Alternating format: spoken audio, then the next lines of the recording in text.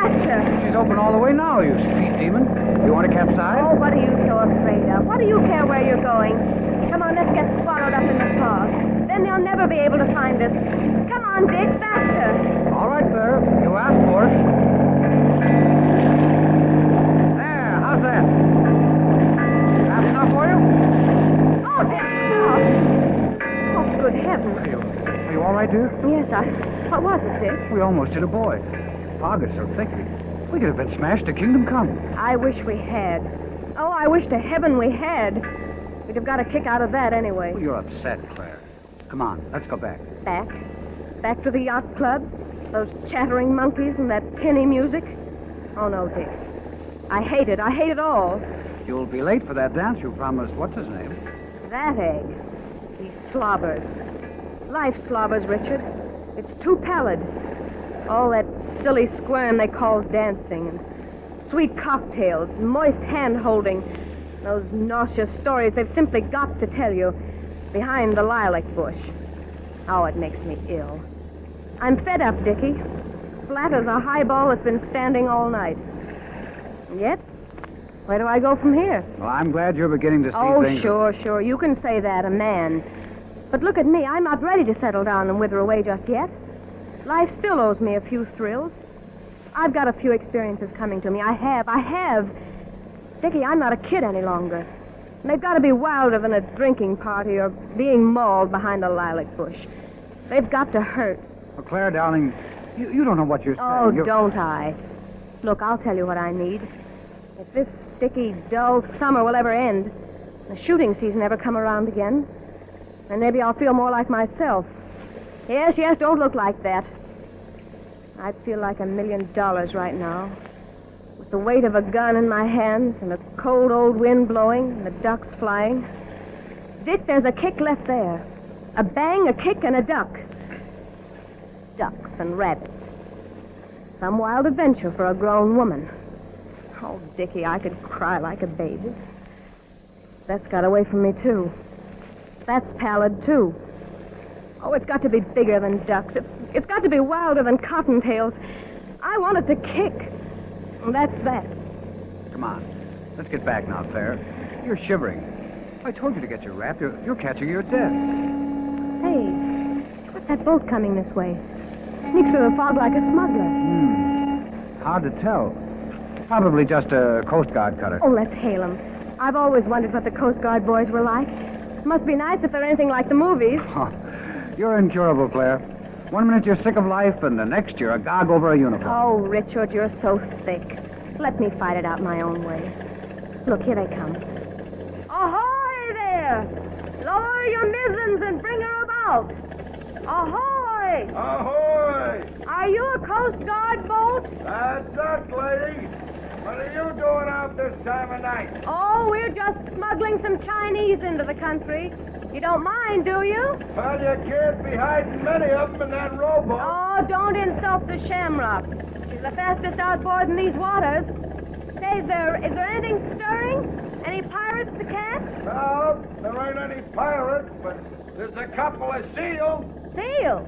You mean honest-to-goodness fur coats around here? Sure. It ain't the season for them to be here. They're only strays. We saw them last night, too. 2 cows and a bull. They're over on the rocks about 100 yards from here. Right over there in Crandall's Cove. You could see them if it wasn't for the fog. Seals? Oh, Dick, let's go see them. Say, thanks, fellas! That's all right, lady. Come around again some night. Maybe we'll have some pirates for you. Go on! Oh, don't be such a clod, Dickie. Say something. You're going to see your seals, and then you're going right back to the club. This is no night for boating. Oh, this is a night for anything. Come on, pull right into the cove here, Dick, and cut the motor. They must be around here somewhere. Well, I'll be darned. Look there on the rock. Yeah, that's them, all right. Hey, aren't they big, though? Beautifully shiny. Oh, what you will see when you haven't got your gun along. That isn't the luck. Luck is right. If you shot one of them, you'd have the law on you quick enough. Probably pay a fat fine, too. Hey, look, there goes the big one. Oh, we've scared them, Dick. Oh, and now the others have followed him. Oh, what a shame. Do you suppose they'll come back? Well, you'd better ask them. Dickie, do you love me, old fuss budget? Oh, stop it, you. You adore me, huh? Why, sure. Then take me back to the merry-go-round, and we'll say goodnight to those idiots. Later, we'll come back and bring the guns.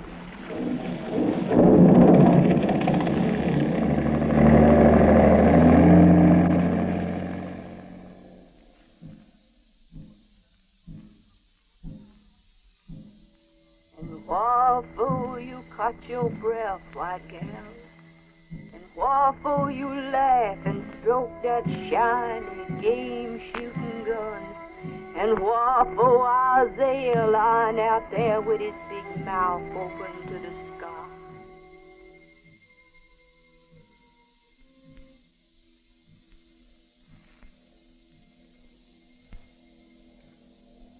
Hey, Captain. Did you hear that motorboat? You think it's a Coast Guard prowling around a bit? Why, you poor fool, there ain't a sailor living could find us here. I know every shoal in this bay.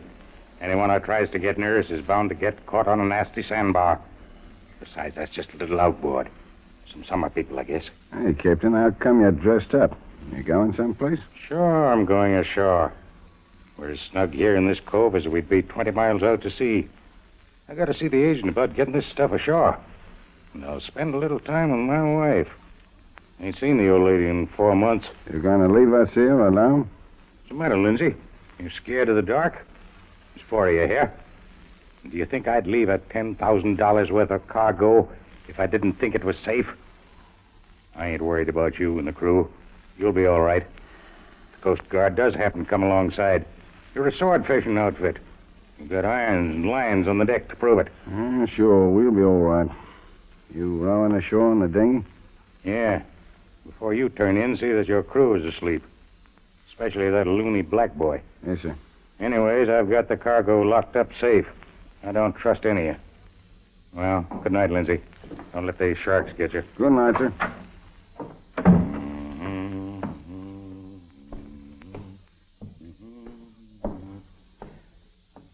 Looks like they're all asleep. Hey, what's that? Oh, excuse me, Captain. Why, you dirty scum. What do you mean sneaking up on me that way? Oh, excuse me, Captain. I didn't see you. And I guess you didn't see me on account of I don't make noise without my shoes. And you're so filthy black even the devil couldn't see you on a night like this. Come here. Give me a hand over the side. I'm going ashore. Aye, aye, sir.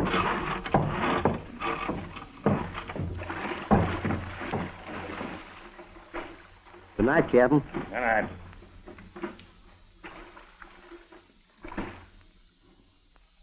Well, there he goes. Just like a ghost of the night. I must look like a ghost, too. Can't nobody see me. Nobody. I'm safe. Can't nobody harm me now. Boy, that water sure looks pretty. Look at them mackerel. Say, why they streak away like that? Must be a shark around. But I never seen a shark swim like that before. Boy, give me that iron. I'm gonna catch me a big fish. There he is. I got him. He must be a powerful big fella. Hey, now, you black one, what you wish to do? Give me a hand here. I got something. Hey, Block, you too. We need help. What do you want? What do you got there? I don't know yet, but it's awful big. Dunderhat. That's no fish. Hey, ain't you smart now? Sure it ain't no fish. It's a You seal. expect a great prize, eh? That seal is no good to you. You thought you had fetched up a fine fur coat, yes? That is no good. It is a hair seal. A cat would have been better. You can heave it overboard yourself. You made me lose enough sleep already with your foolishness. Come on, Block. We go back to sleep. What do they know? They thinks I don't know the difference between one kind of seal and another kind of seal. They thinks I stick this critter for to get a fur coat? They think that's why I killed him? Why? Why did I kill him? I don't know. Why do I do such crazy things? What for ain't I like other folks? Tell me that. What for I'm always scared? Scared to tell my right name. I ain't never done nothing wrong, but I always gotta run away. I got to hide. I get a new name. I hide on a new boat. I goes all over this world. What's wrong with you, black boy? Why can't you forget that crazy old conjure woman with the prophesying? Oh, here comes that yellow conjure woman again. Get away, you demon. I don't want to think of you no more. I just want peace. Leave me alone. Leave me alone. I don't want to go back and see it all again. I don't want to.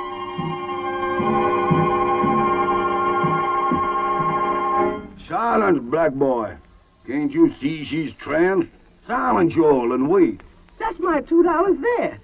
For heaven's sake, why don't you tell me where my brother Jaffrey's to? If you don't keep quiet, Zara the Great will tell you nothing. Yes, sir. I'll be quiet. Zara, speak. Our vision's a colored boy about 18 years old. Got on a brown coat and a pair of striped gray pants. That's Jaffrey. That's him. Yes, sir. Silence. Our vision's him coming along through Jim Bayless's alleyway, I does.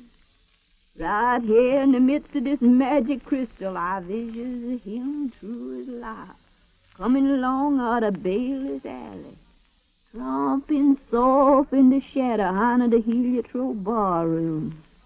I visions him coming towards the door. I visions him coming in the door. I visions it's that very door behind your back. There, now. Lord have mercy on us. Isaiah, I was coming along into here to ask the conjure woman where you was. Jaffrey, you came. She said you was coming, and you came. She's a conjure woman for sure. She can see what's going to happen. Zara knows all. Isaiah, come on out of here. We're going home. Yeah, take me home, Jaffrey. That conjure woman must be a devil. Oh, sure, child. You'll come along with me. Isaiah, I'm getting out of here. Some evil is in here. Isaiah, draw nigh to Zara and come here. Jaffrey! Jaffram's gone. I don't see him no more. I visions only of Isaiah. Draw nigh, Isaiah. I said it twice, and I said it thrice. Come here. Yes. Isaiah, you hold your breath and you pray to God and the devil. And you stare where your eyes is. Our visions a man grown. Our visions this man by name Isaiah. Look at this man smile and show his fine white teeth. Never I lay my eyes on such a man. His muscles stay the same like a stallion racehorse, and his skin it lay over them as smooth and shiny as silk and satin. That's me.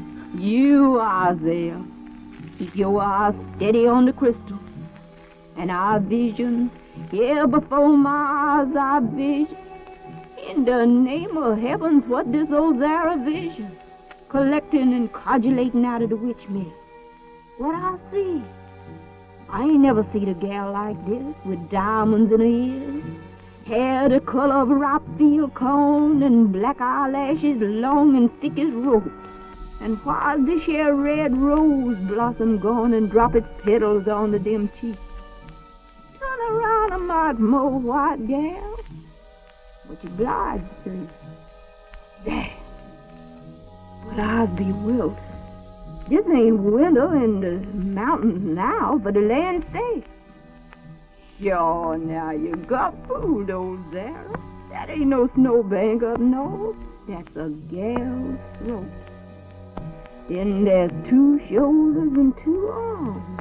But how come all this cloud of mist and shimmer? Land, that ain't nothing but a poor, cheap little dance dress. Costs $1,000 a yard in the quality store. But how come you undertake to dance, white gal, on 2 ankles you can't hardly see through a microscope? And 2 feet get lost on the broad of a man's hand. And wherefore you smile with your ripe red lips, and wherefore you cut your breath, And what for you laugh and stroke the barrel of that sleek, shiny, game-shooting gun you got there with the smoke drooling out its mouth? Let me out. I gotta get away.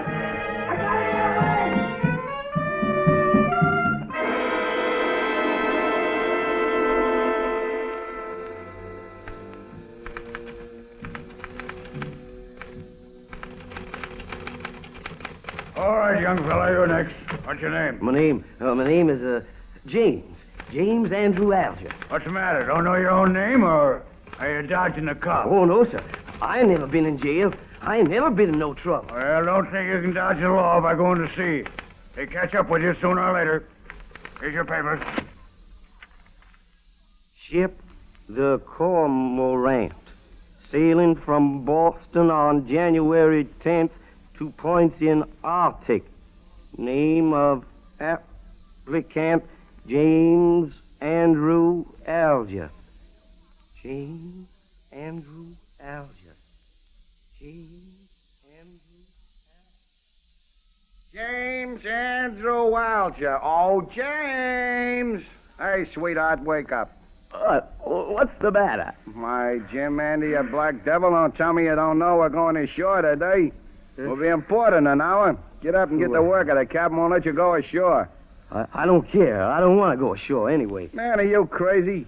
4 months in the Arctic looking at nothing but ice and seals in this stinking boat, and you don't want to go ashore in Seattle? Why, it's the finest town in the world for a sailor. Plenty of music, plenty of liquor, and the girls. Wow. Well, I just think I'll stay on board. I don't care for gals, no how. Don't care for girls? What's the matter? You scared of them? I ain't scared of nobody or nothing, see? Well, I was only kidding, but I just can't understand why you don't want to get out of this rat hole and feel some land under your feet, that's all. You ain't in any trouble, are you? No. I tell you, why don't you leave me alone? Okay. Take it easy. Well, let me tell you, the captain won't understand it neither. He won't take your next trip if he thinks you want it by the cops. You better go ashore anyways. It'll do you good. Maybe you don't like the girls, but wait till you see these with those shimmery dance dresses and the little ankles and the black eyelashes long and thick as ropes. Oh. How come you undertake to dance, white gal? On ankles you can't hardly see through a microscope. And what for you smile with your ripe red lips? And what for you stroke the barrel of that sleek, shiny, game-shooting gun? And what for you suck your red lips like they was wild bee honey when you look at pretty Isaiah lying there on the ground? But Isaiah, child, how come you all so paltry lazy? What for your big teeth shining to the sky? How come all this here bullet blood running out of your skull paint all over the ground? Dad! Stop it! I can't stand it no more. I'm going ashore. I don't care no more what happens. I don't care if I get killed. I'm going ashore.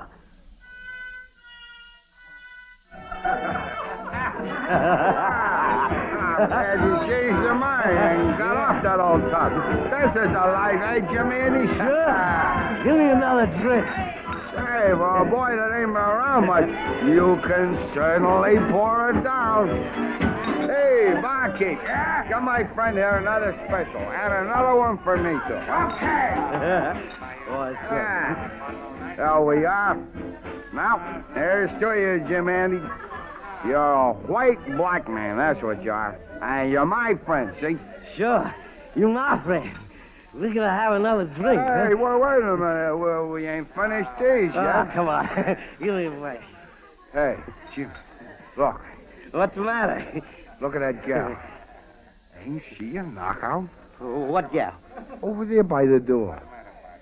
Hey, I think she's looking over here. Yellow hair. Skin like a snowbank. And that shiny dress. What's she looking at? What's she smiling at with that red mouth? Say, she's coming over here. Oh, boy. What's she laughing at? Make her stop laughing. Don't let her come near me. Don't let her. And what for you smile with your ripe red lips? And what for you laugh when you see pretty Isaiah lying there on the ground? Yes, sir. Get away from me, white gal. Don't come near me. Don't you come near me.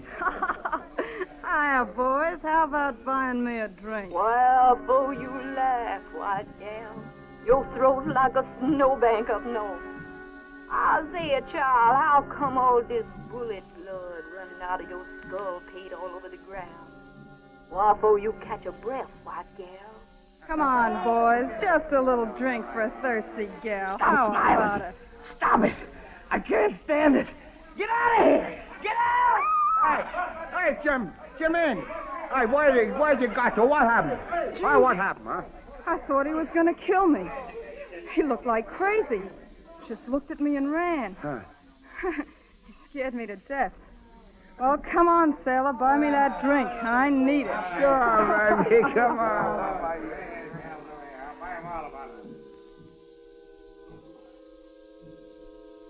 What's your name, boy?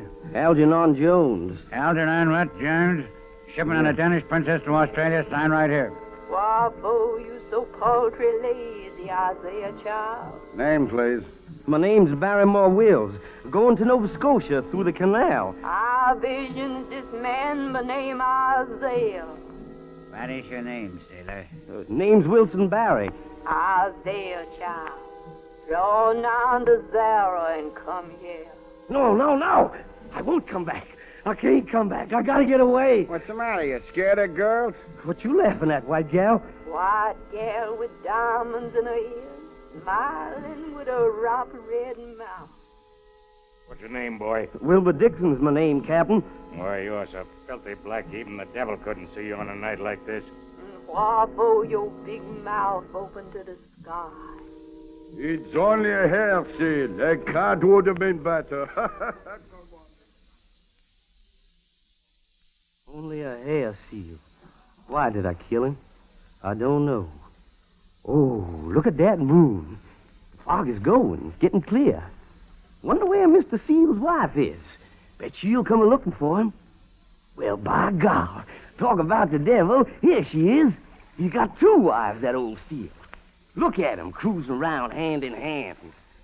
Mistrusting around, speculating around to find out where the old man done gone ascended into heaven to. Look how pretty they is, swimming around. They shine like they got oil on their back. That water sure looks good. Moon on it make it look like diamonds. Them seals sure having fun streaking through the water. Boy, I'd like to be in there swimming around with them. Cool water all over me. Well, why not? Everybody's sleeping. Doggone, why not? Isaiah's going swimming. Going for a little swim. Wait for me, old seals. I'm coming down right away. Oh, that bullet blood running out of your skull paid all over the ground. I'm safe here. Nothing can touch me in this water. Not even you, old yellow woman. Bullet blood all over the ground. Well, that proves it. Ground. Ain't no ground around here. Ain't nothing but water. Nice, cool water. Where them pretty seals went to? Oh, I sees you. You all seeks you such rip, snorting, speedy swimmers. Well, you look out for this here colored boy. He's gonna tweak your tails. Boy, this water feels good. I was glad I've been a good boy and ain't done no evil. I was glad, oh Lord, I was glad. I done been resurrected, and this saved my life. Where you all done gone to, my pretties? My angel lovelies?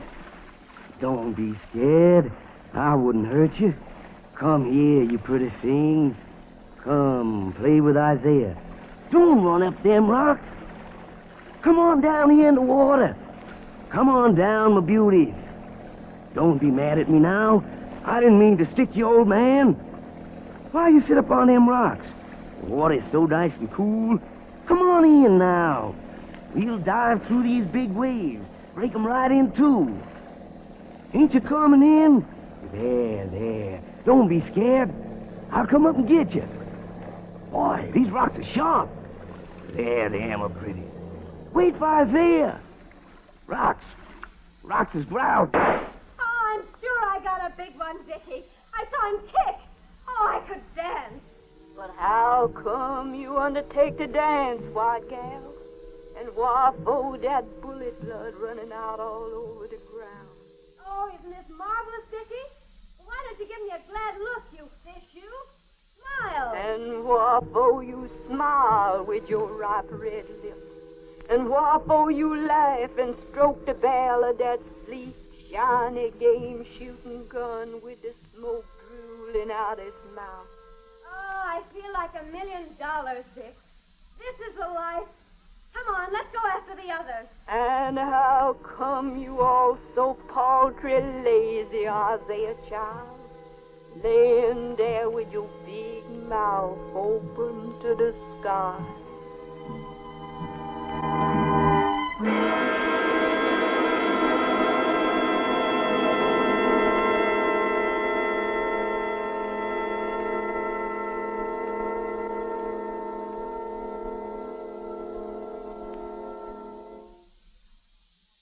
You have just heard the Columbia Workshop's production of Prophecy, adapted by Sylvia Marks from the short story Sooth by Wilbur Daniel Steele.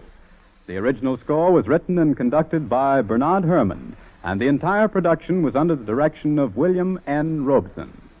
Miss Marks, the adapter of tonight's broadcast, is a student in the course in radio writing under Mr. Robeson's instruction in the Division of General Education at New York University.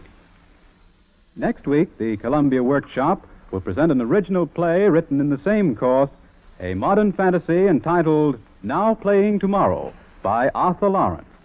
Mr. Robeson will direct the production.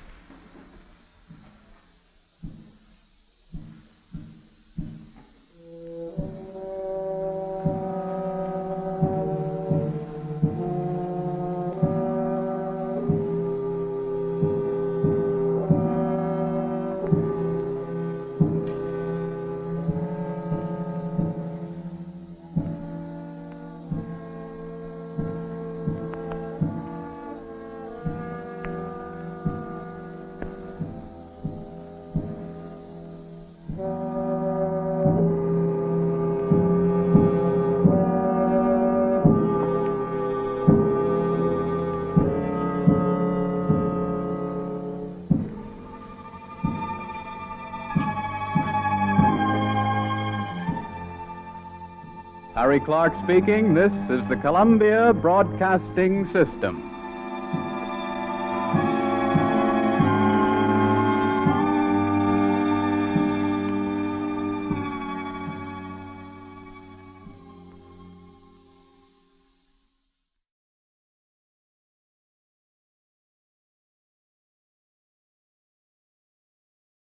The Columbia Workshop presents Jury Trial, a play for radio by Elizabeth and James Hart.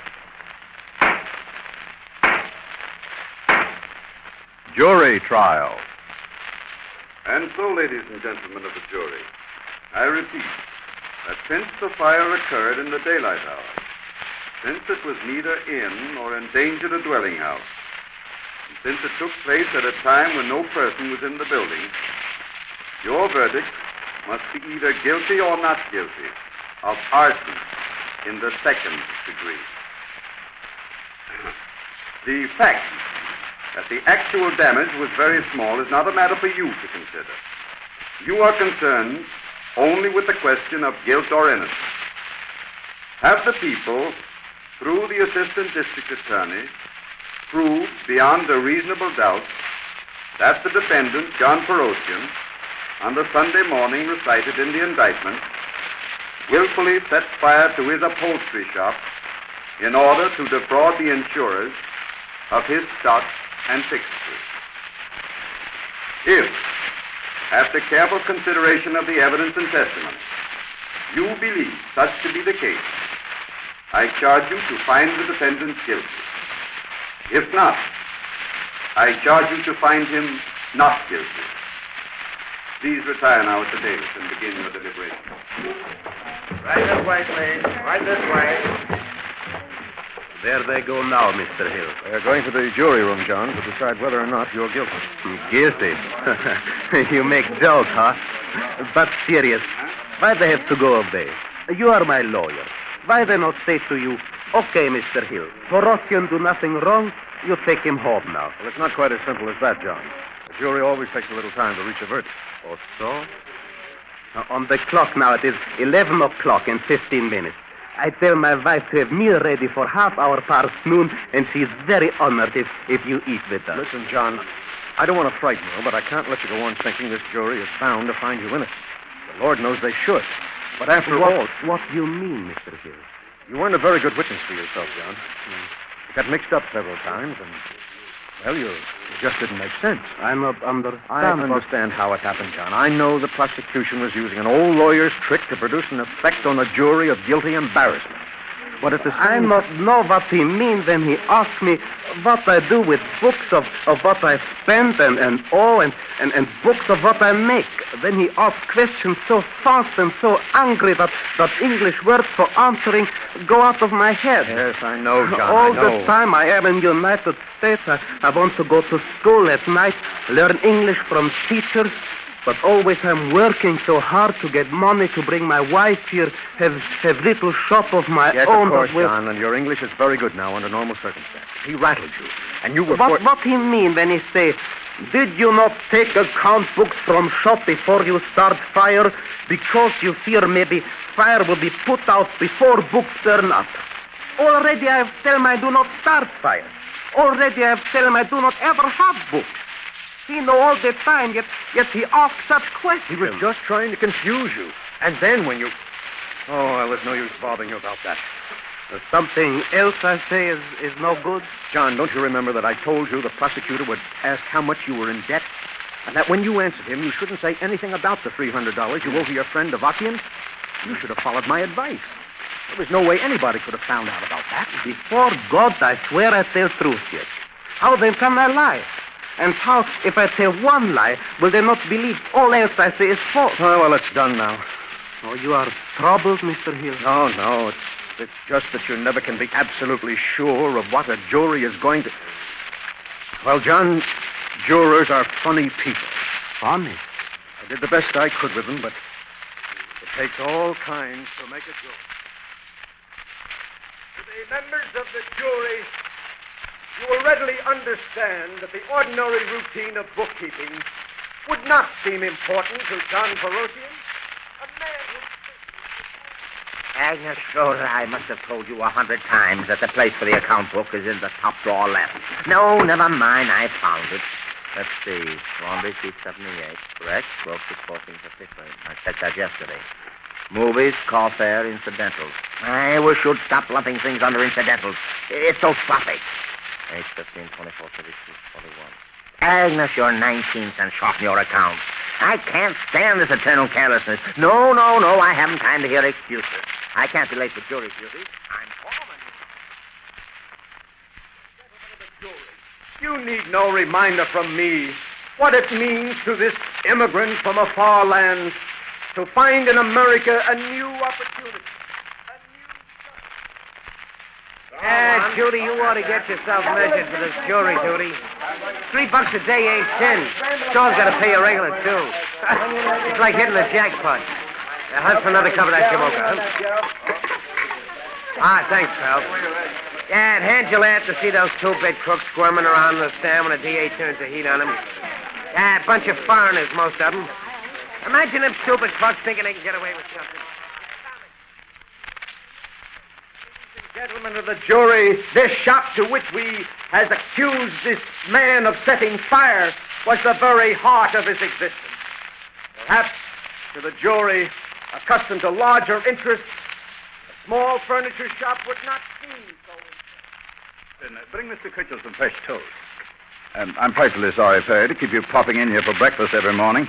No helping it, though, with this filthy jury duty taking up all my time. Now, about this stockholders' meeting this morning. These notes should help you. As I've jotted down the pet prejudice and weakness of every important stockholder who will show up. They just keep them at each other's throats until they get the idea that stringing along with us is the only feasible course. I wish I could be there. Maybe I should have been a puppeteer. I do enjoy making the little figures go through their paces, all unaware that they're being manipulated. The attorney has done his best to frighten and confuse this man. You, ladies and gentlemen of the jury, you must have experienced what it means to be confronted suddenly by the austere countenance of the law, however innocent a man may be. Oh, good morning, Mrs. Munn. I was just putting on my things to go to jury duty. I suppose you came up to see about the rent, didn't you? I was going to drop by and tell you on my way out. You see, our relief check is late again. I just can't go asking for it, Mrs. Munn. I just can't. Makes me feel so much like a beggar when they look at me in that suspicious way and use that tone of voice. And they might find out I was on jury duty and say it was wrong for me to have that and relief, too. Oh, Mrs. Munn, that jury money is like a gift from God. I don't know how I ever happened to get picked. I don't know if it isn't like taking blood money to be paid for sitting in judgment on all those miserable, unlucky people.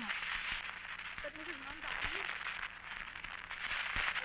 Members of the jury are bound together now and forever by the common ties of the American heritage of equal justice. If I ever saw a germ carrier, that man who sits in back of me in the jury box, throwing a perfect miasma around my head all day long. It's criminal. To make people serve on juries. That exposed them to all kinds of infections. They could easily disinfect everybody before they let them into the courtroom. What have we got a board of health for? I know. I'm on the very brink of influenza. Where did I put that thermometer?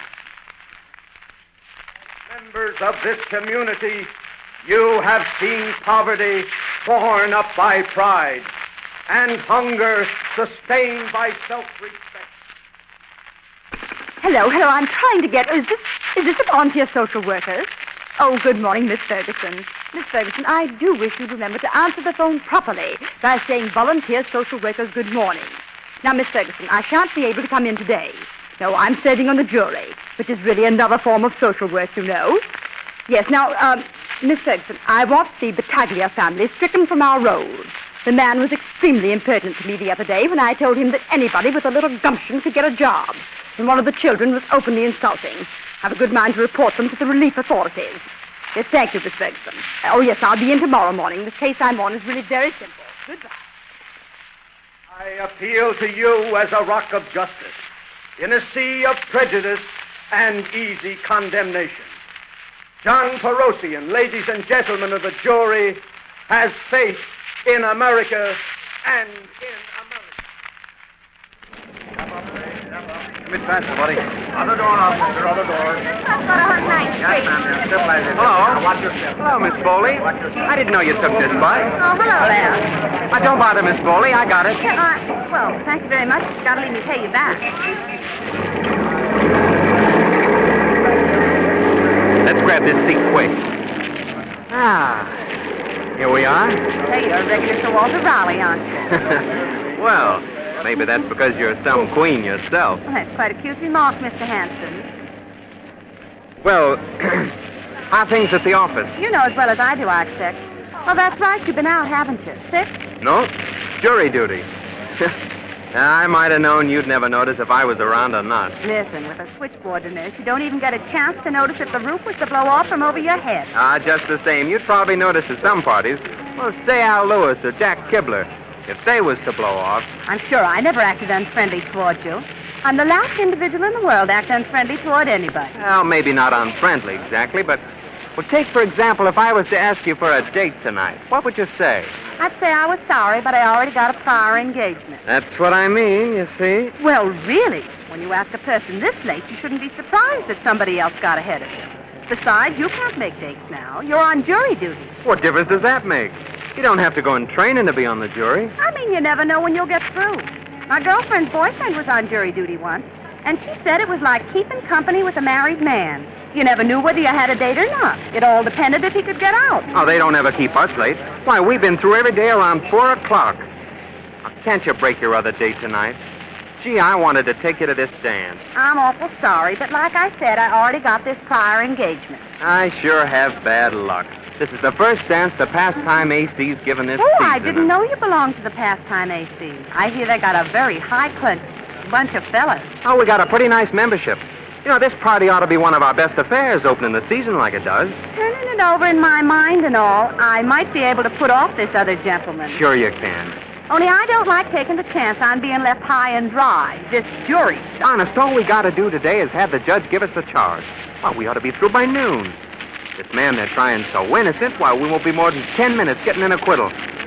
Gosh, maybe I shouldn't have said that. We're not supposed to discuss it with anybody. You seem to take it awful serious. I guess I do with that. Yeah, it's funny.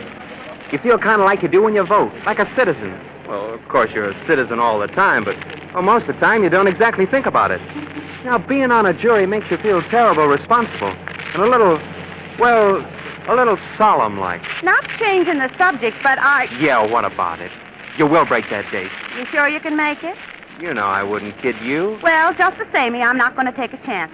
I'll tell you what I'll do. I won't break my date now, but if you ring me before 6 o'clock, I will. Great. Gee, thanks, Thelma. Thanks a lot. Here comes my stop. Remember now, if you don't call by 6, I won't wait. Not a split second. I'm not sitting around and waiting for you or nobody else, mister. And that's not all. You'll never get another chance to stand me up again if you do it this time. See you tonight, then. It's up to you. Yes, John. Juries are funny. You are troubled, Mr. Hill. I see in your face. But these men and women cannot think I burn up my own shop. They cannot. All right, now you listen. I can do better than I'll never get on that. It's a good thing to on this one. Not to me, he didn't.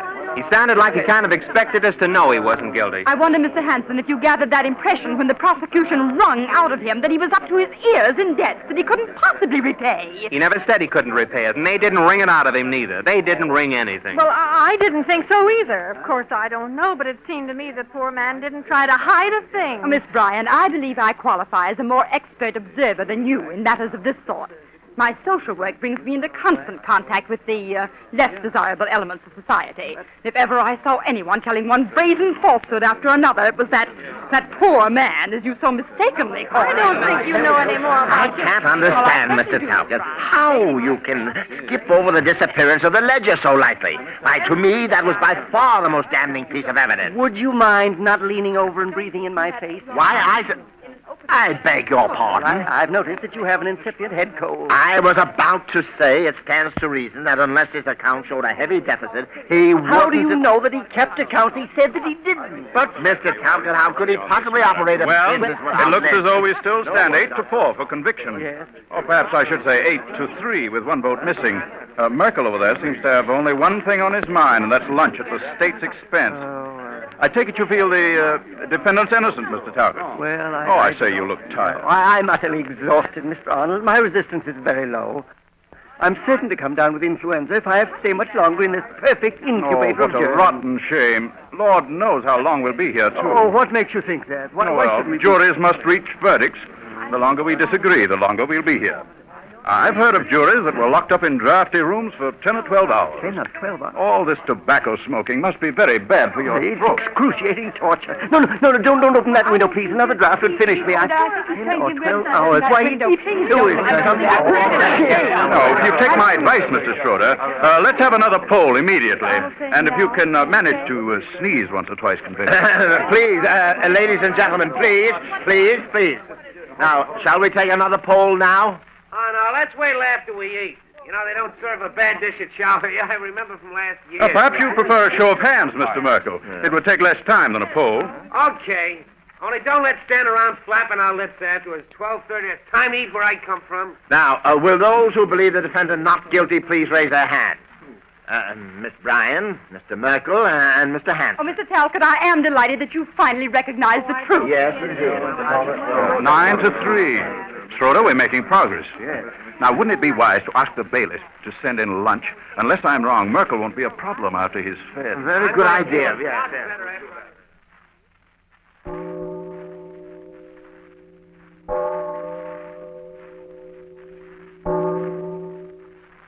Change your mind, won't you, John? Come on downstairs for a bite to eat. It's 3 o'clock. 3 o'clock. Almost 4 hours they're out of there.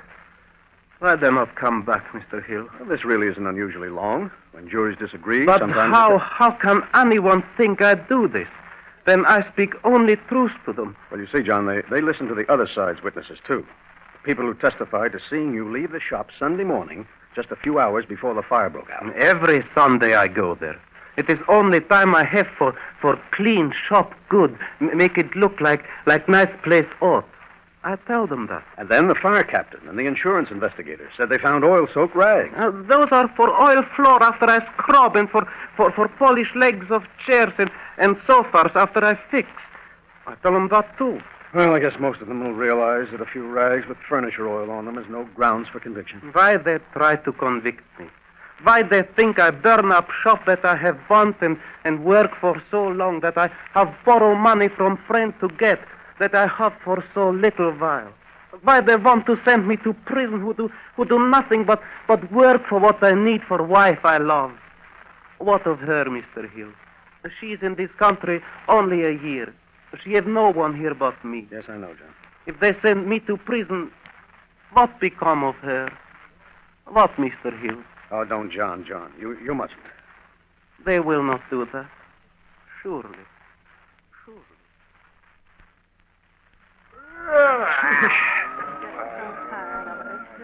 Just you and me left to hold the fort, Miss Bryan. Yes, Mr. Merkel changed his mind quite suddenly, didn't he? That guy. He wasn't holding out for the defendant. He was holding out for lunch. Yes, that's the way it looks to me. Mrs. Ainsworth, do you think it's wise to leave our two diehards together like that? I see Mr. Merkel and Schroeder have the same idea. But I'm afraid neither of them will have much effect. Oh, to think that someone like that handsome person can clog the wheels of justice just through sheer mulishness. Possibly Miss Bryan is more amenable to reason. I'm sure that if anyone can make her change her mind, you can. Oh, do you think so? Well, perhaps. Miss Bryan, might I have a word with you? Come over here, won't you? Excuse me, Mr. Hanson. I guess I'll have to go. Sure. Look, Mr. Schroeder, we've been all over that before. I say, what did he need books for? Running a little crack in the wall like he had. All he needed was a cuff. Now, you don't get the angle, Hanson. Old Peroxide, or whatever his name is, ain't like you and me. He's a foreigner. They got different ideas of doing business. Just as soon as the going gets tough, they buy themselves a wad of insurance and a box of matches, and then some Sunday a.m. when nobody else is awake. That Sunday stuff don't cut any ice with me. Anybody that listened to him could tell he was as nuts about that store as if it was his kid. He just couldn't stop fussing over it. Oh, that's ridiculous. What a silly Miss Bryan, your sole argument seems to be that you just know he's innocent. Well, may I ask what kind of work you do that has trained you to read character as well as you obviously think you can? Oh, it isn't that, Mrs. Ainsworth. No, I'm really quite serious. What exactly do you do? I simply couldn't send that poor man to prison. No, only a judge can send a man to prison. I'm sure you're not a judge. Well, I suppose I haven't any real reason. But the fire couldn't possibly have hurt anyone, and... Oh, can't you see how someone could get so desperate that... Yes, go on. Hasn't this trial and all he's been through been punishment enough for him? What if he did do it? He's learned his lesson. Let's have pity. Oh, then you really think he did it, don't you? Oh, Mrs. Ainsworth, I don't know. I guess maybe I do, but Oh, Mr. Schroeder! Miss Bryan has changed her mind!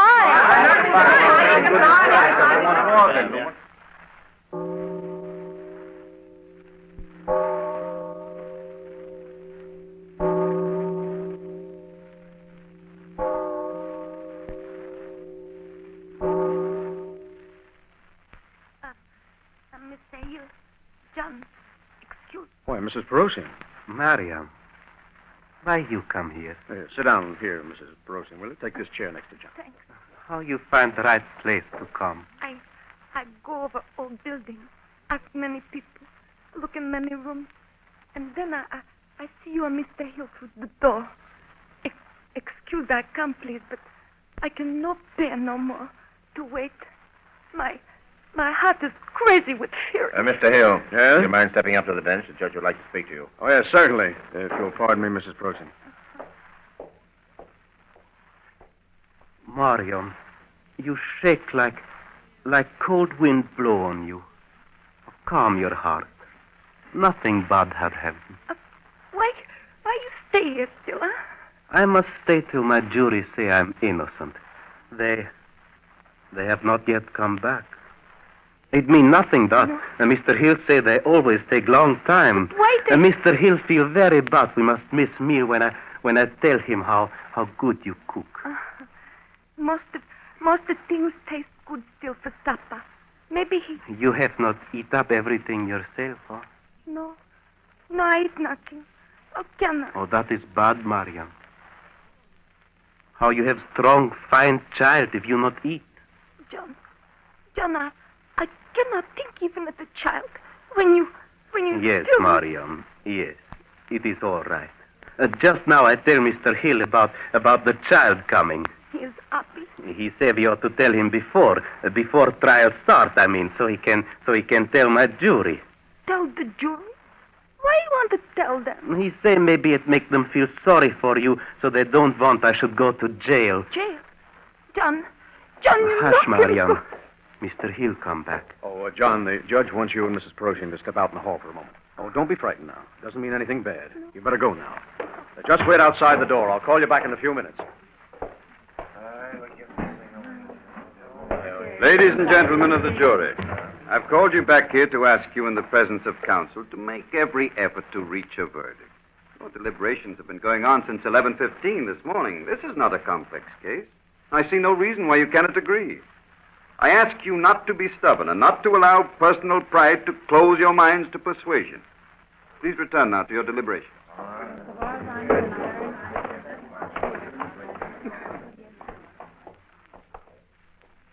John, you and Mrs. Procyon can come back in now.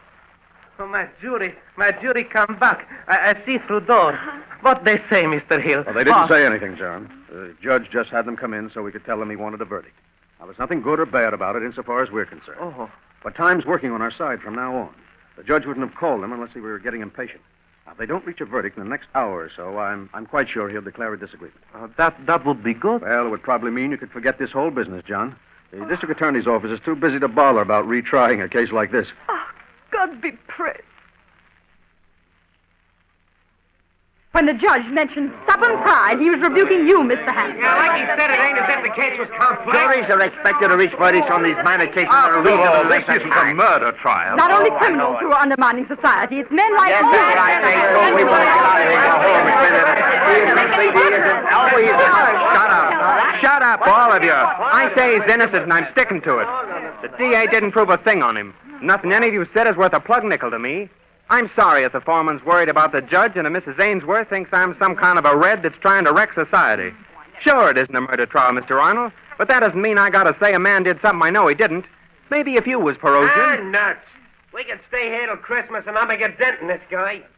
Slow to send word to the judge we're hung. We can't do anything about it. Yes, we do that? Certainly not. I refuse to be a party to any such shame. Well, you got nothing to do with it, lady. It's up to the foreman, see? Now. I don't think I could possibly send such a message.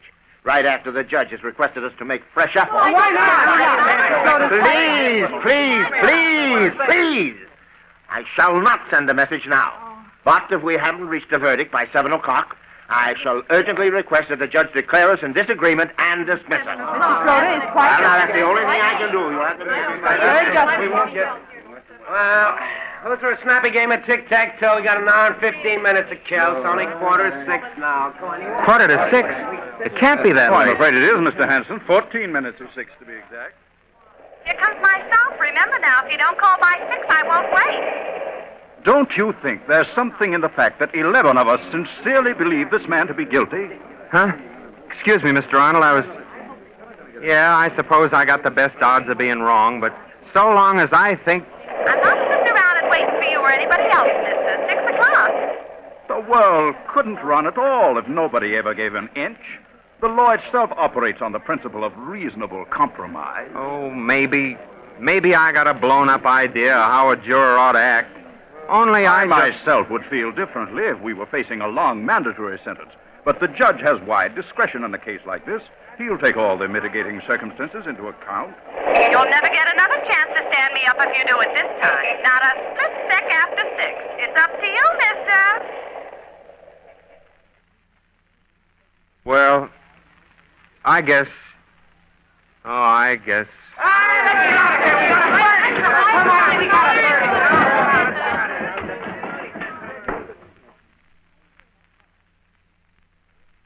Ladies and gentlemen of the jury, have you reached a verdict?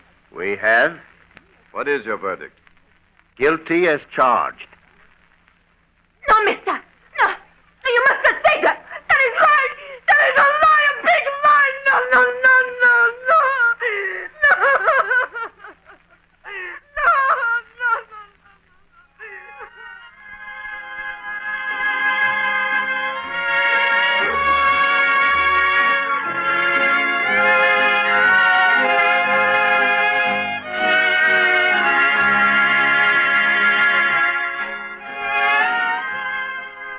I never dreamed you could dance so clever, Freddie. Take that little step we was doing. It's novel.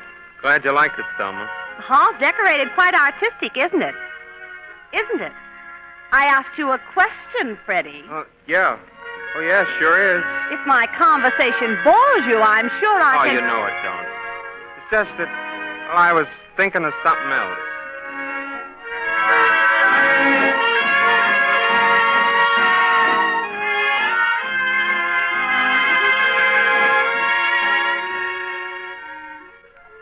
I forgot to ask you. Did your case come out like you said it would? No, didn't. You don't say. What happened? He was found guilty. Well, it just goes to show you never can tell about anybody, doesn't it? How long did he get? The judge don't sentence him till next week. Coming down the elevator, though, I asked the DA. He said it being the first offense and all, he'd probably get about 5 years. Is that all? Well, it's a pretty long time. It's nothing at all. Why, just think how fast the past 5 years has gone, I mean. Yeah, I guess if you think of it that way.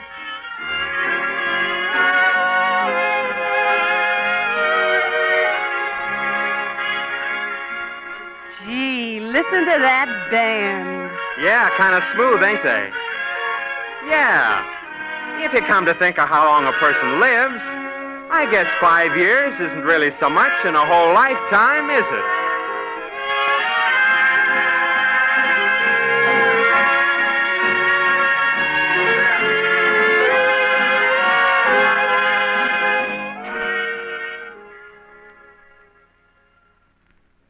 You have been listening to the Columbia Workshop's presentation of Jury Trial, an original radio play by James and Elizabeth Hart.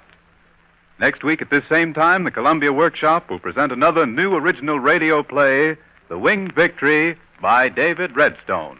This is the Columbia Broadcasting System.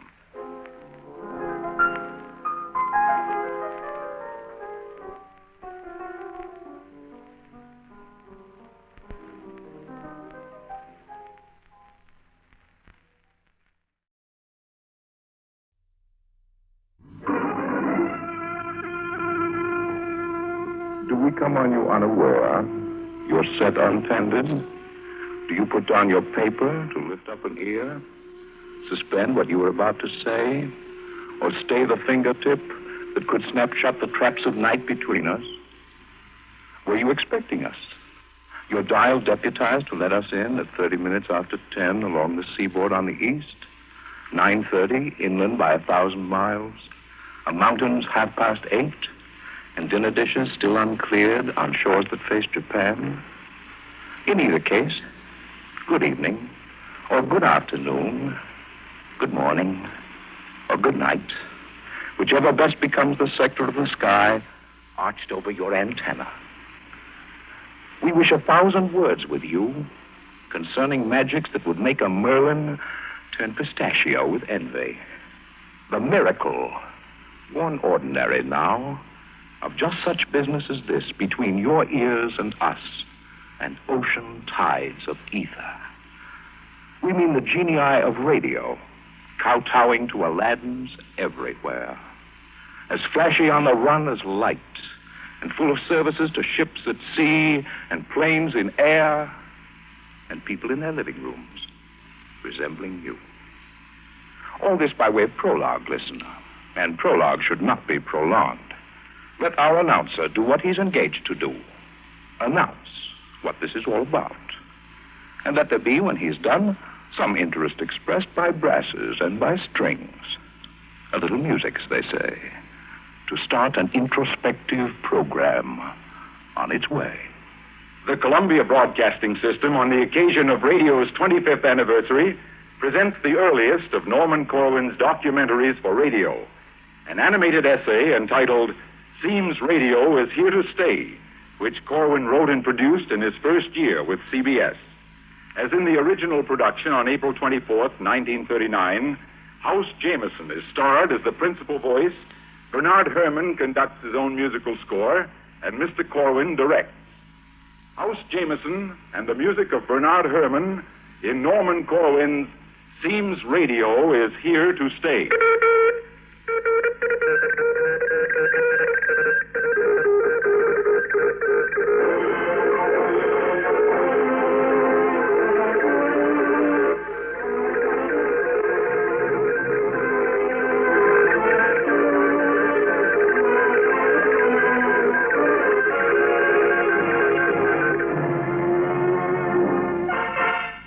That will take care of overtures and prologues for tonight. You'd think that we were warming up to something slightly mighty in the way of melodrama, magniloquent with love and hate, with sacrifice and sin, repentance, and with sound effects. Or else you'd think that we were mobilizing to make way for an epic chronicling a war. But no. But neither. As we said before, we're here to talk of radio. We? You wonder at the pronoun we? Yes. Well, radio's collective. No one in it's indispensable. The proof begins right here. Just watch and see how neatly your narrator is dispensed with. Come, take it from me, you. Speak on. Of us and radio. It's taken, and we speak. Let's start by setting forth that it is good to swig some fancy every now and then, a nip or two of wonderment to jag the mind. It's good to send your thoughts excursioning, if only as a form of exercise, especially in days like these. The fashion now is to wonder on such things as whether civil war will come to China once again, or Europe have enough to eat this winter, or how much longer Franco will hang on in Spain, and will the rats of Nuremberg be executed, every one, and had we better share the atom bomb? At times like these, when the heavens crackle with short-wave details of new atrocities just come to light, there's little appetite for contemplations on the majesty of man. And yet, it serves a momentary antidote to think away from crises. To think that even for man's monkeying with mania and murder, he's still a noble article, bound round by marvel. Do you remember what it was that Whitman said about the miracles? Come in, Walt Whitman, and refresh our memories. Come in and bring with you a snatch of music of the spheres.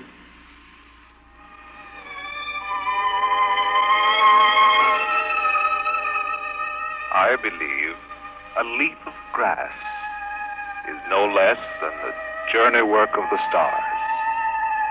And the narrowest hinge in my hand puts to scorn all machinery. And the cow, crunching with depressed head, surpasses any statue. And a mouse is miracle enough to stagger sextillions of infidels.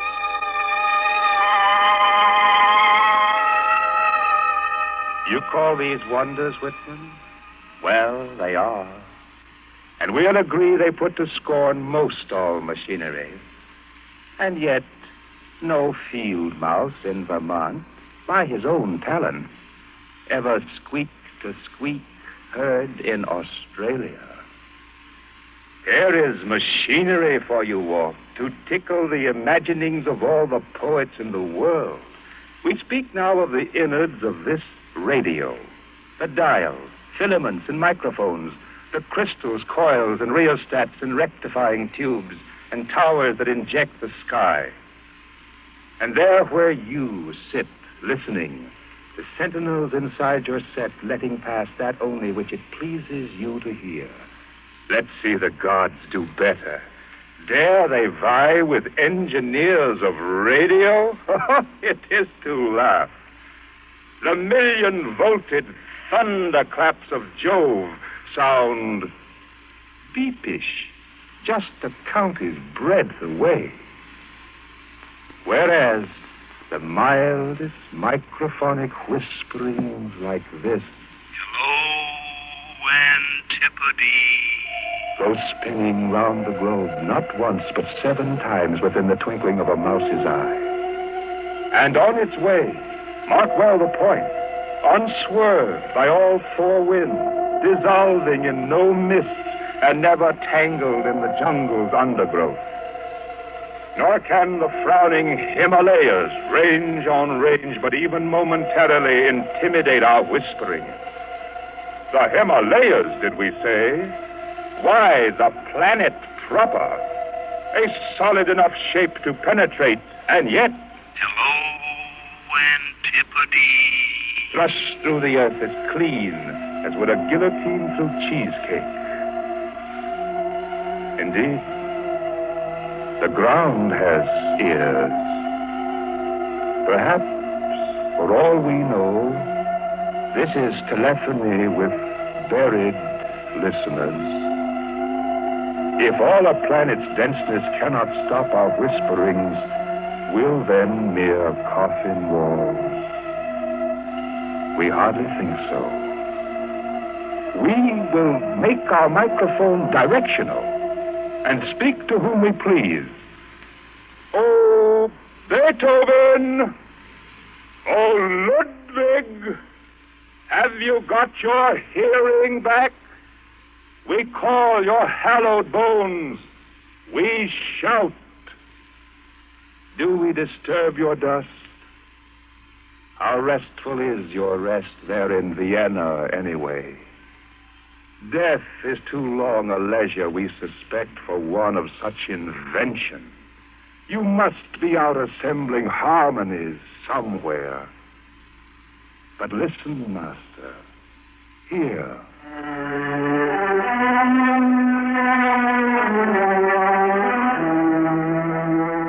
There are more ears attending you tonight than ever you imagined could perceive a note.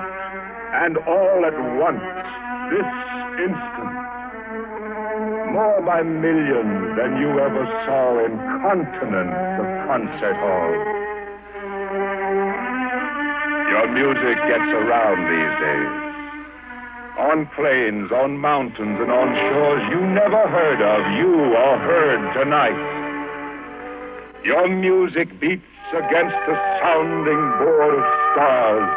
It flows in raptures down spillways of space. It sweeps precisely in the pattern you set down across immensities.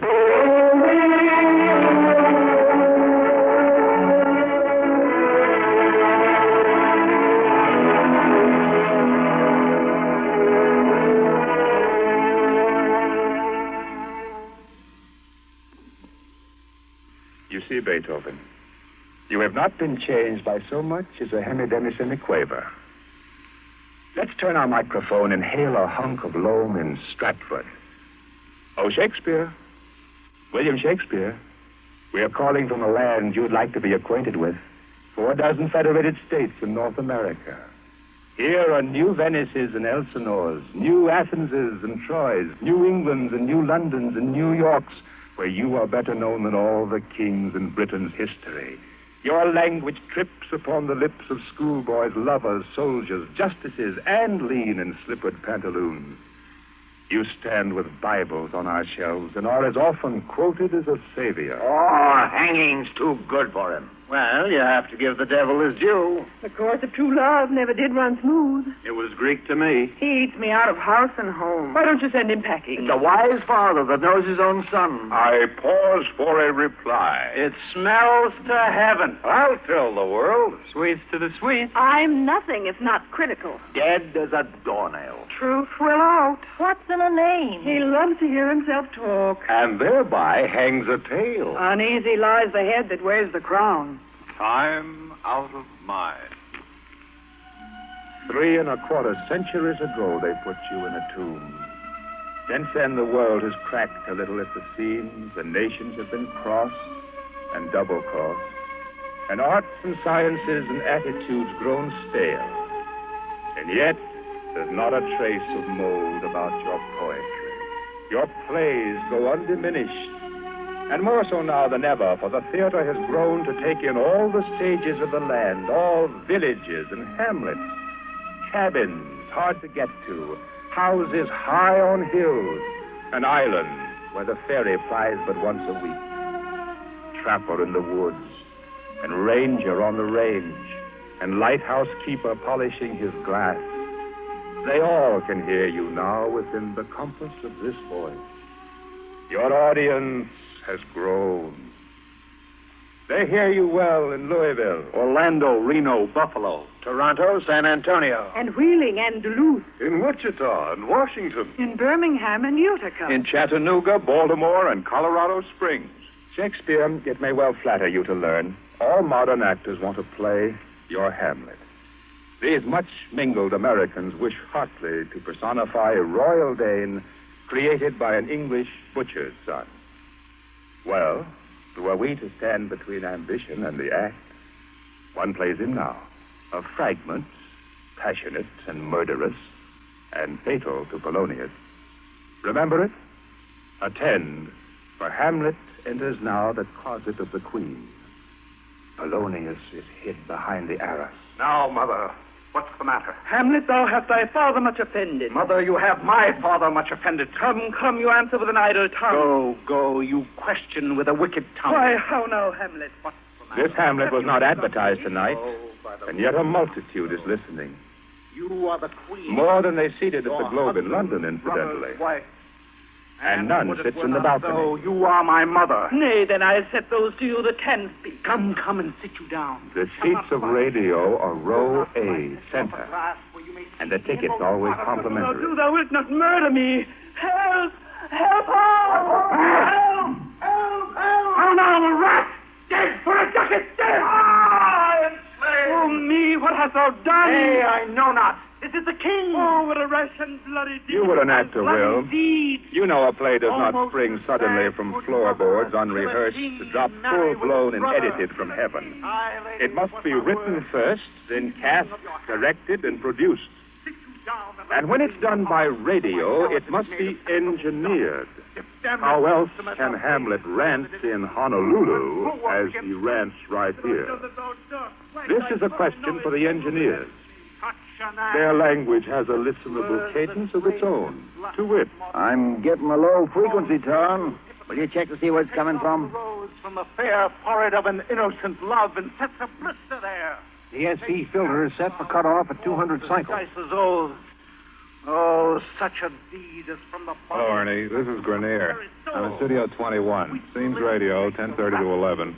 Here's some tests. Heaven's face doth glow.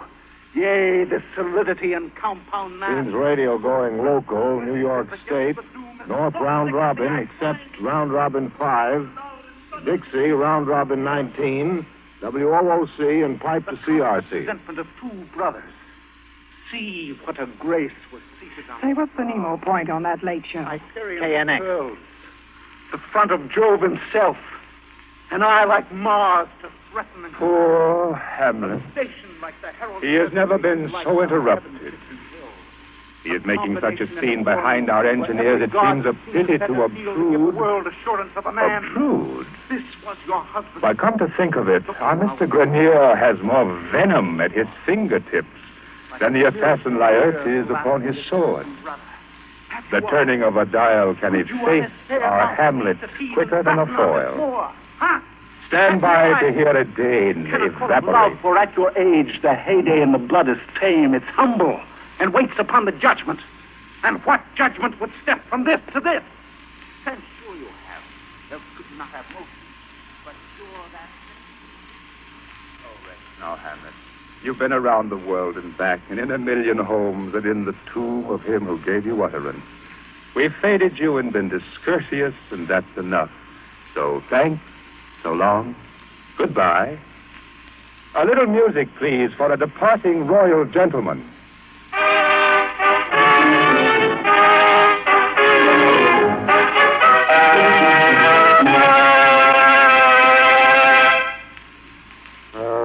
Say, sound effects. Sound effects? Yeah, sound effects. You mean you wish some sound effects? Please. Oh. How would you like to hear the bravest bird in all the world? How's that again? Here is a bird who talks right back to thunder. A bird? Give an ear.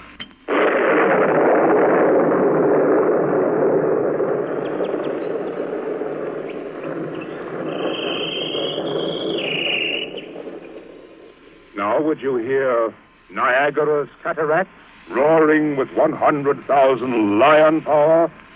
Come in, Niagara. Oh, shame. Niagara trickles like 3 drops of rain which have joined forces down a window pane. What fell anemia is this? What drought has been at work on you? Alas, alas, Niagara. Look, that's enough. Which way did Hamlet go out? Right through there. I follow.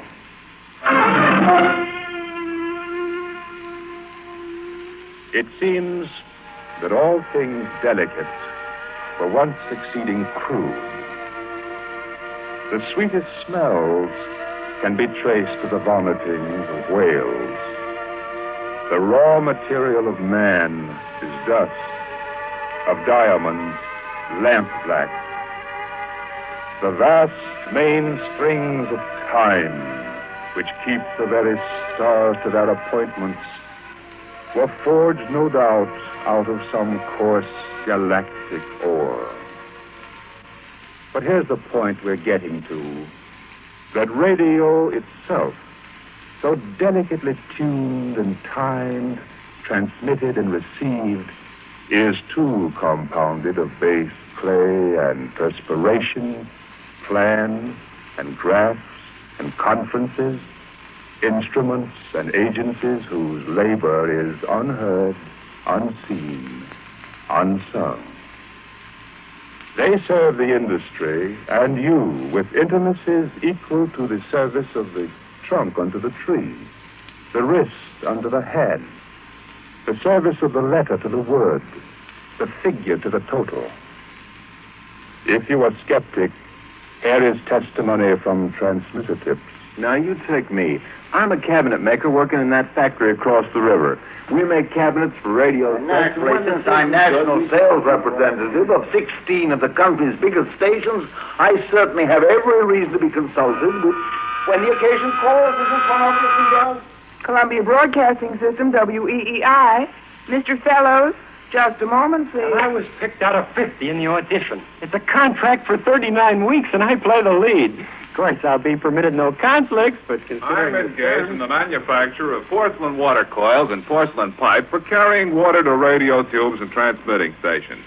Now, before the war, we used to turn out an average... In my experience as a lawyer practicing before the Federal Communications Commission, I have many times represented applicants for a license to own and operate.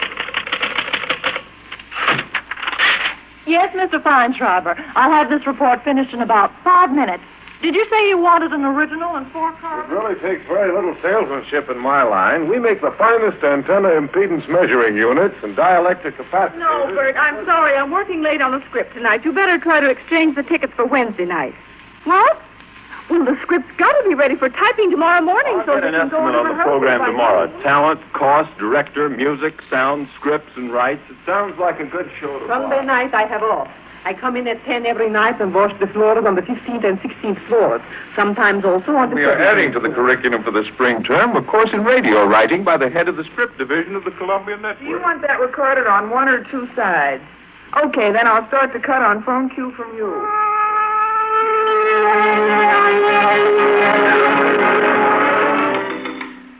All right, gentlemen. Now take it from C. 10, 11, 12 measures. And I'd like a little more brass, please. And much heavier afterbeat. All right?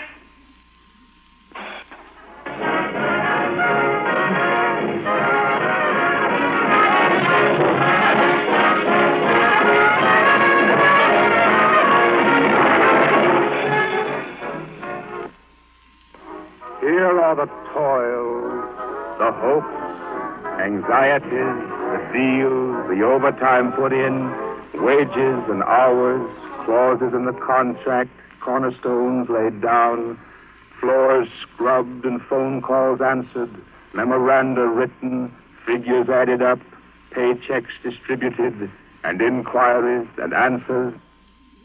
And the copyright release, the time clock and the elevator guard, the whistle in the factory proclaiming noon, the yes and no and sorry, try again, the date for lunch, the swell idea, the new man coming in next Monday, and the program ending on the nose. So much for our side, here, where studios surround. And now for you, who sit at home, or ride in cars, or hear us visiting a friend, you are the critic and the judge, the mighty ear, the twister of the dial knob. You rule the wavelength by selection. So you like it this way? Thank you, this way it shall be. You like it that? Then that. We broadcast not to cabbages and walruses. We do not throw our signals at the moon, but aim for you and watch to see if we have made a hit. I rather like this kind of program, but my wife doesn't. She prefers the quiz and variety shows. Well, as for me, I don't care so much for variety shows, but I sure love the football games and the comedy programs. Myself, I never miss the symphony. For the last 6 months, I've been following that serial that comes right after the news in the morning. My son likes to hear the baseball, but I never got around to learning what the game's all about. Give me swing any time. Boy, that Artie Shaw is something really solid. You know what I mean? Frankly, I don't like swing. Most of all, I like to hear the news come over, especially Mr. Shire's interpretation. My little boy always wants to hear that cowboy program at dinner time, but my daughter Betty gets into a fight with him because she wants to hear that Let's Pretend program, you know, the fairy tales. So I finally had to get 2 radios to keep peace in the family. Bill, that's my husband, he likes to hear the sports and politics, but not for me. Well, everybody's entitled to his opinion, I always say. Thank all the heavens and the gods for differences. Let men's opinions be as varied and as free to come and go as weather is. Like wind, spontaneous. Like storm, forthright. The saying is that difference of opinion makes the world go round. And that's a platitude you tip your hat to when you meet it on the street. You'll find wherever viewpoints must be such and such or else, an opinion is smuggled out like contraband. In such a place, the world stops short and goes around no more.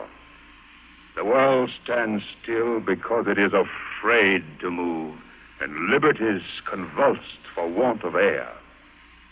The air we listen to must be as free as that we breathe, or there will rise such dissonance and such cacophony as will stave in the eardrum. There'll be no muffing of the ear in this America. Beat that out in harmonies for all to hear.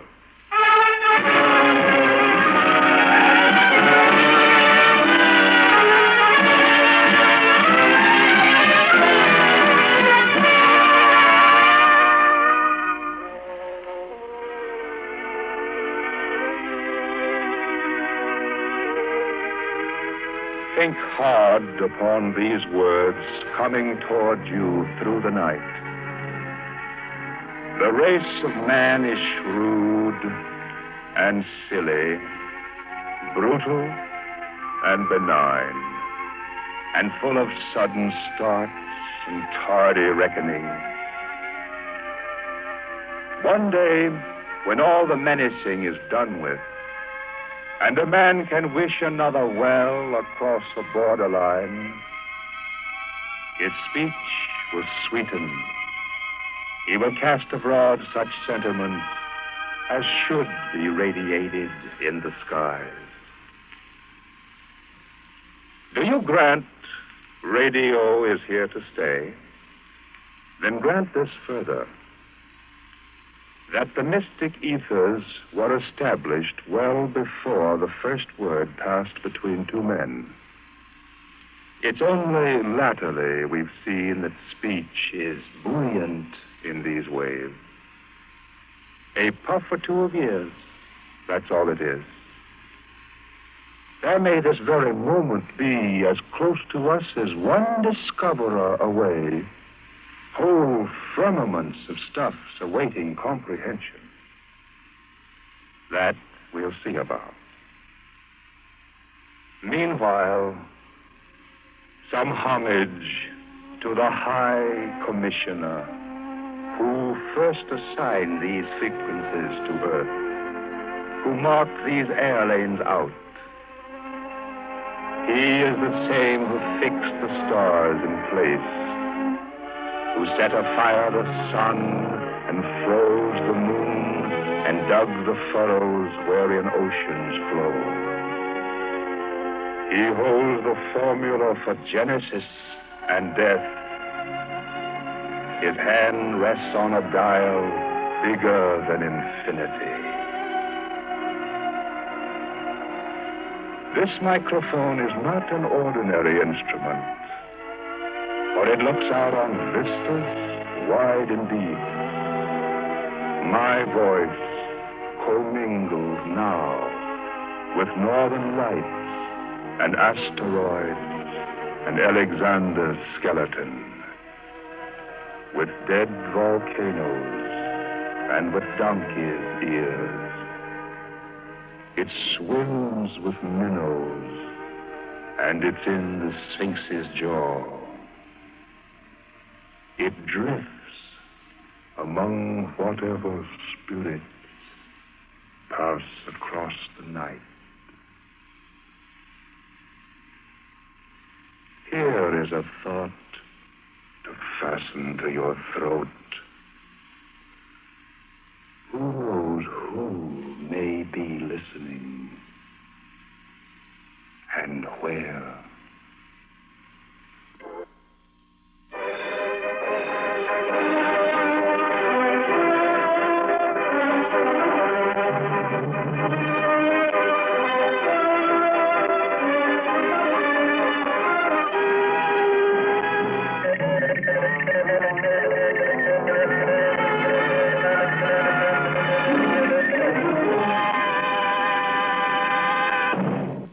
Jameson, in Norman Corwin's radio documentary, seems radio is here to stay.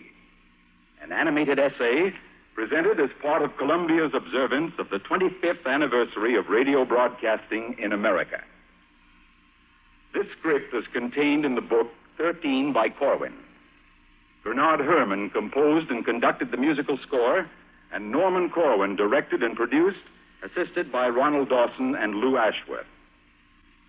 Appearing with Mr. Jameson in the cast were Kermit Murdoch, Bob Dryden, Paul Mann, Horace Braham, Adelaide Klein, Edwin Lewin, Gladys Thornton, Shirley Grayson, John Griggs, Hester Sondergaard, Mert Copeland, Jane Lauren, Elaine Kent, and Sidney Berry.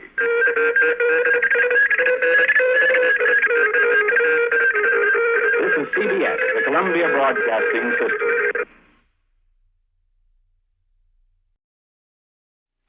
The Columbia Workshop presents The Law Beaters by Richard Connell, adapted for radio by Stanley Young.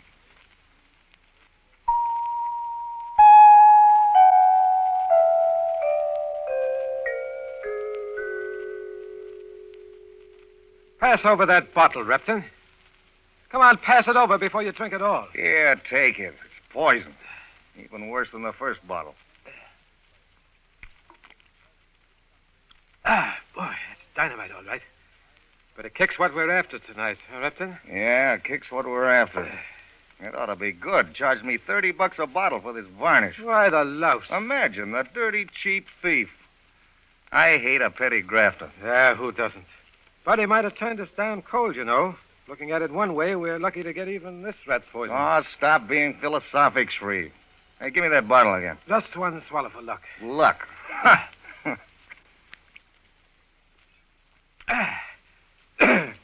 That pull bucked me up some. But here's a toast for you, Repton. Huh? To the law of the land. The law. Hey, that's good, that is. We got a lot of jokes in this crazy country, Shreve, but the law's the biggest laugh of any of them. Well, you're a lawyer, aren't you? Yes, and a good one. Hey, you're right. This liquor's beginning to take hold. Well, that's good. You were pretty low a while ago. Well, I don't feel exactly like turning cartwheels now. Yeah, you talk about the law. I tell you, Shreve, in my time, I've gotten away with a few things. Some fast ones. Yeah, I'll bet you have. You look slick, all right. It's written all over you. Thanks. But you don't have to be very smart. In this enlightened country of ours, the law goes around begging to be beaten. Yeah, I know. But sometimes a fellow's foot slips. Well, that's his fault. Stupidity. Or just plain bad luck. Well, in a few cases, maybe. But usually the guy who gets caught is just dumb. Anybody with even a slight trace of brains should be able to outsmart the police. You ever know any cops? Yeah, a few. Intellectual giants, weren't they? Not exactly. Of course not. If a man's got brains enough to be really a good cop, he'll be something else. Who but a mug would flatten his feet for 40 a week, or maybe 50, if he lives that long? And American detectives. What a hot lot of stumblebums they are. Why, they couldn't follow an elephant up a one-way alley. Well, you may be right, but somehow the jails managed to keep pretty well filled. What with? Green kids, amateurs, feeble old-timers. Where are the real high-class professional crooks in America today? In cells? No, sir. They're sitting around in cream-colored pants on the terrace of respectable country clubs, as free as air, planning new puzzles for the police to stub their 2x4 minds on. Well, you're a lawyer, you ought to know. Still, the criminal courts always seem to have plenty of work. The courts? Now, there's a real laugh. Big-timers hardly think of the courts. To them, a trial's just a little inconvenience, like having a tooth fixed. Yeah. And I'll take an instance. Suppose some burglar gets careless and, as he's leaving the scene of the crime, bumps into a policeman, wakes him up, and gets arrested. The newspaper boys play it up as a marvelous piece of scientific crime detection. It's the old Army game, I guess. Sure. A column when the cops happen to bag a man. Half an inch when he gets away. But even if the criminal gets caught. He's always got the lawyers. Right. The wheels of justice begin to grind. And boy, can you hear them creak. It doesn't take much of a monkey wrench to wreck that setup. Why, it's done every day. Of course it is. Even if they bring a man to trial, what then? Chances are a smart lawyer can blow the district attorney right out of court, riddle the case with holes and technicalities that won't hold water if they do try to appeal. Well, look at the juries. What's a jury? I can't tell you without gagging. A dozen bright citizens who don't read the newspapers, who haven't any opinions, and whose opinions wouldn't be worth anything if they had them. Sure, just a collection of fatheads. Why, a smart lawyer could persuade them that cows fly. Especially in a small town. Sure. And with 12 people trying to get a unanimous verdict, one of them's sure to be a fellow who'll listen to reason for a few bucks and force a new trial. Yeah, there's always one fellow who knows which side his toast is buttered on. Every time. Yeah, but you gotta be born with your eyes open. I played it right. Hey, I'm getting a bun on from this fire water. Yes, so am I. What does it matter, huh? Oh, here, give me another shot.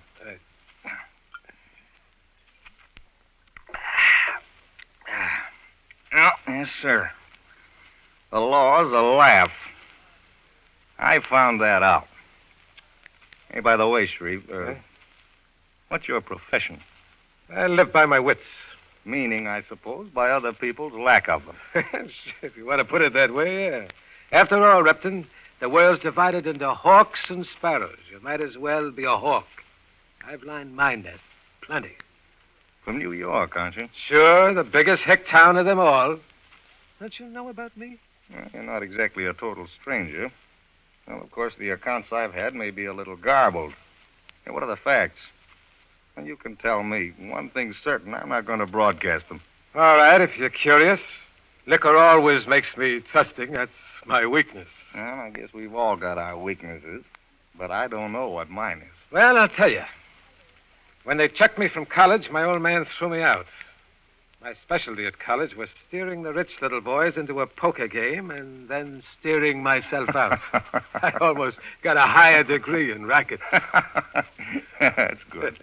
Well, after college, I had to do something, so I went into business on my own. Yeah? I always like to work alone. There's no profits to split, and there's no secrets. You've got the right idea. Well, first thing, I did a little in the oilless oil stock line. Till the federal dick almost landed me in the big stone schoolhouse, but not quite. And after that, it was straight going. I piled up a lot of money. So much I could snap my fingers at the cops and the courts. Well, what kind of games did you work? Oh, some old and some new, but whatever they were, I never got bullheaded. I always worked out my plans to the smallest detail. And that's the only way. Absolutely. Yep. That's what I did in the biggest job I ever pulled. I figured every angle when I found out I had to do it. Wasn't in my line, but it had to be done. I know. When you get in a corner, you got to get out. Yeah, looking back on it, I guess it had to be done. Well, I was working an old racket. Yeah? You know, it's funny how simple-minded some of these successful merchants are. I'm putting on my society voice.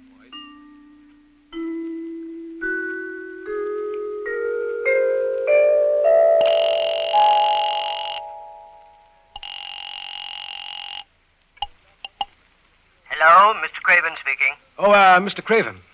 This is Mrs. Roger Rogers' secretary. Oh, yes. How do you do? Mrs. Rogers wants to select a diamond bracelet for her daughter's birthday. We have a very splendid selection of diamonds just now. About what price would Mrs. Rogers think about? Well, she wants the very best, naturally. I'll have them laid out immediately. Unfortunately, Mrs. Rogers can't come to your store. She's quite ill. Would you kindly send a selection of your finest bracelets to her home at 3 this afternoon? Why, certainly, with pleasure. At 3. Yes, you have the address, the Park Avenue home. Oh, yes, and thank you very much. I'll bring them over personally. Thank you.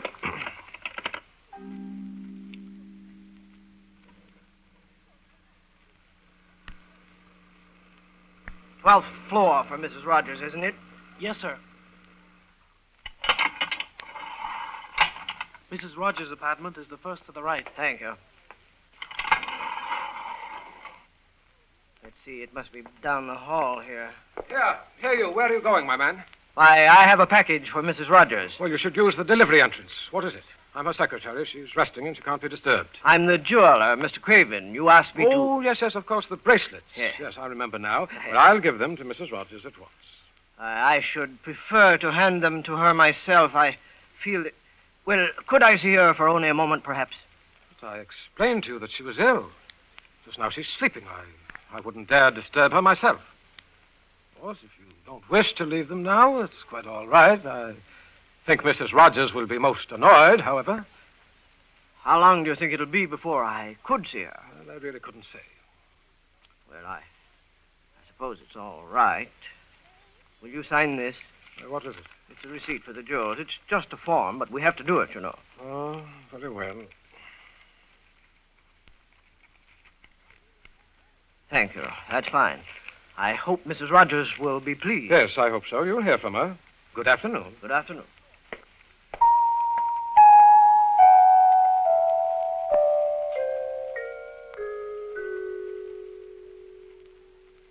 Well, it was as simple as that. Pretty slick. Yeah, it was a lot my fault what happened after that. You know, I'm a sociable sort of fella, and I liked Harry Lannon. He moved into the apartment hotel where I lived in West 47th Street, right next door to me. He was a stranger in town from Los Angeles. And he liked a good time, and he had plenty of the stuff that good times are made of, too. Yeah? Well, we'd been hanging out together for a couple of months before Lannon got very confidential. You see, he was pretty well oiled at the time. In fact, I guess we both were.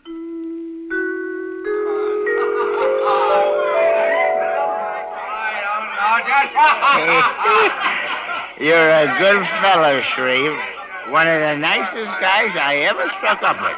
Now, maybe you don't know it, but coming from Harry Lannon, that means a lot. Thanks, Harry. That goes for you, too, old boy. Yeah.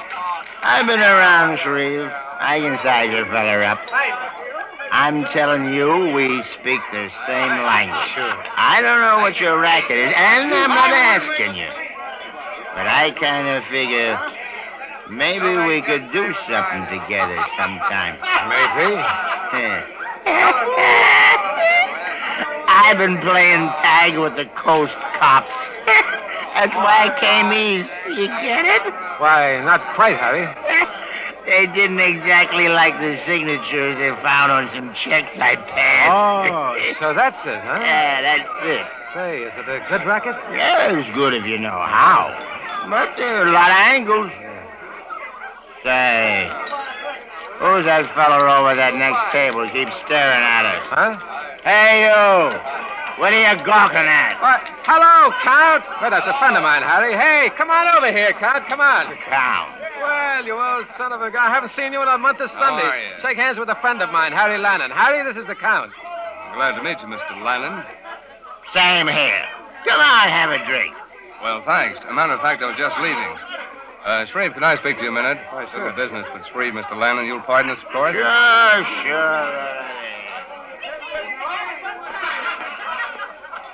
Say, Shreve, you turned foolish or what? What's the matter? Are you drunk, too? That fellow with you. You know who he is? Well, sure. He's a regular from the coast. Why? Lannon. Harry Lannon. I introduced you. Lannon, my eye. Vogel's his name. Jason Vogel. Vogel? And the last time I saw him, he was making it pretty nasty for a friend of mine who tried to bring some diamonds into the country in a hot water bag. Dick? The cleverest one I know. And I make it my business to know, working the big liners the way I do. Well, that's something. He's his own agency. Works alone, mostly for the big Jewelers Protective Association. Yeah? Well, if you're not sticking on the sunny side of the law, look out for him. Oh, you must be wrong. No, sir. I'm telling you. Well, thanks for the tip, Count. I must be getting back to my friend Vogel, alias Lannon. So long. Well, Harry, old kid, how you feeling right now, huh? Swell. Say, listen, Harry. Huh? My friend, the Count, just tells me a couple of my old playmates, showgirls, are throwing a party tonight. Woo! Yeah, something damp and lively. How about you and me going home and climbing into our boiled shirts, huh? You're a friend of mine, Shreve, and whatever you want to do is all right with me. Swell, come on.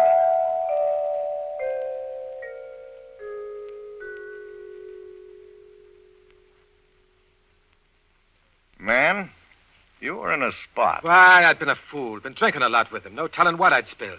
I tell you, Repton, mixing business and drink is bad. Yeah? Well, give me another drag on that bottle. Yes, sure. I've finished business for a while. Well, we went straight back to his flat, and all the time I was doing some stiff thinking. And then I got the answer. Yeah? While he was in the bathroom shaving, I gave his clothes a quick frisk just to check up. And there, sure enough, sewed in the lining of his coat was his detective license. Name Vogel, everything. Not only that, there was a record of my operations with dates and places, and the fact he'd spotted a couple of diamond and ruby brooches salted away in my room. Well, that's what I call a jam. Oh, he had me, and he had me right. Not sure I could beat the charge, but it would cost me important money to do it. Oh, what'd you do? I took out a little .32 automatic with a silencer on it, opened the bathroom door quietly, and shot him. Ah, that was a crazy thing to do. Too crude. Oh, was it? Now, listen. First, I made sure he was dead. Then I got hold of the records about me. I burned them and scattered the ashes out of the window. I see. And next, I unscrewed the silencer from the gun, slipped it into my pocket, and I put the gun in his right hand. Well, did you know he was right-handed? Yeah, I made sure of that. And I went out, letting the door lock itself behind me. But before I went, I opened his bathroom window just about 6 inches. What for? I'm coming to that. I told you I always work things out in advance. This had to be perfect. When I walked out of the building, I went to a store over on Broadway and bought something. When I come back, I dropped in on the hotel manager, who thought I was a Wall Street man, by the way. And I talked with him a while, I asked him how about coming up to my place for a little game of bridge that evening. And he was nuts about the game, see, and he jumped at the chance. Said he'd get 2 other places.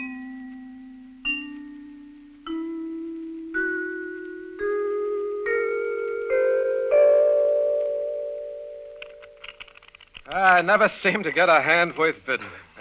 I'll put your cards down, partner. I want to see if I've got any help there. Yep.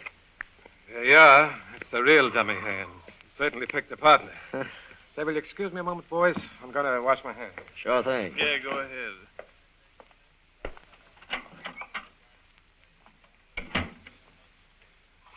Nice fellow, Shreve. What's his business? Oh, Wall Street, I think. Must do pretty well.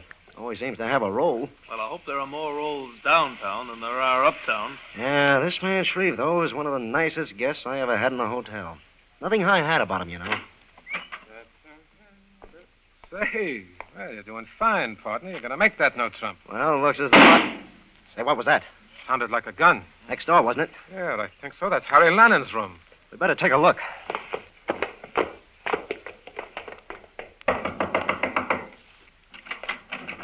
The door's locked. Wait a minute, I've got my master key.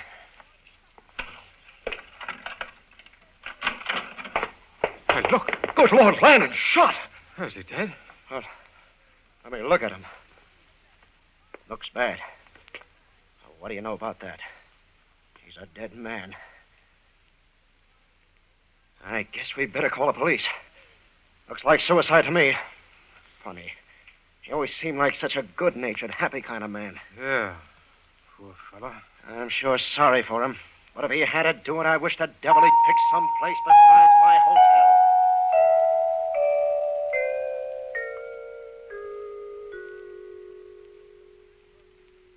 I still don't see how you did it, Shreve.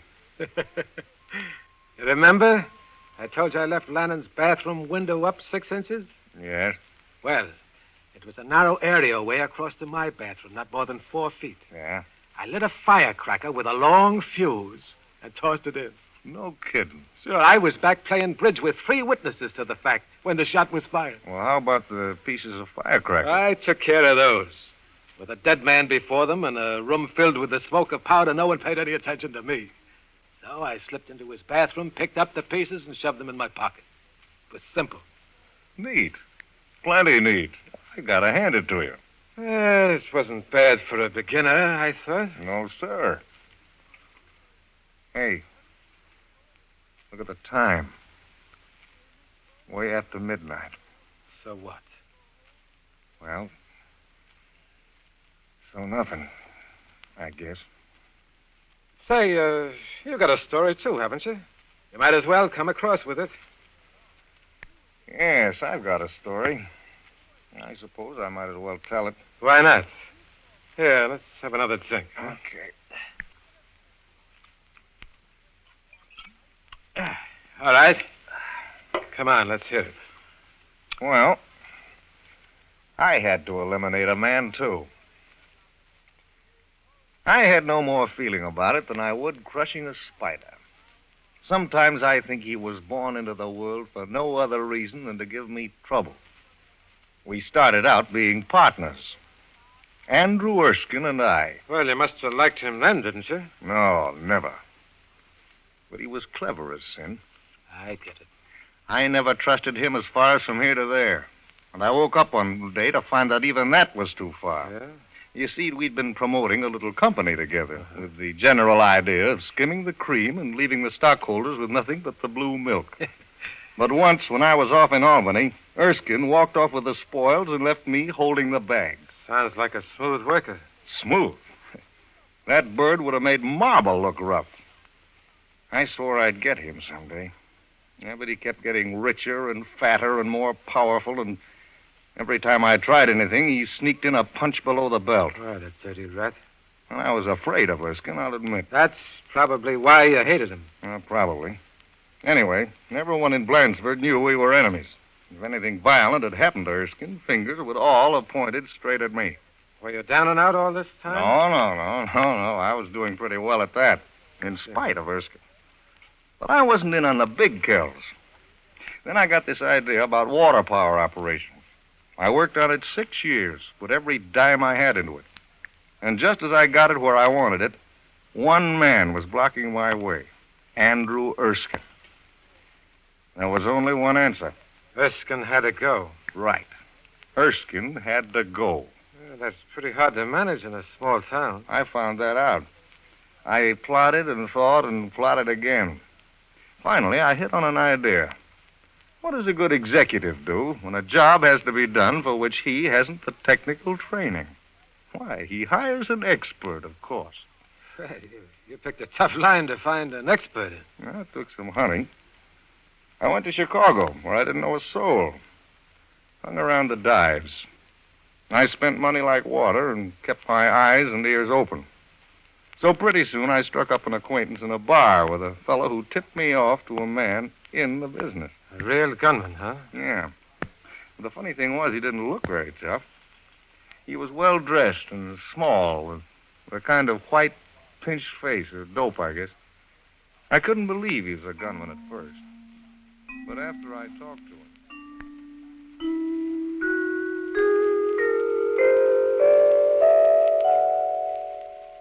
Oh, you try and put me on. Hey, they say you're a fellow I ought to meet. Yeah, why? Well, I've got some business you can handle. What kind of business? Cash business. Who are you? Well, you wouldn't believe me if I told you. Money's the name I'm using right now. Come on in here where we can talk private.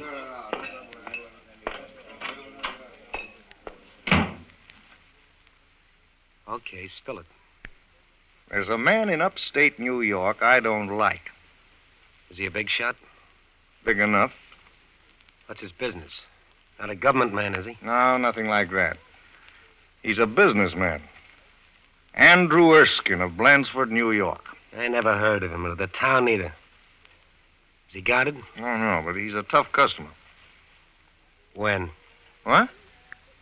When do you want him bumped off? Say, you kind of jump to conclusions. I want him out of the way as soon as possible. It'll cost you $6,000.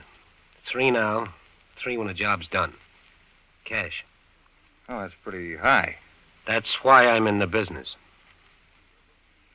All right, it's a deal. Andrew Erskine, Blandford, New York, right? Right. Got the dough? Yes. Here. Do you need to know anything more? Well, we meet when it's over, that's all. I'll come out here. Okay. Here's an address where we won't be spotted. Ike Mance. That's your name? Yeah, what's yours? The right one, mister. Repton. I live in Blandford, too. All right, Mr. Repton. Watch the newspapers. You might find something of interest.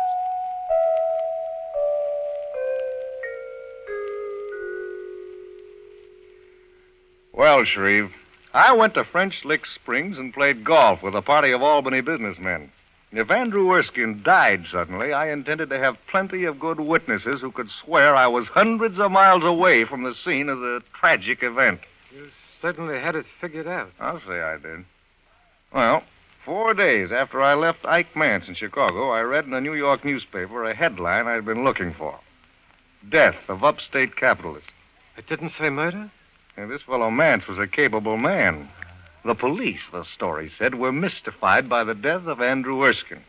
He'd been found in a roadster which had hit a tree and been smashed up some, but the car was hardly damaged enough to account for the violent injuries which caused Erskine's death. Boy, those cops, when they start scratching their fat heads, they can think up some real fairy stories. Yeah, they called it a queer accident and let it go at that. 2 days later, I went to Chicago to meet Ike Mance and pay him off. Well, you took a chance there, Repton. Tough baby like that wouldn't exactly shy off from blackmail. While he lived, he had a hold on you. Well, I had a hold on him, remember. Now, here's what happened.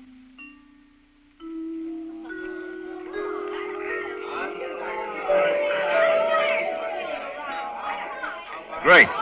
You were certainly the man for the job, Ike. I've done better.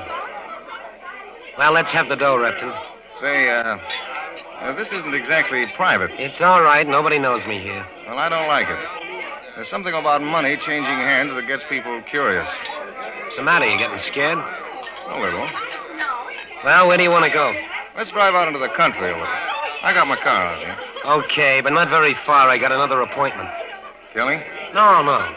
Just bruising the guy up a little. Memory jogging. Well, we'll be back in half an hour. Is that all right? Sure.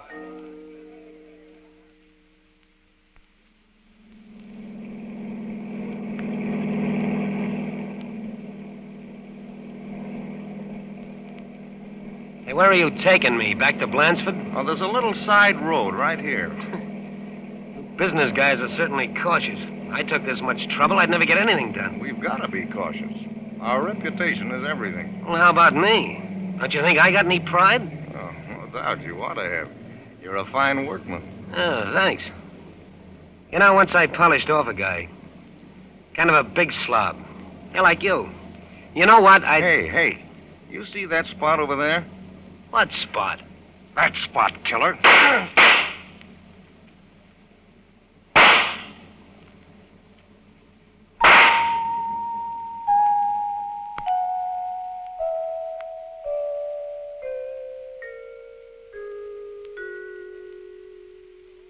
So, you got rid of him too, Repton? That was part of my plan from the first. Mance might never have let out a peep, and then again, he might have. Yeah, you never can tell what a hophead may do. Well, that's what I figured. Mance had to go out of the picture. What'd you do with him? I rolled him into the ditch and then went back to town. How about your car? I rented one. I used another name, of course.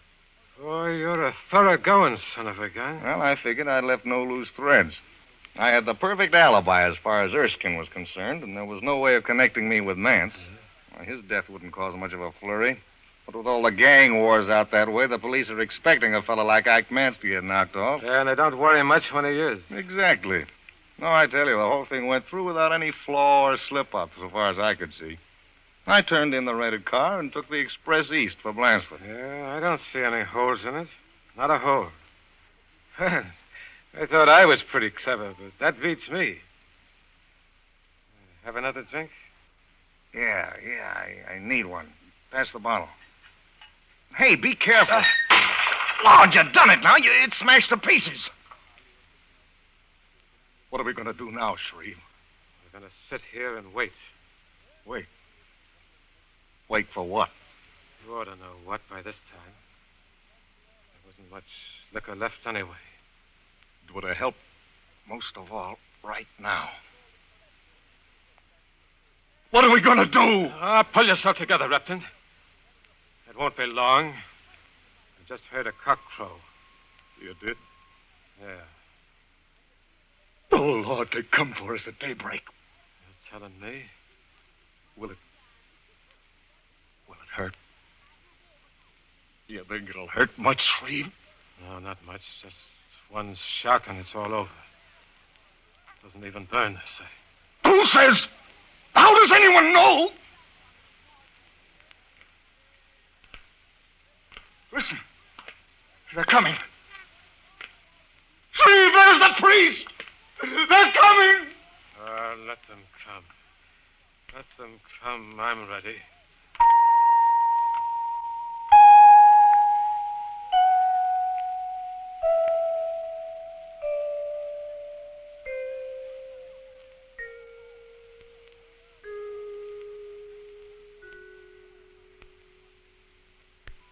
You have just heard the Columbia Workshop's presentation of The Law Beaters, a story by Richard Connell adapted for radio by Stanley Young. Mr. Young is the author of two recent Broadway plays, Robin Landing and Bright Rebel. The production was under the direction of Norman Cohen.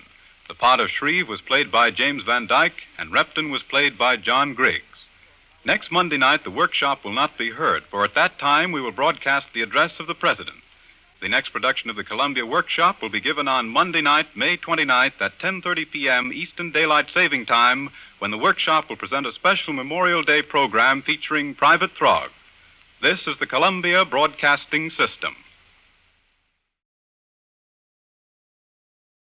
The Columbia Workshop presents Highboy by Eustace Wyatt, adapted from William Francis' short story, Too Far Gone.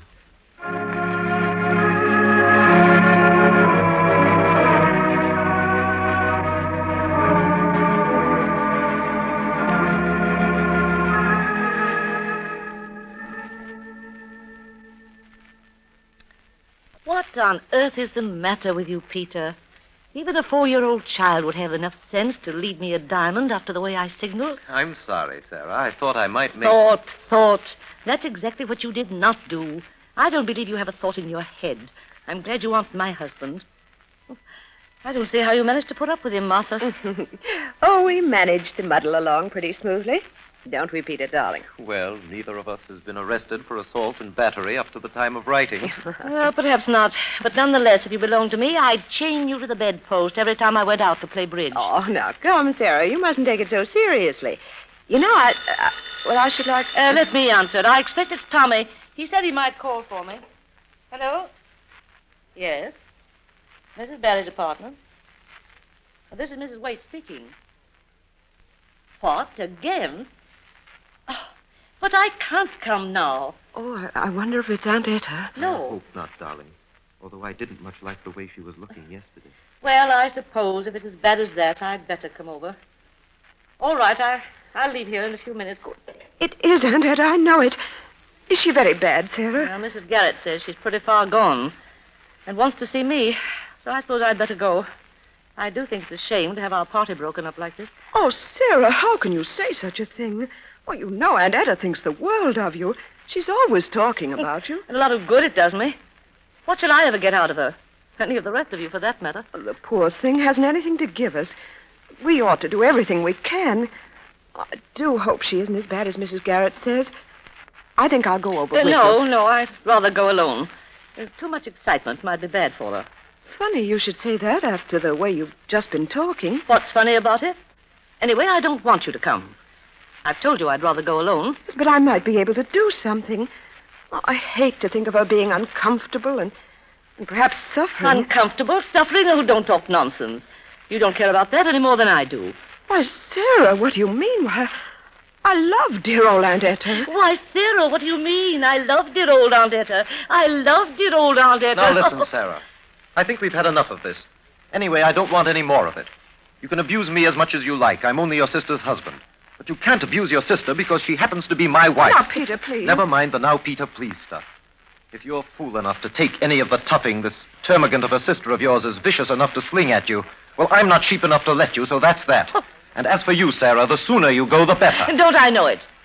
Suppose I hadn't been here when the call came. That would have been nice, wouldn't it? You and that precious wife of yours would have been over there like a brace of ghouls. And you'd have had that Highboy out of the living room before the breath had left her body. Oh, Sarah! Don't Sarah me. Do you think I don't know? Hypocritical, fawning schemers. I love dear old Aunt Etta. Well, you can love her as much as you want to, but I'm going over to see her while she still loves me. And don't think you can ever get that Highboy. It belongs to me. It's mine. Do you hear? It's mine. Oh, Peter. To think that my only sister should talk like that to me in my own house. Now, never mind, darling. She was all upset because I didn't return her diamond lead in that last hand.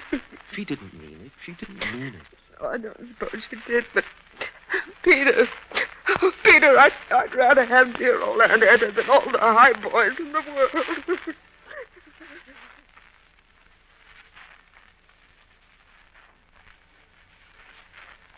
I wonder how many more times I'll have to climb these dreadful stairs. Oh, there you are, Mrs. Garrett. Mrs. Beecham must be pretty bad for you to be telephoning for me all over town like this. Aye, indeed, ma'am, it's bad she is. I was going in with her milk, and she was just lying there gasping for breath. I runs to her and I says, "Hey, Mrs. Beauchamp, ma'am, are you very bad?" I says. And the poor dear can hardly speak above a whisper. And she says, "You'd better call my dear niece, Sarah Waite," she says. And I ran all the way to corner and called 4 places before I found you. Yes, I can imagine the rest of it. Oh, it ain't imagining. It's gospel, I'm telling you. And it cost me 20 cents of my own money. Not that I'm minding that, for there ain't anything I wouldn't do for the poor dear. After dying and leaving us, I'll never be getting another 3rd floor like poor dear Mrs. Beauchamp. And I won't... Oh, do be quiet. And don't use that ridiculous Beauchamp. Her name is Beecham.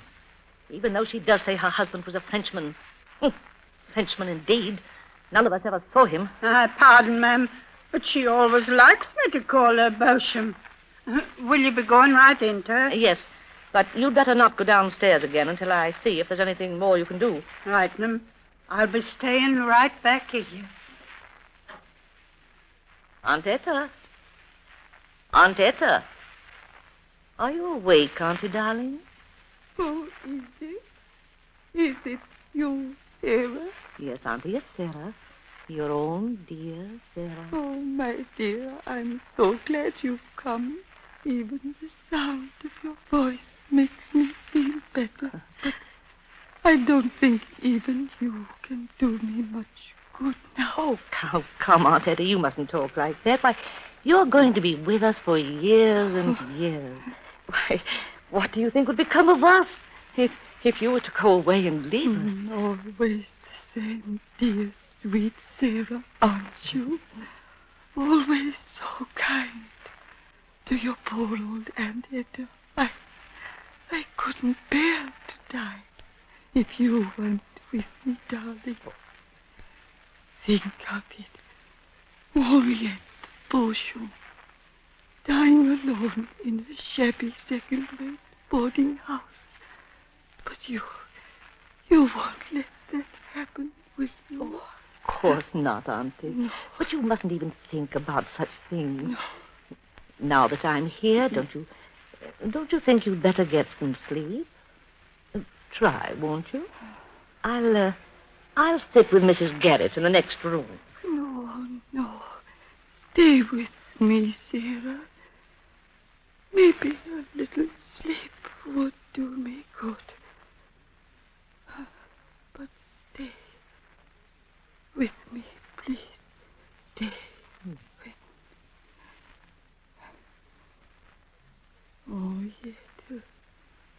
Henriette Beauchamp. You ought to see my husband. He's so handsome. He's so... Oh, Auntie, go to sleep.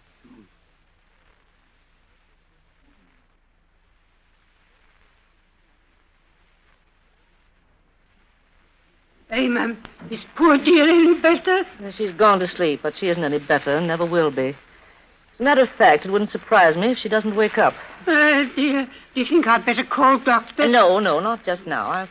I'll go in and look at her again in a few minutes. Where does she keep her sewing things? Over there on table. Is there anything I can be doing for you, ma'am? No, I don't want any sewing done. I want a tape measure. You'll find it on top. She was using it herself only 2 days ago. Oh, yes, here it is. I've got it. Now, take this end. I want you to help me measure the highboy. Hold it close to the floor. Let's see. 32 inches high. That's right. Length, 68 inches. Now across. 34. 68 by 34. Oh, that'll go beautifully on my north wall. And is she after giving it to you, ma'am? She thinks the power of that old piece. Oh, no, she hasn't given it to me yet, but it will be mine when she's gone. And I don't think that'll be very long now. Oh, yeah, she's knocked her bell over. She did wake up after all. Here I am, Auntie dear. Were you trying to call me? Yes, Sarah. I want to talk to you. Come close, my dear. I haven't much strength. Do you think you ought to try to talk now, Aunt Etta? Wouldn't it be better if you just rested, even if you can't sleep? No, my dear. There's going to be plenty of rest for me very soon. I don't think it'll be very long now. Oh, hush, Auntie darling. Why, I've told her you mustn't even think of such things. Why, you're going to be well again very soon. I know you are. No, Sarah, my dear. Never any more. I heard the doctor telling Mrs. Garrett I was pretty far gone. That's why I sent for you. I'm so glad you did, even though I think the doctor is wrong. Now, is there anything special you want to say to me, Auntie? Yes, my dear. There's a very great deal. You've always been so good to me. I feel that I can trust you. Oh, of course you can. Why, I'd do anything for you, Aunt Etta. Well, then, my dear, when I'm gone, I want you to be careful of the little I shall leave behind me. Oh. There isn't much. The annuity my dear husband bought for me dies with me. Oh, Auntie, please, please don't. Yes, my dear, I must. There'll be a little money from the insurance, and then there's my few little things around the living room. Mm. My Waterford glass bottles, and Sarah, my dear, don't spend too much on my funeral. Oh, I would have liked to lie beside my dear husband, but that's in France. It would cost too much. Oh, Auntie, please, please. No. Let me finish, Sarah. We must save what little we can for those who need it. Then there's the Highboy. Yes, the Highboy. I've made a will. My friend, Charlie Bowles, the lawyer, has it. And I've seen to it that you shall...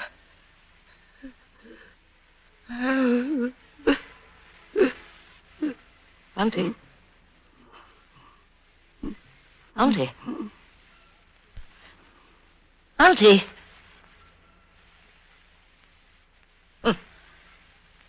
Yes. I guess she's pretty far gone this time. Too far gone. Mrs. Garrett. Mrs. Garrett. Come here quickly. Mrs. Garrett, run right down to the corner and telephone for Dr. Drake. Oh, mercy, what is it, ma'am? Is she... Yes, I think she is. Don't stand there sniveling. Run and call the doctor. I'll run as fast as my legs will carry me. Oh, the poor dear soul. Oh. Now, what did I do with that tape measure? Here it is. Yes. 68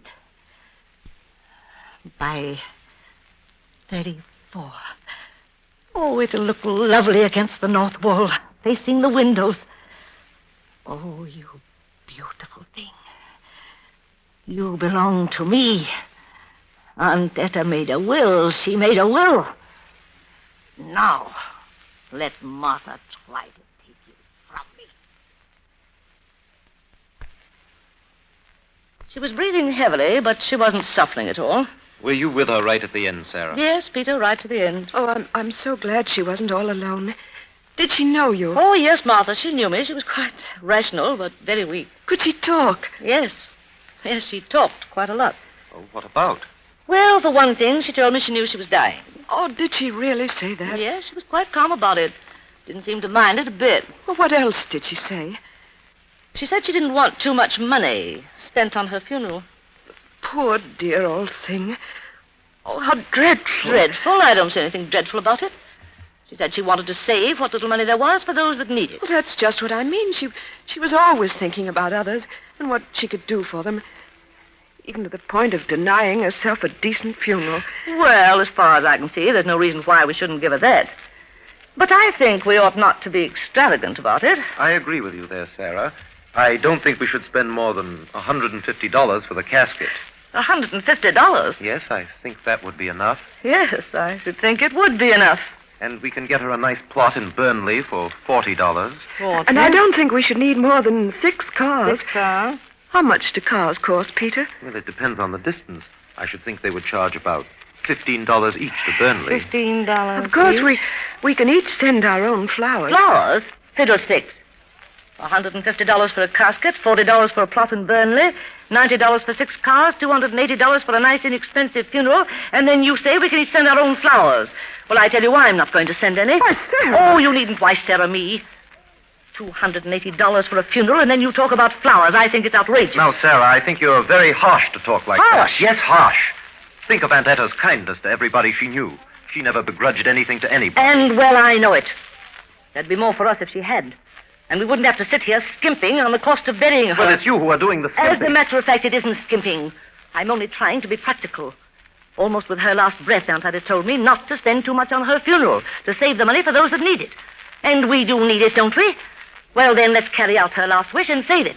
You call me harsh. The trouble with you, Peter, is that you haven't any head. And you haven't any heart. Harsh or no, If you please, ma'am. Well, what is it now, Mrs. The Garrett? woman from the undertaker's wants to know if you got the dress to put on her. No, not yet, but if the woman has done everything else that's necessary, tell her she may go away. Aye. We'll attend to the dressing ourselves. The poor dear looks so calm and peaceful. That will do, Mrs. Garrett. Go and give the woman my message. I will, ma'am.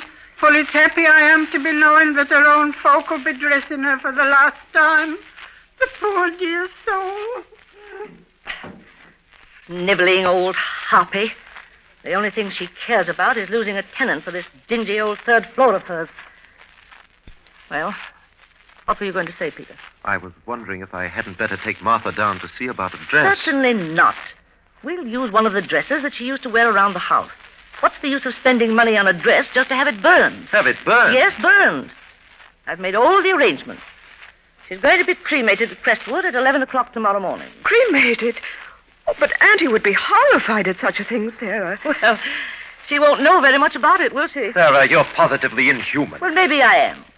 But we can have her cremated for less than half the cost of burying her, and that's what we're going to do. Very well, Sarah. Come, Martha, I think we'd better go. Oh, no, don't go yet. Martha can help me look through Auntie's things and see what we can find to put on her. Oh, Sarah, I couldn't. I just couldn't. Oh, you couldn't. You just couldn't. And you're the one who's been doing all the talking about what we ought to do for poor dear Aunt Etta. Oh. Very well, Sarah, I'll help you. Well, come along, then. We might just as well get it over with. Oh, Sarah, how long do you think you'll be? About an hour, I suppose. Well, then I'm going out. I'll be back in an hour. And where are you going, might I ask? I may just as well be frank with you. I'm going over to see Aunt Etta's lawyer, Mr. Bowles. Go right ahead, and much good it may do you. Come along, Martha. Come in. Oh, Mr. Barry, I didn't expect to see you until tomorrow. Nor did I expect to see you, Mr. Bowles. I've come now because Martha and I are very much upset. Quite natural under the circumstances, Mr. Barry. I'm quite upset myself. I might as well come to the point at once, Mr. Bowles. It isn't only the fact of Aunt Etta's death that's worrying me. Indeed? You knew Aunt Etta very well, didn't you? I have known Madame Beauchamp for nearly 50 years. Met her in Paris just after she became engaged to her husband. Latterly, I've only seen her once or twice a year, but I've always looked after any little business she wanted attended to. Have you seen my sister-in-law, Sarah Waite, since yesterday? I haven't seen her, Mr. Barry, but she telephoned me last night to tell me of your Aunt Etta's death. Did she say anything about arrangements for the funeral? She said that she would attend to everything that was necessary. Did she by any chance tell you that she intended to have Aunt Etta's body cremated? Cremated? No, Mr. Barry, she didn't. I assumed, of course, she was talking of ordinary burial. Your aunt was strongly opposed to cremation. You're surely aware of that. I am, and so is Sarah. But that seems to make no difference. She says she's carrying out Aunt Etta's last wishes by saving as much as possible on her funeral. Oh, dear. Really distresses me, Mr. Barry. I'll call on Mrs. Waite this evening and try to persuade her to change her mind. That wouldn't do the slightest good, Mr. Bowles. Martha and I have already done everything we know. Is it possible to get an order of restraint? Mrs. Waite is older than your wife, isn't she? Yes, by 3 years. Unfortunate. These two sisters are the only surviving heirs at law. In the event of conflict, the will of the senior would prevail. Then there's nothing we can do? I'm afraid not, Mr. Barry. Well, then, I won't take up any more of your time. Unfortunately, I shan't be able to go out to Crestwood in the morning, but perhaps I shall see you here with your sisters in the afternoon. They're coming for the reading of the will. I've asked Mrs. Garrett to come, too. I think we might meet there at 3 o'clock. There. Why, she looks almost beautiful, doesn't she? I knew we'd find something if we looked through her things. Poor Auntie. And yet she does look happy, doesn't she? Hmm. But, oh, Sarah, won't you change your mind before it's too late? Don't have her cremated. Now, please don't have her cremated. Be quiet, Martha. You ought to be ashamed of yourself making a scene in the presence of the dead. Don't you think we ought to have a little bit of something to relieve the blackness of this taffeta dress? Well, there are some odds and ends of things in that box at the bottom of the trunk. Well, get them out. Oh. Yes, here it is, Sarah. Rubbishy-looking stuff, most of it. Still, we might find something. Oh, this is pretty. It isn't suitable, though. It ought to be white. What's that you've got there? Oh, that won't do either. It's too narrow. Well, here's something, Sarah. A scarf. It's beautiful. Yes, it's lovely. Much too good to burn, though. Put it over there on the chair. I'll use it on my new black velvet. Isn't there anything else? No, there doesn't seem to be. Oh, here's a little bit of lace. Oh, what a pity. There's a tear in it. Oh, give it to me. That's all right. Yes, we'll use this. But it's torn, Sarah. That doesn't make any difference. We can tuck the torn part inside the dress. There. That's it. You can't see the tear now. That's just the little touch we needed to relieve the black. Funny how a little thing like that brightens the whole effect. She looks nicer now than she ever did. Well, that's all, Martha. Let's go into the living room and wait for Peter. Well, Sarah.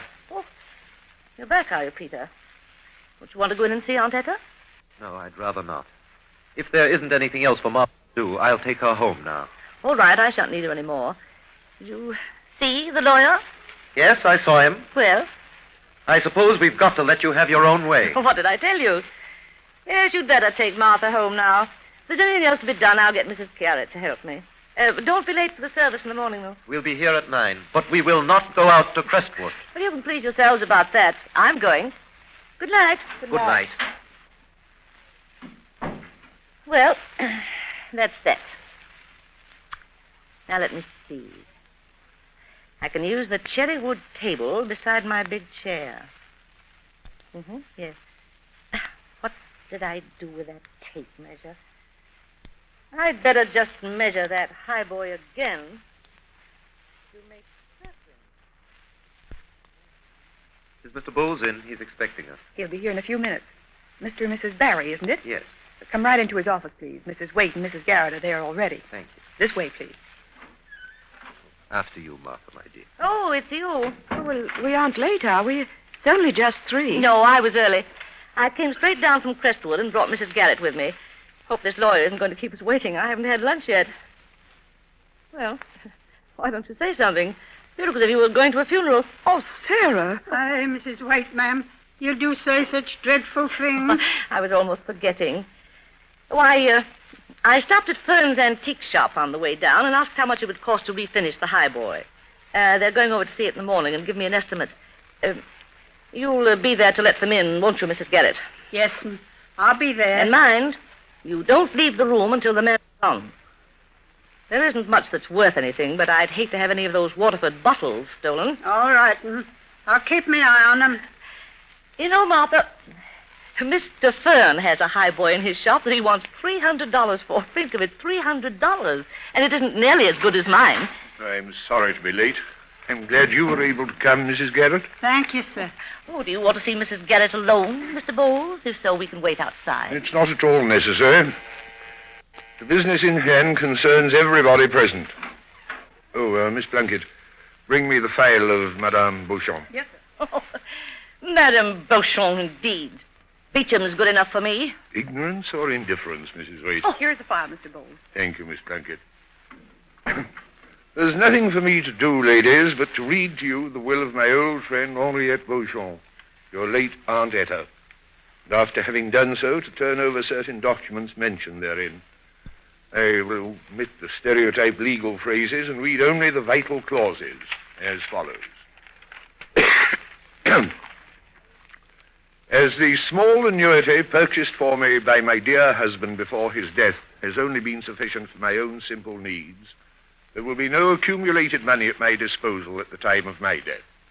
I have, however, kept in force an insurance policy of $2,000 payable to my estate. $2,000? Oh, I had no idea it was as much as that. In many conversations I have had with my devoted niece, Sarah Waite, I have requested that my funeral shall be as simple as possible, with no extravagant ostentation or display. There, what did I tell you? Please, Mrs. Waite. Shall I continue? Please do, Mr. Bowles. Money spent in such a manner is of no value to those who might otherwise benefit from it. Therefore, I direct that the balance of the money remaining after my just debts and funeral expenses are discharged shall be given into the hands of Father Jardine for distribution at his discretion amongst the poor and needy of his parish. Poor and needy of his parish. Dear soul, never a selfish thought in her head. To Catherine Garrett, who has attended faithfully to my needs for 30 years, I give and bequeath my Waterford glass bottles, together with the silver-framed portrait of myself in hunting costume when I was a girl. I never wanted nothing, the dear soul. To my dear niece, Martha Berry, wife of Peter Berry, I give and bequeath all my furniture, furnishings, and personal belongings whatsoever, to retain or dispose of as she may deem fit and proper. Except that to my devoted niece, Sarah Waite, who has always been so good to me, and to whom I have entrusted all arrangements which may be necessary after my decease, I give and bequeath my most treasured possession. To wit, the small Brussels lace scarf which will be found in a box at the bottom of my trunk. Scarf? And which formerly belonged to Queen Marie Antoinette of France. In the event that the said Sarah Waite should desire to dispose of the scarf, it is my wish that she give preference to the Carnavalet Museum, Paris, France, which seeks to purchase it for the sum of $3,000, despite the fact that it is slightly torn. In the name of God, Amen. Despite the fact that it is slightly torn. In the name of God, Amen.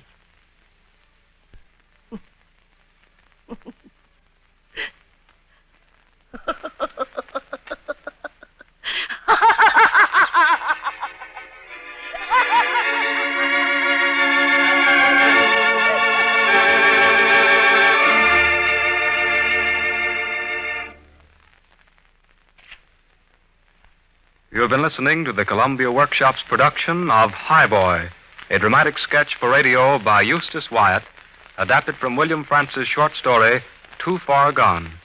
The production was under the direction of Earl McGill.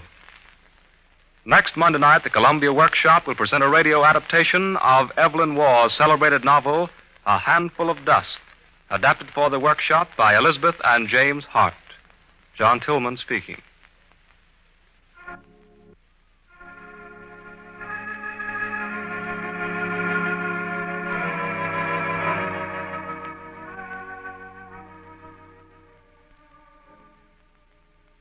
This is the Columbia Broadcasting System.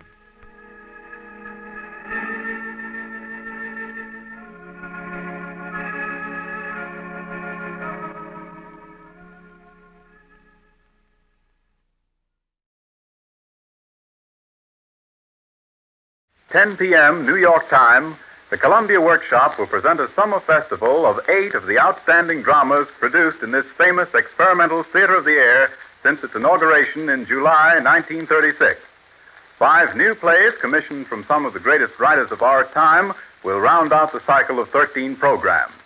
The revivals will include the following: A Half-Pint Flask by DuBose Haywood, Never Come Monday by Eric Knight, A Trip to Zardis by Edwin Granberry, The Ghost of Benjamin Sweet by Pauline Gibson, A Drink of Water by Wilbur Daniel Steele. Meridian 71212 by Irving Reese. They Fly Through the Air with the Greatest of Ease by Norman Corwin. And The Fall of the City by Archibald MacLeish. Among those writers who have been commissioned to create original plays expressly for this festival are three who have never written for the medium before: William Saroyan, Lord Dunsany, and Dorothy Parker. We suggest that you watch the radio section of your local newspaper for further information on the forthcoming Workshop Festival. Now tonight, the Columbia Workshop presents Listen to a Story. Want to listen to a story? What kind of a story? A short story. What's the name of it? Well, you can have your choice. Salesmanship by Mary Ellen Chase or Journalism in Tennessee by Mark Twain. I'll have both. Very well. The Columbia Workshop presents two short stories adapted for radio by Norman Corwin. The first is a little-known sketch by Mark Twain entitled Journalism in Tennessee, and tells about a young man who went to a doctor for the reason most people go to doctors. He wasn't feeling well. How about smoking? Been smoking too much? I don't smoke at all, Doctor. Well, that rules that out. Frankly, I can't find anything organically wrong with you. What I think you need is a change of climate and some light work. Plenty of quiet, such as you can't get up here in the city. I see. Any special part of the country you think I should head for? Yes. Get down to a southern climate. You, know anybody down south? Well, yes. I know a fellow who edits a newspaper in Johnson County, Tennessee. You think he'll give you a job? Quite possibly. Won't do any harm to ask. Well, I recommend that you do that. You see, you're the kind of fellow who goes along all right, then suddenly you lower your resistance by catching a cold or something. In a climate like this... I took the doctor's advice and wrote my friend, the editor. He responded very promptly and cordially, offering me the post of associate editor of the Morning Glory and Johnson County War Whoop. You can imagine how glad I was to be able to walk right into an associate editorship of a small-town paper in a climate which had been prescribed for my health. When I reported for duty... Good morning, sir. Morning. Be with you in a minute. Sit down meantime. When I reported for duty, I found the editor sitting tilted back in a three-legged chair with his feet on a pine table. He was smoking a cigar and trying to think of a word and scowling fearfully. I judged that he was concocting a particularly difficult editorial. I'll tell you what you can be doing while I'm writing this. Yes, sir? Take the exchange papers on that table and skim through them. And if you find anything of interest, condense it into an article under the heading Spirit of the Tennessee Press. Yes, sir. Well, I went through those papers and soon had enough items to put together into an article. I wrote it, and it read like this. Item 1. The editors of the semi-weekly Earthquake evidently labor under a misapprehension with regard to the Ballyhack Railroad. It is not the object of the company to leave Buzzardsville off to one side. The gentlemen of the semi-weekly Earthquake will, of course, take pleasure in making the correction. Item 2. John W. Blossom, Esquire, the able editor of the Higginsville Thunderbolt and Battle Cry of Freedom, arrived in the city yesterday. He is stopping at the Van Buren House. Item 3. We observe that our contemporary of the Mud Springs Morning Howl has fallen into the error of supposing that the election of Van Werter is not an established fact. But he will have discovered his mistake before this reminder reaches him, no doubt. He was doubtless misled by incomplete election returns. Finished, I passed my manuscript over to the chief editor for acceptance, alteration, or destruction. He glanced at it, and his face clouded. He ran his eye down the pages, and his countenance grew portentous. It was easy to see that something was wrong. Presently, he sprang up and said, Thunder and lightning. You suppose I'm going to speak of those cattle led away? You suppose my subscribers are going to stand such gruel as that? Where's my pen? I never saw a pen scrape and scratch its way so viciously, or plow through another man's verbs and adjectives so relentlessly. But while he was in the midst of this work... What's that? Oh, that's that scoundrel Smith of the Moral Volcano. He was due yesterday. Her son handed me that Navy revolver off the shelf there. Oh, yes? Thank you. This'll get him. Yeah, got him in the thigh. It'll hold him. Now, let me finish this editing job. Well, did you ever? What'd you say, son? Oh, I just said fine weather. Oh, yeah. Well, now, let me finish this.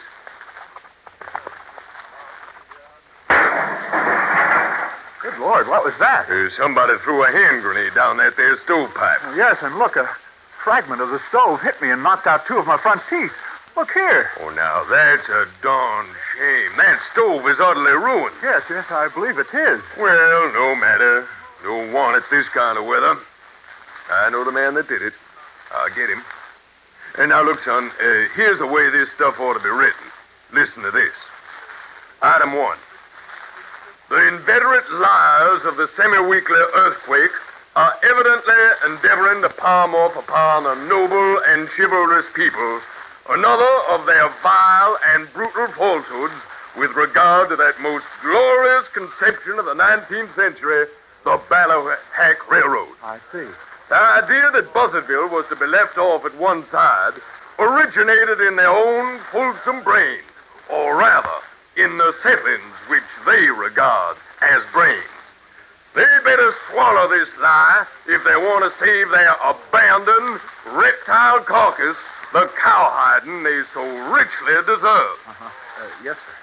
That ass blossom of the Higginsville Thunderbolt and Battle Cry of Freedom is down here again sponging at the Van Buren. That's item 2. Yes, sir. Item 3. Van Buren. Item 3. We observe that the besotted blackguard of the Mud Spring Morning Howl is given out with his usual propensity for lions, but Van Werther is not elected. The heaven-born mission of journalism is to disseminate truth, to eradicate error, to educate, refine, and elevate the tone of public morals and manners, and make all men more gentle, more virtuous, more charitable, and in all ways better and holier and happier. I understand. And yet, this black-hearted scoundrel degrades his great office persistently to the dissemination of falsehood, calumny, vituperation, and vulgarity. Now that, my boy, that's the way to write. Peppery and to the point. Motion milk journalism gives me the fantods. The what, sir? The fantods. You see, it's all very well to write something. Caught me right in the back. Oh, that was the colonel likely threw that brick through the window. I've been expecting him for 2 days. He'll be up now, right away. Oh, you see, there he is now. It was the colonel, all right. He had a dragoon revolver in his hand. Sir, have I the honor of addressing the poltroon who edits this mangy sheet? You have, sir. Be seated, sir. Oh, be careful of that chair. One of its legs is gone. I believe I have the honor of addressing that putrid liar, Colonel Blatherskite Tecumseh. Right, sir. I have a little account to settle with you. If you are at leisure, we'll begin. I have an article on the encouraging progress of moral and intellectual development in America to finish, but there's no hurry. Begin. Gentlemen, I don't like to interfere, but I've been shot in the arm. Well, that's quite all right, sir. You're not in our way. Continue, you flea-bitten rodent. With pleasure, you two-legged jackass. More, gentlemen. Gentlemen, please. I am hesitant to keep interrupting, but I've just lost a finger in the last exchange. And since this is a private matter between you two, I have a delicacy about participating in it any further. If you don't mind, I shall go out and take a walk, and perhaps find a surgeon to administer to my wound. Oh, no. Won't hear of it. You're no bother at all. You just sit there where you can watch me finish the corrupt and vile Colonel Tecumseh in the next exchange. By all means, sir. I can but assure you that it is pleasant indeed to have you as an audience and a witness to my imminent triumph over a degenerate and insufferable hypocrite and crook. Let us reload and continue. How's the weather been down your way, Colonel? Oh, pretty dry for this time of the year. How's it been up this way? Pretty good. A fine crop of tobacco this season. Splendid. You all finished reloading? Just a second now. There. Let us commence where we left off. No sooner said than done, sir.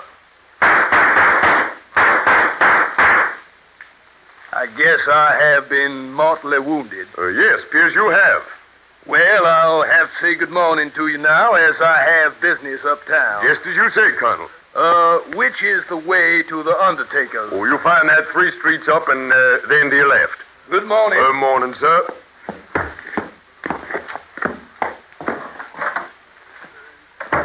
Now, son, I'm expecting company to dinner and shall have to get ready. It'll be a great favor to me if you will read proof and attend to the customers. But, sir... Jones will be here at 3. Cowhide him. Gillespie will call earlier, perhaps. Throw him out of the window. Ferguson will be along about 4. Kill him. That's all for today, I believe. But, sir, if... if you have any odd time, you may write a blistering article on the police. Give the chief inspector rats. Rats, sir? The cowhides are under the table, weapons in the drawer, ammunition there in the corner. Lint and bandages up there in the pigeonhole. I know, sir, but if... In case of accident, go to Lancet, the surgeon downstairs. He advertises. We take it out and trade. Yes, sir. Goodbye now. Listener, I can't begin to tell you about those next 3 hours while the chief was gone. I went through perils impossible to convey by the spoken word. Gillespie called and threw me out of the window. Ouch! Jones arrived, and when I got ready to do the cowhiding, he took the job off my hands. Ouch! A stranger by the name of Thompson left me a mere wreck and ruin of chaotic rags. Ouch! And, at last, at bay in the corner, and beset by an infuriated mob of editors, blacklegs, politicians, and desperadoes who waved and swore and flourished their weapons about my head till the air shimmered with glancing flashes of steel, I was in the act of resigning my berth on the paper when the chief arrived, and with him a rabble of charming and enthusiastic friends. Oh, trying to influence my associate editor, are you, you dirty vermin? We'll see about that. Oh, is that so? There ensued a scene of riot and carnage such as no human pen or steel one either could describe. People were shot, thrown.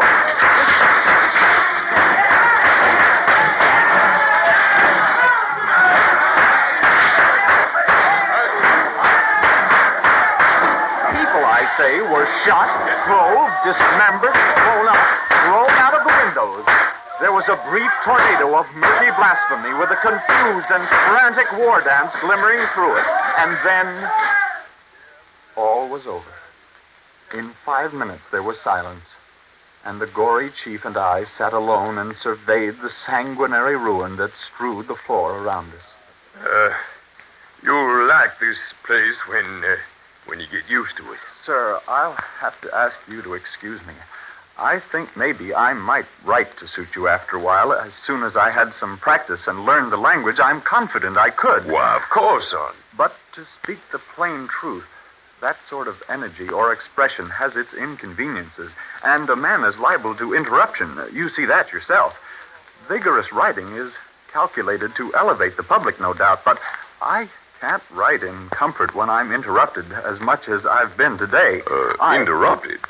Sure, you'd hardly call that interruption, son. I like this berth well enough, but I don't like to be left here to wait on the customers.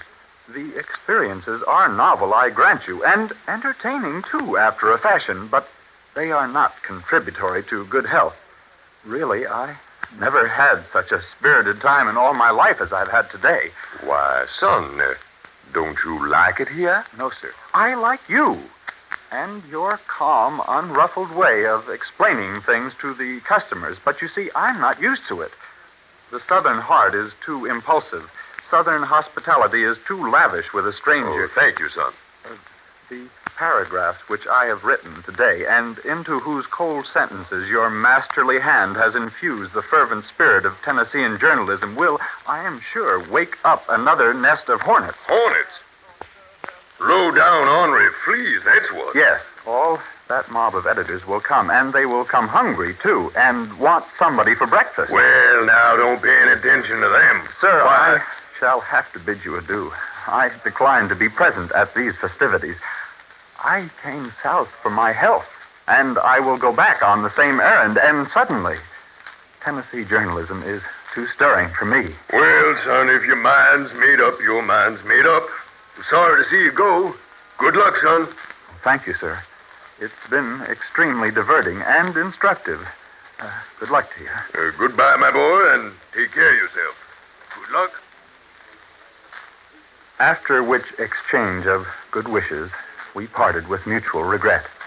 And I inquired of the first man I met on the street. I beg your pardon, sir. What can I do for you, stranger? Tell me, which way to the hospital?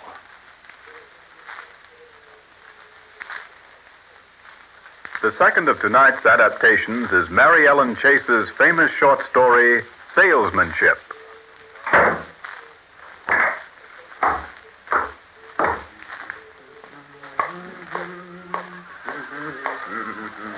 The man who just came down those steps is Henry Staples. He's feeling pretty chipper this morning, and that tune he's humming on his way to work could very well be a sort of theme song for all happy and confident men.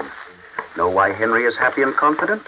He's just finished a $15 course on salesmanship, and as a consequence, he is now excellently equipped for his career. Morning, Clarence. Morning, Henry. That was Clarence Mackenzie, Henry's next-door neighbor. Real nice fella, Clarence. Of course, you understand the full prophecy of Henry's new course in salesmanship has yet to be realized. The manager of the store has yet to call him in and say, Henry, I want to shake your hand. You've certainly got what it takes. And believe me, I'm mighty proud of the job you've been doing. No, don't try to deny it. Your salesmanship has been an example and an inspiration to the whole organization. I wonder, Henry, whether you'd object very much if we just doubled your salary. No, the manager hasn't yet got around to that, but still there's already been an indication. Why, only last Saturday, Henry was advanced from boys' underwear and stockings to suits. Things are definitely on their way, no question about that. Even his wife, Nora, has noticed the change in him. For example, now, notice the way Henry's benevolence diffuses itself among his fellow employees as he reports for work at 8:56 a.m.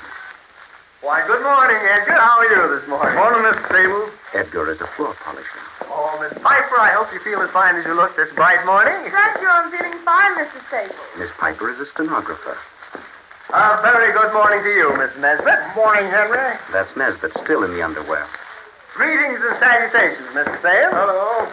That's Sims, been selling belts and suspenders for years. Well, Henry has reached his own counter now, and off go the white coverings.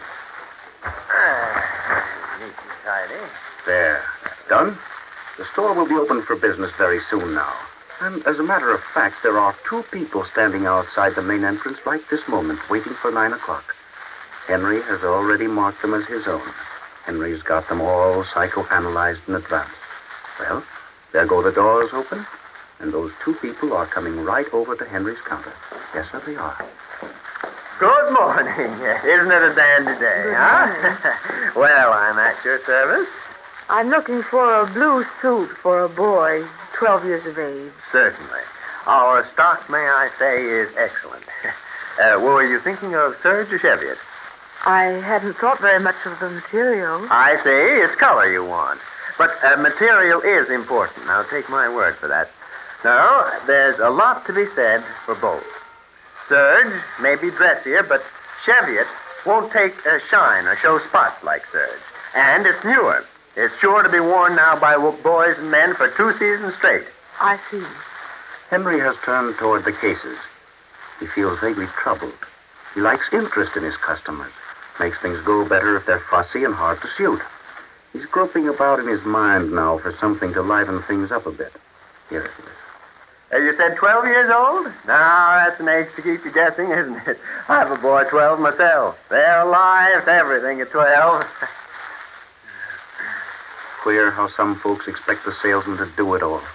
Yet Henry has been forewarned by his course of just such an attitude. Well, the only thing for him to do is start on another and more direct attack. How big a boy is he? Large for his age or small? I think you'd say average. It's always more satisfactory to bring them along, but of course there is school. Yes. Henry is spreading out 4 suits for her inspection and thinking how funny it is that her husband offers so little help. The husband is standing at the extreme end of the counter, fumbling with the buckles and straps of some knickers piled there. Henry is ready to pursue the sale now.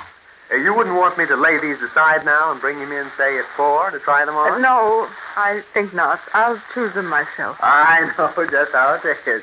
Try to catch a 12-year-old after school, and there's something doing. It's funny how when they get older... This looks about right to me, this Cheviot one. Well, you can't go wrong on that, no matter what. That is genuine Scotch Cheviot, all wool to a thread. My word on it, madam, and the store's guarantee. That is the suit that'll wear the toughest youngster in this town a good 2 years. The woman is fingering the cloth, and with a sudden gesture, she puts her hand in one of the pockets of the coat.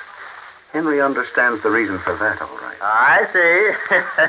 Yes, a boy always does raise an head with pockets, but these are tough ones and lined with the best. He won't sag these no matter what he fills them with. She's still keeping her hand in that pocket. Henry's beginning to feel foolish standing there holding the suit up on its hanger. Oh, say something, Henry. It's good and roomy. She has withdrawn her hand. But there is one drawback. There's only one pair of pants to this suit. Most have knickers and longs, but this has only the longs. But most kids now wear longs. You see, in a sort of dressy suit like this, they don't I believe I'll take this very suit. He's always wanted long trousers, but I thought them rather silly for small boys. Oh, they're all the rage, madam. And once he wears them through, you can just combine the coat with sports knickers or flannels, and presto, he's fixed as good as new. Henry was not prepared for this silence. The customer, he's thinking, might at least acquiesce in such an economical suggestion. Well, he'll be surprised this noon when he comes home and finds his longs, eh? We're in somewhat of a hurry. If you'll do the suit up, please. Oh, certainly. That was the husband. First peep heard out of him, and not too cordial either. Well, we sure must trust each other. Here, I entirely forgot to tell you the price, or you to ask. It doesn't matter. How much? Cash or charge. I'll pay for it. Now, let me see this price tag here. $29.50. I know. That seems a bit steep for a growing boy, but I'll guarantee your money's worth. And if he outgrows it quick, send him in. Alterations free. And here's my card. Thank you. You've been very kind, I'm sure. Oh, not at all, not at all. We aim to please. Oh, I'll tell you what, madam. With a sale like this, we like to throw in a bit of a gift. This spring, it's a baseball. A good big league number. None of you twine and sawdust balls. And if you'll just show your slip in the sports department and my card, they'll give you one. And present it to the young man with my compliments. And here you are, your suit all wrapped up and ready for you. We're late, Margaret. Come on, darling. Henry can't figure this out. When the husband said, "Come on, darling," just then, he pulled at her arm rather roughly. The word of endearment hardly went together with the tone and gesture. Strange people. But what about the baseball? Maybe the woman didn't hear his offer of the baseball. Well, if these queer customers don't want something for nothing, why, the store is but the gainer. Oh, hold on. Wait a minute, though. Henry has just recalled an omission which must be rectified. He's hurrying after them, book in hand. I told you, Margaret. I told you. I told you it was crazy to do it yourself. Don't worry, dear. I wanted to. And I'm pleased about the long trousers. He's always wanted them. I beg your pardon. I wanted to catch you before you'd gone. Even with cash sales like this, the store asks for names and addresses so we can keep track of our patrons. I hope I may have the pleasure of fitting out that youngster again. Well, can you imagine that? The husband looks downright resentful. Henry is coloring a little in this silence. But now the wife is smiling at him, and Henry feels a little easier. Goes to show you the course book was right. Henry's temperament was made for dealing with women, all right. Of course we'll give you our name. Mr. and Mrs. Charles Seymour, 100 Forest Avenue. And thank you again. Not at all. Thank you, Mrs. Seymour. Goodbye, Mr. Seymour. Well, that was Henry's first sale as a newly promoted member of the suit department. It was a good enough sale, but a queer one. One hard to dominate by his own personality. Still, all in all, a good sale. No getting away from that. The morning wore on. Henry went out to lunch. In the afternoon, he sold a tweed suit to a tall man and a blue serge to a fat one. And at closing time, he pulled the white coverings over the counter and went home. Good night, Mr. Sands. Take it easy. Good night, Mr. Nesbitt. Good night, Mr. Staples. Good night to you, Miss Piper. Night, Mr. Staples. Don't take any wooden nickels. Well, I'll try not to. It is evening now, and Henry Staples is at home, stretched out luxuriously upon the green davenport with his paper under the bridge lamp. He had a good day and has earned his relaxation. In a moment, you'll hear some cuss words from his boy Charlie, who's fussing with a radio set at the other end of the room. Can't seem to get it to work. Oh, gee whiz. What the heck's the matter with this darn old radio anyway? Henry is undisturbed. He's a thorough reader of his paper. He's already been through the sports section, even read the society column, often finds names of his patrons there. Hey, Dad, I wish you'd help me here. The dial lights up, but there isn't anything coming out of the speaker. Not even static. Oh, come on, Dad, will you? Oh, put down that paper and help me, will you, Henry? Henry, what's the use of having a radio if it don't work? Why don't you help Charlie if he wants some help? But Mr. Staples' eyes are concentrated on one spot of the paper, in the last column, on the next to the last page. Seymour. On Sunday, Charles, age 12, only son of Mr. and Mrs. Charles Seymour, 100 Forest Avenue. Funeral Tuesday at 2 o'clock. Dad, this thing's all mixed up. I can't do nothing with it. Henry, are you suddenly gone deaf or something? Give me that paper. Why, you're reading even the deaf. Don't you hear, Charlie? Yeah. I'll help you with the radio, Charlie. Thanks, Dad. I don't know. I couldn't find no loose wires, Dad. See if you can find anything. Hey, what's that? Oh, maybe it's this ground over it now. Henry is thinking to himself now how queer it is that you can't tell some folks some things, even after you've lived years with them. You don't seem to be doing much better, Dad. Funny, we can't seem to get anything on it. Yeah, there's Charlie. Henry is passing a hand across his forehead, a little bit dazed. He glances about the room now, seeing its tight security, the fat pink cushions, Nora in her beflowered rubber apron, Charlie in his blue suit, and his course book on salesmanship on the table awaiting his half hour of review study. Ain't it funny, Dad, this thing should go wrong so all of a sudden? Yeah, it is funny. Most things are kind of funny, I guess.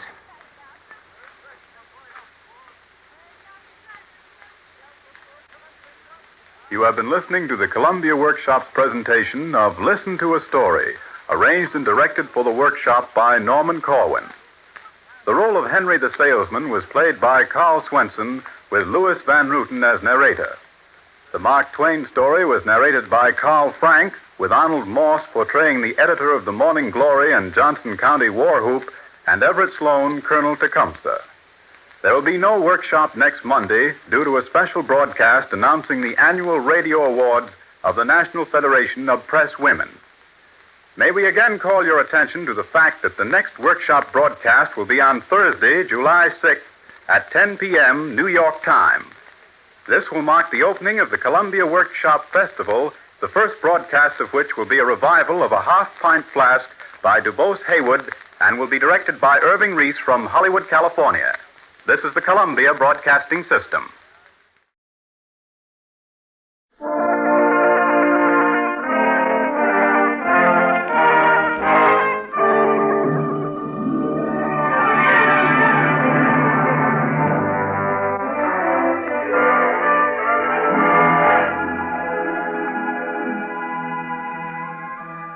The Columbia Broadcasting System presents for the third program of its current Columbia Workshop Festival series, Stephen Vincent Benet's famous American epic poem, John Brown's Body. Norman Cohen, who made the adaptation of the poem for radio, will direct tonight's performance, which will be of a full hour's duration rather than the customary half hour. And now, John Brown's Body.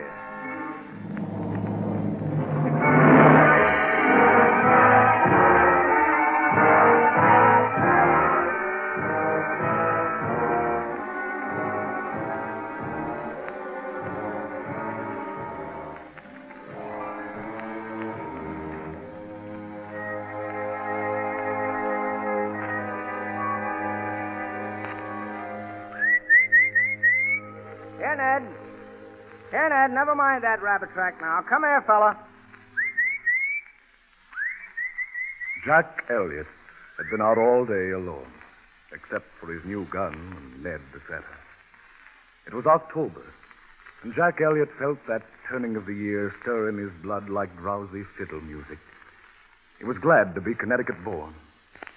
With his back against a tree, he stared at the pure golden feathers in the west until the sunset flowed into his heart. There was a fairy hush everywhere. Then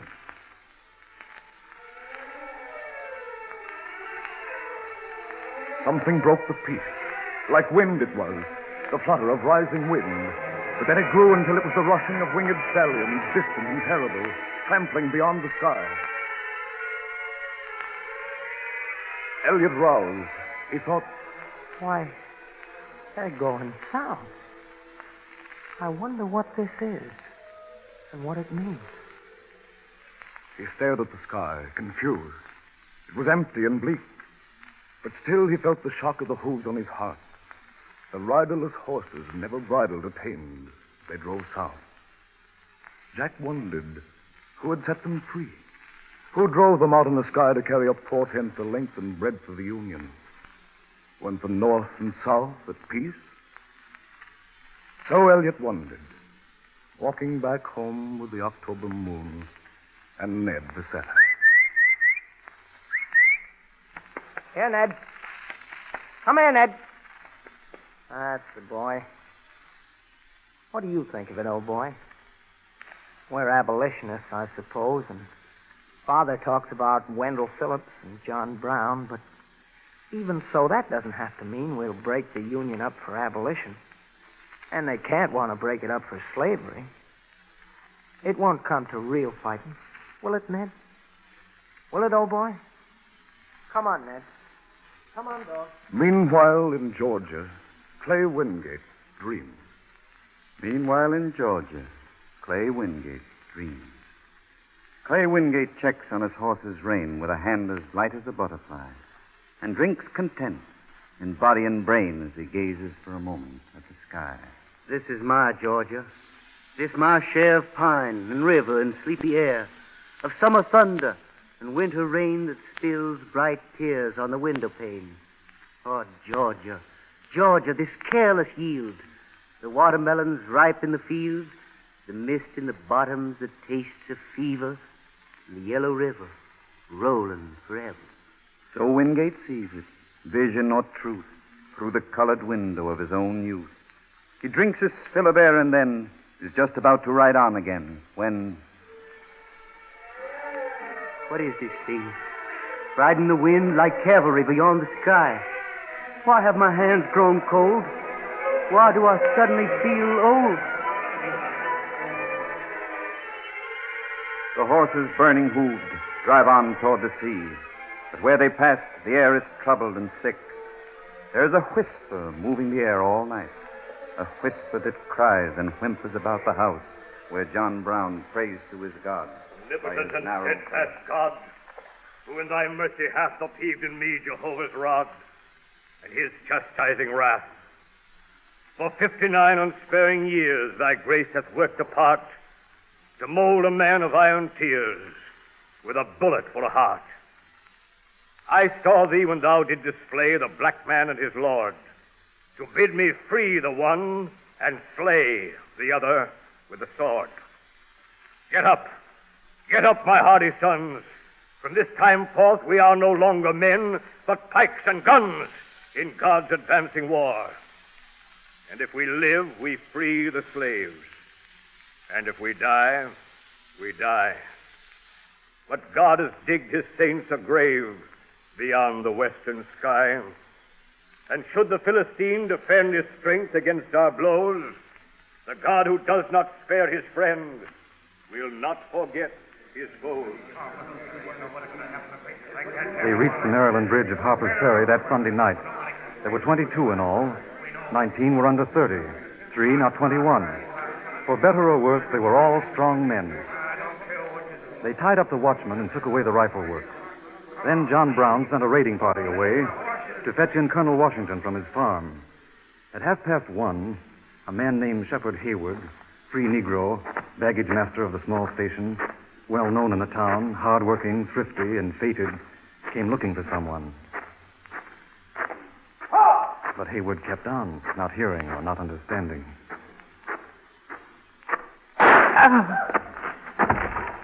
He fell by the station platform, gripping his belly, and lay for 12 hours of torment, asking for water, until he was able to die. Water! Water!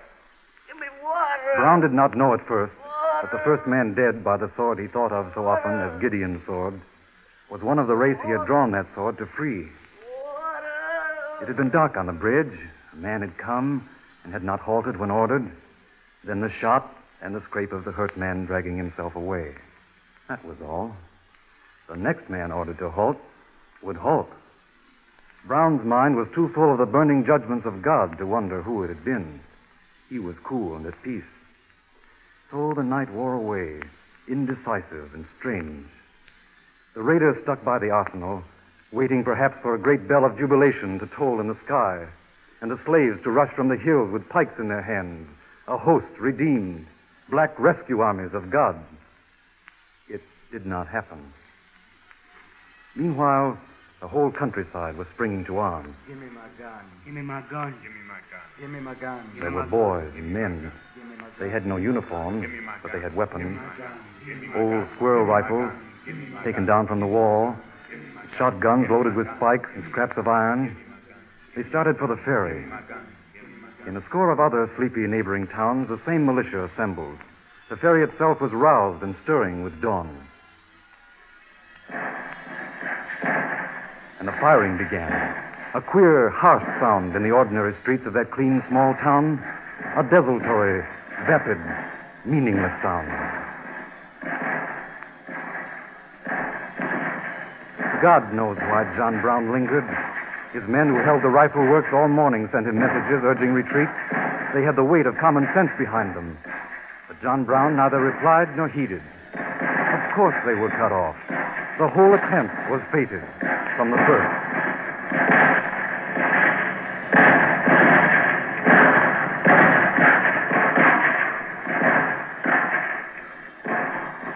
Meanwhile, back in Connecticut, in a small living room surveyed by a big clock, Jack Elliott put his book down with a slight, impatient gesture. There was Mother, knitting the same gray end of scarf, while Father read the same unaltered paper through the same old-fashioned spectacles with the worn bows. He glanced at the clock. 2 minutes to 9. It will strike the hour and then go on. Another dull evening. Nothing would ever happen. His father turned the creaking page of paper and cleared his throat. The Tribune calls Brown's raid the work of a madman. Well, they're right. Well, are they going to hang him, Will? It looks that way. But, Father, when a man Oh, they have the right, my son.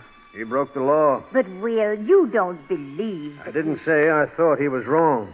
I said they had the right to hang the man. But they'll hang slavery with him. A quick pulse beats in Jack Elliott's wrist. Behind his eyes, a bearded puppet creaks upon a rope. I prayed for him in church last Sunday, Will. I pray for him at home here every night. I don't know, and I don't care what laws he broke. I know that he was right. I pray to God to show the world somehow that he was right and break these Southern people into knowing. And I know this. In every house and church all through the North, women are praying for him. Praying for him. And God will hear those prayers. Yeah, he will, my dear. But what will he answer? Jack Elliott's pulse beat faster. Women praying. praying at night in every house in the north, praying for old John Brown until their knees ached with stiff cold. Innumerable prayers, inexorably rising, till the dark vault of night was so thronged and packed, the wild geese could not arrow through the storm of terrible, ascendant women's prayers. No one can say that the trial was not fair. The trial was fair. Painfully fair by every rule of law. The law's our yardstick, and it measures well, or well enough, when there are yards to measure. You can weigh John Brown's body well enough, but how and in what balance weigh John Brown? John Brown was a stone eroded to a cutting edge by obstinacy, failure, and cold prayers. He had no gift for life, no gift to bring life, but his body and a cutting edge. But he knew how to die, and yardstick law gave him 6 weeks. Listen, the bearded lips are speaking now. Here is the voice already fixed with night. In the first place, I deny everything but what I have all along admitted, of a design on my part to free slaves. Had I interfered in the matter, which I admit has been fairly proved, had I so interfered in behalf of the rich, the powerful, the intelligent, or the so-called great, he would have been all right. Every man in this court would have deemed it an act worthy of reward rather than punishment. I see a book here, which I suppose to be the Bible, or at least the New Testament, which teaches me that all things whatsoever I would that men should do unto me, I should do even so to them. It teaches me further to remember them that are in bonds as bound with them. I endeavored to act up to that instruction.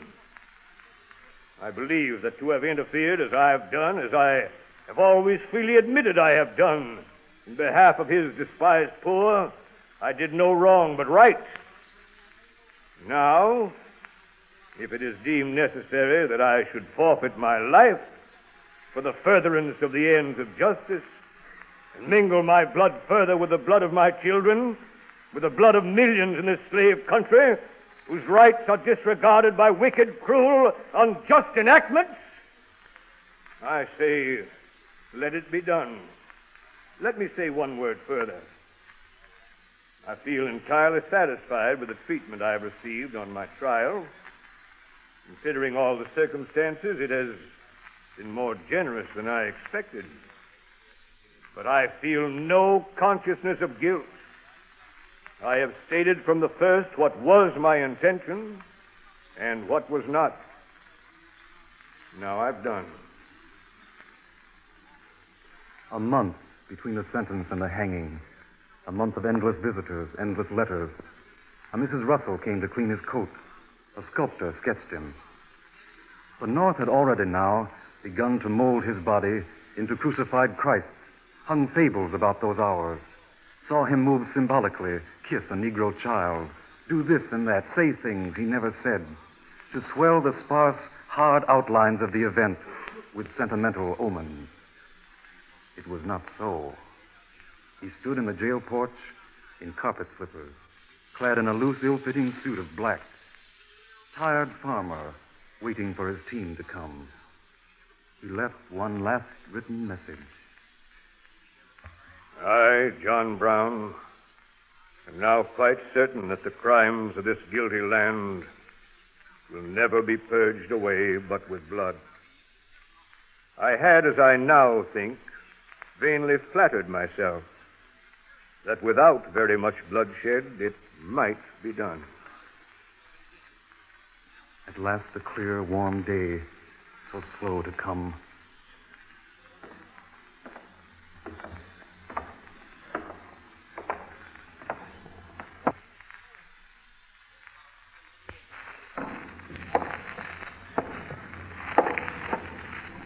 The gallows stairs are climbed, the death cap fitted.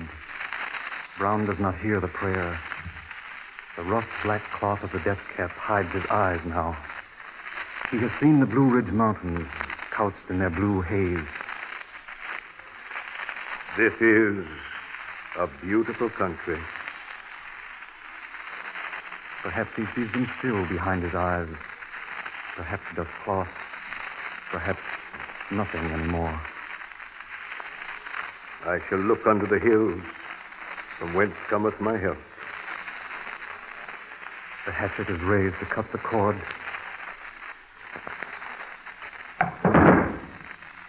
The trap has fallen.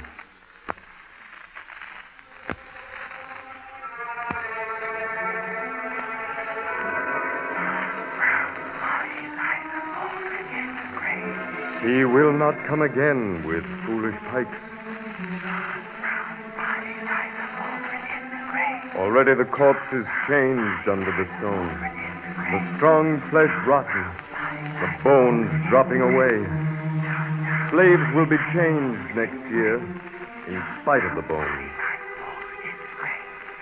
Crimes of this guilty land will never be purged away, but with blood. Nothing has changed, John Brown. Nothing has changed. Bind my white bones together, hollow them to skeleton pipes of music. When the wind blows from the budded spring, the song will blow. The year rolls back. It is only winter still, not spring. The snow still flings its white on the new grave.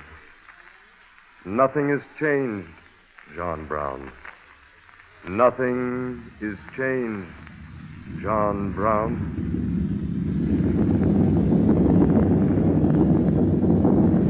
Sumter! The stone falls in the pool. The ripple spreads. The ripples reach Clay Wingate in his room at night in Georgia. It is long past 12, and the night is deep with moonlight and silence, and wind and sleep. Clay goes to the window, looks at the far bayonet point of the fixed North Star, stands there a moment, wondering. North Star, wasp with a silver sting, blue-nosed star on the Yankee banners. We're coming against you to teach you manners. With crumbs of thunder and wreaths of myrtle, and cannon that dance to a Dixie chorus, with a song that bites like a snapping turtle, and the tiger lily of summer before us, to pull you down like a torn bandana and drown you deeper than the savannah. And still, while his arrogance makes it cry, Clay shivers a little, wondering why. But what happens to men in war? Why are they all going out to war? I'm positive it isn't slavery, a stale red heron of Yankee knavery, nor even states' rights, at least not solely, but something so dim that it must be holy. The voice, the fragrance, the taste of wine, the face half seen in old candle shine, the yellow river, the blowing dust, something beyond you that you must trust, something so shrouded it must be great. The dead men building the living state. But Wingate thinks of more than war. Sally Dupre, Sally Dupre, eyes that are neither black nor gray. Why do you haunt me night and day? Sally Dupre, Sally Dupre, heart and body like sea-blown spray. I cannot forget you, night or day. So Wingate ponders in Wingate Hall, and hates and loves in a single breath, as he tries to unriddle the doubtful scrawl of war and courage, and love and death. It's late, and he really should be asleep, for tomorrow they march to a 2-month chasing of Yankees running away like sheep, and peace and time for the Macon racing. Clay gets into bed. The moonlight lies like frost on a sleeping store.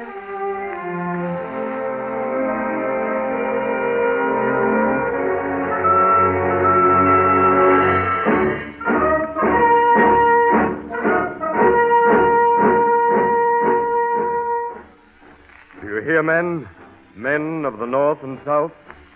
Do you hear Jake Deeper, you barrel-chested Pennsylvanian? Do you hear the summons? Rouse out of your wife's arms. The sun is up now. The spilt milk mist of morning's on the farm. Now, hurry, Jake, and tell your wife goodbye. Well, goodbye, Minnie. Don't you hire any fella for harvest without you write me. And if any more of those lightning rodders come around, we don't want no more lightning rods. Jake. I better go. Goodbye, Minnie. Yep.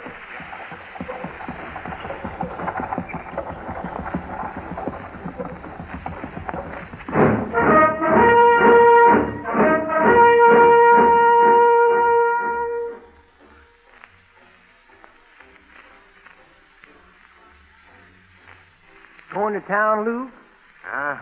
Going to town. You going, Jim? Looks as if I was going. Looks as if you was after squirrels.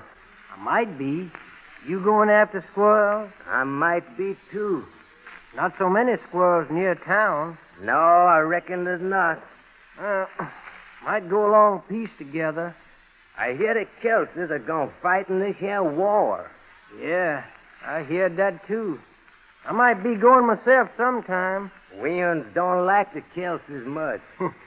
Weans neither. Say, Luke, you know who we are going to fight outside? I heard it was the British. Yeah, that so? Hell no. I don't know as I rightly know just who they are. But it ain't the British. It's some trash lot of foreigners, that's sure. They call them Yankees, and yes, I can make it. But they ain't Indians neither. Well, reckon it don't rightly matter as long as the Kelses take the other side.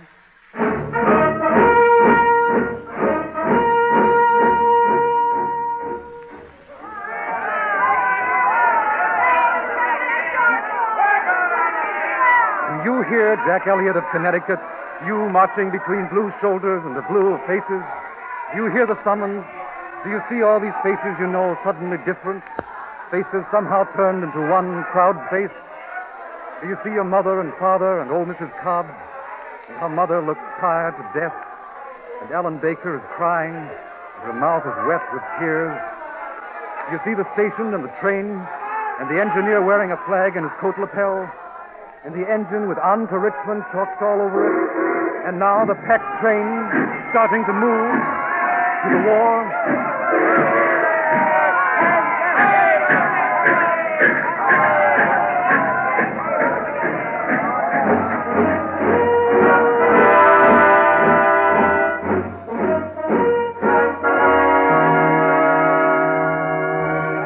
Let us praise while we can what things no praise can deface.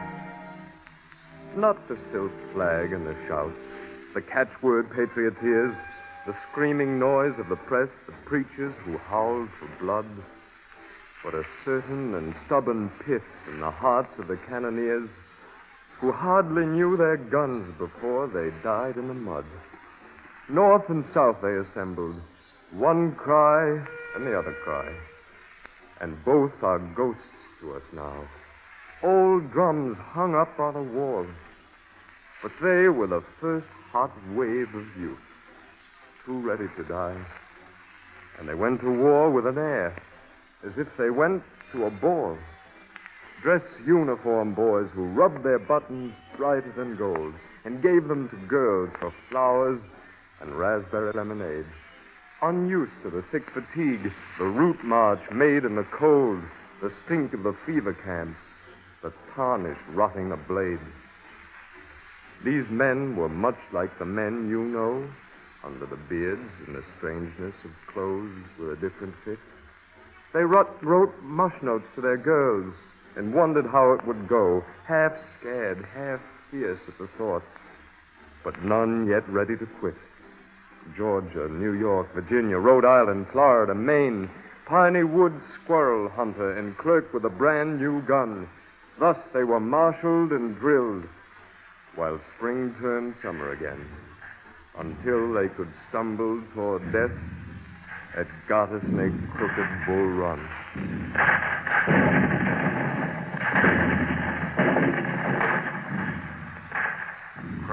This guilty land will never be purged away, but with blood.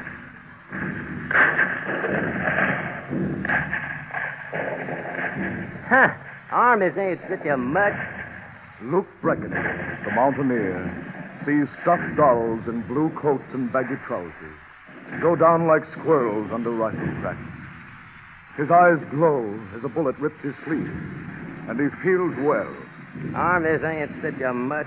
Had too dang many orders. Had too much salute. And too many officers you ain't allowed to shoot when they talk mean to you. Cause to your officers, which don't make no sense. But this fighting is something I can't understand. Except for those dirty stinkers of big guns. It ain't right to shoot you with big guns. But there's a good scrap setting for that. Though men are hard to miss when you're used to squirrels. His eyes are narrow. He hardly hears the officer's voice. The woods in front of him are full of Kelseys he's going to kill. Blue-coated Kelsey dolls in baggy trousers. It's a beautiful and stifling sight.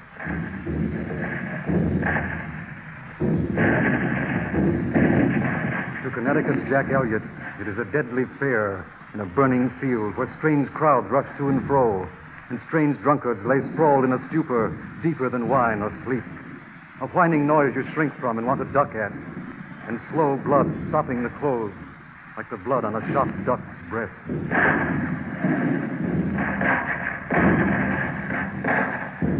To Clay Wingate of Georgia, there is a single instant of pure, fierce hating when the charge comes down like a cataract on a long, blue beach of broken sand. And thought is nothing, but all is act, and the saber seems to master the hand.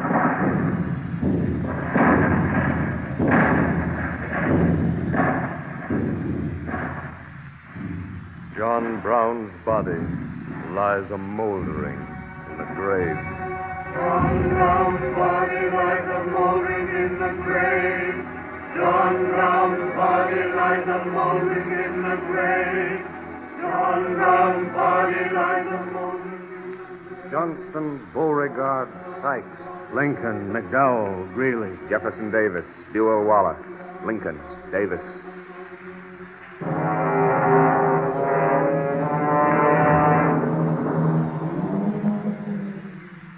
Crimes of this guilty land will never be purged away, but with blood. John Brown's body lies a moldering in the grave.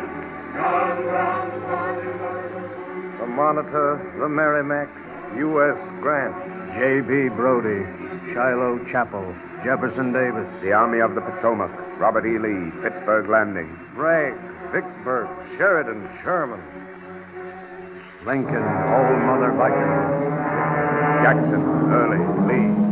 Petersburg, Fair Oaks, Army of Northern Virginia.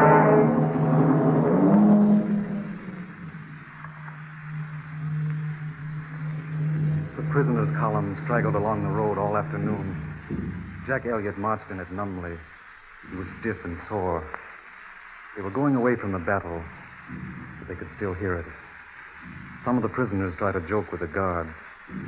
Some walk in silence.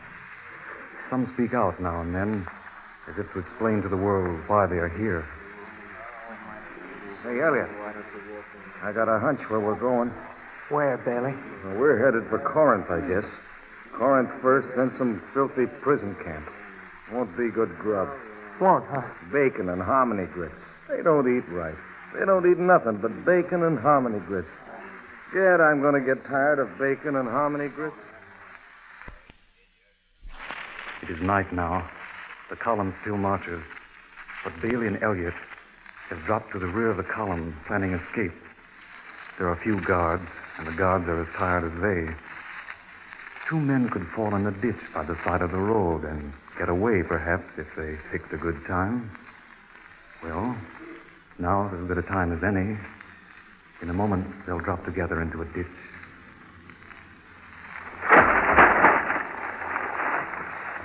Are we all right? I guess so. They haven't missed us yet. Let's get into those woods before they can find out we've escaped and start chasing us. Yeah, let's. Make as little noise as you can now. Halt! Halt there! Jack! They'll never catch you! Run, Jack! They'll never catch you! Deep into the woods he runs, deep enough to become lost for days and nights of terror and of hunger and of rain. Jack Elliott is lost and famished and fatigued and wet, and the rain keeps falling.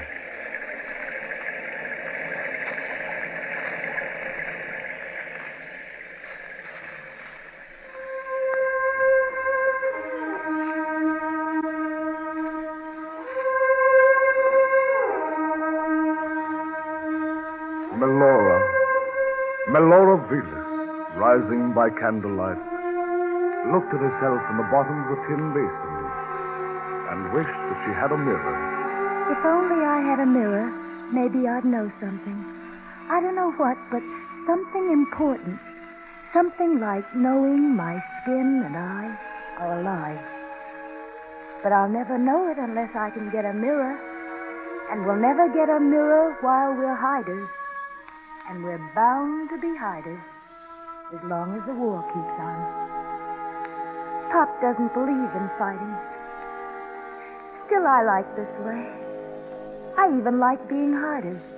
It's exciting, especially when the guns cough in the sky as they did all yesterday. And I know there are armies stumbling all around us.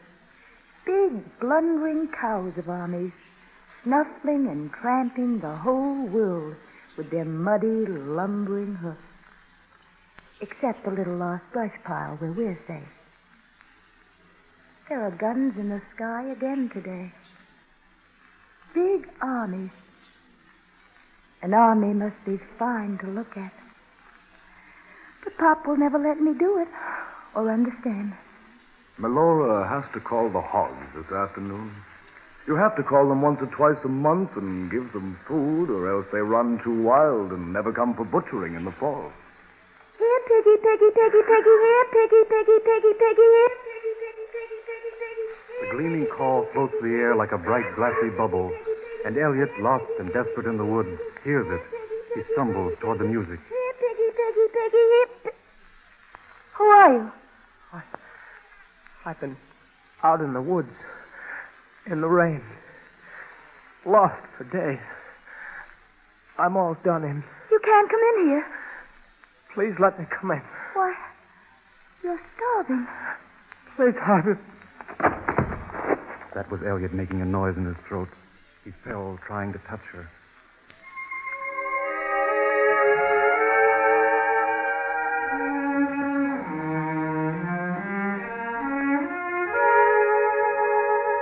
So Elliot swam back to life, swam back to warmth and the smell of cooking food. Tonight he's lying in a lax idleness, warm and hungry, not wanting to move. Melora's mother is cooking mush in an iron pot. The smell of the mush is beautiful. The shape of the pot more beautiful than an urn carved from sunken marbles. Melora comes into the room upon light, quick feet. He stares at her solemnly. She is young and thin. She sees his eyes open and comes over to him, not shyly, but not concernedly. Their eyes meet. Well, you look better now. Yes. You didn't say who you were. You just fell. You'd better tell who you are. Pop will want to know. Pop won't want to keep you, but I reckon we'll have to keep you here for a piece. You're not fit to travel yet, and that's a fact. What's your name? Jack. What's yours?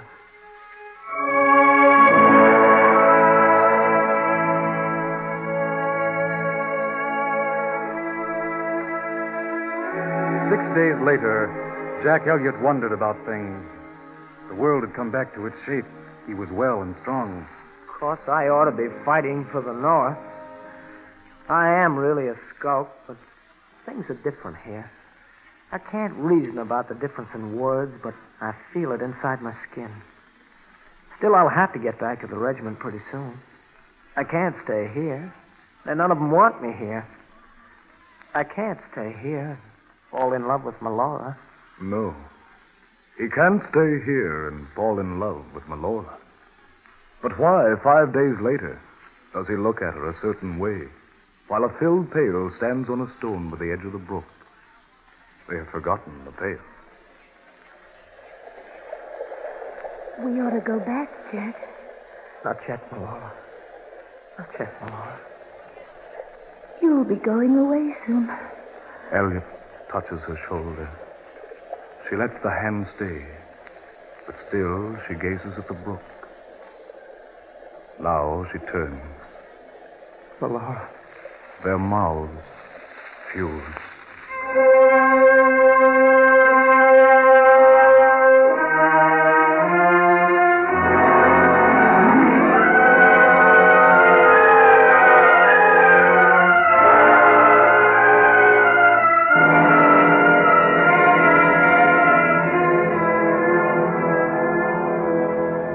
He wasn't going away when he went to the wood. He told himself that. They had cut the heart on the tree. The jackknife cut 2 pinched half circles of white on the green bark. Tree gum bled from the cuts in sticky, clear drops, and there you were. He has marked a tree to be his own. He has loosed a dryad out of the tree to chain him with wild grapevines and forest trailers forever and ever. And now, when he would be free, he is free no more. But he is thinking of practical matters. There ought to be a preacher and a gold ring and a wedding dress. Only how could there be? No, it isn't like that. Never could be like that. If I could only go away without going away and have everything turn out just as it ought to be without rings or hiding. But, Malora, oh, I'm all mixed up. My thoughts are going round and round like rats in a cage. But, gosh, how long have I been walking? I wonder how far I've come. Now, let me see now. When I started out, the sun was behind me. I wonder if I'm lost. No, there's the way. Yeah, there's the way. Yes, I'll go back to Malora. To the cheesecloth veil and the preacher. I'll ask her this evening where you can find such preachers. I'll be getting back through this brush to Malora now.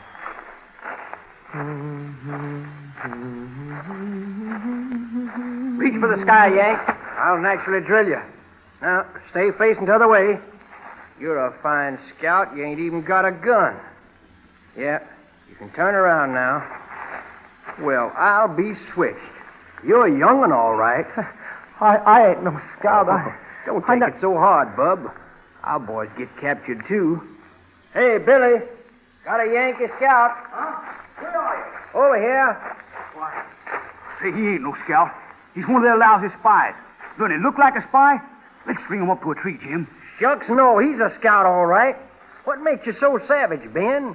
You always hankering after a necktie party. Who captured the kid, anyway? Well, all right. Anyhow, he's got good boots. Yeah, and as for them boots, no Arkansas catfish ain't gonna take 'em away from Jim Breckenridge. I captured this kid, and his boots is mine. But look, man, I've got to get back. Oh, you'll get over it, bub. It ain't so bad. You won't have to fight no more. I tell you, if we just strung him up, it'd make things a whole lot easier. He's a spy for sure. Everyone strings up spies. We got a long piece to go yet, and he's just a nuisance. Oh, shut your face. You can hang any Yanks you catch on a piece of dish rag. You ain't caught no armies yet. Come on, bub. Let's get going to a nice prison camp.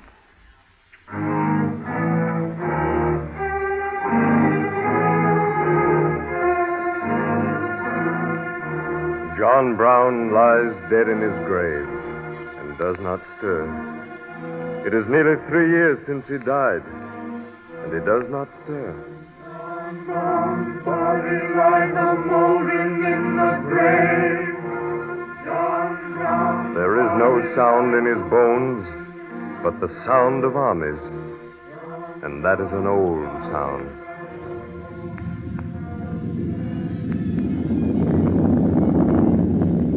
Continual guns, be silent for a moment. Be silent now. Now we would hear the voices of men and women for a little while. Where is Jake Deefer now? Jake Deefer, who left his wife and the spilt milk mist of mourning on the farm. I'm in the fighting on the peninsula. The weather bothers me more than anything.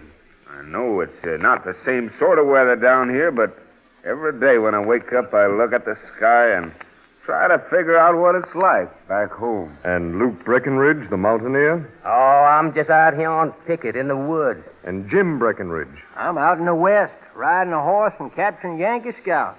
Caught a Yank named Elliott just the other day. And Clay Wingate? I'm riding, fighting, and sleeping in my cloak. When I sleep, I dream of a girl with Sally's face. I know that when I awake, it'll be to the noise of continual gun. And Sally? I'm at home in Appleton, wondering if Clay will ever come back to me. And Elliot? Yes, where am I? In prison deep in the South. Gaunt, bearded, dirty. Lying on my back and staring at the flies on the wall and trying to remember a green place lost in the woods. I got to get out of here. I can't just rot away and die like the rest of them. I've got a girl and she doesn't know where I am. I got a girl and she doesn't know where I am. And Melora, what of you? Oh, I'm all right. Except I'm lonely. It's getting in time. It's getting in time. Time to put things in barns and sit by the stove. Time to watch the long snow and remember your lover. He isn't dead. I know that he isn't dead. Maybe they've changed his body into a tree or a cloud or something that sleeps through winter. But I'll remember. I'll sleep through winter, too. We all sleep then. My body holds the ripe grain. I can wait my time. I can wait my time in spite of Mom being sad and Pop looking fierce and sad when he sees me walk so heavy and knows I'll have to walk heavier still before my time comes. We cut the heart on the tree. I've got my hearth and he's got his. He'll come back when winter's over, or else I'll find him. Jack Elliott has been released from prison in exchange for some rebel prisoners and is back home in Connecticut recovering from prison. He sleeps badly at times when his flesh recalls certain smells and sights that were prison. But he's getting well, and as a matter of fact, he'll be returning to the front pretty soon, to Gettysburg, where armies of the North and South will come together with a sound like a falling sky. But Jack cannot envision Gettysburg just now. He speaks to Ned, the setter, sleeping by the stove. Ned, wake up, old fella. I'm surprised at you, sleeping all day beside the stove. Come here. That's the boy. Say, Ned, I told a girl about you back in the wood. You'd like that girl. She'd rub the back of your ears. You want to go to war, Ned? You're right, old fella. You go ahead and yawn. You get too mixed up in war. You better stay here. God, I'd like to sleep by that stove for 1,000,000 years. Melora. Melora, what's happened to you? Melora. Melora, what's happened to you?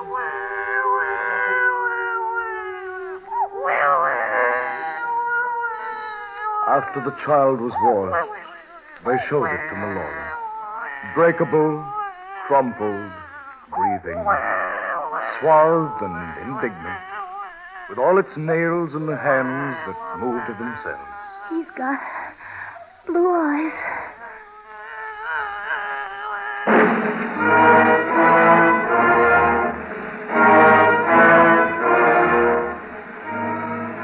Gettysburg.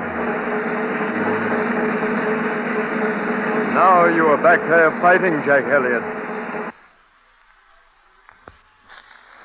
Behind that hill across from you is Clay Wingate, and you are part of the two crab armies fumbling for each other. 160,000 breathing men set down on hostile ridges. There is the battle already begun. And after 3 slaughterous days on these bloody acres, we come back to find you lying wounded on a field at night, Jack Elliott. And you with a hole torn through your leg, Clay Wingate, screaming and delirious.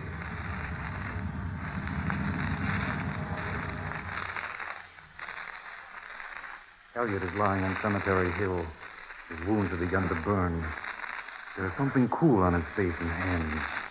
It's dew. He lies on his back and remembers dully the charge.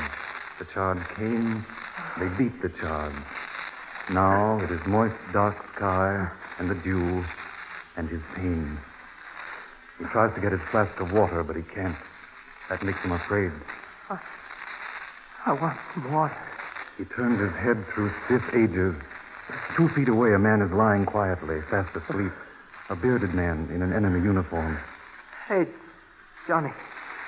Got some water?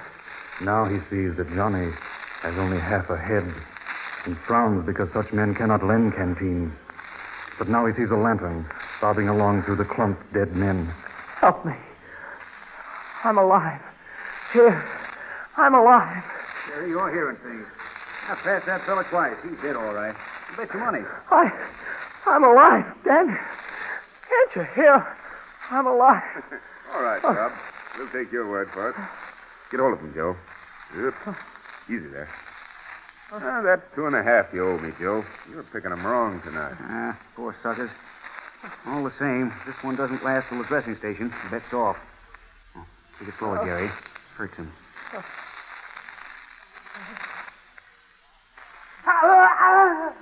Wingate waited for bloodshot dreams. They were touching his leg, and he heard his scream. Through his delirium, he vaguely knew a blue-chinned man said a word or two.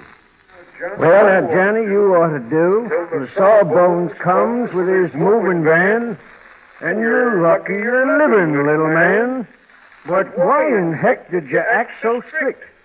Fighting like that when you know you're licked? Where's the rest of your dang brigade?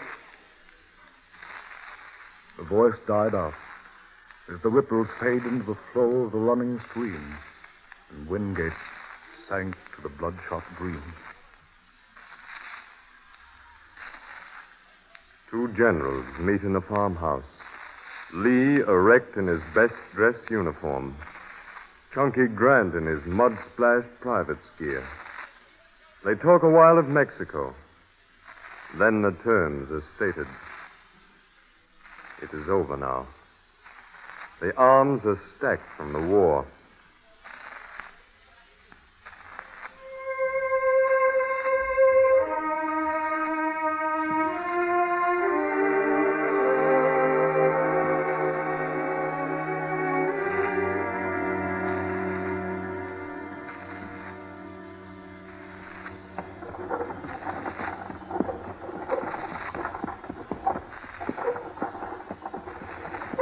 Melora, the hard-faced girl with the big eyes, roves now from little town to little town with her child, looking for her soldier.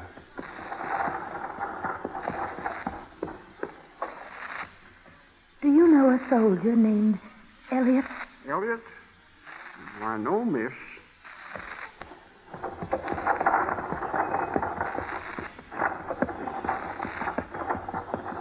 The rickety cart moves on like a tired insect, creaking through the dust. There's another day behind them now, and any number of such days ahead.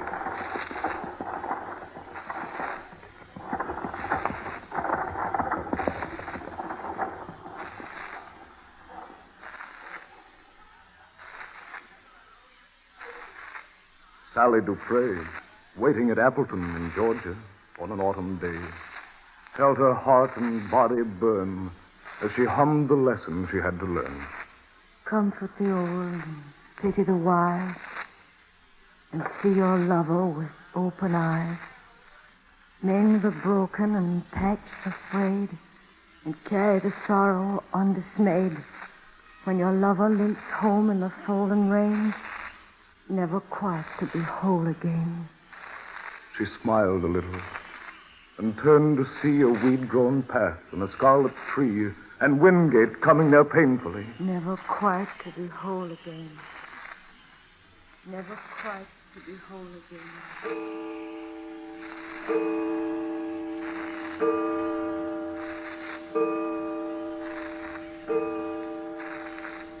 Back home, Back in Connecticut again, Jack Elliott walked from the town one day of melting ice. He carried still wounds of a sort, some healed into the scars, and some that hardly would be healed a while, being in stuff few surgeries can reach. But he was well enough, although the wind felt colder than it had in other springs. Oh, yes. I guess that I'm all right. I guess I'm lucky. I remember once coming along this road with poor old Ned before they fired on Sumter. Well, it's over. I was part of it. He has a picture of Melora's face, dim with long looking at, a Carrie's image. He tries to see it now, but it is faint. I tried to find her, but I couldn't find her. I couldn't get any news while I was sick. And then, at last, the news that they were gone. That and no more. And nobody knew where. And here I am, out walking on this road. For no more reason than the crazy yarn I heard about some woman going through town and looking for a soldier. He moves away, out toward the crossroads, where the wagons pass. And when he gets there, waits patiently under a windbreak of 3 elms, half hidden from the road.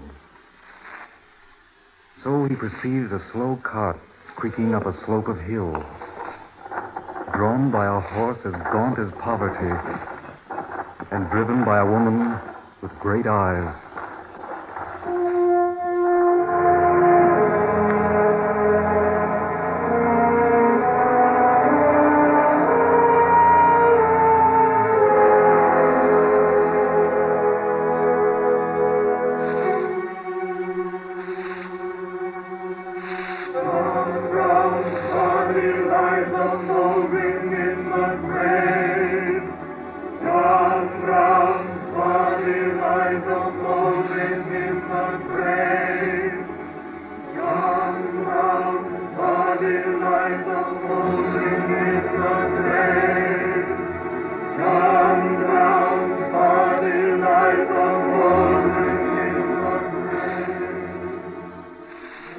John Brown's body lies a moldering in a grave.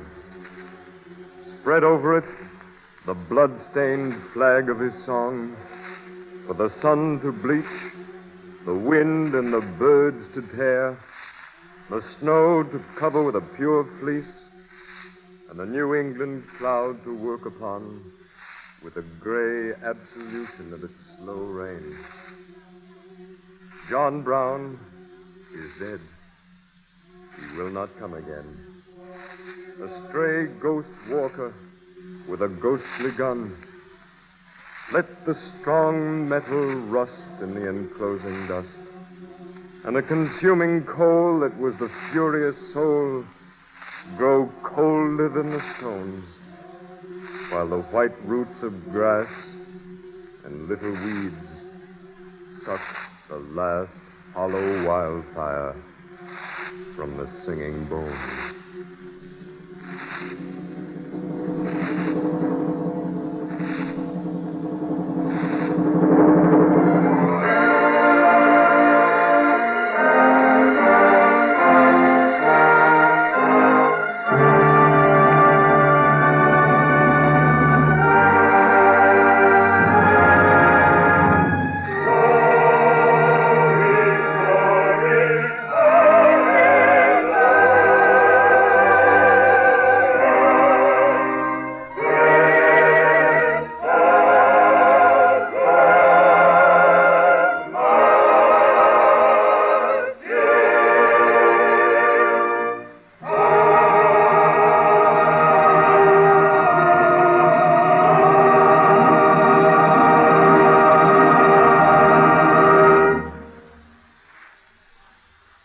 Just heard Norman Corwin's adaptation of Stephen Vincent Benet's epic poem of America, John Brown's Body. The role of John Brown was played by Ray Collins, Elliot by Everett Sloan, Clay Wingate by Louis Van Ruten, and the principal narrators were Arnold Morse, Charles Carroll, and David Gothard. Pete Stevens composed the score and conducted the orchestral accompaniment to the poem, and the entire production was directed by Norman Corwin. On Monday evening at 10 o'clock New York time, we invite you to listen to the first in a new series of programs entitled So This Is Radio, written and directed by Norman Corwin and designed to give you a complete behind-the-scenes picture of the broadcasting industry. Next week, the Columbia Workshop again returns to a half hour from 10 to 10:30 p.m. New York time, when A Trip to Zardes will be revived.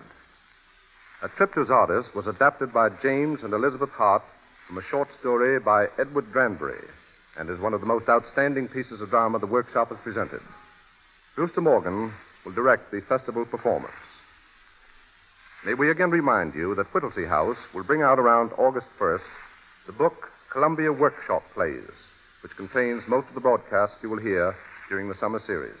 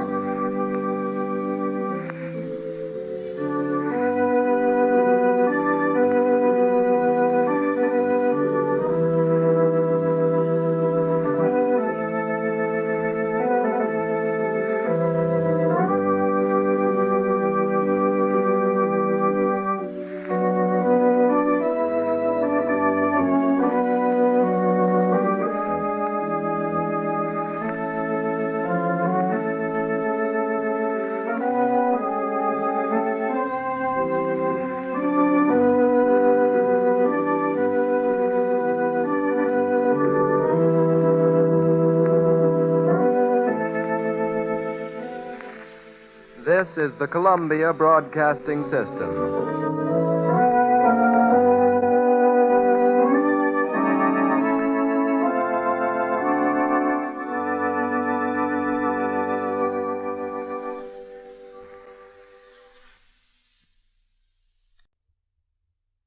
Tonight, the Columbia Workshop was to have repeated They Fly Through the Air with the Greatest of Ease, Norman Corwin's verse drama about the aerial bombardment of civilian populations. The performance was scheduled 2 months ago, but since that time, the war tactics which the author indicted with such emotional force have become an actuality, and we are reminded only too vividly every day of the point of the play. For this reason, we are indefinitely postponing tonight's performance of They Fly Through the Air. In its place, we bring you another work by Mr. Corwin, the fifth in a series he has written for CBS entitled So This Is Radio. The installment about to be presented was scheduled for last Monday night, but was not presented because of our European schedule. And now, the fifth episode of So This Is Radio.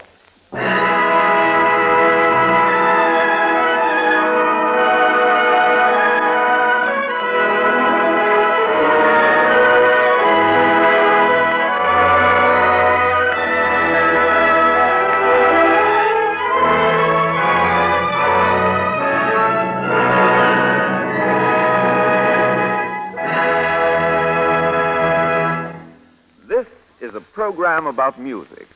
About the music you hear on your radio, and the men who make that music, and a little about you. It's going to be an unusual sort of musical program for a number of reasons. To wit, one, although it concerns serious music, you won't hear much serious music. Two, although it concerns light music, you won't hear much light music. Three, although it concerns a seemingly simple phase of radio, actually the subject is quite complex. 4, although this program is already 1/30th gone by, it has yet to make a formal opening announcement, which is... Tonight, in the fifth and last of a series of special programs telling the inside story of radio, Columbia goes behind both the scenes and sounds of broadcasting to demonstrate the complicated technique of arranging and producing musical programs.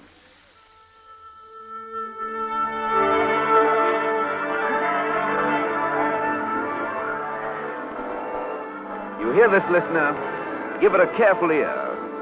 It's not a composition by some modern master of cacophony, but just musicians tuning up. Does this annoy you? Really now, you should respect this noise, because all music starts from this. From just such random tooting and such aimless trills come symphonies and rumbas, folk songs, hymns, concertos, operas, divertimenti.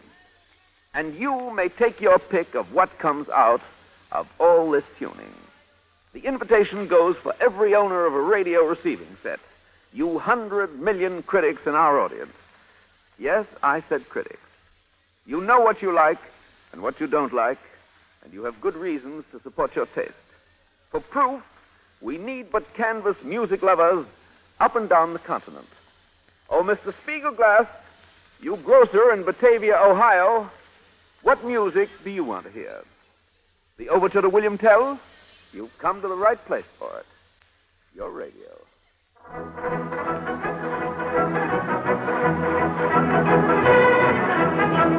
I say, Miss Halliday in San Diego, California, for you, a bit to dance to.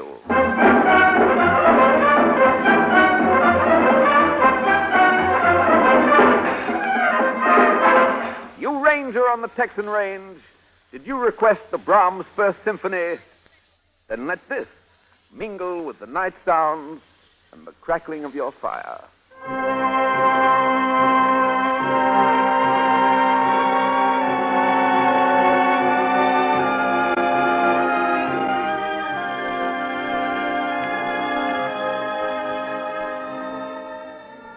And you in Syracuse, who feel the need of consolation, would you like a hymn your father sang in times of tribulation?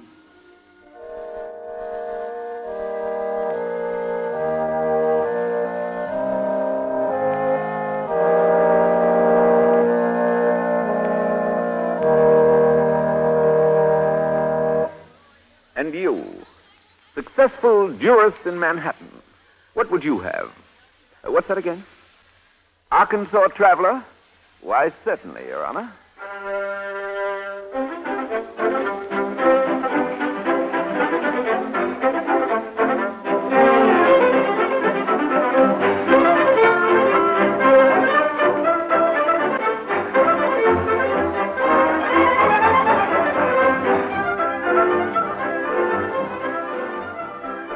All travelers, not alone in Arkansas, but in this whole wide, warring world of ours, are much accompanied by music. The naivest ear, the mind that cannot carry, but aborts the simplest melody, the spirit most insensitive to song, meets music at the crossways. We're lulled by lullabies in childhood, and we fall in love with waltzes in our hearts. We marry to a wedding march, and tramp away to someone else's war, while drums beat and while bugles bray. And when we die, the music's somewhat softer. It's a solemn sort of lullaby they play, a nocturne for the soul, an overture to nothing in particular. We are indeed accompanied by music. Yes, and in these days, you all can take that literally. You're not alone, you solitary listener, no matter what the curving distances may be, between you and the next live human being. Is the night around you now prosaic? Does the silence sound monotonous? Then give your radio a shake, for there's music in the air at every other number on your dial. Yes, jigs and preludes and kazatskis, ballads, swing tunes, polkas, tangos, serenades and sonatinas, cowboy songs and sinfoniettas, oratorios. May I interrupt, please? Oh, why, yes, go right ahead. I don't know if you remember me. Of course I do. We've met before on other nights. You're the average listener. That's right. How are you tonight, sir? Very well, thank you, but slightly puzzled. Puzzled? Why? Well, suppose I, as a not too average listener, can't keep my mind on music. Suppose I rarely listen to it. Suppose the only thing that really sticks with me is drama. In that case, you would still be hearing music. Well, how do you figure that? Music is a part of radio dramatics. Oh, you mean at the beginning and end of the program? No. All through the program. We call it cue music. Oh. Well, I'm not sure I get what you mean.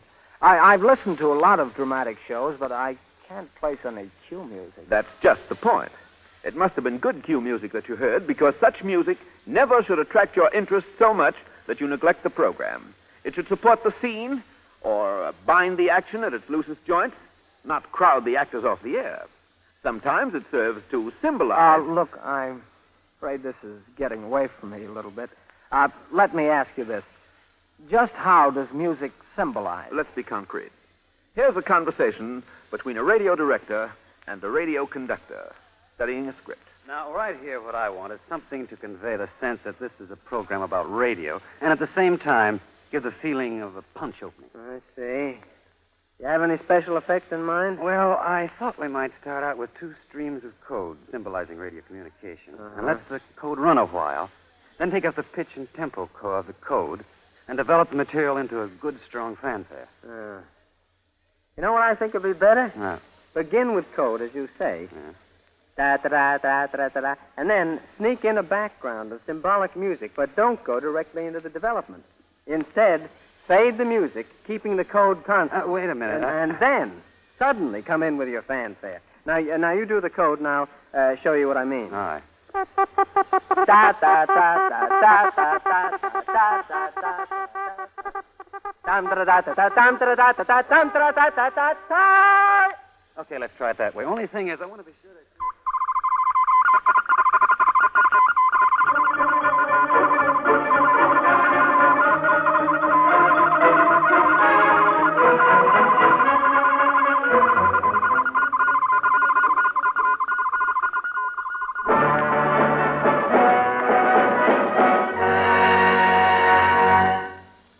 Well, sir, does that help answer your question? It certainly does. That's fine. That clears up what you mean by cue music. No. That's only part of what we mean. There's also the transition and the background cue. Look, I wonder, could you illustrate those also, just so I'd be sure not to get a mix? All right, sure. Listen to the same director talking to his sound men and musicians about a transition in the production of a fantasy. Now, this is an important transition, because not only must it take us from one place to another, but it must introduce us to Nero, an entirely new character, when we get there. Now, first, the narrator tells you that you're going to be transferred by radio to hell. He says, don't be surprised if you're deafened by thunder just as you start on your journey under.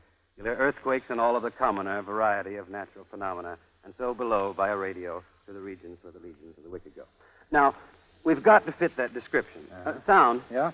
We'll work out the thunder and earthquake and descent part separately. All right. Violinist. Yeah? What I want you to do is pick up the pitch of an oscillator and begin improvising. Just run to something. We'll put you in an echo chamber to create the feeling that we're in an empty cavern in hell, listening to Nero practicing the fiddle. The improvisation should be broad reverse style. You should say... And so below, by a radio, to the regions where the legions of the wicked go.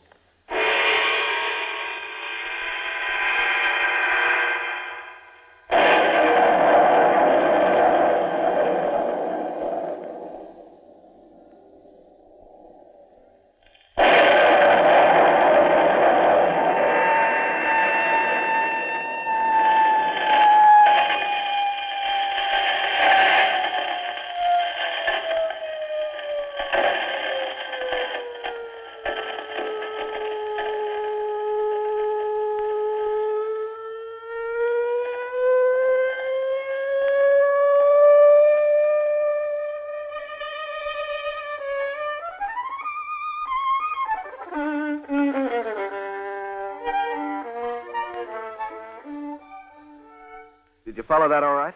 Yes, I did, thanks. Wasn't there another type of cue music you mentioned? Background? Oh, yes. That's the kind that backs up speech to heighten its emotional value. Let's demonstrate this type by recalling the end to the first program of So This Is Radio. Here's the final speech, first with and then without the background music. So good night, my friend in Dutch Flat, California. Good night, Key West. Good night, Manassas, Maine. Good night, Long Island, Kennebunkport, Springfield, Allentown, and Phoenix. Muhlenberg and Utica, Seattle, Charlottesville, and Honolulu. Good night. And won't you please be with us when the clock reads 10, 9, 8, and 7 east to west across the country. Come next Monday night. Good night. And here it is, with music spotted to create a sense of movement and suggest a multitude of listeners. So good night, my friend in Dutch Flat, California. Good night, Key West. Good night, Manassas, Maine.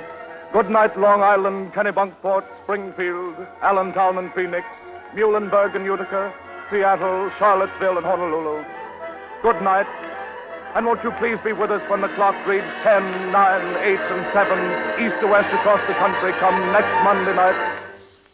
Good night. Well, now I understand what you mean by music cues. But still, I'm puzzled. About what?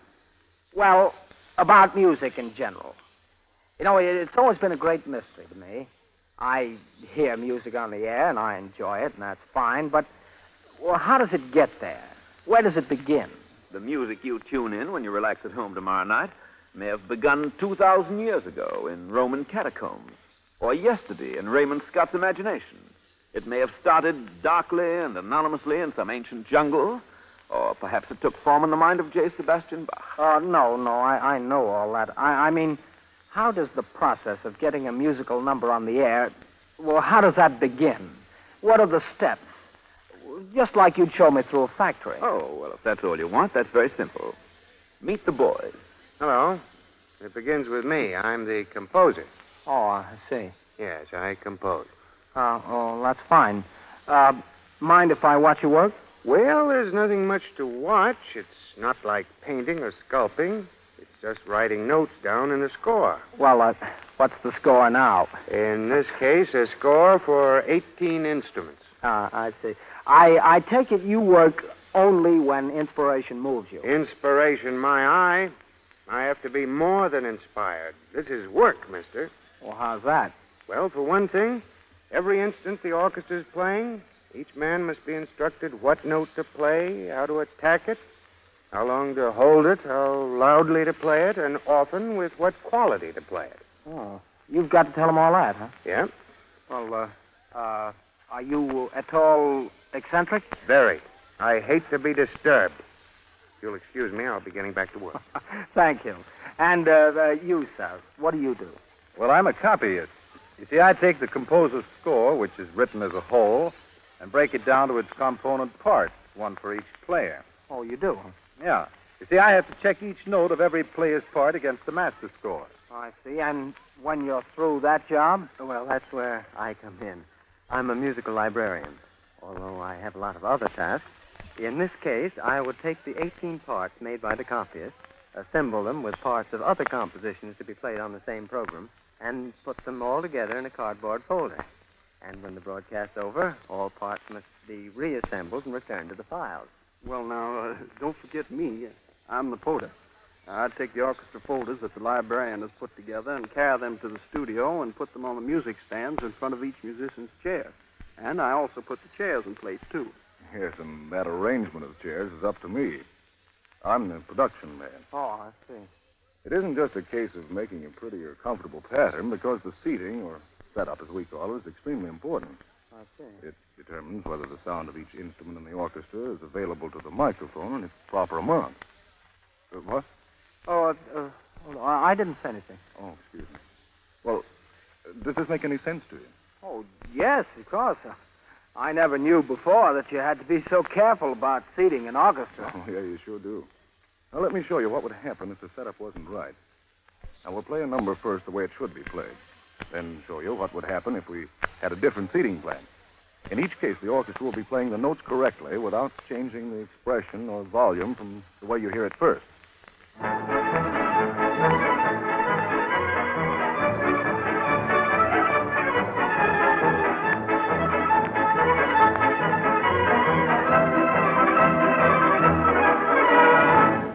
Now we open another mic placed differently from the one you heard this through.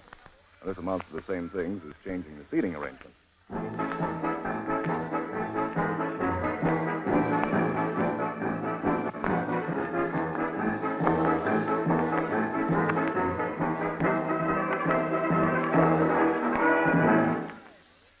Well, that certainly makes quite a difference. Yes, indeed it does. It sure does. It sure does. Oh, well. Now, are there other questions you might like to ask? Well, I hope you don't think this nervy of me, but all my life I've had an ambition to conduct an orchestra. Do you suppose, well, as long as you're just demonstrating and not playing a real concert or anything, you suppose I could just sort of take over the baton, as they say, for a few bars? We'd like exceedingly to oblige you, but without meaning any disrespect to your own talents. It would be perhaps uncivil to our orchestra. Uncivil? Yes. You see, each of these men is a musician who's made of music a lifetime's career. Behind each placid brow are years of finger exercises in conservatories, concerts all around the country and the world, study of such mathematic matters as solfeggio and orchestration, harmony and counterpoint. Oh, I get it, of course. I should have thought of that myself.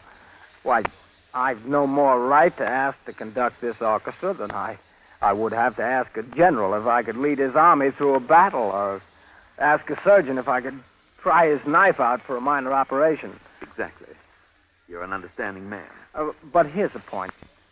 The average listener has a very dim picture of what conductors are and what their work is. I realize now it's highly specialized, but for myself at least, I'd like to know what difference there is, say, between 3 or 4 competent conductors. Oh, there are differences, all right. For illustration, let's eavesdrop on a conference in the office of Davidson Taylor, assistant to the vice president in charge of broadcast for Columbia. Well, what do you think, Dave? Well, it all depends on what you want. If you want a man to give you a very flashy production type of show, use Ted. He can whip it into shape for you very fast, and he'll save you a lot of money on rehearsals. Don't expect, though, that the show is going to have any particularly new, fresh color. But if you want a really exciting job and have got plenty of time for rehearsal, Arthur is the one to do it for you. May not sound like anything you've ever heard before, but it will be good. Oh, that's a consideration. Maybe the best fellow would be Jerry. He has plenty of ideas, and he knows how to present them in a very simple, attractive form. Besides, he's a good disciplinarian and very quiet to work with. Well, that always helps. However, if you want a show the way we talked about, I think you'd better take Arthur. He has the most subtle way of accompanying singers. Oh, gosh, and to think that here I was offering to conduct your orchestra for you. Well, that'll teach me.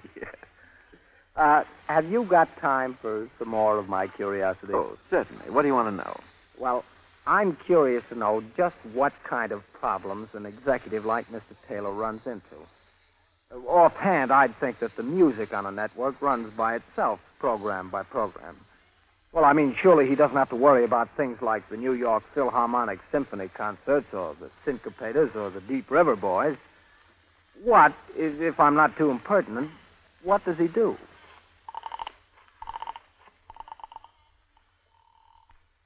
Hello? Jim, this is Dave Taylor.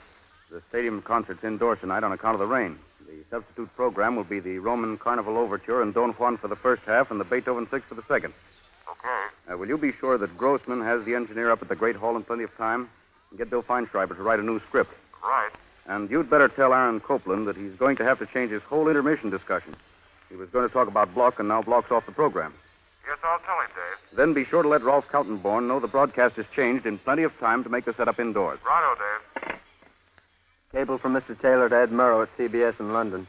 Can Hindemith's Viola Concerto from Bern start 5 minutes earlier so as to catch split network? Yes? Miss England wants to know if you can listen to vocal auditions from 4 to 5 tomorrow. Hold on. Let me look at my calendar. Miss Inman, what's down for tomorrow afternoon? Luncheon with the manager of that Broadway publishing house at 1. Mhm. Conference on School of the Year folk music series at 2:30. Meeting with Mr. Rosenthal of the Artists Bureau at 3:30. Appointment with Mr. Philip Wyman of Cincinnati Conservatory at 4. I see. Hello? Yes, sir? I'll be able to listen if the rest of the audition board can.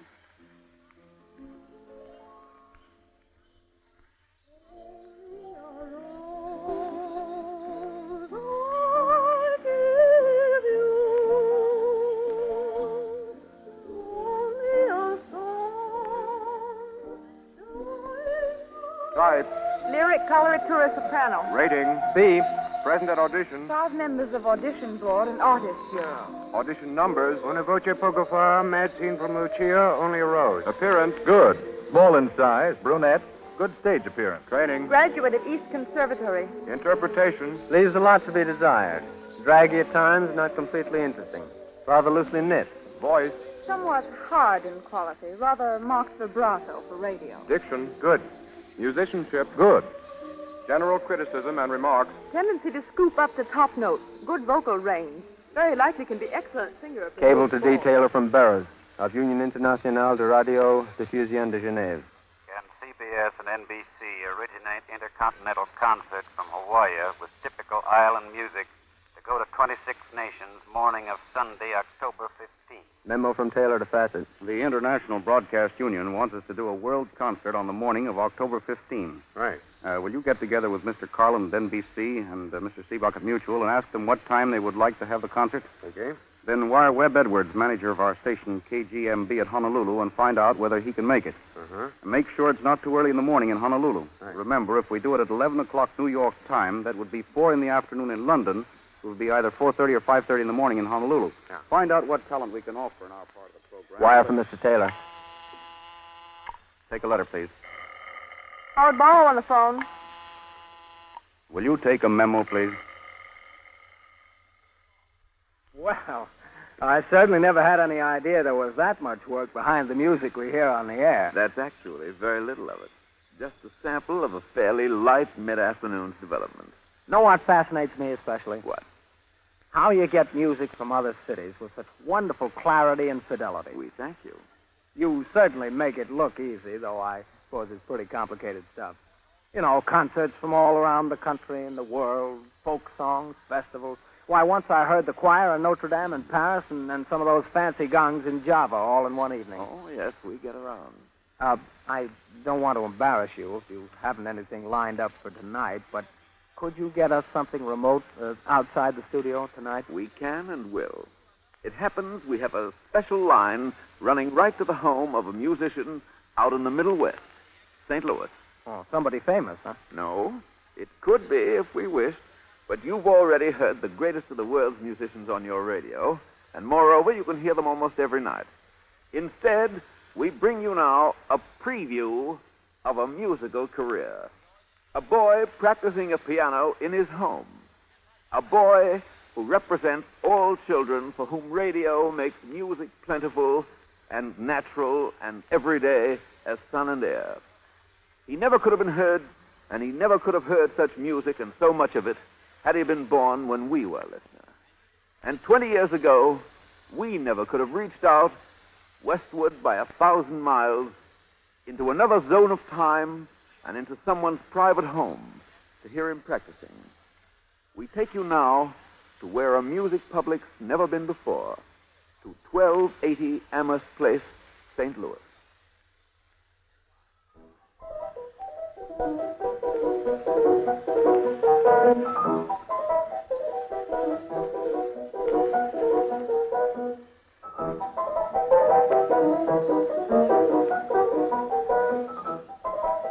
This is Don Phillips of the staff of Columbia Station, KMOX, St. Louis.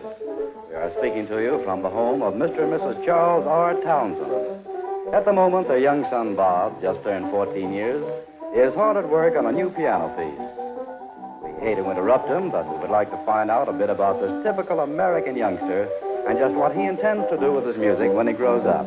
Bob, excuse us for stopping you at your practicing like that. But we're right in your home with you, and we'd like to ask you a few questions, if you don't mind. Tell us, how long have you been studying the piano?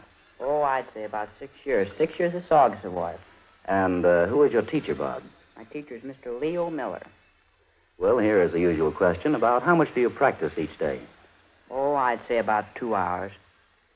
About 2 hours. Well, 2 hours practice a day is not too bad during the summer vacation, but how about when school starts? Well, then I practice some in the morning, and then I finish up after supper. Sort of split it up for the day. Well, how about athletics? What are your favorite games? Well, my favorite games are baseball and tennis. My teacher doesn't want me to play baseball because I might get a bump on my finger. So, do you concentrate on tennis? Yes, I play tennis practically every day this summer. Well, with all the fine music being broadcast these days, I suppose you listen a lot to the radio. I'll say I do. Well, here comes that usual question. What are your favorite programs? Oh, boy, that's a hard question, but I always listen to the New York Philharmonic with Deems Taylor.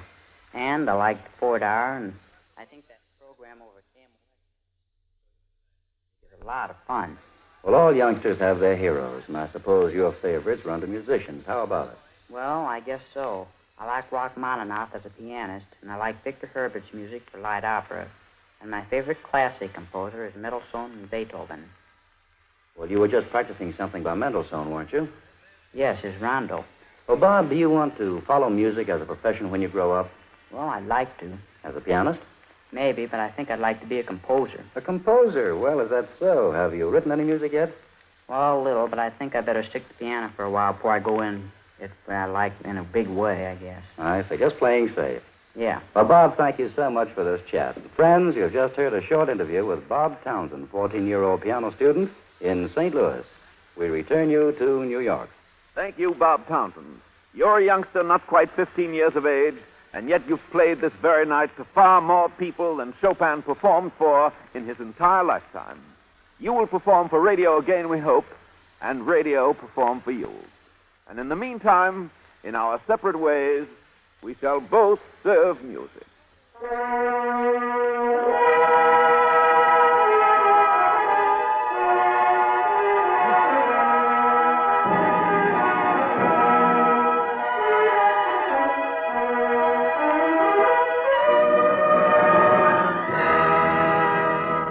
Tonight, the Columbia Workshop has presented the 5th episode of So This Is Radio, written and directed by Norman Cohen, in place of the originally scheduled broadcast of his verse drama, They Fly Through the Air. The music heard on this program was arranged and conducted by Bernard Herrmann. Next Thursday at the same time, the Columbia Workshop Festival Series will be resumed with a presentation of an original play by Lord Dunsany. It is called The Use of Man, and Earl McGill will direct. This is the Columbia Broadcasting System.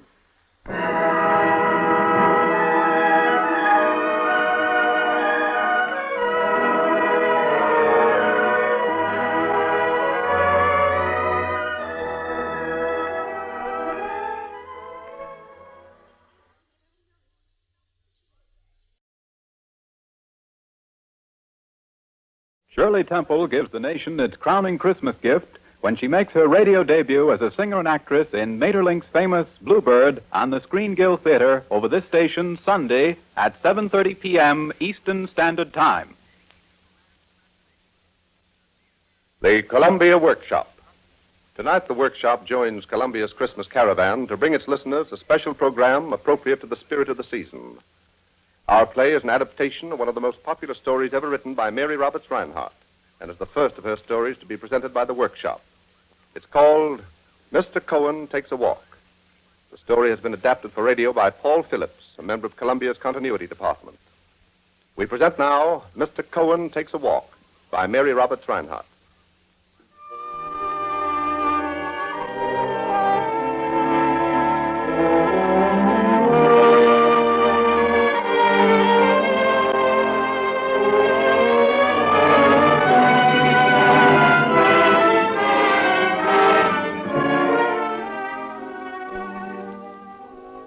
Downtown, in a choice location, stands the Cohen Clothing Store, its impressive facade testifying to a clientele of means built up by the old Jewish peddler, Jake Cohen.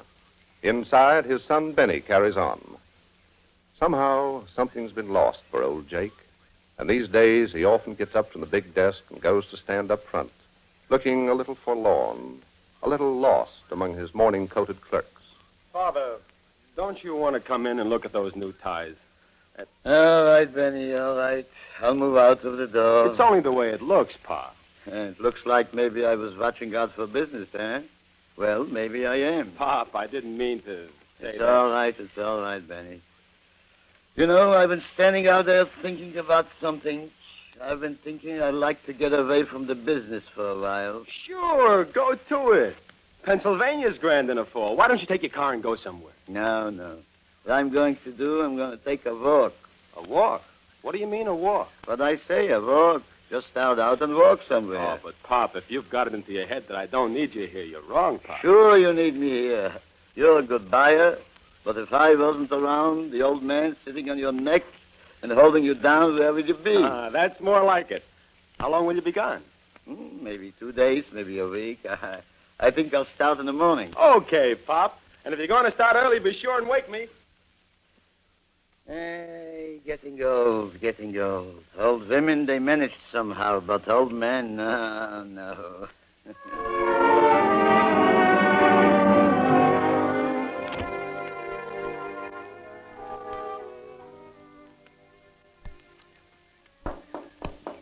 $100, $200, $300, and $20. Good morning, Father. Are you all right, Father? Your alarm awakened me. I'm fine. Anything I can do to help? No, I've been up a long time. You can find my old shoes for me there in the closet. You're just like Benny. Your closets are always in a mess. Oh, here they are. Thanks, Emily. Good heavens, Father. Why are you putting those bills in your shoe? Because that's the safest place for money. Oh, good morning, Pop. Hello, honey. Oh, hello. Well, Pa, you're really rigged out, aren't you, old-timer? I look all right, son. You take care of Emily. I'm going now. Have a good time, Pa. Now, you sure you don't want to drive us to the edge of town? No, Benny, no. I'd rather go alone. Goodbye, my dear. Goodbye. Bye. Benny, I don't like this. Those horrible old clothes he's wearing. Oh, I couldn't believe my eyes. And he put $300 in his shoe. Now, don't be worrying your head about Pop. If he wants to take a walk, so let him take a walk.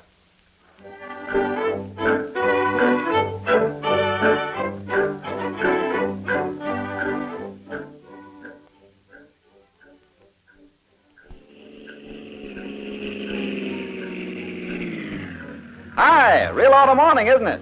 Give you a lift? No, thanks. I'm just taking a walk. Okay, partner, my mistake.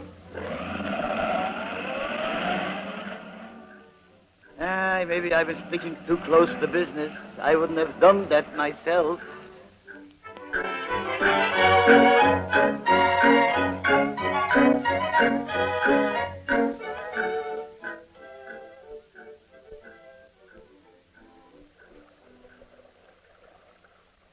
Hello, brother. Fine day. Good morning. I've been walking. Kind of hot on the highway. I thought I'd like a drink. Well, you couldn't have picked a better path to turn off on. It's the prettiest spot as you'll find in the state. I used to picnic in these woods. Yes, it is pretty. Good spring a few yards up there, too. I just gave myself an outdoor shave. Had your breakfast? I had some coffee pretty early. Well, have some with me. Oh, don't look so jittery. I may be rough looking, but I won't bite you. I've got some eggs, a loaf of bread, all the makings, a little fire laid to cook them. And don't worry about these eggs. They're paid for. If you're sure you got enough. Enough? You think I can eat 6 eggs? I remember this hangout when I left the pen. A friend of mine was to have hidden some canned goods here, but somebody carried them off. You been in the penitentiary? 10 years. I'm not kicking. They treated me pretty fine. That's a pretty long stretch you got. Well, I had it coming to me. Election fight. I was working on the Eagle back in town there, a reporter. This guy didn't like something I said, and he came after me with a gun. I got him first, that's all. Oh, I guess I remember that case now. Your name's Hawkins, ain't it? Right the first time. I remember, sure. Seems to me you had a wife, too. Had is right. Not that I blame her, you understand. 10 years is a long time, and she stood it for 7. And then she quit. Maybe she married again, eh? Oh, no. She's working in Harrisburg. She's got a shop there. She just quit coming to see me. Quit writing. That's no way for a wife to act. Well, she stood for a lot. You know, a newspaper man isn't a very domestic animal. She's had her ups and downs. Then, when there weren't any ups anymore, oh, I don't blame her. Last letter she wrote, she said she wasn't so young as she'd been and she'd have to strike out on her own. She was right. I don't hold it against her. Here's your eggs and some bread. How about you? You're not so young to be on the road, are you? I got a home, but I used to be on the road, and I thought I'd like to, just like to take a walk. Used to carry a pack along this very road. But my wife, she didn't like it, so I stopped. You got a job waiting somewhere, maybe, huh? No, I haven't got a job, but I'll get one. What kind of a job? On a paper again? Maybe. Maybe that ain't so easy, Mr. Hawkins. It's pretty hard times. Newspapers are feeling it. Me and my son, we went over last Sunday's Eagle, and I'll bet you they're losing money. Sundays, anyhow. Well, there's always the river. Trouble is, I'm such a good swimmer. Here's your coffee. Look, you are still a young man. It's when a man's old and nobody needs him that he thinks of the river. Mr. Hawkins, I give you a note to a young man I know. He's got a store and he's doing pretty well. If you're going after a job, you'll need some clothes. What's the matter with these? Now look at Mr. Hawkins. I used to have a little business of my own. What happened when a man came to see me about something? You want to know? I looked him over. If he looked like a failure, I didn't want him. See? Yeah. Perhaps he looked fine and old for every stitch he had on. Maybe. But if he owed, he got credit. And credit is something these days. Now, thanks. Thanks for the food. You're going to town, and me, I'm just going on. Maybe you stick this little note in your pocket and take it to this fellow, huh? Yeah? He's all right. He's a good boy. Well, now I have to be getting on. Say, this wife of yours, what's her name? Well, she's still using mine, for what it's worth. And she's got a shop? What sort of a shop? Hats. Now, see here. You keep out of this. She's had 10 years to make up her mind she don't want me. Now, you let her alone, see? Well, it isn't likely I'll go as far as her town anyhow. Don't forget that note. Bye. Bye. That funny old guy. That's a laugh giving me a note. Now, let's see. Benny, Hawkins, who brings you this, is my friend. Outfit him head to foot. Charge my account. See, Smith of the Eagle put pressure on him. They won't want to lose a 30-year-old account. Hawkins, good newspaper man, needs a job. Do this, Benny. P.S. $50 ought to cover outfit, Jake. Well, what do you know about that?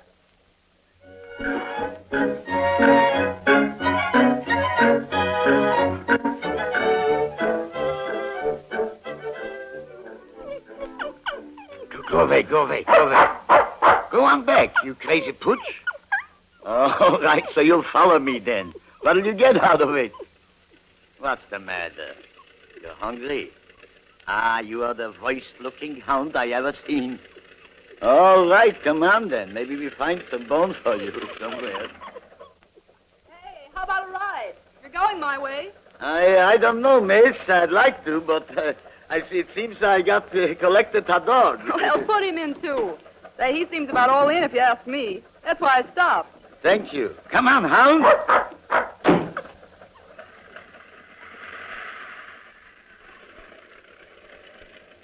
Nobody's sick, is there? Oh, no. You look a little pale, and you're driving so fast, I thought maybe... Oh, I've got to send a telegram. Well, better take it easy. No good getting killed first. You got trouble. Why don't you tell it to old Jake? Oh, well, you see, it's my brother. He ran away last month. And this morning we got a card from Philadelphia. He can't get a job, and, well, I'm afraid he's in bad company. I don't know. If a boy's been blowed up, right? Well, then why'd he run away? Well, a boy gets to thinking he's got to see life. And a farm gets kind of lonely. Haven't got a radio, I suppose, eh? No. Well, a radio helps sometimes. What are they going to do, wire him to come back? Yeah. I'm going to wire all right, but not to him. Didn't give any address. I'm going to wire the police to pick him up and send him home. Oh, no. It's always bad to put the police on a boy, miss. It gives him a bad name. He ain't a bad boy, is he? Oh, no. Oh, I don't blame him. It's the way Mother's taking it. Gee, what else can I do? I can't leave the farm and walk the streets looking for him, can I? I'll tell you. You leave it to me, young lady. You see, I know a man in Philadelphia who kind of makes a business of boys like that. I'll call him up, eh? Well, I haven't got that much money. Never mind, I got a little. Maybe we do it together.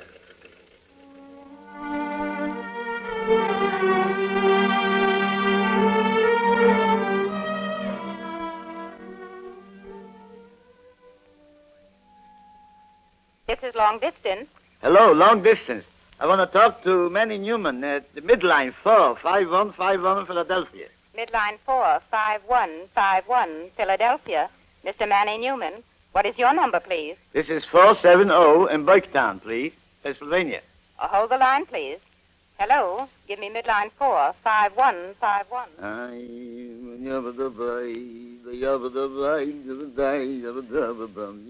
Here's your party. That will be 90 cents for 3 minutes, please.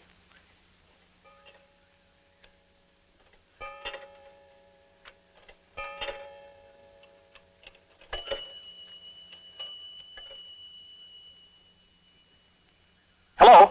Hello, Jake, I'm busy. Listen, Manny, I'm going to describe you a kid. I want you to find him and get him home. There's a check in it for you for $500 for your organization. You're feeling all right? Not suddenly lost your mind or something, Jake. Don't worry about my mind. Can you find him? That's all. Find him? For $500? Listen, for $500, I could find the Deutschland.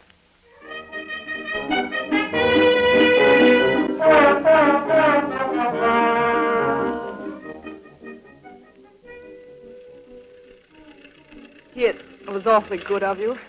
I don't know how to thank you. That's all right. You don't worry, little girl. He will be found all right. Look, I was just wondering. Oh, you know how it is on a farm these days. But we always have enough to eat, and, well, if you'd like to come back with me, you could do a little work and, well, have a place to stay for a while.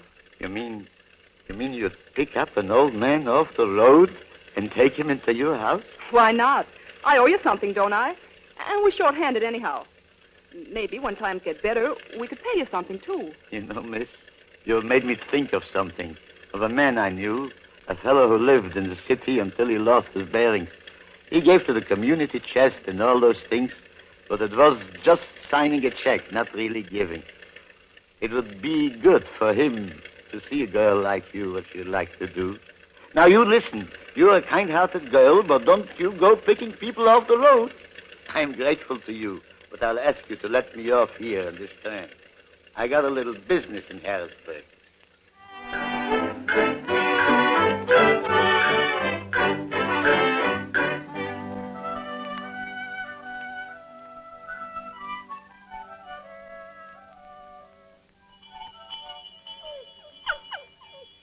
Do you hear that sound, dog? That's one of the best sounds there is. A farm dinner bell. Oh, and I could stand it now to put my feet under a table. How about you? Wait a minute. You know something? This farm looks familiar. It is familiar. Come along now. And don't forget to wag the tail. We'll get some food. Hello. Hello, lady. I heard your dinner bell and saw the crew leaving the field. We don't feed tramps here. Ah. So that is the way you treat your friend? Goodness gracious.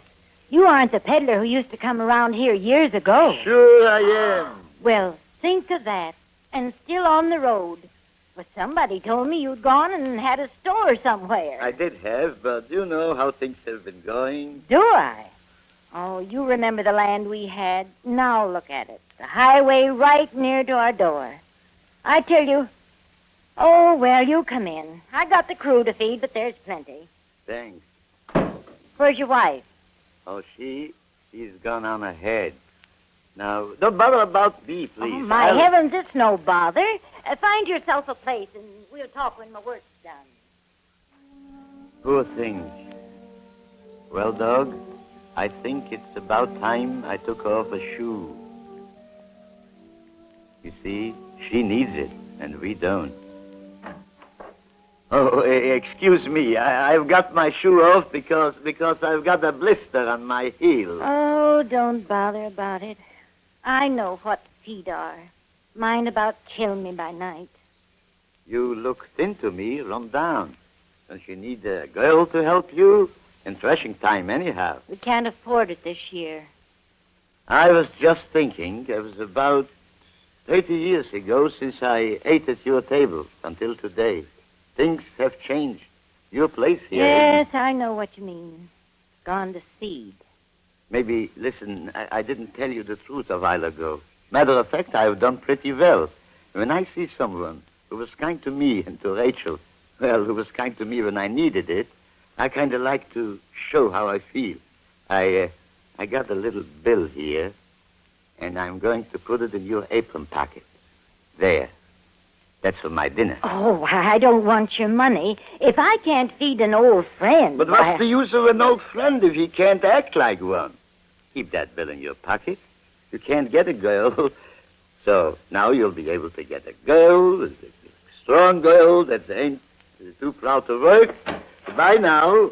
Me and the hounds have a way to go. Goodbye? Why, Oh, Edgar! Edgar! What is it, Ma? $100, Edgar. $100 bill. Land of Goshen, I didn't know they made them anymore.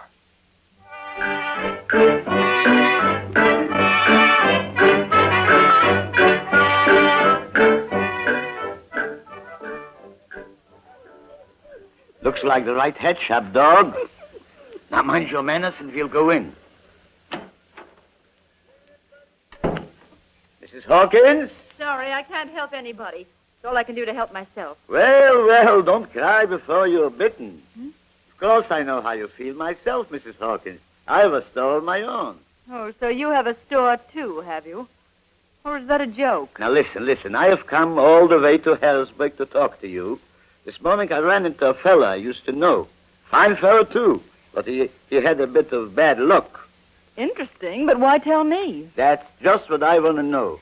When a woman sticks for 7 years, it shows she's got good stuff in her. But when she lasts that long and then she quits... He's out, then. Yes, he is out. And I'm here to say to you that my business is to know men. And that if a man sticks for 10 years and ain't sour and ugly, at the end of it, he's got good stuff in him, too. Why did you quit him? He's old. And now he ain't got even you. I don't know. I suppose I just got tired. And it seemed so long. Lots of us get tired. I have lost my wife myself, and it seems like a long time. But that's different. That is different. You got to wait and... Now, doing pretty well here, eh? I make out, that's about all. There isn't anybody else. No, what's that got to do with it? It's easy for you to come in here and talk. What's my life been for the past 10 years? And it wasn't my fault either. I hadn't done anything. Sitting around and letting the best years of my life go by. Well, they are gone, ain't they? There's nothing you can do or I can do about it, Mrs. Hawkins. Matter with you is that you're sorry for yourself. I know. I've been sorry for myself for some time, too. But that man of yours, he ain't. He's got no kick coming. And he's out to make a new start this minute. He'll make it. That's my guess. He'll make it better with you. But he'll make it without you. Anyhow. Right this minute, I'll bet you he's got a job. Or tomorrow, anyhow. Here, you better keep this card. I've written his address on it. If you want to write to him, that address will reach him. Good night. Good night, my dear.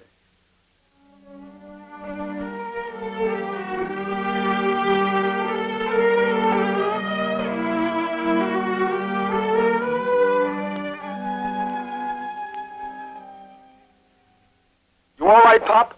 Don't ask questions about me, Benny. Did he come, that Hawkins fella? Yeah, he came. What's the big idea anyhow, Pop? Did you do what I told you? That's what I'm asking. Sure I did. What about the Daily Eagle? Well, what did you expect? They howled. They said they might as well quit and let the advertisers run the paper. I don't care what he said. What did they do? They took him back after I agreed to add to our Sunday spread. What? Add to our Sunday spread? Why, the dirty robbers. Well, you will have your little fun, Pop.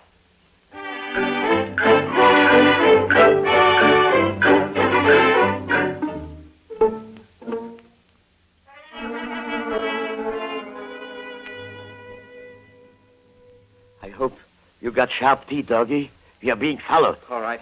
I'll take what you've got and no noise about it. If you'll take your hand off your revolver, I'll give you what I have. It isn't much. Don't you worry about that hand. And hurry. Get away, you mutt. You can't hit my dog.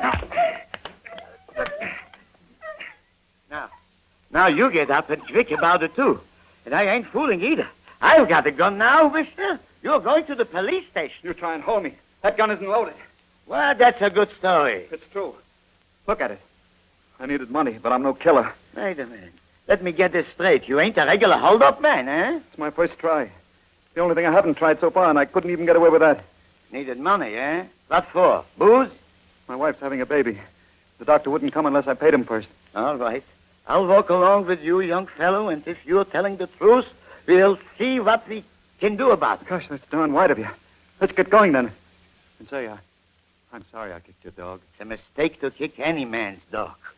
But maybe if you hadn't, who knows?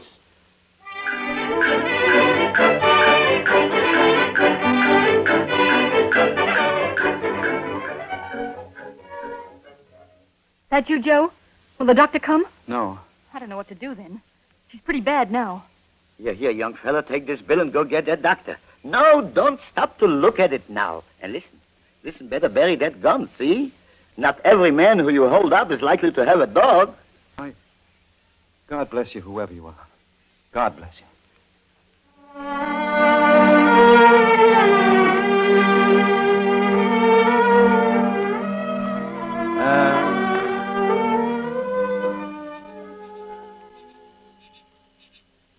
Well, doggy, we got 100 left.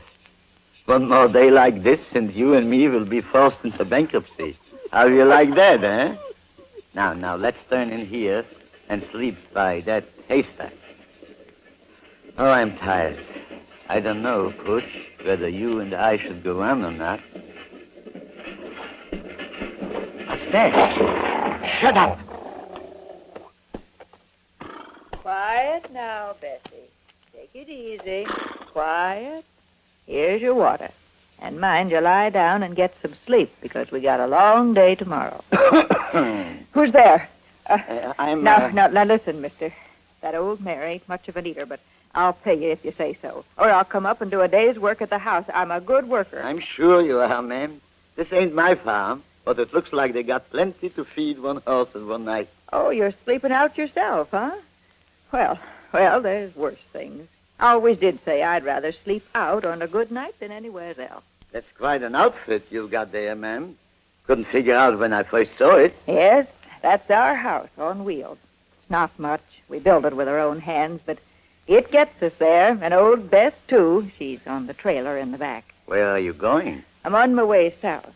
I don't know where, but I don't know as it matters. My husband's sick, and the doctor says he needs the sun, so we're on our way. He's asleep in there now. And the mare, was she sickly, too? Well, no. Folks at home thought I was crazy, but I couldn't sell her.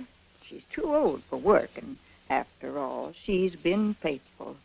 What I'm hoping is that when we get south, I can find a place to turn her out for the winter. You see, I can't pay any board for her. But it's surprising how many people will be good to a horse. So I see. What's the matter? I was just thinking of a fellow I knew and his wife. About 40 years ago, they bought their first delivery horse on a Sunday and went out driving with a baby. That was a white horse, too. It seems to me you have got a good bit of courage. Me? I'm scared only one thing, and that's about him in there. But that's not going to happen. You wait till I get him in the sun. Still, it isn't so bad as all that, anyhow. I'm pretty well along, for one thing, so it wouldn't be so long to wait. And then there's always somebody to do for. I guess a person's never old so long as they can do for others. And what's all this fuss about making money? Well, I told Jim that 10 years ago. All the children grown up and not needing us, but he wouldn't listen, and now... Say, if I get you a blanket, you could roll up somewhere, and I could give you breakfast in the morning. No. You've been kind to me, and maybe I've learned something from you. But I haven't kind of made up my mind to sleep on hay tonight.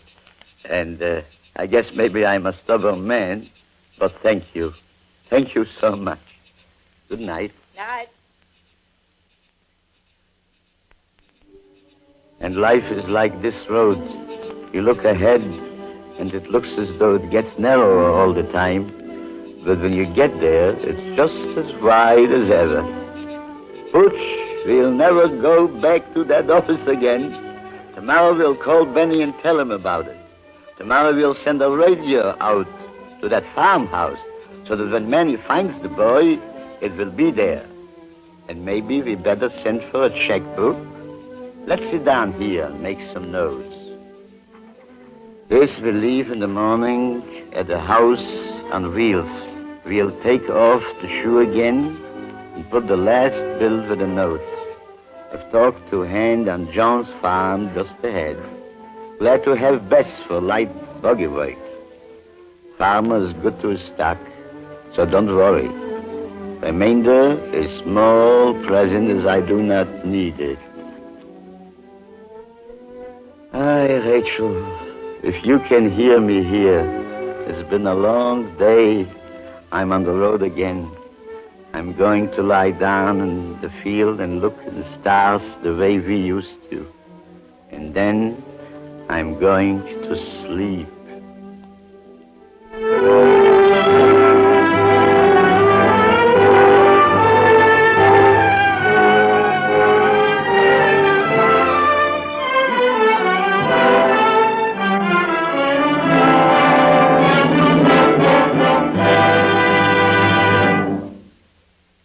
The Columbia Workshop has just brought you an adaptation of Mary Roberts Reinhardt's famous story, Mr. Cohen Takes a Walk.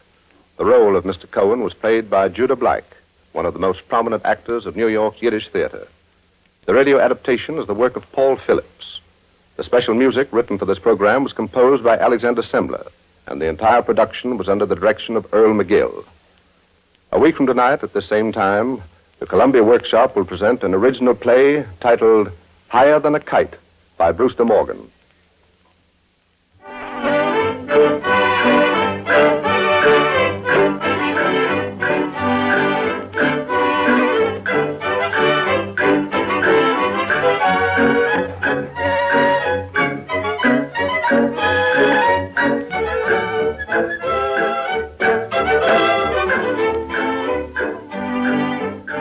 This is the Columbia Broadcasting System.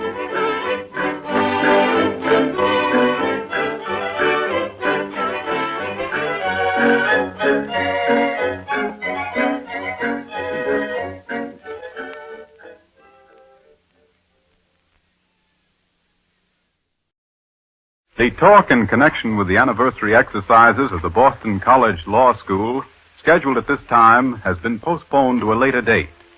At this time, CBS presents the program regularly scheduled for this period every week, the Columbia Workshop.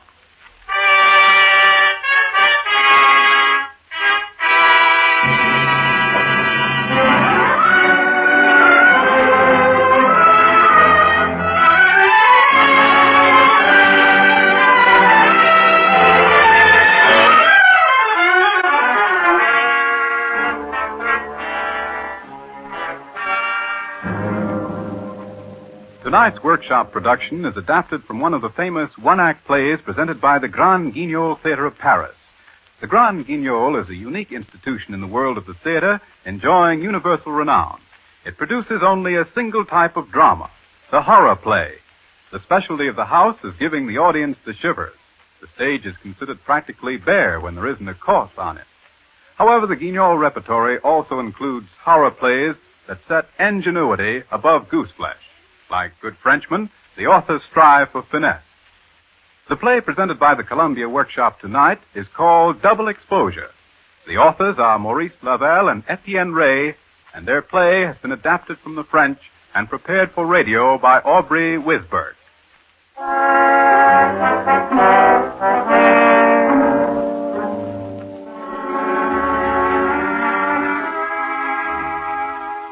Paris, the year 1910. Number 12 Rue Amélie, the home of Philippe Garnier.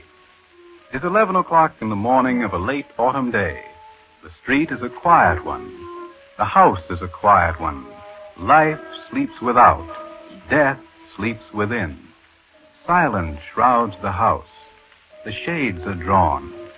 The rooms are hushed except for... Zizi, be quiet. It's mournful enough without you whining so horribly. Oh, poor Zizi. Yes, I know. You loved her very much, too. Can't they leave us alone? Even death in this house isn't respected. I'm coming. Lie down, Zizi. Good dog, lie down. Quiet, Zizi. Yes? Good morning. I wish to speak with Monsieur Philippe Garnier. My master does not wish to receive visitors. It is important. No business is important to him now, monsieur. I understand, mademoiselle. Please, my card. René Souvard, representing Nicard and Favreau, undertakers. That's right. But somebody has already been here, about half an hour ago. Not from the firm of Nicard and Favreau. Oh, quite possibly. I wouldn't know, being busy upstairs. With Madame Garnier dead only a few hours, I couldn't shirk my household duties. No, I understand. Oh, Madame was such a lovely girl, Monsieur Souvard. So bright, so beautiful, so gay. Oh, when I think, cut down in the bloom of life, the tears, Monsieur, they surge. I understand. I would have been here sooner, but circumstances beyond my control prevented me. You know, mademoiselle, that Nicard and Favreau are the finest firm in the city. Monsieur Garnier gave me strict orders to admit no one. Do you realize Madame has been dead only 5 hours? Certainly. Madame Garnier passed away at 6:20. Nothing escapes us. It is our business to be informed of these things. Under ordinary circumstances, I would have been here before 7 o'clock. I think the firm of Nicard and Favreau would be more deserving of their reputation if their representatives weren't so impudent. We live on death, mademoiselle. When bereavement strikes, there are certain essentials to be performed. We only hope to serve as efficiently as we can. Permit me to leave my card? Thank you. Good morning, mademoiselle. Oh, your pardon, monsieur. Quite all right. My fault. Is this the house of Monsieur Philippe Garnier, mademoiselle? Yes, monsieur. I'm the physician from the death registry. Oh, yes. Please come in. Thank you. Quiet, Zizi. I've come to ascertain the cause of death. Are you a relative of the deceased? No, doctor. I was her companion and maid. Can you take me to the corpse? Is there a member of the family around? There is her husband. If you will be kind enough to wait a few moments, we shall be prepared for you. We have almost finished dressing. No matter. I'm in a hurry. It's a simple, rapid formality. I shall tell Monsieur Garnier you are here, doctor. Here, boy, here. Oh, all right, you unfriendly little pig. Monsieur the doctor. Monsieur Garnier? Yes. You are the physician from the death registry? Quite right. Please come this way. Thank you. Watch your step, doctor. Those 2 candles burning do not give very much light with the window shades drawn. I can see. Shall I raise the shades to give you more light? Oh, no, don't bother. I have only to lift the sheet. Won't take a minute. Do you mind if I take a chair, doctor? Of course not. I can understand your feelings, Monsieur Garnier. Now, let me see. Now, only a little information now, and I'll cut this short, this intrusion. The name of the deceased? Therese Garnier. Age? Just 20. Occupation? Well, housewife, of course. Ill since? 2 days ago. Name of the doctor who treated her? I don't know. We only moved here a few days ago. She was treated by some doctor in the neighborhood we summoned in a hurry. Here, I have his prescriptions. May I have them? Yes. Thank you. I see. Illness of short duration, no consultation. Did he tell you the cause of death? Influenza and complications. When did she die? At 6 o'clock this morning. I see. Burial will have to take place around noon tomorrow. So soon? The sooner the better. But why? Why such haste? Is there any valid reason for delay? Are you waiting for relatives? No, but you see... Then 12 o'clock tomorrow, monsieur. We're threatened with an influenza epidemic. In the interest of all concerned, I'm certain that you'll appreciate the need for what you consider unnecessary haste. No one will benefit by delayed burial. I've taken the same steps for all deaths that I've registered in the past few days. I bid you good morning, monsieur.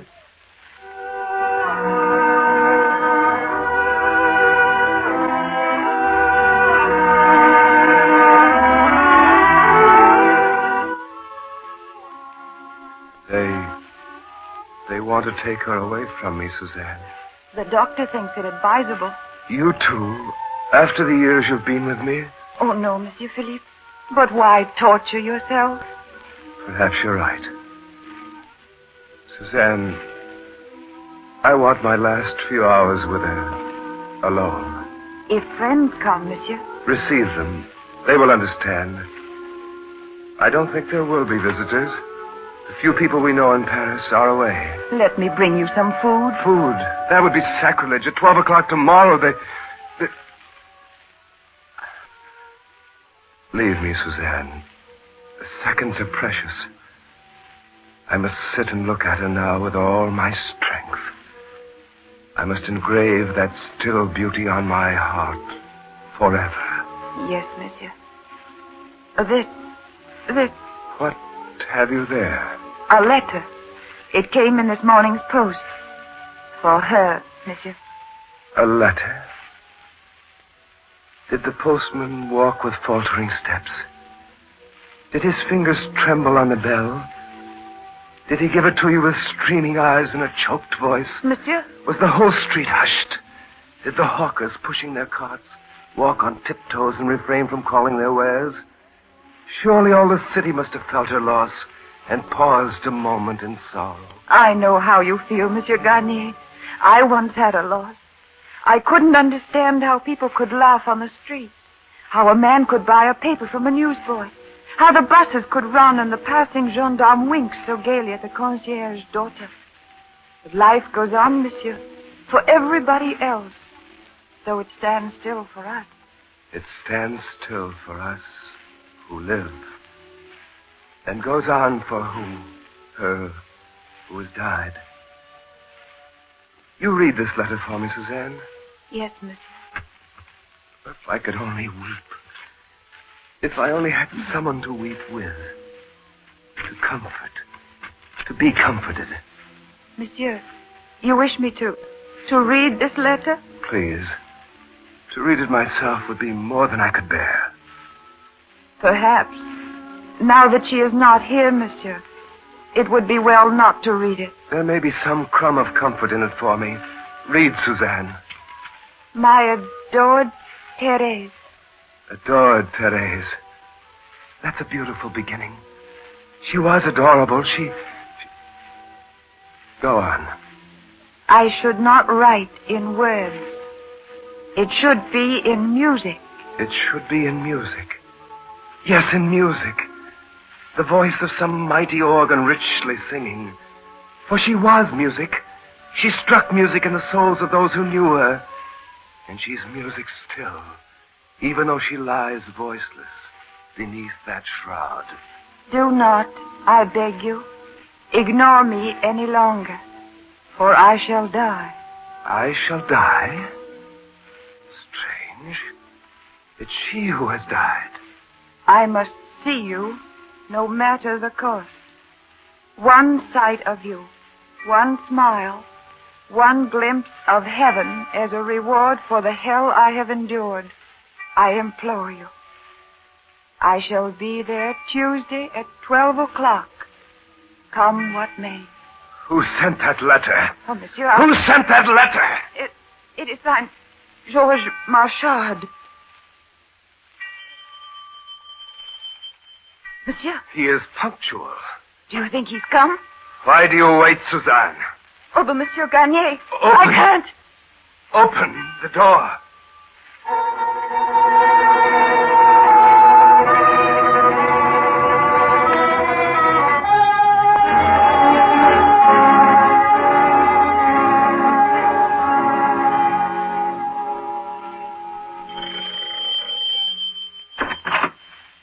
How do you do?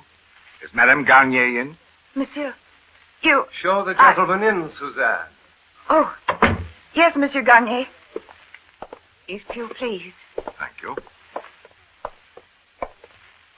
Monsieur Garnier? Yes? I am Georges Marchard. I know that. You know? I've been expecting you. But You're surprised? I confess, a little. You've come to see my wife, of course. I did.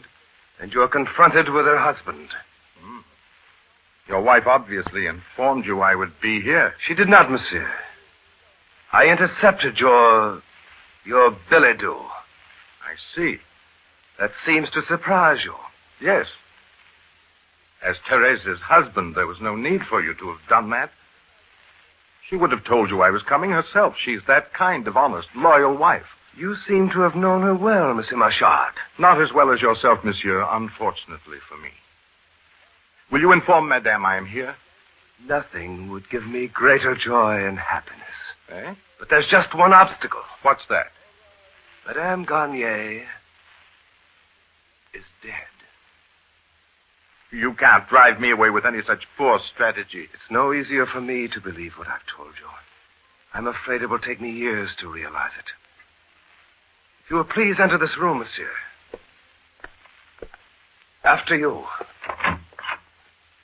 Garnier, if this is a joke... You'll see how much of a joke it is when your eyes have become a bit more accustomed to the gloom. Now, do you see? Therese. Humorous, isn't it, Monsieur Marchard? Therese. My Therese.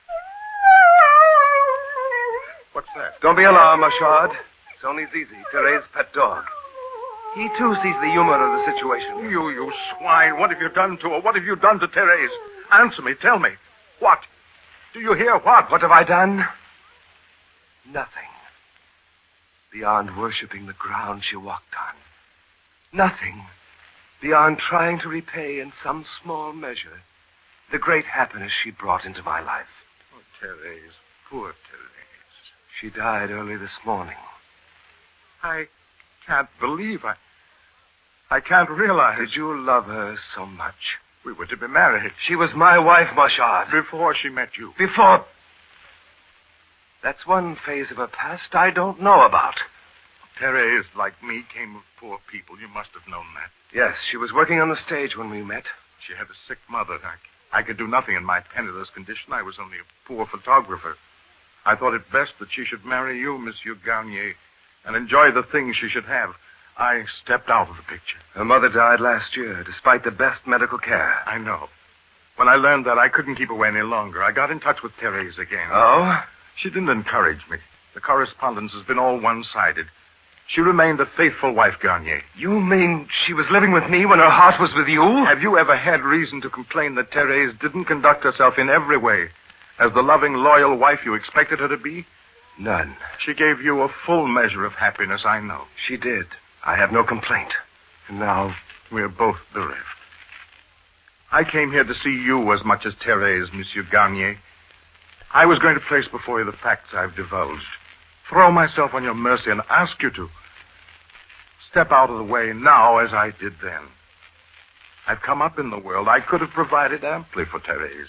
No one would have stepped aside more joyfully than I if by doing so I could have prevented this. At least I could have seen her from a distance, known she was happy. What have I left? Some poor tokens of a vast emptiness. Newspaper clippings from her professional life. Her last contract before she left the stage to marry me. I don't even have a good photograph of her. I have still less. Not even the memory of the 2 years you were married to her. And I thought I was living in a perfect dream. And now I find it false. Much as Therese gave me, she gave you more. I had her presence. You had her heart. You feel no hatred toward me, I hope. I don't know. Please, let me ask one favor of you. Let me take a photograph of Therese as she lies now. Something that will be truer than memory. For you won't deny me this. I've been denied so much. No, it's small repayment for the years I stole from you. But it will have to be done very quickly. The funeral? At 12 tomorrow. May I come, please? Your love for her entitles you to that. And the photograph? You may take it. Then we shall both be waiting.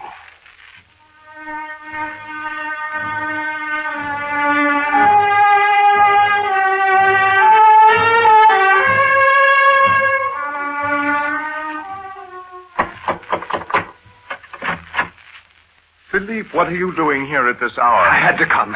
Oh, it's been a very sad and trying day. You should have gone home immediately after the funeral, tried to eat, to sleep. You look terrible. I couldn't go home. I could only think. They've taken her from me, and I want to see her again. I must see her again. They'd hardly lowered her into the grave when I realized that I couldn't remember what she looked like. I couldn't distinguish her features in my mind's eye. Only a few hours, and her face grows dim in memory. That's because you're over-fatigued, hungry. No. It's the dead slipping away from us. They get obliterated. Therese's lovely features, her eyes, her nose, her mouth, all fading. Wait. I can bring them back. For what? For a glimpse, for a brief moment. To stand suddenly before the mind's eye and then disappear? I can't face that awful emptiness.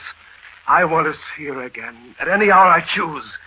I want to see her right now, as I saw her upon her bed for the last time when you took that photograph. Well, I haven't developed it. I can, but Philippe, in your overwrought state, do you think it's wise to upset yourself by looking at it? Oh, it'll be a relief. A relief to have that picture in my mind, to see for all time. Please, Marchand, don't deny me. Well, come then. But let me turn out this light first. Now, give me your hand. I'll lead you, else you might fall. Through here. Yes. Now, be assured, my friend, her image is on this photographic plate for all time. Let's see. I'll place it in the solution, so. I don't see anything. No, wait. Now, see? The sides are getting darker. Perhaps the solution is too weak. No, it's quite all right. Now, see. That black rectangle. That's the bed. The pillow. Here are the outlines, and here, that lighter zone still indefinite. That's Therese. Therese, my little one, my darling. Look, her hair. Her hair she was so proud of. And her hands, her dear hands. It's as if she were coming back to me. In just a few seconds now. It may seem a slow process, but it's necessary. Precision is the thing. Leaving it too long in the solution is not good either because...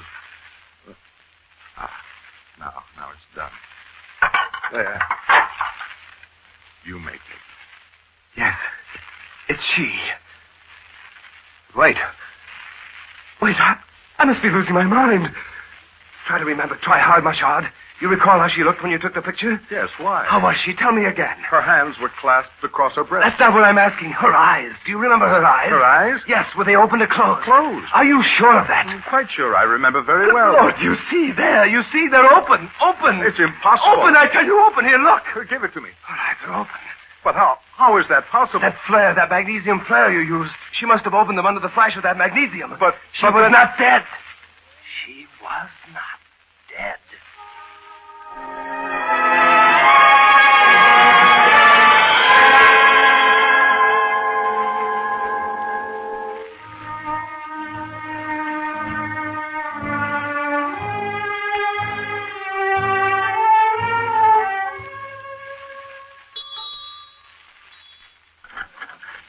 Yes?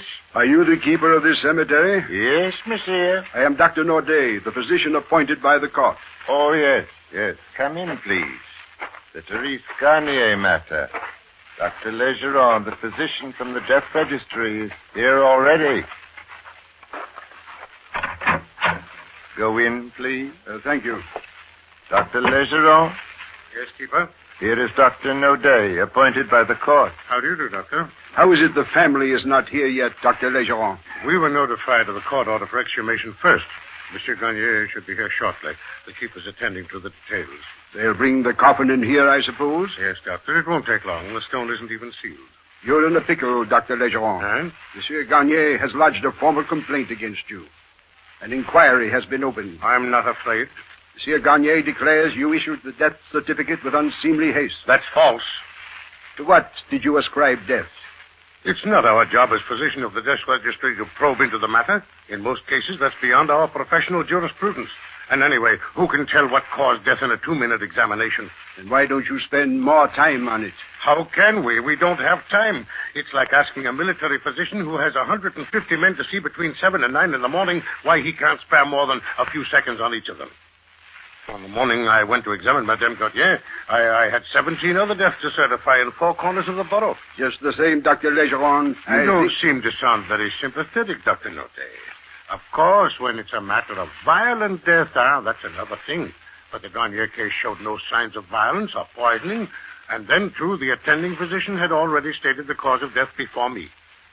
If I had the slightest suspicion of doubt, I would not have issued the death certificate. It's unpleasant business. These stories of premature interment that go adrift among the public do us no good. Were there no reflexes? Of course not. Was the body rigid? Yes. More certainty, Dr. Legeron, please.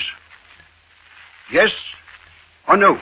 Well, not quite. I came only 5 hours after the death. Only 5 hours? The devil.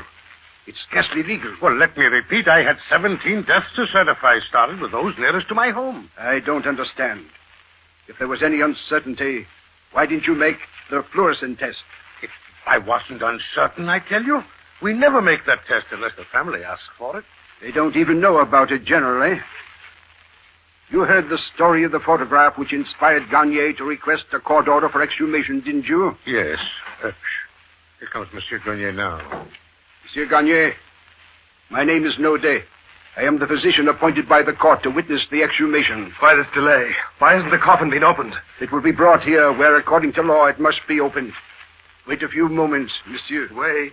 Do you want to drive a man mad? Wait at the commissaries. Wait at the court. Wait for the keeper. Wait. Usually, it takes a week to obtain a court order for exhumation, monsieur. You were granted the authorization with unusual speed because of the peculiar circumstances surrounding the matter. But think what minutes, seconds are worth. You don't want to believe she was buried alive, but I feel it. I'm sure of it. She's only been interred a few hours. Perhaps there's still time. Philippe, you got here, Georges. As fast as I could when I learned the court order had been granted. I'm Dr. Naudet, monsieur. You are the gentleman who took the photograph, I presume? Yes. Isn't it possible that what appeared to be the open eyes of the corpse was due to some defect upon the photographic plate? Perhaps. I see your worthy colleague from the death registry looking very hangdog in that corner. Not hangdog, monsieur. Badgered. Badgered for doing my duty. All because of a defect on a photographic plate, as Dr. Nouget says. And upon that filmy testimony, the court is sent into motion. Oh, it's nonsense. Nonsense? Do you mean that I'm the victim of a hallucination, Doctor? Well, you've been through a great deal, Monsieur Garnier. It might affect any man. I may be overwrought, but I'm not mad, Doctor. If I'd been less distraught when you came to my house and signed my wife's body away in such a ferocious hurry, I might not have found it necessary to be here now. There was no hurry, Monsieur Garnier. Every precaution was taken. You scarcely looked at the body. Do you accuse me of negligence? Who says I won't have the right to do so in a few minutes? If you had any doubts yesterday... It was not my business to doubt. It was yours. But I have some now because of what I saw. Do you hear? Because on that photographic plate, I saw the eyes of my poor wife. Wide open. Eyes I thought were closed for all eternity. Eyes looking at me for one brief moment, alive, awful, full of indescribable terror. Once more, I say all legal requirements were met. What do all your legal requirements matter against this terrifying possibility? Her eyes were open. Your own brain should be shriveling with the horror of it. You caused it by your thoughtless haste. Do you hurry now? Oh, no, not now. Yesterday, when you came to ascertain the death, you made a quick job of it. You arrived, gave an order, departed. And now you dawdle. Everybody dawdles. Philippe, did they come with it? Therese. Philippe, I can't remain. I'll go into the next room. You, if you can, look and tell me. God, give me courage, George. Right here, men. Now, hand me the screwdriver, Jacques. Here's the inscription on the plate, gentlemen. Bear witness. Thérèse Garnier, born November 15th, 1890, died November 19th, 1910. Open it. Yes, Doctor. Work on that other screw, Jacques. Easy there. Now. Don't touch the body, keeper. Oh, I'll be careful, Dr. Naudet. Lift the cover off. Pour that carbolic solution on the cloth keeper. More of it. A little more. This enough, Doctor? Yes, that does it. Now, uncover the face.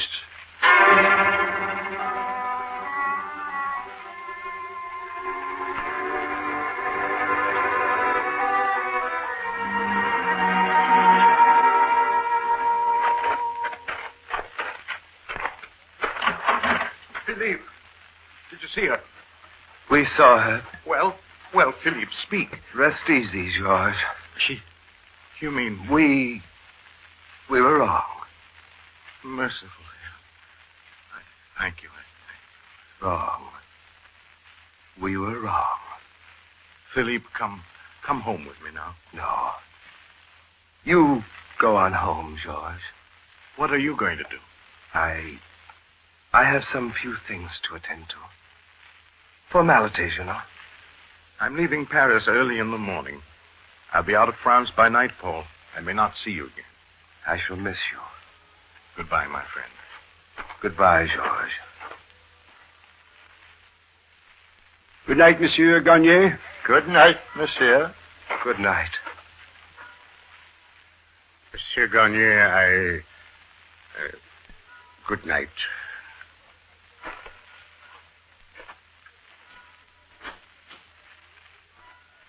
Therese, my poor little wife. I couldn't find it in me to hate Marchard for loving you.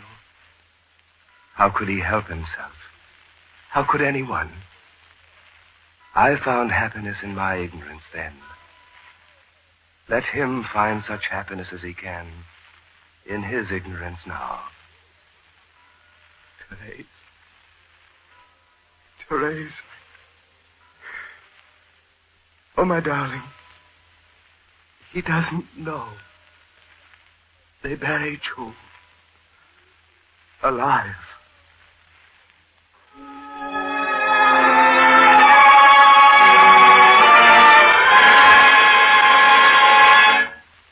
The Columbia Workshop has just presented Double Exposure, adapted from the play originally performed at the Grand Guignol Theatre of Paris. It was written by Maurice Lavelle and Etienne Ray and adapted from the French by Aubrey Wisberg. Carlton Young played the role of Philippe Garnier. Albert Hayes played Georges Marchard. Jeanette Chinley was Suzanne. Ralph Locke was Dr. Legeron. Reynolds Evans, the agent. Maurice Franklin, Dr. Naudet, and the dog Zizi, Donald Bain. The music for Double Exposure was written and conducted by Alexander Semler. Next week, at this same time, the Columbia Workshop will present The Autobiography of an Egotist by John Lagerman. This is the Columbia Broadcasting System.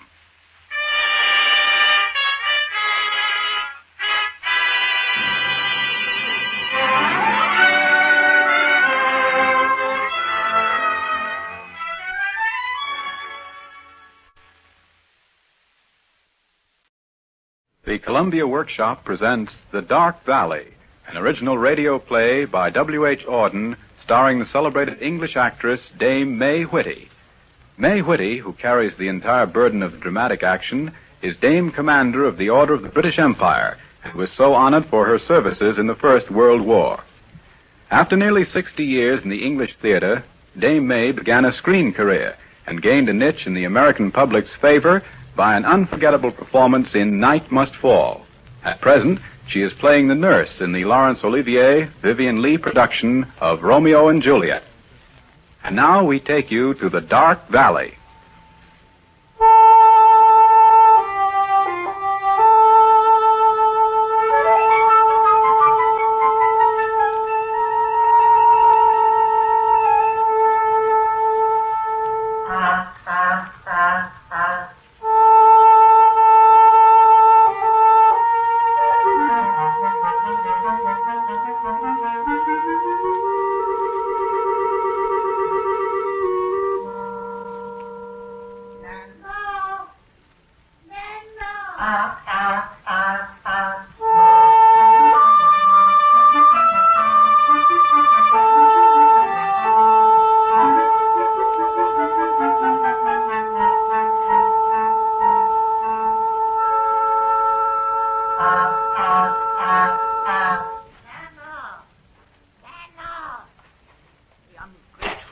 catch her.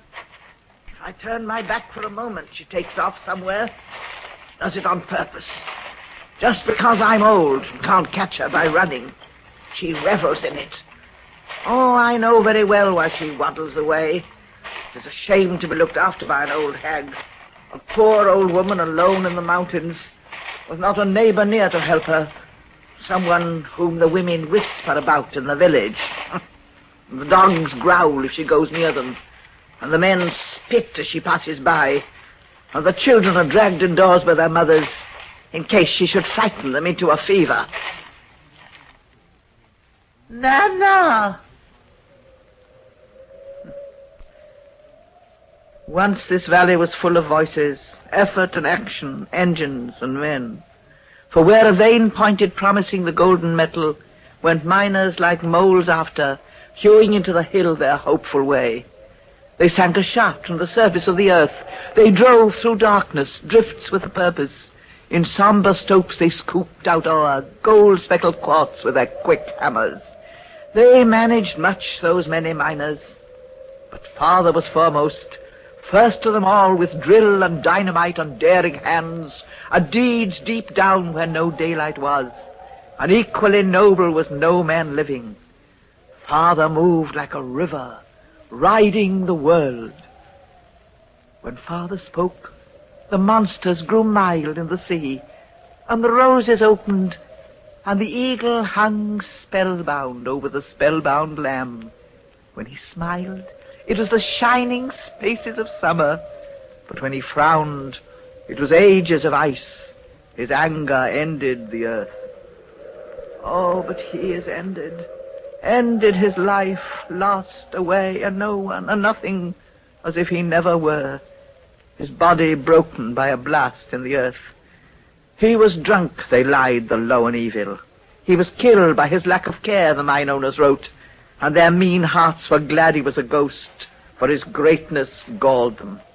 He was a stag among sheep, a star among tapers, alone with fools in a foul field. Nana! There you are, you slut! Come here at once! All right. Stay there if you want. Go on.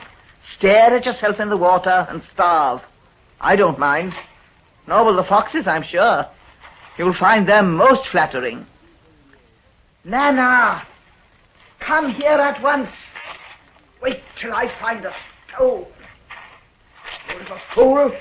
I'll bash your head in. That frightened you, didn't it? Bit too close to be quite comfortable, eh? A narrow escape from it. The nasty thing that's always just round the corner, but a lady doesn't mention in public. Oh, you're quite right. One shouldn't speak of such things. Let's forget about it. Let's think of something nice, like food. Come along, Nana, it's supper time. Time for greedy little geese to stuff their guts, and then bedtime. Hush-a-bye.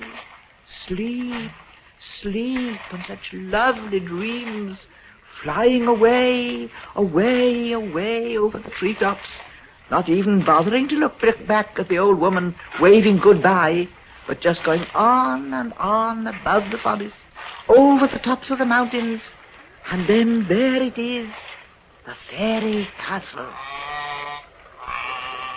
The gate stands open. There's not a soul to be seen. Into the courtyard, through the door, up the winding stairs to the little room at the very top of the tower. How your heart beats! At last I shall meet him, my wonderful gander husband, my fairy prince. Knock, knock. Who's there? Queen Nana?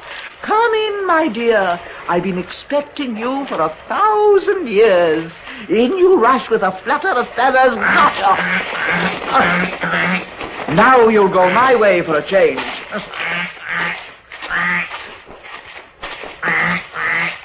Something funny's happened, eh? There's no handsome rich young gander standing there, but only the poor old woman you left behind. Walking won't mend matters.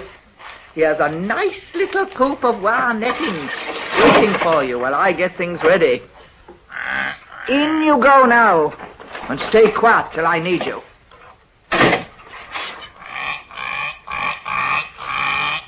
Now you're a nice, good, respectable goose at last. Not bad, is it? Plenty of air, plenty of room between the wires to look at the view. Food and water, and no worries. What more do you want? What's freedom, anyway? Ask the boys and girls in the city. Ask any of them. Go on, ask them. And what will they tell you? Dear goose, aren't you a lucky girl to have a kind old woman to look after you and feed you and give you a nice coop to live in? Think of all the poor, underprivileged wild geese with no roof over their heads, having to lay their eggs just anywhere, and liable to be gobbled up at any moment by some horrid fox. We're lucky, too. We can read and write and do sums.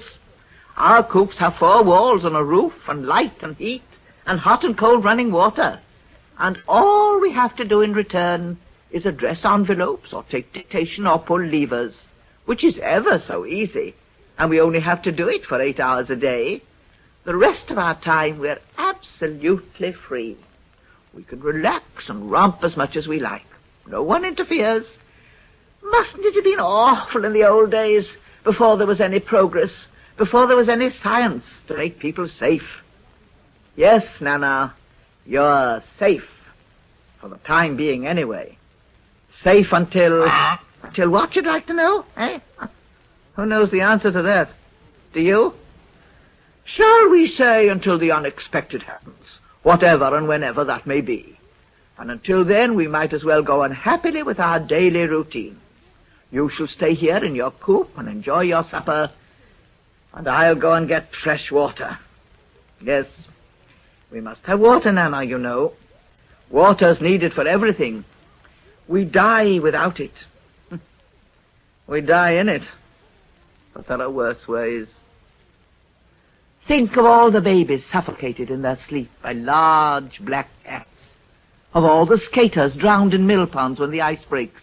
Of all the hilarious parties returning from dances whose cars skid and plunge them shrieking over cliffs. Think of all the geese, Nana. You'd be surprised at all the possibilities of hungry hawks and famished foxes, and stealthy stoats and lurking lynxes and bold bad bears, at all the varieties of clutch and claw and teeth and talon and snap and snatch. Cry your curses from the crags, cry it again, black ravens over this ruined place.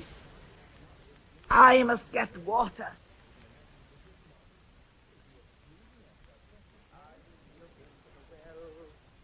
Tears ran down from the eyes, the tower cracked and fell from the quiet winter sky. The shaft is full of water, and the wind whistles through the broken buildings of an abandoned mine. For after father died, the load vanished. In vain they searched. The gold was gone. They got nothing. They lost heart, gave up their drilling, paid no longer. They departed poor. And none remained but mother and I on this stony farm in a stony silence. She never loved me. I knew it from the first. The Columbia Workshop. Tonight we present 2 new poems by 2 well-known contemporary American poets, Stephen Vincent Benet and E.B. White. These poems speak with a special intimacy and significance to those who have known the impact of events in this day.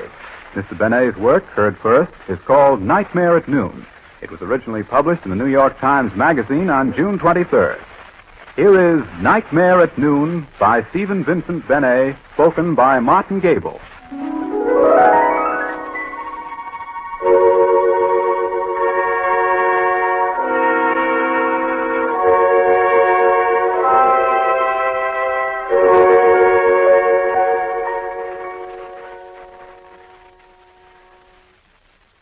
There are no trenches dug in the park.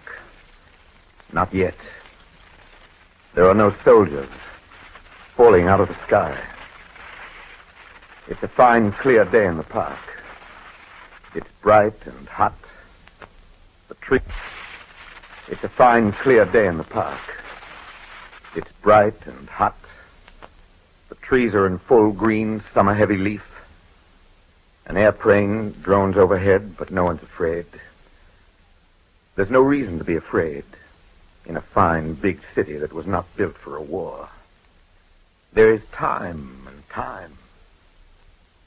There was time in Norway and time, and the thing fell. When they woke, they saw the planes with the black crosses. When they woke, they heard the guns rolling in the street. They could not believe it at first. It was hard to believe. They had been friendly and thriving and inventive. They had had good arts, decent living, peace for years. Those were not enough, it seems. There were people there who wrote books and painted pictures, worked, came home tired, liked to be let alone. They made fun of the strut and the stamp and the strained salute. They made fun of the would-be Caesars who howl and foam. That was not enough, it seems. It was not enough. When they woke, they saw the plains with the black crosses. There is grass in the park. There are children on the long meadow, watched by some hot, peaceful nuns.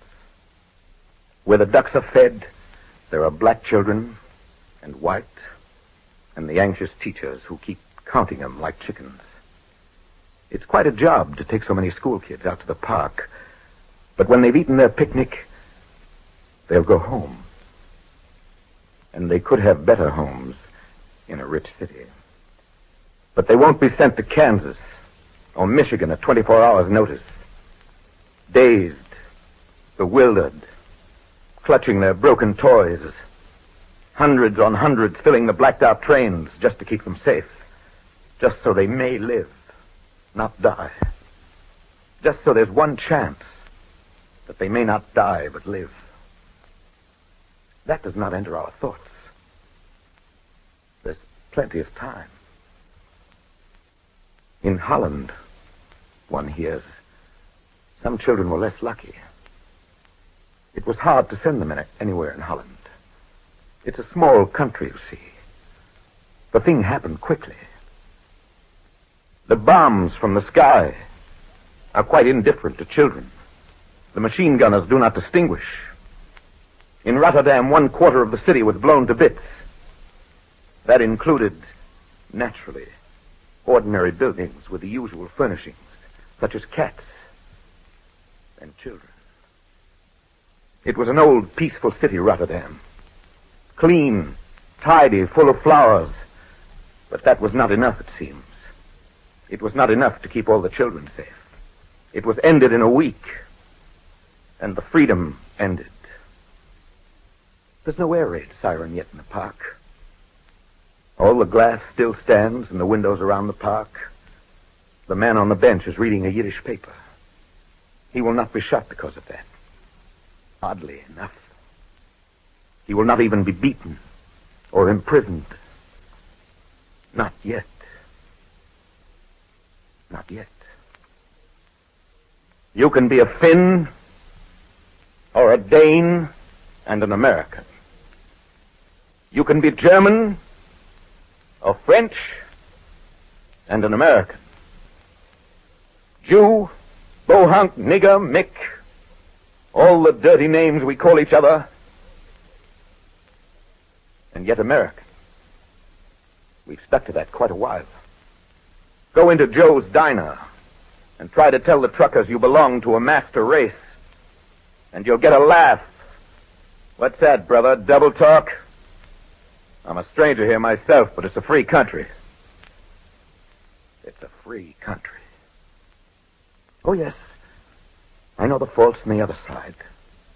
The lyncher's rope, the bought justice, the wasted land, the scale on the leaf, the borers in the corn, the finks with their clubs, the gray sky of relief, all the long shame of our hearts and the long disunion.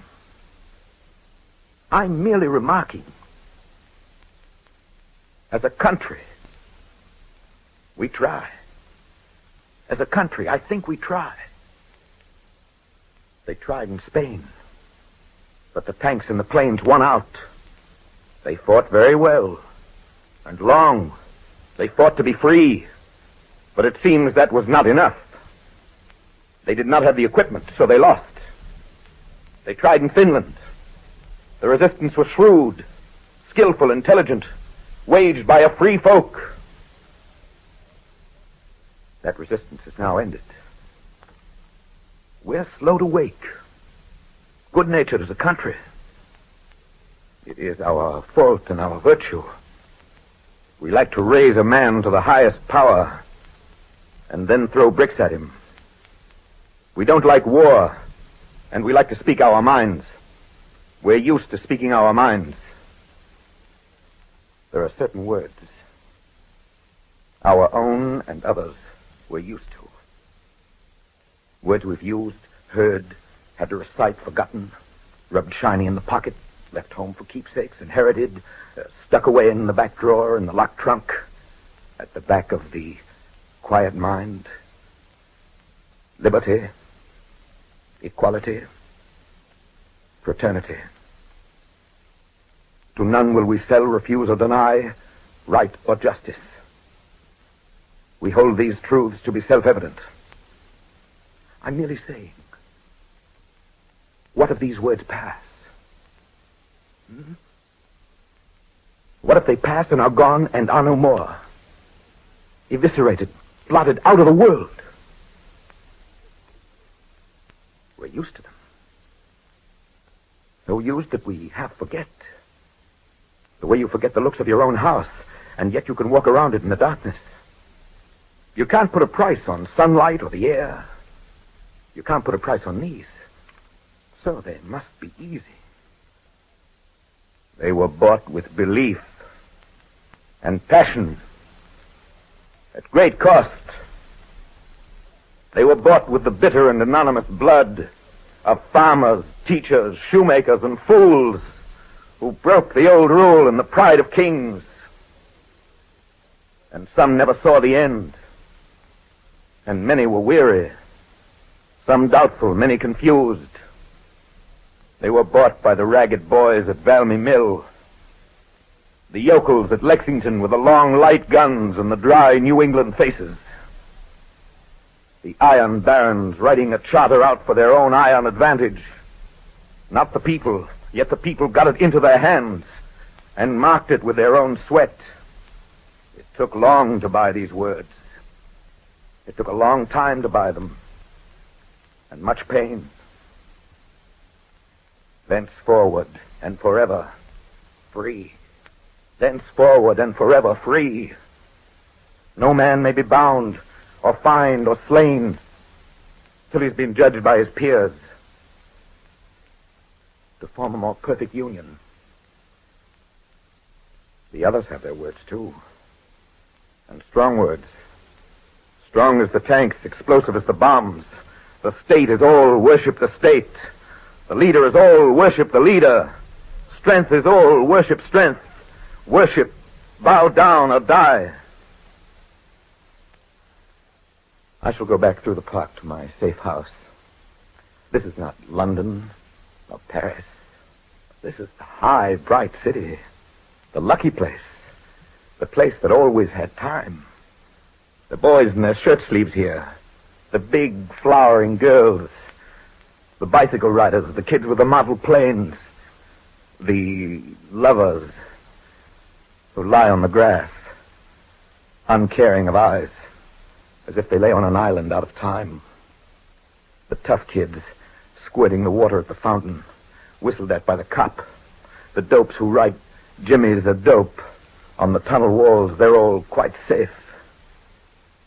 Nothing will happen to them. Nothing will happen. Of course. Go tell Frank the Yanks aren't coming in Union Square. Go tell the new broker story about the president, whatever it is. That's going to help a lot. There's time to drink your highball. Plenty of time. Go tell fire it only burns in another country. Go tell the bombers this is the wrong address. The hurricane to pass on the other side. Go tell the earthquake it must not shake the ground. The bell has rung in the night, and the air quakes with it. I shall not sleep tonight when I hear the plane.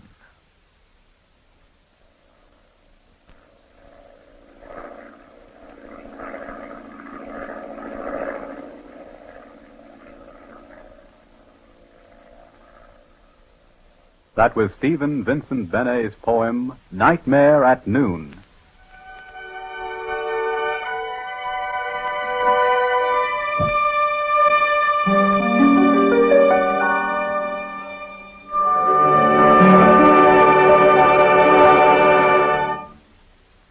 The Columbia Workshop presents the second poem, Radio in the Rain, by E.B. White. American readers know Mr. White best for his light verse. At present, he writes a regular department for Harper's Magazine, and the following work appeared in Harper's July issue, Radio in the Rain by E.B. White. Sit here, my soul, and disregard the rain that is not falling, yet appears to fall. We are bringing you the rain as a transcribed feature. On every field, in every ditch and gully, in the swamps, extra in the swamps, in the grass, where the step falls, where the bird is, rain. Sit here, my soul, and take your medicine, interpreted for you by Mr. Arrowroot. Listen to the news, it's a calling. Listen to the news, it's a calling. Go ahead, Stockholm. Go ahead, London. They covered the retreat as best they could. They were brave in the everlasting columns. They wore their immortality proudly. The enemy is in complete possession of all the principal railroad centers. The enemy is in complete possession.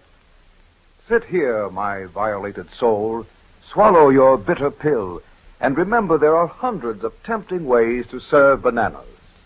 And I always say, if you've seen one late afternoon, one declining civilization, you've seen them all. Sit here, my soul, and think about superior races that are on the move. This is National Child Health Week, also the week the British failed in Norway. And by paying 1 cent more, this is our special sale, you can get 200 soda tablets for 51 cents. You can get Austria, Czechoslovakia, Poland, Finland, Denmark, if you know the name of your local dealer. Austria, Czechoslovakia, or aren't you listening anymore? Pay close attention, oh my soul, and don't go gathering wool in May. These sick thoughts of mine won't stand up in the superior literature among the superior races. I mean the ones that are in possession of the principal railroad centers. This stuff is moldy. It has no virility, no national theme, no broad world outlook, except the rain. But the leader will stop the rain when it becomes apparent that it no longer serves any useful purpose in the realm, or when a cheap substitute can be found. Try Cripps, my soul, all others having failed. Come in, Cripps. This is Cripps, speaking from Paris. Chancellor Hitler today baked himself a cake. It was lighter, creamier than the rest, and will be eaten everywhere by those who like cake and by those who don't. The young will eat it as a breakfast treat. Young Germans and young Danes will eat this cake. It is particularly appealing to the young and has a fudge filling. I read a statement quite a while ago when Germany was succeeding in the cold fjord. The captain of a tramp, an eyewitness, told how the invaders looked. They were very young, he said, and they seemed to know just where they were going. That's the thing about young men. You tell them where they are going, and they believe it. Not till they're old do they find out they never got there. Try Cripps and let it rain. Let it rain on the mechanized unit entering the town that's been destroyed already from the air. Totally destroyed. No houses left, no streets, no hint of habitation. Totally destroyed. No houses left, no shops, no summer in the shops, no summertime, no streets, no children in the streets, no streets in summer, only the successful unit and immediate supplies. Fill up the tank, my soul. Get extra mileage, for you'll need it bad. When you wish upon a star, makes no difference who you are.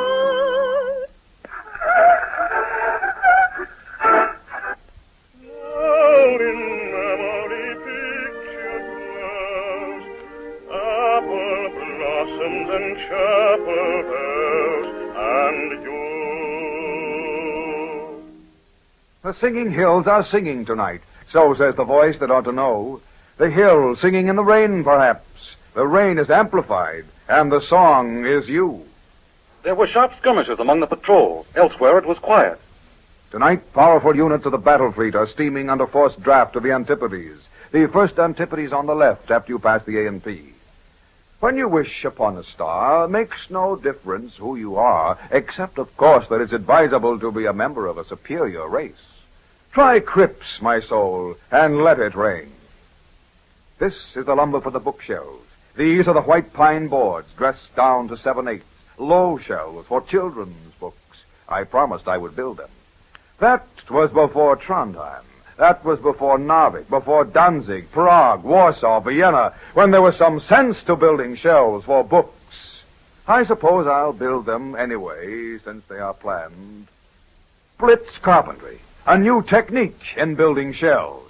Mine will be a daring piece of construction never before attempted in the history of the world. An interesting and unique experiment.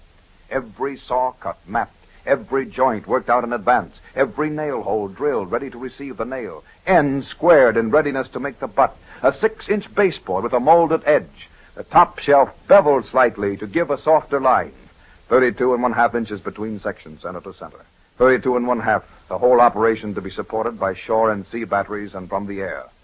I will send agents ahead to prepare the minds of the children. I'll swing the first end piece in place, toenail it, first marking with the square the exact position of the bottom shelf, for the tallest books of all, for the littlest children of all. And before the inhabitants can resist, my shelves will be complete. There'll be little resistance from the people, and I will meet this by superior force and by telling them it is for their own good. The secret of success in carpentry is speed, audacity, and ruthlessness, and the willingness to throw lives away once you've begun. Never to turn back, never to think, never to let the mind present its side of the case. Shells. There is no time to lose in this war. Bring up the reserves of books. This place for Alice, this for Toad. Here will march Babar, elegantly dressed. Here, Arthur and Celeste. Elizabeth, Eliza, your place is there. Pinocchio, Einar, Dorothy, Bartholomew Cubbins, everyone in position, please. Ready for the event. This is Berlin. The resistance will be easily met. And the books destroyed. The time for books being passed. The stage is set. There's no need for books now, for their work is done. They merely confuse the children's minds. Except, of course, the one I wrote myself. Superior children must have simple minds. One book, not many, and one plain desire. Thank you, Berlin. We now return you to the studio. Sit still, my soul, and remember, 32 1/2 inches center to center, section after section, section after section, section after section. And if you don't know the name of your dealer, just write your name on a postcard. Barometer reading 29.52, unsteady. Next broadcast of weather conditions at 6:45 p.m. You will be amazed at the prevailing low prices. Allied Chemical, $1.79. American Smelting, 48 3/4. Continental Can, 45 1/2. DuPont, 186 1/2. International Harvester, 57. Radio Corporation of America, 6 1/2. Union Pacific, 93 3/4. U.S. Steel Common, 60. Here is a breakfast treat. Cinnamon Twist sunk early today by a direct hit between the two forward gun turrets. Observers in the attacking plane said flames shot upward 1,500 feet into the air. Keep tuned in for your favorite flames, upward shooting. This dark adventure that we know as rain, this condensation of all mortal pain measured in inches, preserved by mulching, this is the liquid part of sorrow, failure in the inundated furrow. How old is rain? There must have been long centuries of rain, and sun following rain, eons when the rain fell sometimes boisterously, sometimes quietly, on a world infinitely receptive to rain. I like to think about those early rains, wetting the aloof woods, descending coolly on untraveled seas, converging in the eventually navigable streams, time motionless. The world so still and pure. Rain on palmetto leaves, making the sound of rain. In calm centuries, still free of trouble and still innocent of gain, just long, cool, unobserved rain. Earth was a solitary drinker then. How many million summer showers Earth sit quietly and quite alone, standing at the bar of time, its foot cocked up upon the rail, thinking its green, immeasurable, long thoughts. How many million times the sun, bursting primordial barriers of cloud, came forth upon the glistening land and shone. Sit here, my soul. This is the Yankee Network prophesying rain. Rain in the Blue Ridge Mountains of Virginia. Rain in the Ozarks. Rain on the banks of the Wabash, along the Swanee River, rain. Rain on the roof of my old Kentucky home where the sun shines bright before and after rain. Rain in Ohio, in the Lehigh Valley, on the sidewalks of New York. Rain in East 11th Street, in the Erstadel, on Lake Ladoga in the rain. Rain in the jungle in the night, and in the morning of the world. Sit here, my soul, and let it rain. How lovely is thy dwelling place. Where shall I find freedom? On the dial? What number on the dial, please? Is it between the magnetic mines and the ABC shoe polish? Or is it that humming that I hear between the well-informed source and that incomparable substance that has been toasted to a rich golden brown? Perhaps it has escaped the box and lies hidden somewhere in the shelves alongside the radio. Perhaps it is in the new shelves I'm about to build. That's where it is, in the books, all written down. I must remember to instruct the young, so they will know where they are going. It is of the utmost importance that the young be told in plain words where they are going. That much was demonstrated by our success in the occupation of Belgravia, where the stupid inhabitants, 600,000 of them, were taken by 3 light companies and 1 brass band. They cheered the band. I must give detailed instructions. What the objectives are, what rules obtain, what to look out for on the way, how best to deal with prisoners and the unsympathetic elements. I must equip them with the most advanced weapons and show them how to use them. Books are their weapons. Strange as that may seem, books, ideas, the same old swords, but brighter now for having shown themselves imperishable. First, of course, books must be burned. This tempers them and makes them hold their edge. The enemy will take care of all that. I mean the book burning. The fires will soon be set. A day will come and you will smell it in the air, the unmistakable aroma of charred books.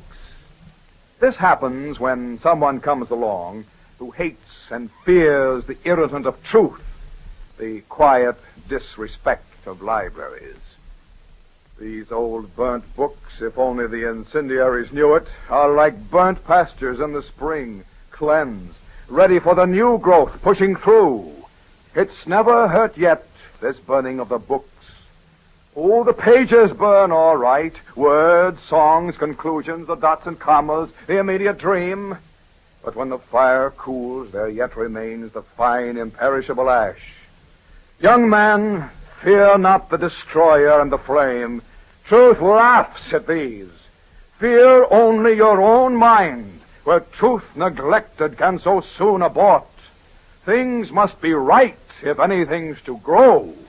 O spark unquenchable, ember that will not cool, O youth, if only I could make you see, this is your sword. This is your double-bitted axe. This is your miracle of gasoline chemistry. Books seem so ineffectual beside a tank. Nevertheless, your enemy fears them in his heart. He knows they'll find his heel at last. Young man, advance. Stand here. Stand so. I shall instruct you where to go. If we are to retake the fort, it is vital that we be in possession of certain strategic ideals. And I don't mean railroad centers. You've got to hang on to the things that must be hung on to, and let the superior races worry about the iron ore. Let me now fit you out. I give you this bright western star to be your armored motor car. I give you songs old poets made, new forged into a stainless braid. Truth, however hard to bear, will guard your rear. I give you tolerance and mirth, love of rain and the wet earth. Without these you must not go forth. Wear justice handy in your belt. Our lines will be spread out over an immense front, too wide to specify, yet no one need go far to find the war. The foe is everywhere.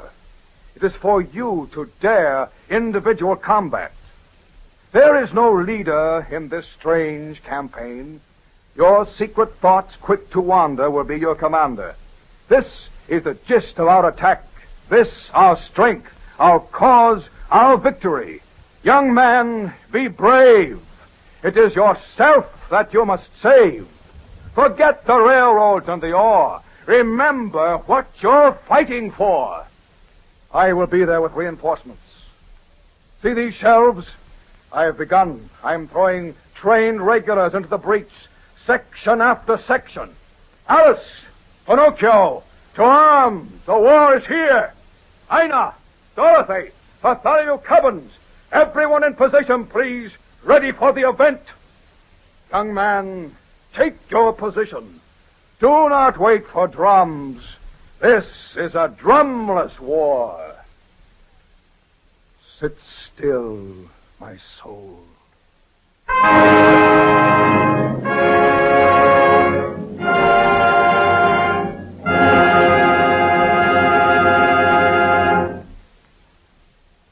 You have just heard Radio in the Rain, a dramatic poem by E.B. White, spoken by Dwight Weist.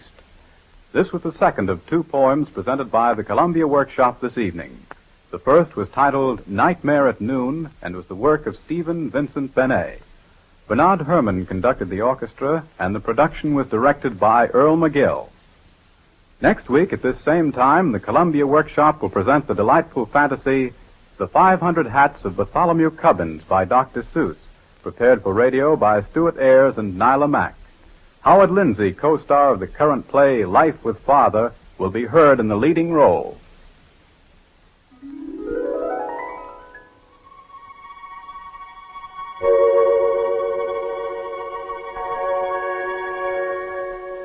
This is the Columbia Broadcasting System.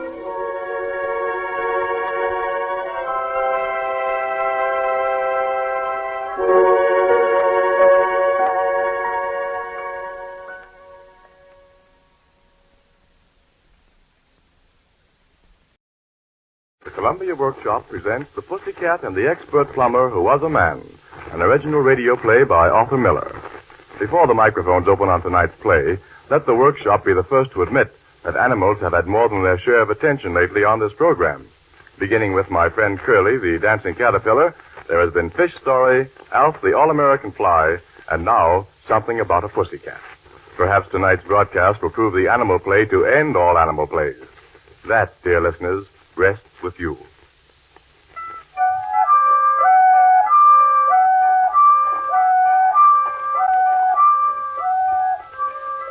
I shouldn't have stayed up so late, Adel. Did you lock the door? I'll leave it open tonight. I'm stuffy. Turn out the light.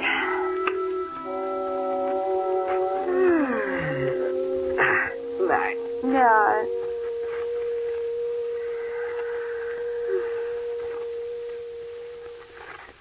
George. Mr. Beaker. Dell, What's the matter now? did you hear someone calling my name? Oh, go to sleep. But really, I... Me, Mr. Beaker. What? Who's in the room? It's only me, Mr. Thomas. Thomas. Turn on the light. Nobody's here. Push the cat off the bed. Please don't. There again. Go down and call the police. You better not. There's someone in the room. We can't see him. But you're looking straight at me, Dell. Dell, don't talk. Close your eyes. Why? Just close them. All right? Yes.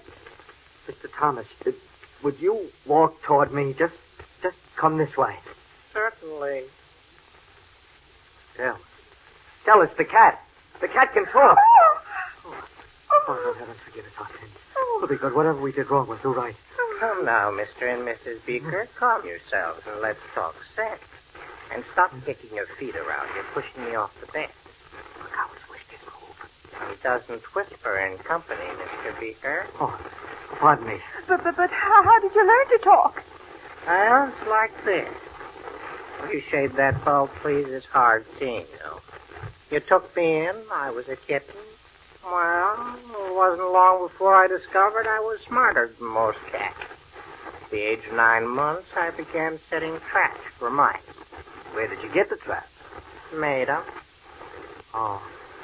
Anyway, last year I began watching you people talk, and I got feeling it might be worth my while to pick up the lingo, and so I did. But how? What do you mean, how? What do you think a cat is, an idiot? Oh, no, I'm sorry. Let's keep it in mind, please, but being able to talk English wasn't much good, because cats only understand cat language. You don't mean that cats talk to each other? Cats, Mr. Beaker, speak much more beautifully than men do. You'll never find a cat walking down the street saying to everyone he meets, it ain't the heat, it's the humidity. Tell me, what do you want with us? Mr. Beaker, I have the most daring idea in the history of the world. I am going to be mayor of this town. You, a cat? I, Mr. Tom Thomas. Everything is ready.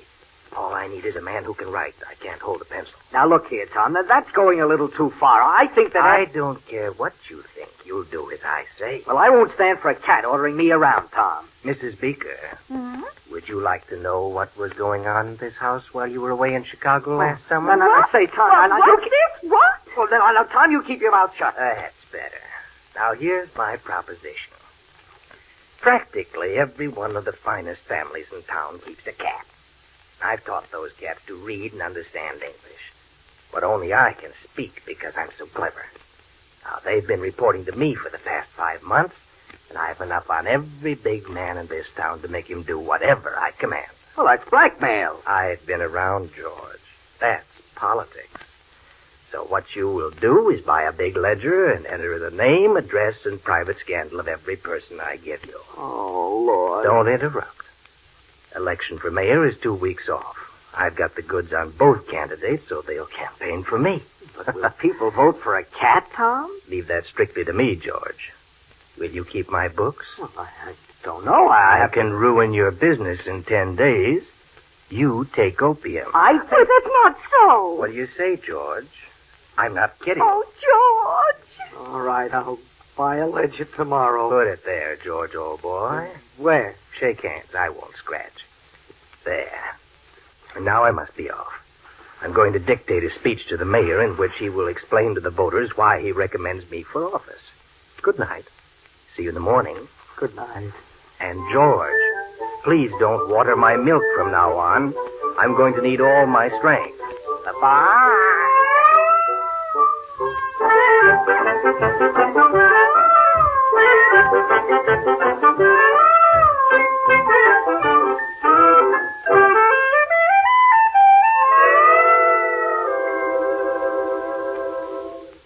Now, pull out of it, Your Honor. You're falling to pieces. Of course I'm falling to pieces. Good Lord, a talking cat. Get him off my desk. Your Honor, If you won't hear me, I'll just have to tell the authorities. Authorities? But I'm the mayor, young man. I mean, Cat. I was referring to the federal authorities, namely the Income Tax Bureau. What's this? What's this? You've evaded taxes, cashed in on city construction, grafted in liquor, shielded murderers. Who said? Mr. Mayor, I've read every letter you've written or received in the past 4 months, gotten reports on every phone call. And if you don't believe me, look in your safe for your bank book. Go on. Look. It's been missing for a week. Sure. I've got it with your other papers socked away in a milk bottle. I am going to be mayor of this city. Yes, well, that's... Mayor? You swing your machine behind me and withdraw your support from Wilcox. I've taken care of the opposition candidate. He has insanity in his family, and he's decided not to run. Well, so you have, huh? Well, Mr. What do you call yourself? Thomas. Tom Thomas. Won't you have a chair, Mr. Thomas? It'll be more comfortable than the desk. That's very kind. Grab him, John. I got him. Ah, you little devil, you Beelzebub. We'll see who'll be mayor. Go, you fool. Take him to the river, John, and hold him under till he busts. Wait. You can drown me, but the minute I'm dead, all your private papers will be dragged along Main Street by every cat in Billington. My organization stands ready for revenge. What organization? I have a full-grown cat in every third house in this city. Your chief of police alone keeps 3 of my operatives in his office, 2 brown and 1 white.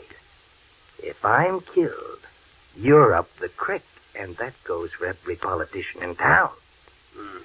Unloose him, John. And let go of my tail. Well, Your Honor, who's the new mayor of Billington? Well, Thomas, my honest opinion is that the people of Billington won't vote for a cat. Your appearance is against you. But they won't vote for a cat. They'll vote for a name. Tom Thomas. No photographs, no personal appearances, just the name and anything you want to say about it. I'll be the publicity-hating crusader, the unseen marvel. I say it can be done, and you'd better see that it is done. I've got to have time to think. Fine, then it's settled. Huh? Let's seal it with a drink, huh? Oh, all right, you win. Make mine long scotch, John. Yes, sir. And you, Mr. Thomas? Oh, I'll have a heavy cream.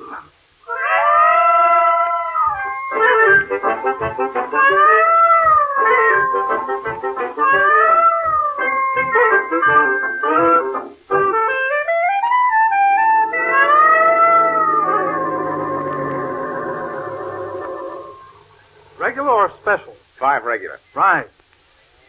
Voting for Tom Thomas? Might as well. Nobody else running. Well, seems like a fine man, according to the papers. I guess so. Funny, though, how nobody ever heard of him before. Oh, lots of good people nobody ever heard of. Well, there's your gas. Here you are. Thanks.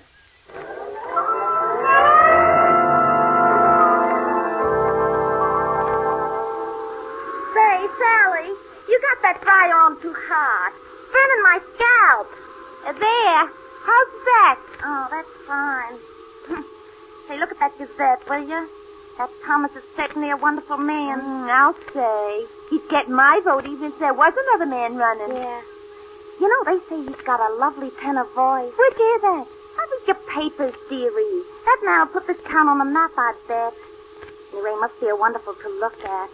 Blonde and tall and all that. I wonder why he don't let anybody see him, though. Well, I always say a man has a right to his own privacy.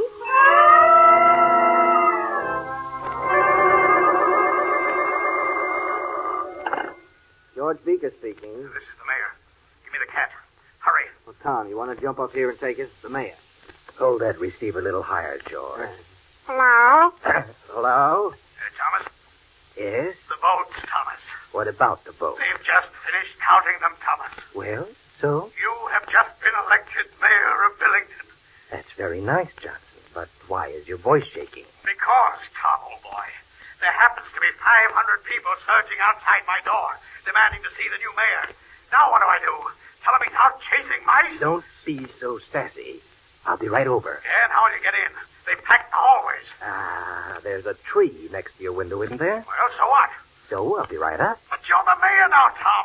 A mayor doesn't come into the City Hall by a tree. Enough is enough, Tom. Oh, yeah?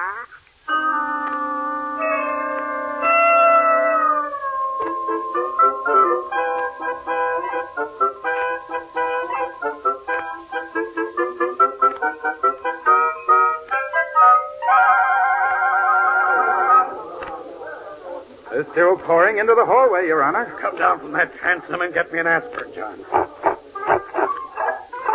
What's that?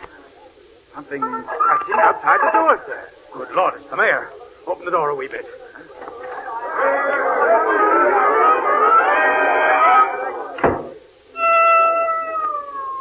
Oh! Don't leap up at me so, Tom. I thought you were going to climb the tree. Wanted to get a look at the crowd. There's a man named Billings out there. Seems to be a leader. Oh, sure. Dan Billings. He's been on the city board 14 years. Vice president of the bank, president of the... I want to see him. Well, if you talk to Billings, I'll die. Every so often, certain people will be informed that I am a cat. Open the door, John, and don't stare so. His Honor wants to see Dan Billings. It's about time a citizen got a look at his mayor. Oh, I thought Thomas was in here. How do you do, sir? How do you... Who said that? Well, you see, Billings, won't you sit down? Why, sir? shut up. Who's talking in here? The cat, Billings. The one in the chair. The cat? Yes, Billings. This cat is Tom. Tom Thomas. The mayor. There you see, Tom. He's fainted. Throw some water at him, John.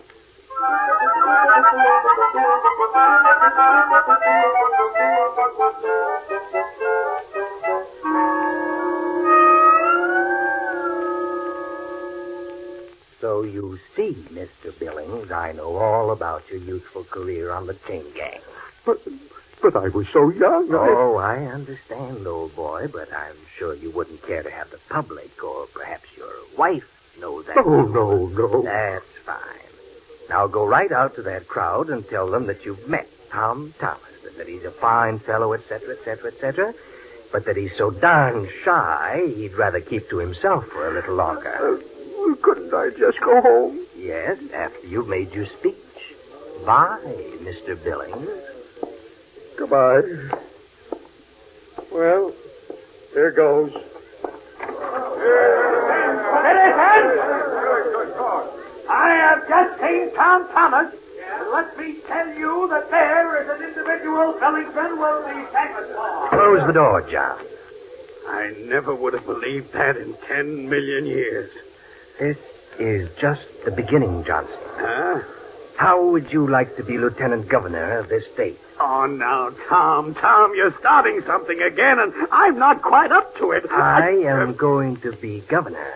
Oh, now, Tom, no pussycat ever has been or ever will be governor of this state. It simply isn't done. Johnson, what I've done in Billington can be done in every city in this state. How?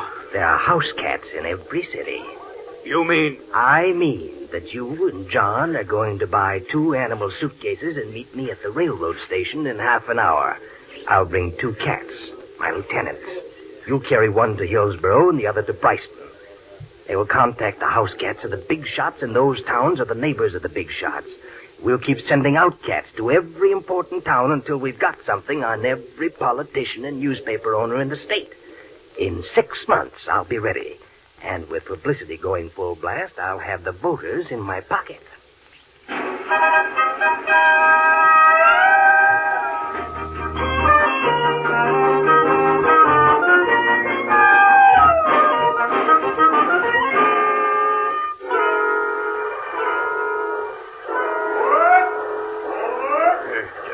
Drop them off in those towns, eh, Tom? That's all. They know the rest. Hurry. Bye. Forward for Hillsborough, Wrightstown, Bakersville, Loftontown, or Lansbury. Forward!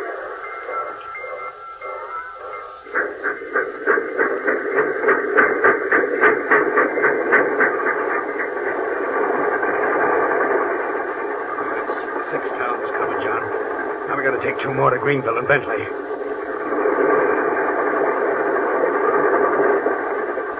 the next list, John. One to Greer, one to Bolton, one to Strongsville, and one to Price.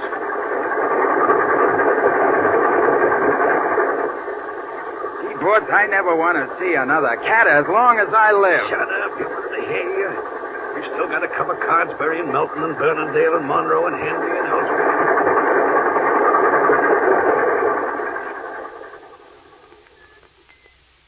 Mr. Fairchild, will you take the inkwell and those books off the desk? I want room to walk around. Oh, thank you. So you see, gentlemen, I've got the goods on every one of you, so that's that. In short, I've called you here tonight because you run this state, and it is you who will make me governor.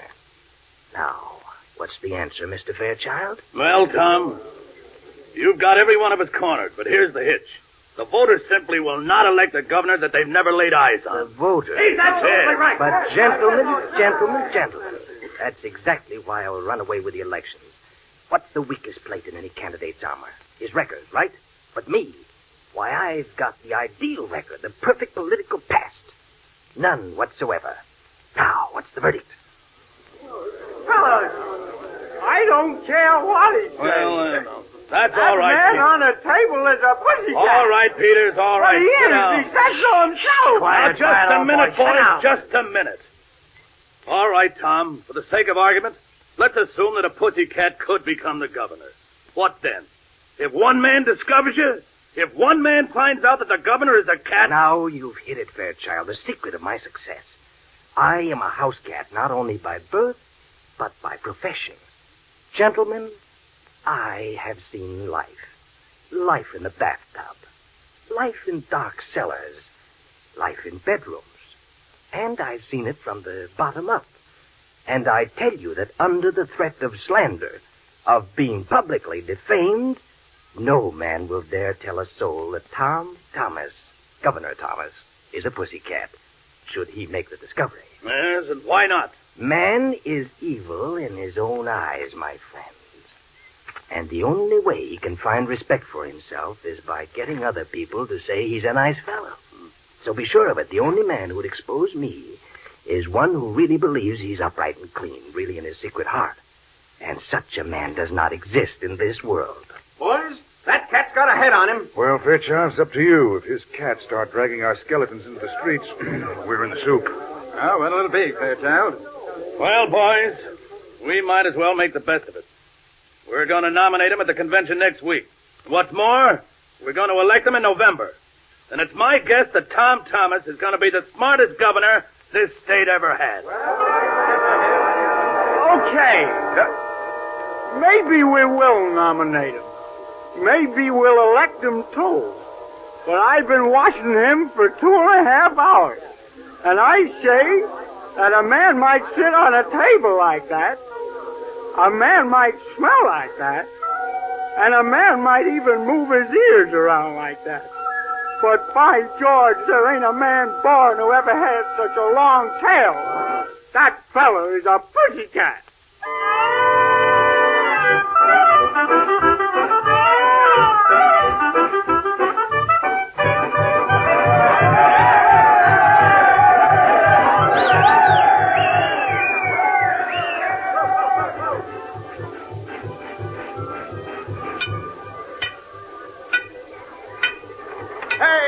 Cut that noise. The guests in the next room are complaining. Well, how about that racket in the auditorium downstairs?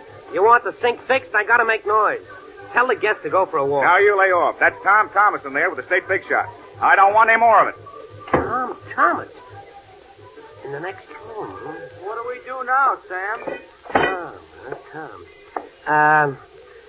Here's a dime. Go get yourself a soda. Oh, swell. Yeah, and don't hurry back. Okay. The next room. Gosh, I wonder what he really looks like. Boy, I bet he's a big guy with... Oh, this window. I bet I could walk right along that ledge and look right in on him. Well, let's see. Oh, what a snap. Well, why not? Now, if I can inch along... Gee, that's high. I can inch along to that window and... There. Boy, the biggest shots in the state, and what a view. I wonder which one is Tom Thomas. That fat one? No, he's too fat. The one walking around, I bet. Oh, that cat sitting right on the... Gosh, he don't seem to be looking at anybody. Nominate tomorrow morning? You see, Mr. Fairchild, by only obtaining tomorrow... Oh, I'm going nuts. That cat's talking. He's shaking his paw. So I prefer to... Holy smoke. Hey, what's going on in there? Grab him, get him in here. Come on, open that window. Hey, what are you doing out there? That cat. That cat is none of your business. That cat is Tom Thomas. He can talk words. You're crazy. Get him in here, boys. I tell you, I heard him talk, and you call him Tom Thomas. You say that again, and I'll have you... Well... Hey, shut that window, fellas. Gentlemen. There he talked. Never mind, Tom. We'll handle him. I'll handle him, Fairchild. Young man, who are you? I'm an expert plumber. What do you want? Want? Yes, everybody wants something. What do you want? Well, right now I want everybody to know Tom Thomas is a cat, that's what. Why must anyone know? Why? Well, you're a cat, mister, as sure as my name is Sam. But that's fairly obvious. Well, the governor is not supposed to be a cat. As far as the people know, I'm a man, though. And if I can govern well, what difference will a few hairs make? Well, listen, there's a little more between you and being a man than a few hairs. Is there? What? Well, a man is different. Just how? Well, a man has got... Well, he's got ideals. Has a cat got ideals? Certainly. My ideal, for instance, is to become the most powerful individual in this state. You're all wet, Sam. There's no difference between a cat and a man. So, why expose me? I'll give you $25,000 to keep your mouth shut. But there is a difference. There must be. You'll have to get rid of your superior attitude, Sam. You can do nothing that I can't do. Yeah? Can you fix a leaky pipe? No, but can you catch a mouse with your teeth? No hands? Well, all right, but... Well, can you build a house? All right. Can you wife their 8 children at once without batting an eye? Oh, drop it, Sam. We'll come out tied. Now, look here. You won't be bribed, but if you open your mouth about this to a soul, your reputation isn't worth a thin dime. I'll smear you like mud, and I can do it. Look, what would a cat do in my place? Same as a man. He'd take the money and buy a house in the country. Oh, you really believe that? I am what I am because men are like cats. Okay. You believe it enough to come into the convention hall under my arm? Certainly. But don't forget, Sam. You won't ever again be able to walk out of your house in daylight. You'll be ashamed to show your face. That's okay. I'll carry it. Sam, I offer you $40,000 to keep shut. Listen, Tom Thomas, and the rest of you, too. A pussycat might think he's a man because he got to be mayor. And he may think he's a man because he's almost governor. But there's one thing that shows he ain't a man. No pussycat could ever become an expert plumber. And that's the difference between you and me. All right, let's go. Oh, no, you don't. Out of the way, Fairchild. I want to test my theory once and for all. Yes, but, Tom, if he tells the convention, we're finished. Well, Fairchild, if one cat is discovered in public office, you can't expect the others to go off scot-free. Let us pass through, Puss, and don't worry. Sam, the plumber, will regret the night he climbed out of the window of the Victoria Hotel.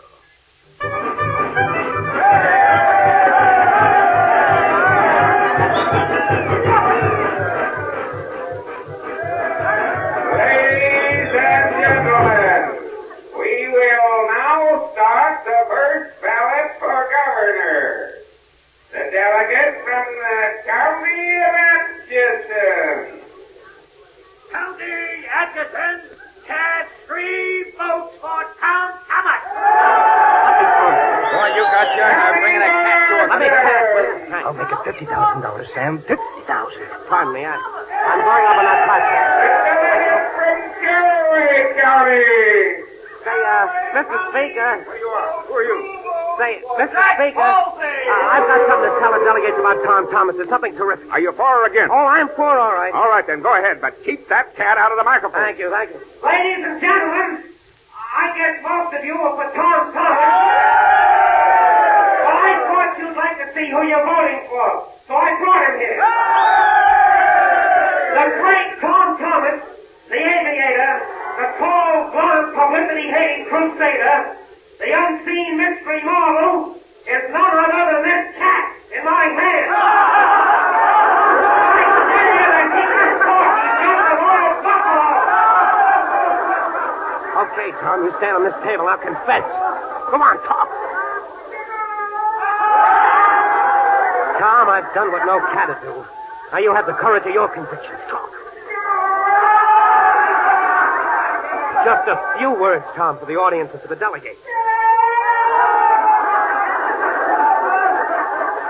Okay, you four-flusher. I'm going to twist your tail. Go on, talk.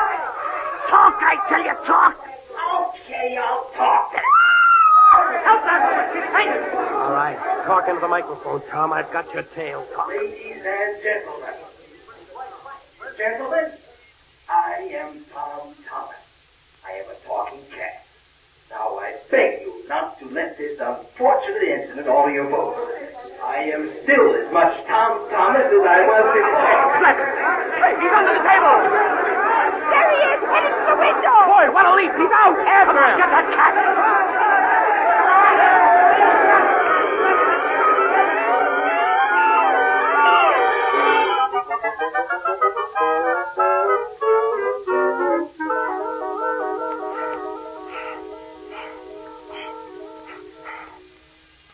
Take it easy, Tom. You're home now. Be calm. You know what, George? I found the difference between a man and a cat. Ever since you started talking English, that's worried me. The difference, George, is that a cat will do anything. The worst things to fill his stomach. But a man will actually prefer to stay poor because of an idea. Some men, like expert plumbers, for instance, are so proud of their usefulness that they don't need the respect of their neighbors, and so they aren't afraid to speak the truth. Maybe you're right, but what are you going to do now? Oh, I hate to get back into the rut, George. Yeah, I know, Tom, but the house is running with mice since you left. Oh, mice. What kind of a life is that for me? So I catch a mouse. So what? That's a rut, George. And anyway, I'm too sad to put my mind to it now. Well, Tom, you've just got to get used to being a cat again. Yeah, George, there's no use pretending. Now, come on, let's hear you meow. Come on. Oh, meow. Oh, now what kind of a meow is that? Come on, give it. Meow. Oh, I can't, George. Oh, but try, please. Put your heart into it. Come on. Attaboy. Now like the old days, Tom, a good one. Like on the back fence, you remember? With that light tan, babe?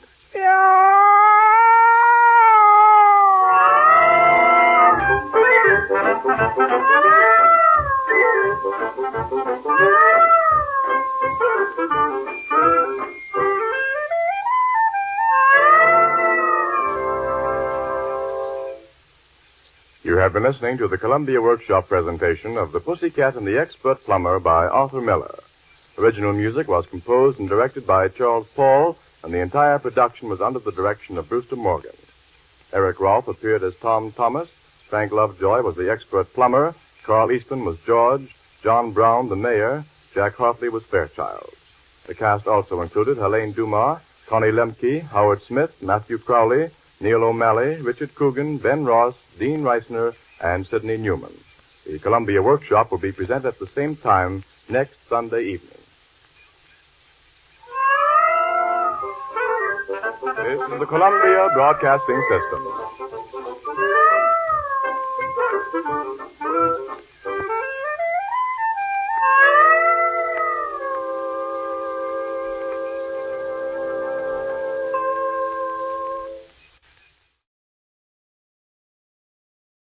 Tonight, the Columbia Workshop presents a concert of unusual music, the first work of its kind by one of the most significant composers of our day, the eminent Hungarian Béla Bartók. It is the world radio premiere of his sonata for 2 pianos and percussion.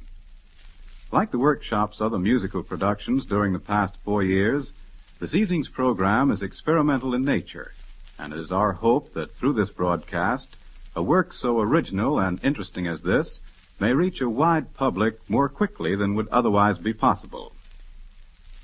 We are fortunate tonight in having both Mr. Bartók himself and his wife, Dita Pastore Bartók, as our piano soloists. They are in America for the present fall and winter seasons, during which they will tour the entire country.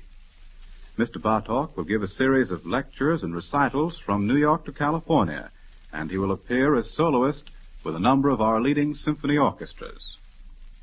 Throughout his distinguished career, the music of Bela Bartok has been characterized by its intense dynamism and rhythmic strength, and in the present sonata for two pianos and percussion, these features reach new heights of development.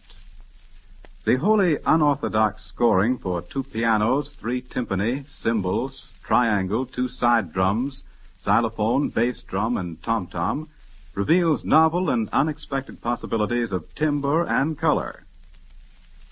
The sonata was written in 1937 and first performed at a concert in Basel, Switzerland. The following year it was repeated at the Festival of the International Society for Contemporary Music at London, and later in 1938 it was given again in Paris. Its first American performance took place last Sunday evening with Mr. and Mrs. Bartok as soloists at a New York concert of the New Friends of Music. The critics have been unanimous in their praise of the fresh and vivid quality of the entire work, with its striking originality and its primitive quasi-folk spirit. As the title indicates, the composition is in sonata form, with its three movements as follows: an opening allegro preceded by a slow introduction, a middle slow movement, and a closing allegro in rondo form.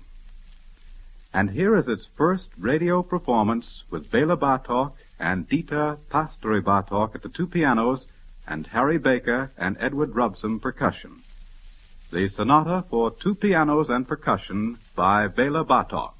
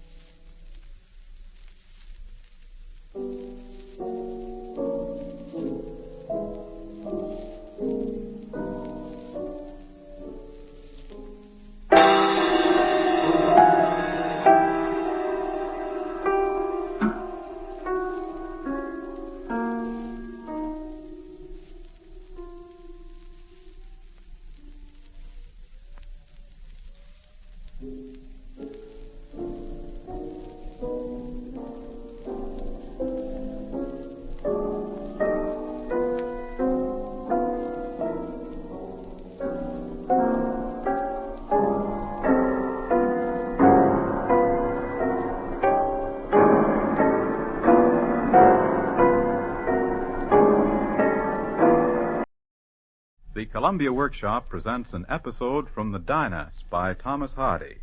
Tonight's presentation is adapted for radio by Brewster Morgan, with music written especially by the young English composer Benjamin Britten. Hardy's masterpiece, written in 1903, is a monumental epic drama of the Napoleonic era. In the first part, it concerns the attempt to invade England from the French coast in 1805. Tonight, 135 years after the event, and 35 years after Hardy wrote the drama, his words spring to life with the force of prophecy.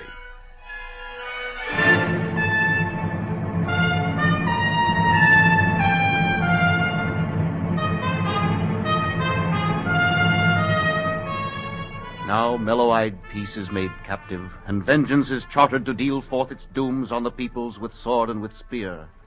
Men's musings are busy with forecasts of musters and battle, and visions of shock and disaster rise red on the ear. The easternmost ruler sits wistful, and tends he to midward.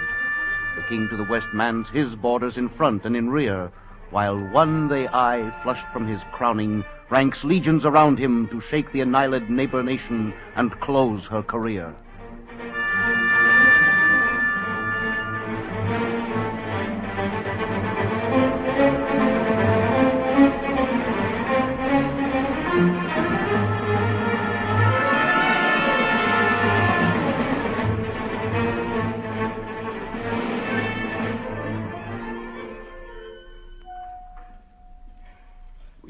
float now above a timeless void where centuries are not and worlds are indiscernible.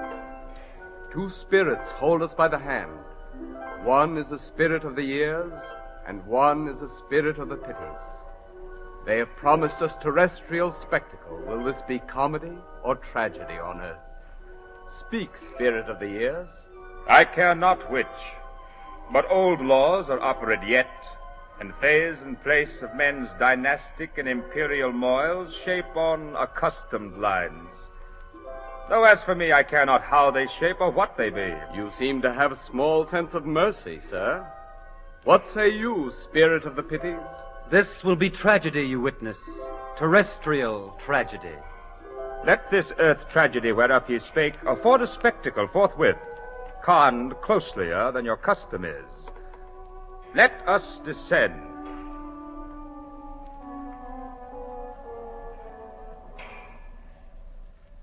The nether sky opens, and Europe is disclosed as a prone and emaciated figure, the Alps shaping like a backbone, and the branching mountain chains like ribs, the peninsular plateau of Spain forming a head. Broad and lengthy lowlands stretch from the north of France across Russia like a gray-green garment, hemmed by the Ural Mountains and the glistening Arctic Ocean. Downward through space we float, draw near to the surface of the perturbed countries, where the peoples, distressed by events which they did not cause, are seen writhing, crawling, heaving, and vibrating in their various cities and nationalities. Draw nearer still. Who is this figure at a table writing? This is Napoleon, conqueror, writing the doom of a nation. I am resolved that no wild dream of Ind, and what we there might win, or of the west and bold reconquest there of Suriname and other Dutch retreats along those coasts, or British islands nigh, shall draw me now from piercing into England through Boulogne, as lined in my first plan. If I do strike, I strike effectively, to forge which feat there's but one way, planting a mortal wound in England's heart. Scene, England, a ridge in Wessex. The time is a fine day in March, 1805. A highway crosses a ridge which is near the sea, and the south coast is seen bounding the landscape below, the open channel extending beyond. A stagecoach mounts the rise with passengers outside. There seems to be a deal of traffic over Ridgeway, even at this time of the year. Yes, it is because the king and court are coming down here later on. See now how the channel and coast open out like a chart. That patch of mist below us is the town we are bound for. One can see half across France up here. People who live hereabout, I'm a native of these parts, feel the nearness of France more than they do inland. That's why we've seen so many of these marching regiments on the road. This year his grandest attempt upon us is to be made, I reckon. May we be ready? Well, we ought to be. We've had alarms enough, God knows. I much doubt his intention to come at all.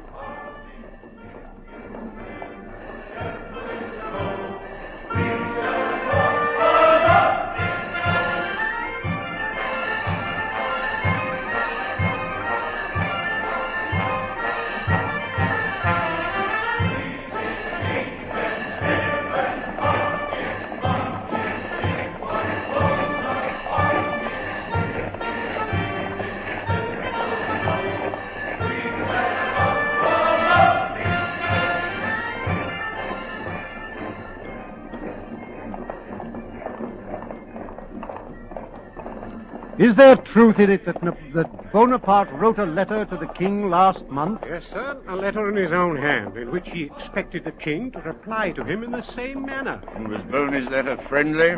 Certainly, sir. He requested peace with the king. And why shouldn't the king reply in the same manner? What? Encourage this man in an act of shameless presumption and give him the pleasure of considering himself equal to the King of England? I take it both the manner and the matter of the reply were British, but a huge mistake. Sir, am I to deem you a friend of Bonaparte, a traitor to your country? Damn my wig, sir, if I'll be called a traitor by you, or any court sycophant at all. Why, confound you, sir. What? The Columbia Workshop presents The Trojan Women by Euripides, adapted for radio by John Houseman and the translator Edith Hamilton, with score by Virgil Thompson.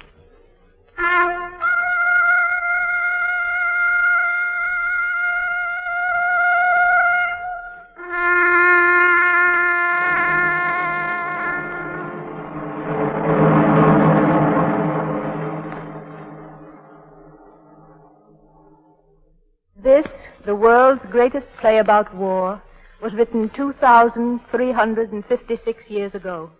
It has little plot and almost no action. The characters, except for a few subordinate parts, are all women. After 10 years of war, a great city has fallen. Only women are left. Their husbands dead, their children taken from them. They are waiting to be deported as slaves. One is an old woman whose husband, the king, has been murdered before her eyes. Her sons, too, are dead, and she who was queen is now a slave. There is her daughter, a virgin dedicated to the service of the temple, who has become the property of the victorious commander-in-chief. Her daughter-in-law, the wife of her favorite son, is to belong to the son of the man who killed him. And there are other humbler women, weeping for the loss of home, husband, children, and everything sweet. That is the whole of it.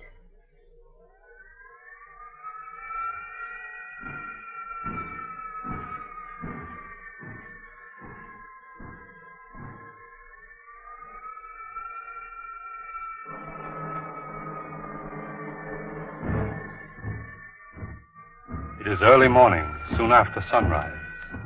To the east, dim against the sky, are the shattered towers of Troy, the conquered city. To the west, running down to the sea, is the beach where the victorious Greek army is encamped, and the Greek warships and transports drawn up, being made ready for the long voyage home. We are just outside the city gates with the prisoners, Trojan women. One of them, an old woman, is lying on the ground, her face in the dust. The ways of fate are the ways of the wind. Drift with the stream, drift with fate. No use to turn the prow to breast the waves. Let the boat go as it chances. Keep silent. Speak. Weep then. Cry. For what? What sorrow is there that is not mine? Grief to weep for, country lost, and children and husband, glory of all my house brought low. Troy is no longer. We are not the lords of Troy. Who am I then that wait here at a Greek king's door? A slave that men drive on, an old gray woman that has no home. Oh, Troy, let us weep for her. Your cry, O Hecuba. Oh, such a cry. What does it mean? There in the tent we heard you call so piteously. In the tent we were weeping too, for we are slaves. Look, child, there where the Greek ships lie. They are moving. The men hold oars. Look at the sailors standing on the prows. Oh, God, what will they do? Carry me off over the sea in a ship far from home? You ask, and I know nothing. Oh, Troy, unhappy Troy. We, the unhappy, leave you. We who are living and we who are dead. Has word come from the Greek camp? Whose slave shall I be? Wait for the lot drawing. It is near. Am I a slave? To whom? Where? How? An old gray woman patient to endure. A bee without a sting. An image of what was alive or the ghost of one dead. I watch at a master's door. I nurse his children. Once I was queen in Troy. The shuttle will still pass through my hands, but the loom will not be in Troy. My dead sons. I would look at them once more. Never again. Worse to come. A Greek's bed. Oh, never. Not that for me. Look, soldiers. They're coming. To tell us what? What will they say? A detachment of Greek soldiers is marching up from the beach. It has come. Once we only feared it. The lots are drawn. A different man takes each. My daughter. Who drew her? Cassandra. King Agamemnon chose her. To serve his Spartan wife? No, for the king's own bed. Oh, never. She is vowed to God, a virgin always. And she is mad now. Driven mad with that grief, too. My other child you took from me. She is free from trouble. And Hector's wife, my Hector, where does she go? Andromache? Achilles' son took her. And I, old gray-haired, whose slave am I, creeping along with my crutch? Slave of the king of Ithaca, Odysseus. Pity me, women of Troy. Oh, Hecuba, you know what lies before you. But I, what man among the Greeks owns me? Go now and bring Cassandra here. Be quick. We must give her to the chief, and then these here to all the other generals. Open there! Open the gates!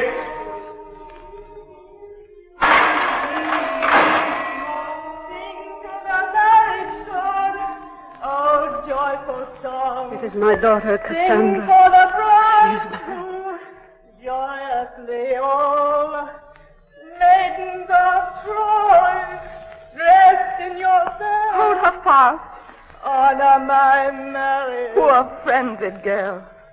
Oh, mother, crown my triumph with a wreath.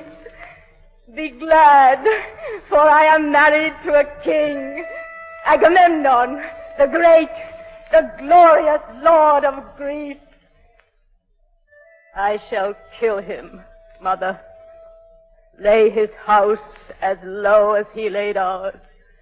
Make him pay for all he made my father suffer. And I will show you this town now. Yes, mother, is happier than the Greeks. I know that I am mad, but mother, dearest, now for this one time I do not rave. Men died. By tens of thousands died here before Troy. And why? No man had moved their landmarks or laid siege to their high-walled towns. War took them, and they never saw their children. No wife with gentle hands shrouded them for their grave.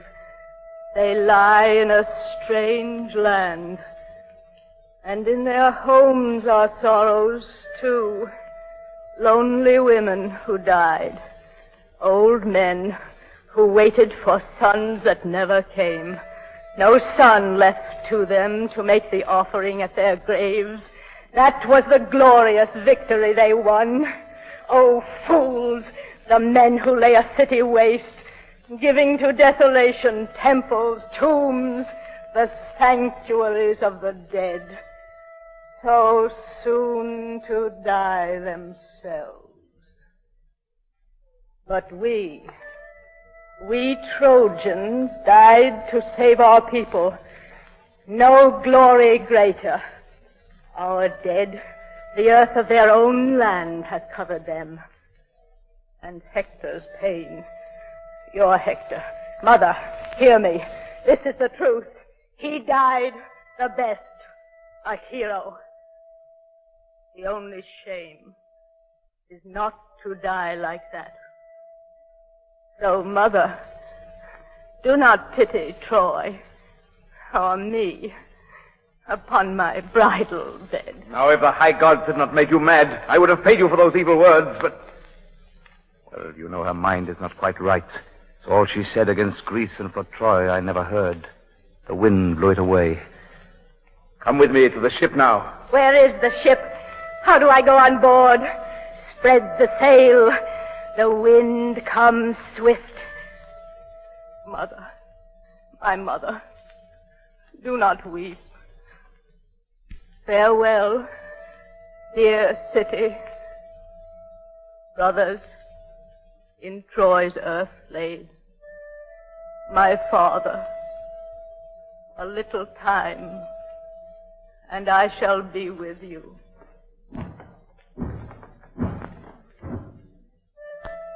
Now Cassandra is led off by the soldiers, down toward the ships. The Queen! See, she is falling. Oh, help! She cannot speak. Will you leave her on the ground? Up, lift her up. I cannot stand. Too much is on me. Oh, I will think of good days gone, crowning my sorrow by remembering. We were kings, and a king I married. Sons I bore him, many sons. No woman, Trojan, Greek, or stranger had sons like mine. I saw them fall beneath Greek spears. Their father, I saw him fall, murdered. I myself upon the altar when his town was lost. My daughters, maidens reared to marry kings, torn from me, all gone. No hope that I shall look upon their faces any more, or they on mine. And now the end. An old gray slave, I go to Greece. I who bore Hector. On the ground lay this old body down that once slept in a royal bed.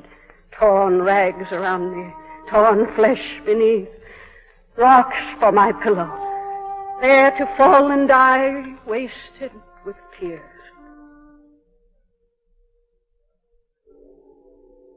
Soldiers are passing, straggling out of the city. They are loaded with plunder.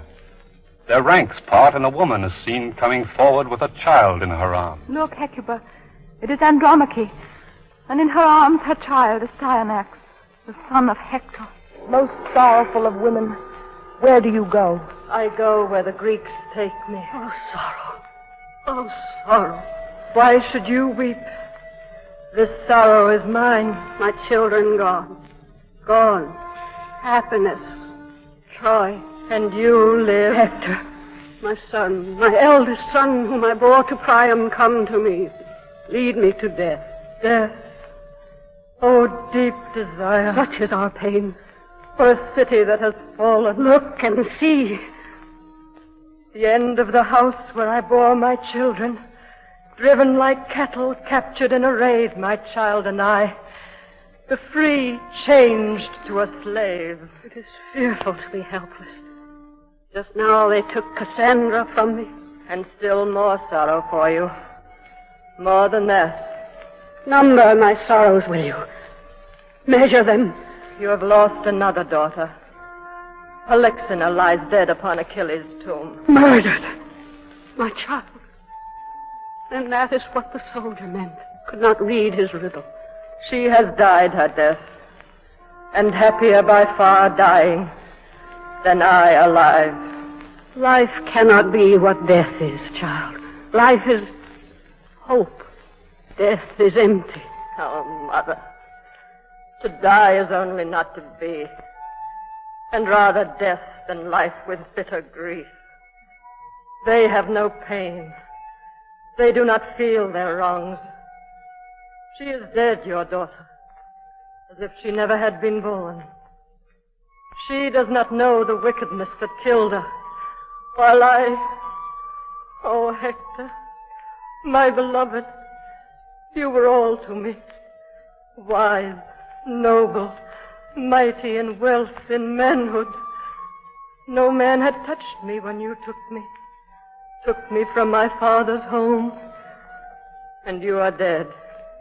And I, with other plunder, am sent by sea to Greece. You're dead, Polyxena, you weep for. What does she know of pain like mine? The living must have hope. Not I. Not anymore. I will not lie to my own heart. No good will ever come. We stand at the same point of pain. You mourn your ruins, and in your words I hear my own calamity. A detachment of soldiers is approaching, coming up from the beach again. Wife of the noblest man that was in Troy, O wife of Hector, do not hate me. Against my will I come to tell you, the people and the kings have all resolved. What is it? Evil follows words like those. Your child must die. There, now you know it all. They said a hero's son must not grow up. God, on their own sons may that verdict fall. But from the towering wall of Troy be thrown. Now, let it be done. Don't cling so to him. Bear your pain the way brave women suffer. Don't look for any help. Think The city gone. Your husband, too. And you a captive and alone, one woman. How can you fight us? Bear it as best you can. Give me the child. Thou. Die, my best beloved. My own. My treasure. In cruel hands. Leaving your mother comfortless. Your father was too noble. That is why they kill you. Weeping, my little one. There, there. You cannot know what waits for you. Why hold me with your hand so fast, you little bird, hiding beneath my wings? And Hector will not come. He will not come up from the tomb, great spear in hand, to save you. How will it be? Falling down, down, all broken, none to pity him. You little thing, curled in my arms, your mother's dearest. How sweet the fragrance of you. All nothing, then. This breast from which your baby mouth sucks milk. My labor, too. My care when I grew wasted watching you. Kiss me. Never again. Come closer, closer. Your mother who bore you. Put your arms around my neck. Now, kiss me. Lips to lips. Quick! Take him. Throw him down. Feast on his flesh.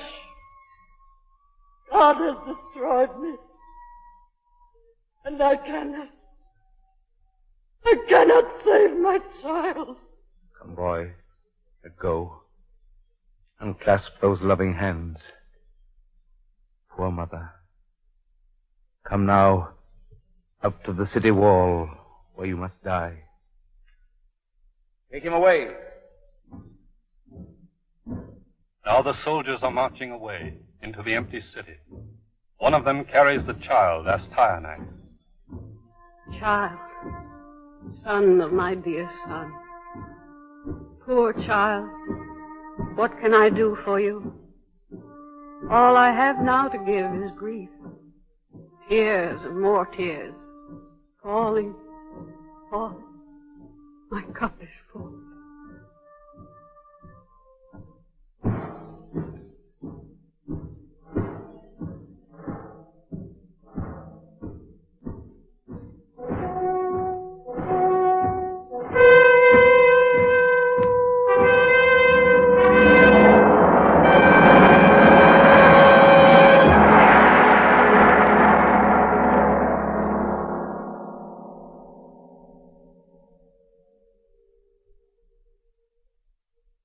A detachment of soldiers is returning from the city.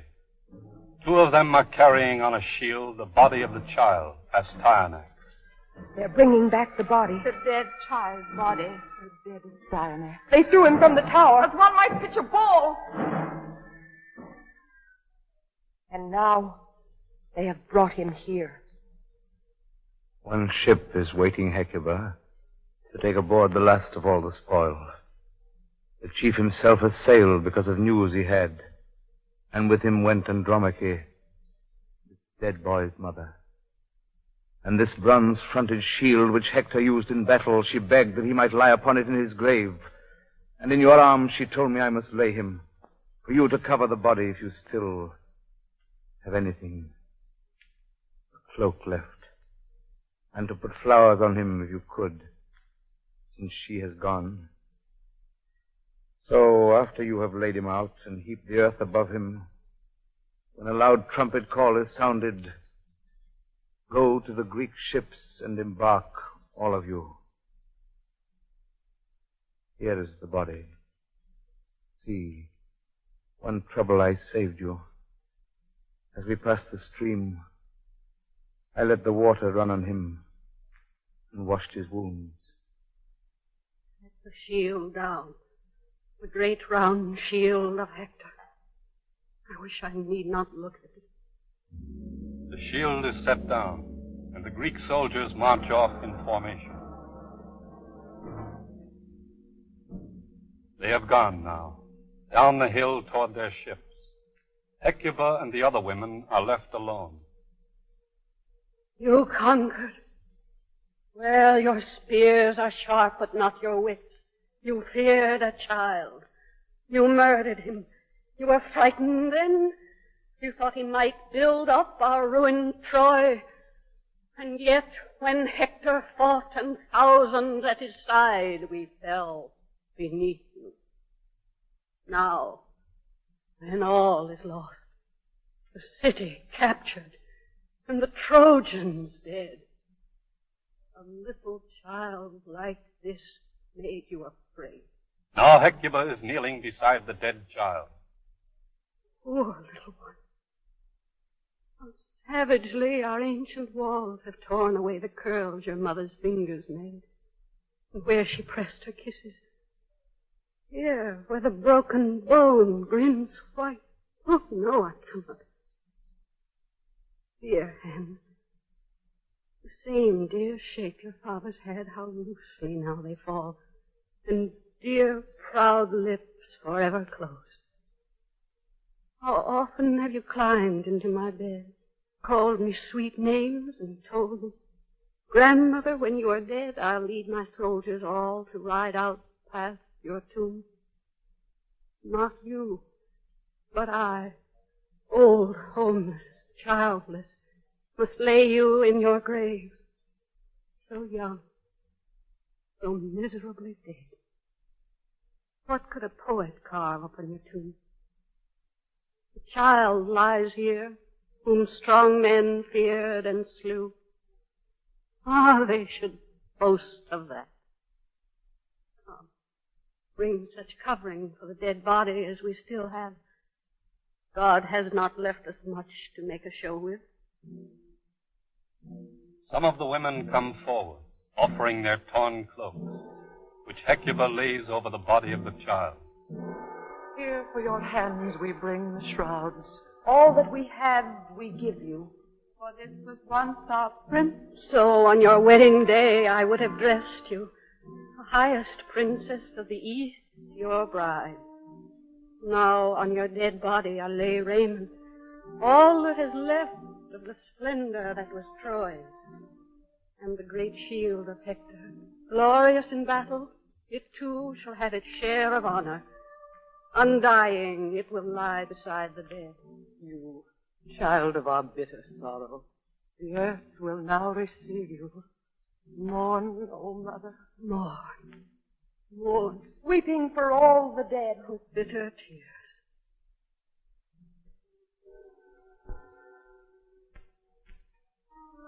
Now the funeral rite begins. Hecuba's hands move over the child's body in a ritual gesture of healing the wound. I heal your wounds. With linen I bind them. My words only not in truth. But soon among the dead your father will welcome. Care for you. Beat your head. Lift your hands and let them fall.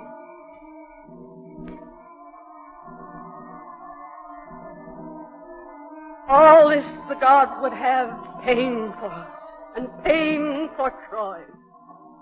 And yet, had God not bowed us down, not laid us low in dust, none would have sung of us or told our wrongs in stories men will listen to forever.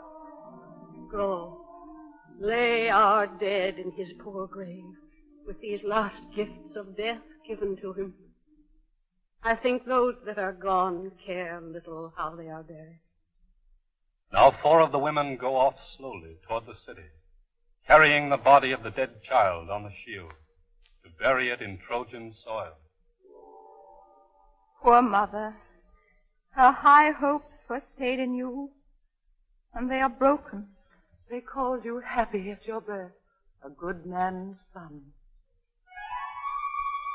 Look, look! On the heights of Troy, flames, fire! They are flinging torches! Fire! Fire! Look! Smoke is beginning to rise from the buildings of the city. This is the end, then. The height of sorrow. Troy is burning. But hurry, old feet, if you can, a little nearer. Here, where I can see my city. Say goodbye to her. You are so proud a city, and all the East the proudest. Soon your name the whole world knew will be taken from you. Ancient of days, our country's Lord, Father who made us, you see your children suffering. Have we deserved them? He sees, but Troy has perished. No city now, never again. Oh, terrible. The fire lights up the whole town. The inside rooms are burning. The citadel, it is all flame now. Troy is vanishing. War broke her, and what was left is going up in smoke. The glorious houses fall. First the spear, and then the fire. Children, here, your mother is calling. Children! They are dead, those you are calling. They will drive us away like cattle to a slave house far away. Dead. Priam, my husband. You are dead. The evil that has found me, your wife, do you know? No. Death has darkened his eyes. He was good, and the wicked killed him. So let him fall and be forgotten. The earth is kind. Dust is rising, spreading out like smoke. I cannot see my house. All gone, all vanished, and we are gone. One here, one there. And Troy is gone forever.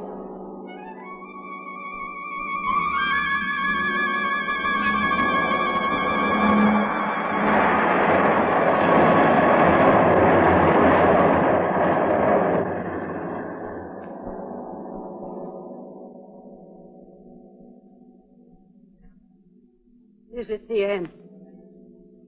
Do you know? The fall of Troy. Earthquake and floods and the city's end.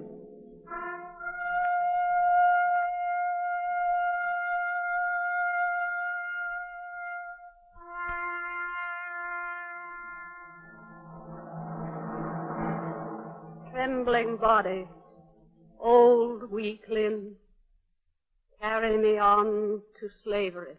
Farewell, my city.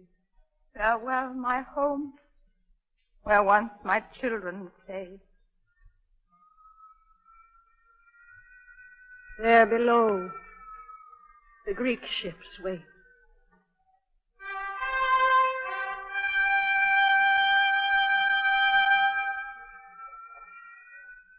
The Trojan women walk slowly down the hill to the Greek ships, toward their bondage.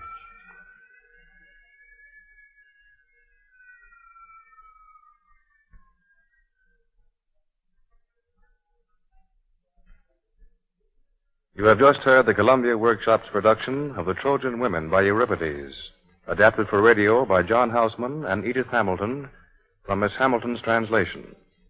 The score for sound and music was composed for this broadcast by Virgil Thompson. The players were Mildred Natwick as Hecuba, Joanna Roos as Cassandra, Zita Johann as Andromache. Jessica Tandy, Grace Coppin, and Rose Keene played the three women. George Kalouris was the soldier. The announcer was Baron McGrath. John Houseman directed. Next week at this same time, the Columbia Workshop will present two short contrasting pieces. The first is Symptoms of Being 35 by Ring Lardner, adapted by Vera Eichel. The second is The Electric King by Lord Dunsany, adapted by a writer new to radio, Alfred Eisman. This is the Columbia Broadcasting System.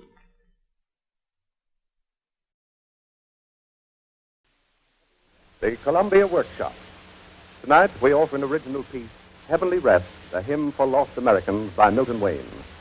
This is Mr. Wayne's first radio drama. Through a series of realistic and impressionistic sequences, he has sought to pictorialize the condition and the attitude of the many thousands of young homeless Americans roaming aimlessly over our vast territories in these post-Depression years. Mr. Wayne is a native of Newark, New Jersey, and a graduate of Columbia University in the class of 1933. He is at present identified with the WPA Writing Project in Newark, and is at work on a book about that city to be titled Newark at Work. Mr. Wayne is preparing the chapters on the leather interests of the region. His piece tonight is in considerable contrast to this, in both treatment and intention. We hear now Heavenly Rest, a hymn for lost Americans by Milton Wayne.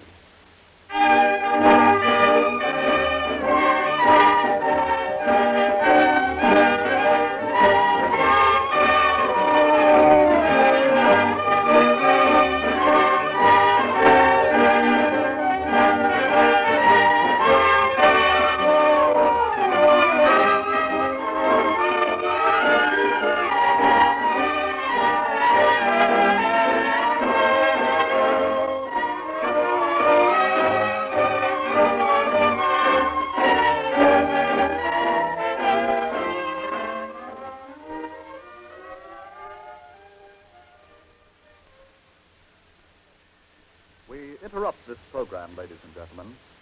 We interrupt to tell you that in exactly 2.5 minutes, the sun will set over the southern states served by your station in Walford. Only a trifle more than 2 minutes, and the sun will set. The sun will set, and it will be the eve of the Sabbath. We check off our days gratefully this winter holiday season. Another day, and tomorrow, Sunday, another week of peace. There is war in the world tonight, and few of the living in many lands tonight will find sleep. And thousands have lost the way of coming home. In half a minute, the sun will set. But none here will hate the night, for in America, there is peace. Many days now, Americans have been traveling home. For these are days that should be spent together with the people of whom you are part, whose eyes answer with love the longing in your eyes, whose hands speak comfort with their touch. Only 6 seconds now. 3 seconds. 1 second. The sun has set. To you, ladies and gentlemen, in the sheltered comfort of your homes, a happy Sabbath. We now resume our program. That is all.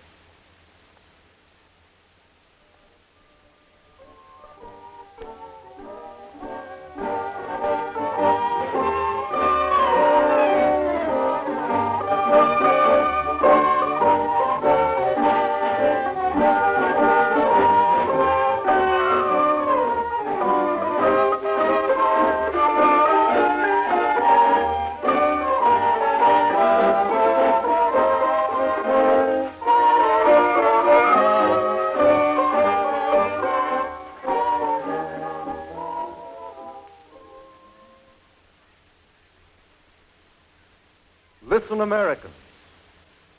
Put down your evening papers. Keep the cards dealt for your hand, but lay them face down on the table. Put a marker in your book.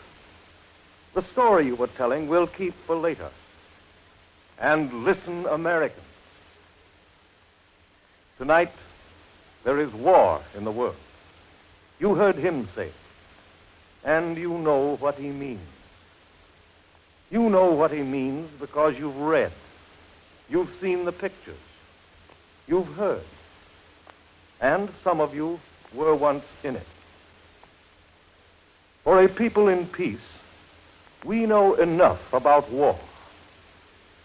We know too much of the plummeting bombs, the men with guns, the tanks, the planes, and the ships, all these, the arms and instruments of war.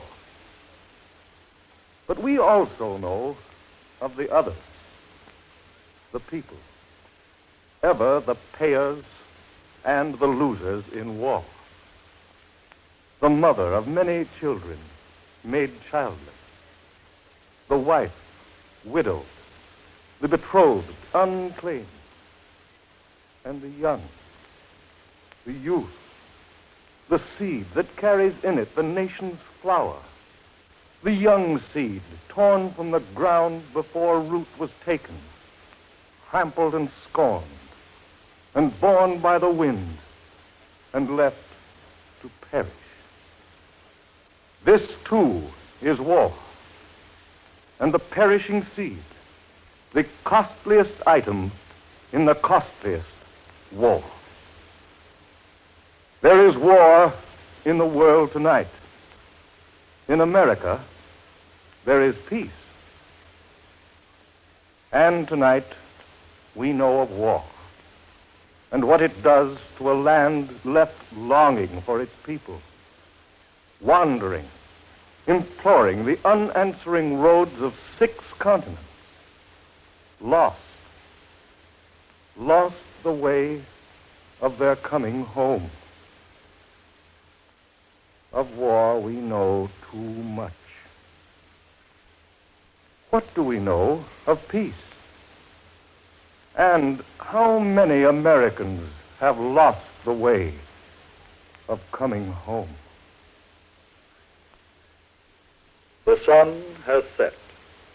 To you, ladies and gentlemen, in the sheltered comfort of your homes, a happy Sabbath. To all of you, people of goodwill, blessed by peace, a happy, restful Sabbath. We now resume our program. That is all.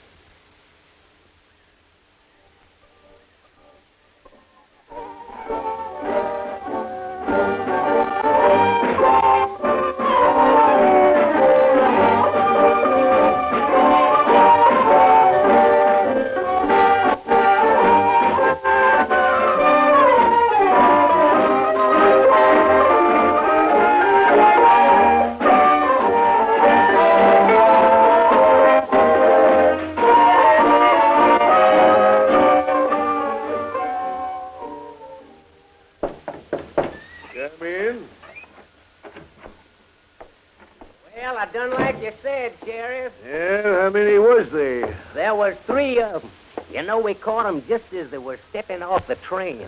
So we put them right back on it, and we stayed and watched that freight till it was clean out of sight. We spoke nice and quiet to them, just like you said, Sheriff, and kind of poked them with our guns. Yeah, you're getting smart, Tom. You're getting right smart. Can't afford to lock up tramps this time of year. Hotel folk won't stand for it. They say all them northerners come down to spend the holidays don't like it nohow to see chain gangs. So orders is to just keep moving. Just keep moving nice and gentle like you done. And you done right, Tom. Yes, I swear you get mighty smart.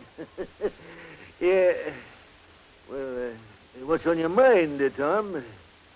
What you scratching around for? You got something on your mind? Well, Sheriff, come across some kids, too. Kids? What kids? What you mean, the kids? Well, they was tramp kids, about 6 or 7 of them. All of them was white, and they had a gal with them, too. Yeah, a black-haired gal wearing dungarees and a man's jacket. And she didn't look no more than 14 or 15. And they grown men with them? No, Sheriff, they was by themselves, just them together. None of them looked more than 18. And they didn't speak like our kind. No, they spoke more like up north or out west. And their eyes was all hungry looking and jumpy, like from being chased. They make any trouble in town? Oh, I guess they was fixing to pick up what they could lay their hands on. But we spotted them quick and we run them out. Where? Well, they headed for the east road. I guess they'll be parking in that old hobo jungle out in the woods. You want us to clean them out? No, Tom. I can't be messing with kids tonight. There's big doings in town. But first thing tomorrow, run them clean across the county line and see they don't come into town no more tonight. Yeah, we'll do like you said, and we'll keep them moving, Sheriff. I think we really got them scared away from town. You know, you're getting sharp, Tom. You're getting right sharp. Kids, huh? Well, doggone, won't that be nice to have tramp kids panhandling tourists around town? Ain't I got enough trouble as 'tis from our own folk, our businessmen, our leading citizens, our hotel men, without worrying me to death about tramps? I want no trouble from them kids. Kids. What call has American kids got to go wandering so far from home? And how they expect anything good to find 'em? If I had my way, I'd take all those kids that came wandering down.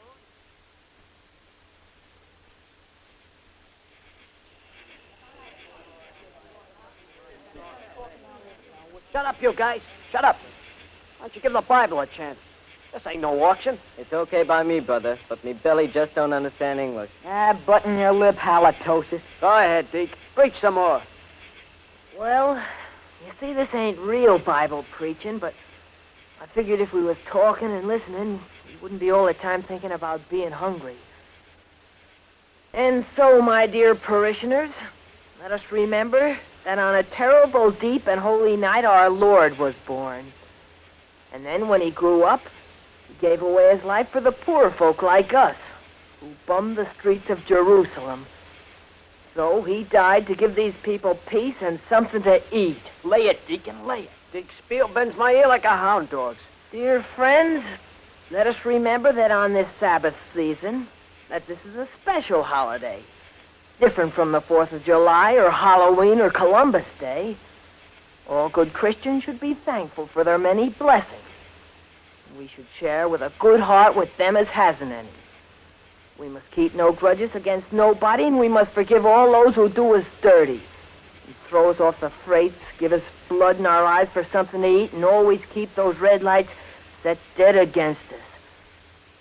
And so before I close, dear Lord, I want you should specially bless all our friends and forgive our enemies. But use your own judgment about them sorry Christians from Walford who driv us out of town the day before your holy Sabbath. Amen. Amen. Brother Simey? Yeah? Brother Simey, please have the kindness to pass the collection plate so all these happy brothers may contribute to some little thing to them that ain't so fortunate. You're on, brother. While our dear Brother Simey is working up the collection, let us enjoy the sweet voice of Brother Shoemaker, who will lead us in a beautiful hymn. Oh, where shall rest be found? Rest for the weary soul. 'Twere vain the ocean depths to sound or pierce to either pole. Beyond this veil of tears, there is a life above, unmeasured by the flight of years, and all that life is love.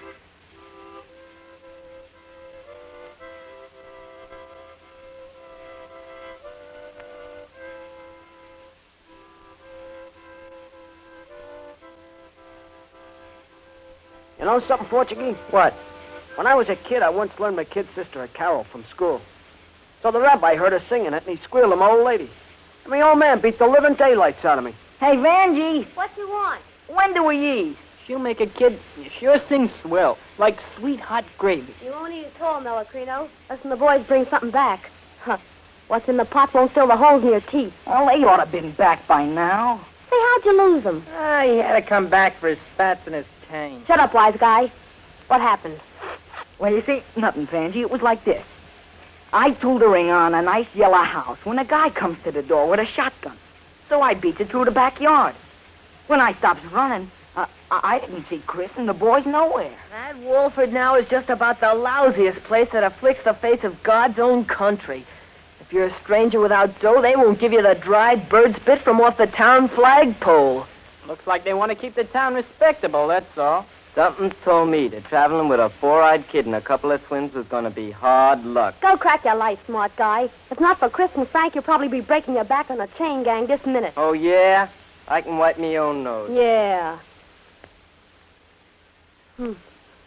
That old moon sure looks cold and lonesome tonight. Don't you worry none, baby button. Your daddy soon be back from hunting. MYOB, sponge nose. You ain't even got all your buttons yet. Brecha foot. Talk American, why don't you? You know, if I only had an onion and a piece of garlic, I could make a real nice mulligan.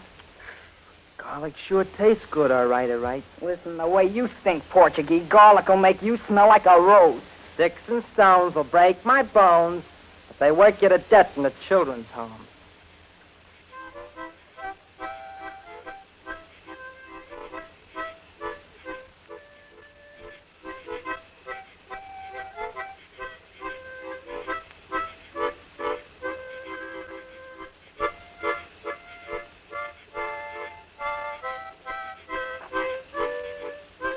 Gee, I'm full of corn.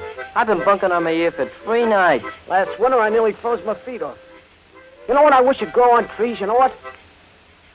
Shoes with fur lining and soles a mile thick. Go tell it to the relief investigator. You know something?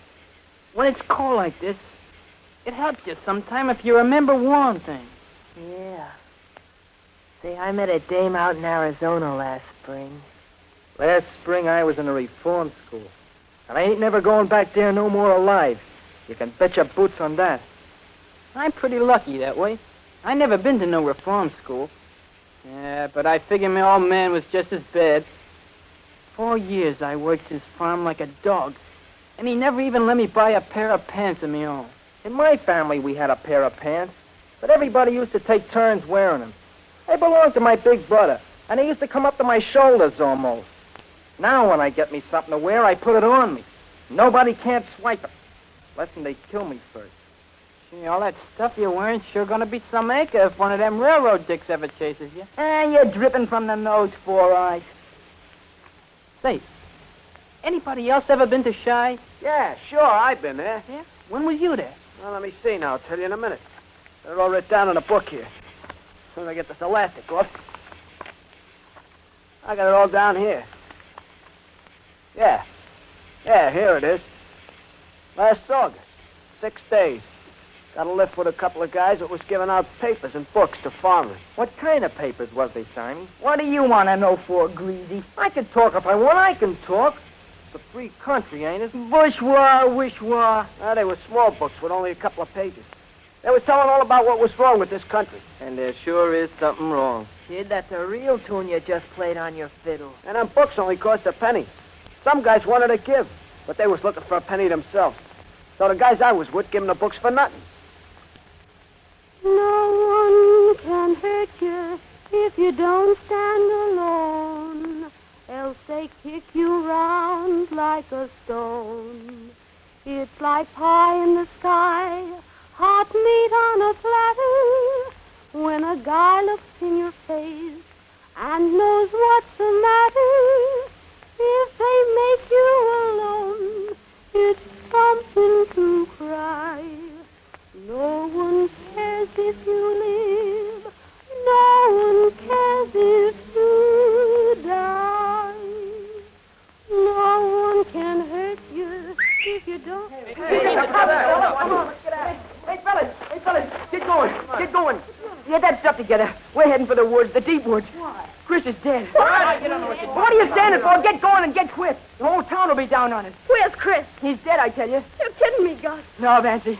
No, a guy don't kid when he got the smell of blood still on him. I feel like my heart's gonna bust. What happened, Gus? Tell us. Well, Chris and Frank and Rhode Island and me, we was just on the outside of town trying to pick up some groceries from the back of a store, and Chris was laying chicky. When the deputy pops up and he goes for Chris. And Chris gives us the cry, and then he beats us. We duck around and stop when we see nobody's coming for us. Then we see Chris cut and cross into an alley, and the deputy going after him. Then we hear a loud scream like a baby being terrible hurt, and Frank stops us and says, "That's my brother." And pretty soon we see the deputy dragging Chris out. His head is burst open, and the blood jumping out all over him like it was a fountain. We had to hold Frank back while the deputy dragged Chris down the road, the blood running down the roadway. When they got Chris inside the barn, we went back in the alley, and we saw a fence with a point of a big spike sticking through. Chris must have run into it in the dark. Then the deputy sent a man from the barn to get a doctor. After a while, he ran down the street, too, and then the three of us sneaked into the barn. Then we seen Chris laying on some straw. And he was covered up with an old horse blanket, and the fires was buzzing around him. And Frank wanted to burn down the barn, but we made him hide just in time when the deputy and the farmer come back with the doc. The doc takes one look at Chris, and he says, "That's one sorry-looking swine. You know who he is?" The deputy says, "He's one of them tramp kids we drove out of town." The doc says, I reckon he belongs to the county now, so we better ship him over to the medical school. Well, Frank went wild, and he said he was going to take Chris out of there. that we were to help carry Chris back here. And when we said he was crazy, he said he'd do it alone. So we waited until it got good and dark. And then we bust open the door. And Frank and Rhode Island carried Chris, and they told me to go on ahead. I told them they was crazy to try, because somebody was sure to see him. And Frank said he'd kill anybody from town who tried to put a finger on Chris. Well, we got him through town all right, and just when we got out of town, we met a couple of kids, and when they seen us, they cut and run. So then I went ahead to tell you. Sure gonna be trouble. Give me the lantern. I'm going back and give him some light. Maybe they got him by now. I'm going back to bring him some light. Wait a minute, Gus. You hear that? Trouble's sure gonna bust wide open now. You better wait here till we get back. Supposing they get you. Well, it'll be tough on us, but you can't get far without the lantern. Guess all of us is heading for the last roundup. Button your lip. Gee, it's cold as a witch's heart. Hank must be sure wacky. He's got a lot of guts, I'll say. I'd do the same thing if it was my twin brother. Them guys was never separate for a minute. I knowed all along there was something gonna happen. This morning I had a tough rascal getting my shoes on. And when it's over, I sees my right shoe on my left foot. Geez, Guy, you ought to be more careful. I hope they hurry up so we can get out of here. What'll they do with him when they get him here? Guess Frank wants to bury him. Well, why didn't he let the deputy have him? They'd have buried him after the hospital got through with him. Sure wouldn't like for him to cut up any of my folks. Or even to bury him in Potter's Field. They put about 4 inches of dirt on your face. And then the dogs come around at night. When a man dies, they ought to take their time and make him a nice deep grave. Yeah. It's only the rich folks that has all the comforts, even when they croak. Guy was once telling me that in some places, when the graveyards get all full, they dig 'em up and throw 'em around so they can make more room. Me, I'd rather get drowned in the ocean. My mother used to say when somebody dies, they know what's going on for about 6 hours. Only they can't move or say nothing. Go on. That's baloney for kids. There's a man going round taking names. There's a man going round taking names. He took my brother's name and he left my heart in pain. There's a man going round taking names. There's a man going round taking names. There's a man going round taking names. He took my brother's name and he left my heart in pain. There's a man... Mary, Mother of God, stop that song.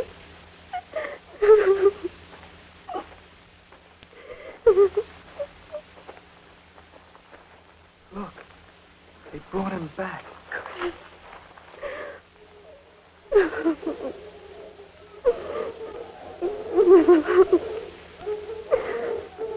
Oh, I feel like a black fire is burning me all up inside. Frank. Frank.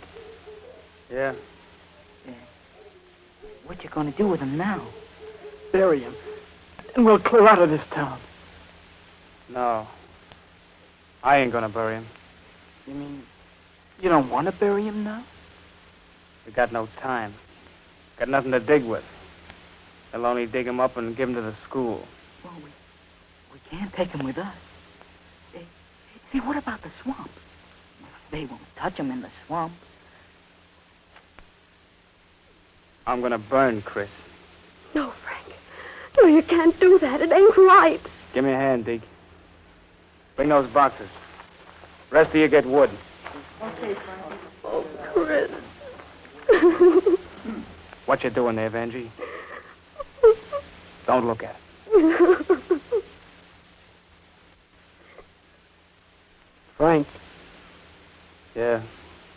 My feet is almost froze off sometimes. Can I have his shoes? Yeah. Take him. All right, you guys. Pile that wood over there. Put him here, too. Okay. Take your stuff. Get going. Oh.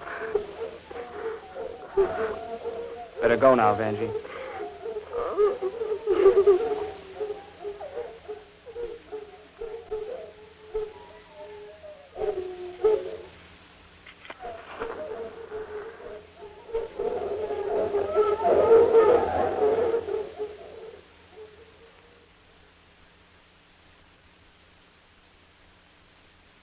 Tonight, we know of war and what it does to a land and its people.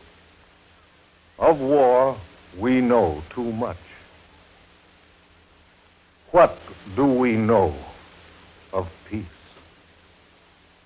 And how many Americans have lost the way of coming home?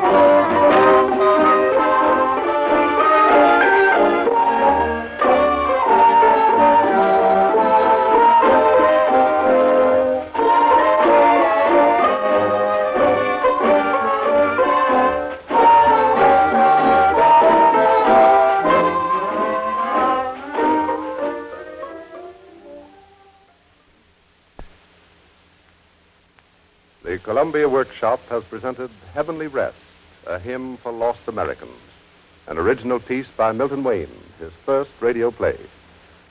The cast included Dean Carlton, John Griggs, Al Swenson, James McCallion, James Donnelly, Charles Powers, Lester Jay, Sidney Lumet, John James, Nat Lewis, Eddie Ryan, Donald Hughes, and Vivian Block.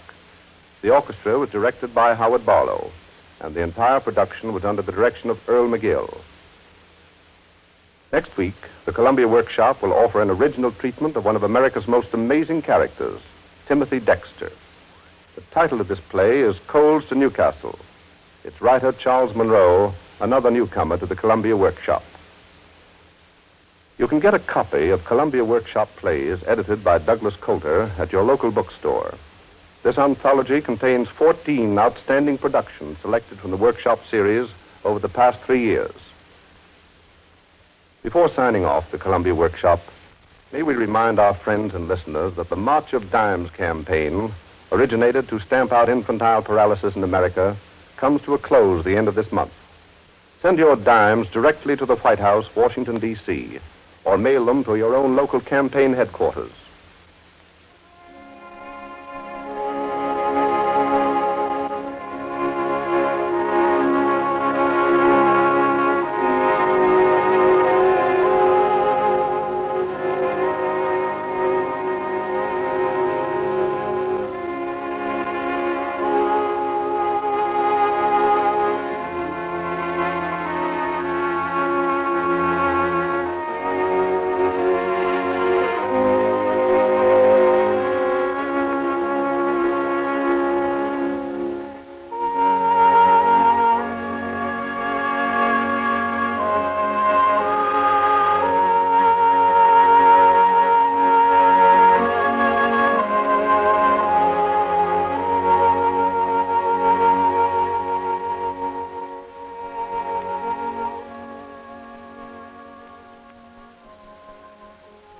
This is the Columbia Broadcasting System.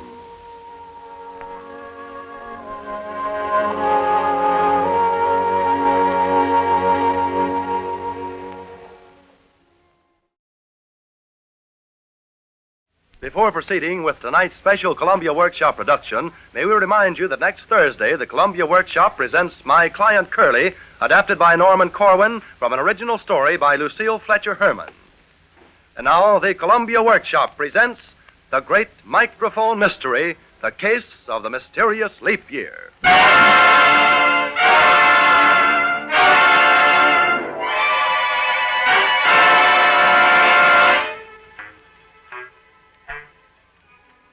An extraordinary incident in the annals of detection involving some of the greatest names in broadcasting and taken from the files of Ellery Queen, Master Detective.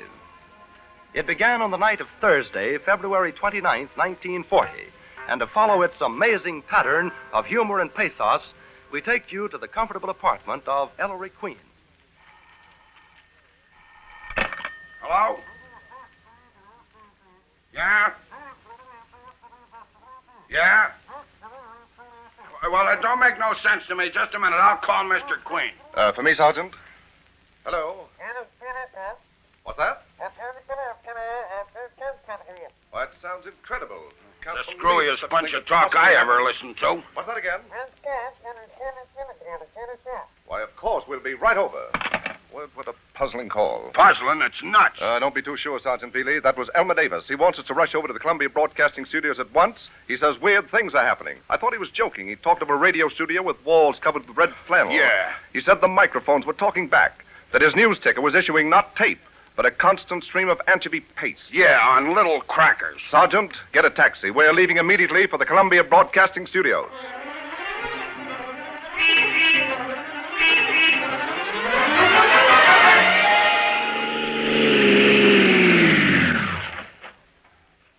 You needn't wait, driver. Come along, Sergeant. Girls to your cars, don't primp and preen. It's Sergeant V and Mr. Queen. Elevator, Mr. Queen. Blondes Express, elevators, brunettes local. We'll take an express, miss. 21st floor studios going up.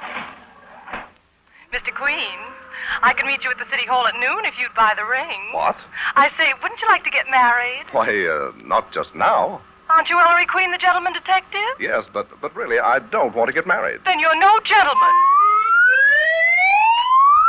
What the... Sergeant, what became of that girl? Paging Ellery Queen. Paging Ellery Queen. Oh, boy. You're Mr. Queen, sir? Yes, I received a call. Are you the lad Mr. Davis mentioned? Yes, sir. He told me to show you around the studios. Right this way, sir. Sure you won't change your mind, Mr. Queen? No? Then how about you, Lieutenant? I ain't a lieutenant, and besides, I'm already married. Now, Lieutenant, I'm merely proposing marriage. You needn't get so excited. No, I tell you. No. All right, Lieutenant. All right, Sergeant. Refuse my hand, miss the chance of your lifetime, but don't be redundant. Well, I'll be a ring-tailed baboon. Studio due to go on the air, Mr. Queen. Will you step through here? Hello, Mr. Meredith. Hello, Tommy. How's the kid, boy? This is Burgess Meredith, the actor, Mr. Queen. Why, of course. Oh, yeah. I've enjoyed Mr. Meredith's dramatic portrayals in the film of Mice and Men and his stage roles. I've enjoyed your Pursuit of Happiness programs, too. Thank you, Queenie, but the kid's wacky. I ain't an actor. Now, wait a minute. Excuse me. I gotta go on the air. Presenting Burgess Meredith in Songs and Patter. He's just returned from his triumphant vaudeville tour on the Arizona circuit. The Flatfoot Palooka from Tuscaloosa. Let her go, Professor! Hi there, boys. Hello, Ma.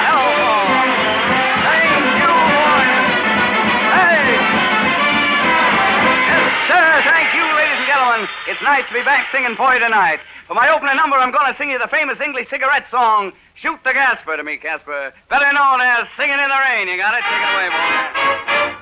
Hey! I'm singing in the rain. Just singing in the rain, what a glorious feeling. I'm happy again. I'm laughing at the clouds, so dark up above. The song is in my heart, and I'm ready for love. Let the stormy clouds chase everyone from the place. Come on with the rain. I have a smiley eye on my face. I walk down the lane with a happy refrain. I'm singing, just singing in the rain. Come on, I'll take it away, boy. I want this. Hey! Yes, sir, boy. Little Joe from Baltimore, folks. Yes, sir. Gotta get the town getting hot, huh? Listen to that, hear that? Little scat singing, turn it to one. No corn popping, the corn sounding really copacetic, boy. Yeah, got some up there. He's hey! Stormy clouds chase everyone from the place. Come on with the rain. I have a smile on my face. I walk down the lane with a happy refrain, singing in the rain.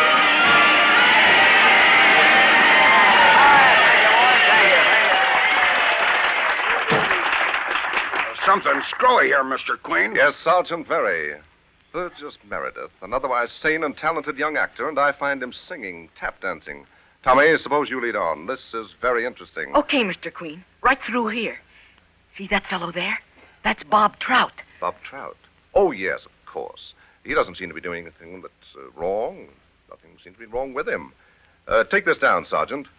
10:20 p.m. encountered Bob Trout, famous for reporting the important events of the nation. We present Bob Trout. Good evening, ladies and gentlemen. Two brillig and slithy toes did gyre and gimble in the wave, all mimsy were the bora groves and the momrath outgraved.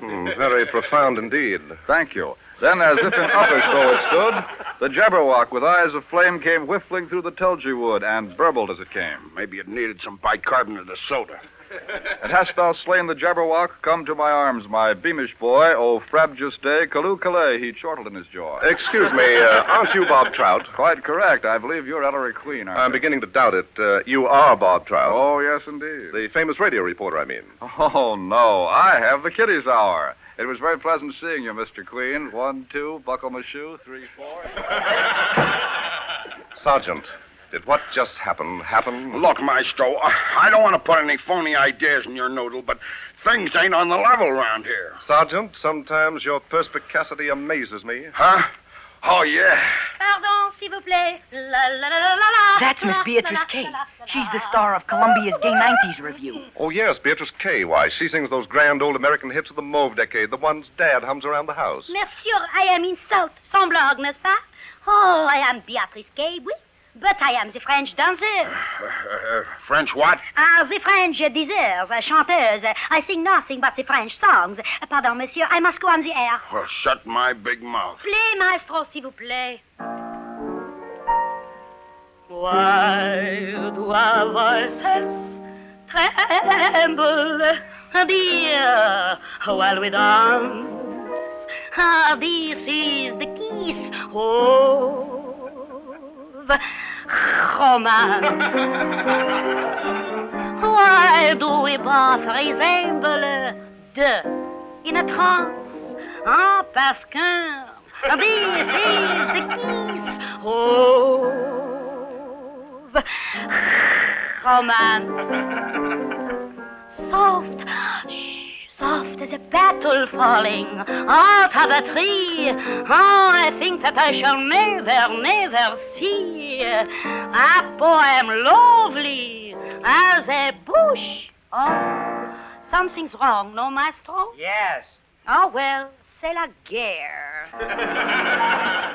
Why do you say I love you, dear, while we dance? Oh, l'amour toujours l'amour, l'amour toujours l'amour.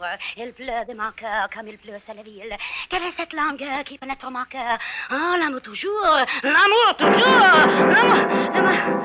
Oh, my dear maestro, I am so sorry. My dear audience, I am so sorry. You will apologize to me, no? No! Maestro, continue way. Why do you say I love you, dear? With each glance, a glance. Ah, parce que this is the kiss. This is the kiss. This is the kiss. Kiss, kiss, kiss. Kiss, kiss, kiss, kiss, kiss. This is the kiss. Oh. Romance!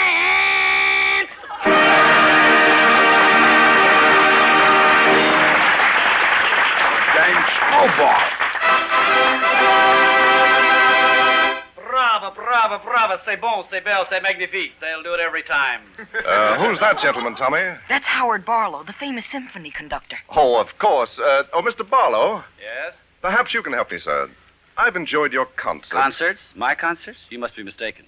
I'm a dramatic producer. A dramatic producer? Yes. May I ask you to excuse me now? My cast is due. John Reed King reporting, sir, star of the Croup Theater. Hello, Coach. Hello, Ham. The flabby players, I believe. Come on, look over your parts. Okay, Stoops, okay, Troop. And remember, I want this to be kept up to the best standards at the Columbia Workshop. Our play is called Tris. Corwin, you'll play Nat Weber, a hero against your will. John Reed King, you're Jack Hamlin, the handsome villain. Earl McGill, You said it. your father, Hank Jordan, an old 49er. Mel Allen, Right. You'll play Zenas Grimes, just one of the boys. And Beatrice Kay will be Triss, the angel of Blue Canyon. Curtain. Music. Take it away. The Howard Barlow Repertory Company and a tale of Western life entitled Triss, or Beyond the Rockies. Act 1. We meet Triss, the angel of Blue Canyon, as she approaches Hank Jordan in the Hotel Hades. Hello, Father. Hello, darling care. Hello, boys. This is the little girl I was telling you about. 20 years ago tonight, the stagecoach crashed down from the precipice and killed everybody. Everybody but one exception. A tiny baby clutched in a woman's arms, and there stands that bundle of rags I picked up 20 years ago. I ain't changed a bit, Paul. Hi, Triss. I'd kiss you if we was alone. Aw, Nat, you say the darndest thing. And her nasty Jack. So this Nat Weber has struck gold, eh? I could use some of his wealth, O Zenas. I could use some of his wealth. Oh, Zenas! What do you want, Jack Hamlin? I want to jump Nat Weber's claim. His mine is next to yours. Okay, Jack, but if we found out, they're liable to hang us. Now, don't worry. I'll pick a fight with Nat. Listen to that little Triss. If she goes too far, I'll box her ears, the brat. Jack Hamlin, take back them words. I won't! You will, too. I'll take off my coat and I'll thresh you. Oh, Nat, Pa, take him home. I'll tell her I'll make this gambler gulp his words. I mean this gambler gulp his words. Ah, for my sake, Nat. Well, all right. But I'll be even with you, Jack Hamlin. I'm not through with you yet, you scoundrel. I've got his coat for the papers.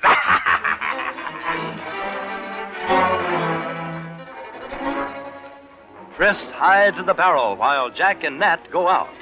Enter Zenas Grimes. Now, this Jack Hamlin's a clever scoundrel. If we got the mine, he'd cheat me out in it. I reckon I'll hide these papers in this here barrel. Jack Hamlin, you can't bluff me. Now they're safe. I'll say they're safe. Act 2. At Nugget Pass. Triss is at Nat's cabin. Nat, have you come home? I'll knock, and if he don't answer, I'll know he's out.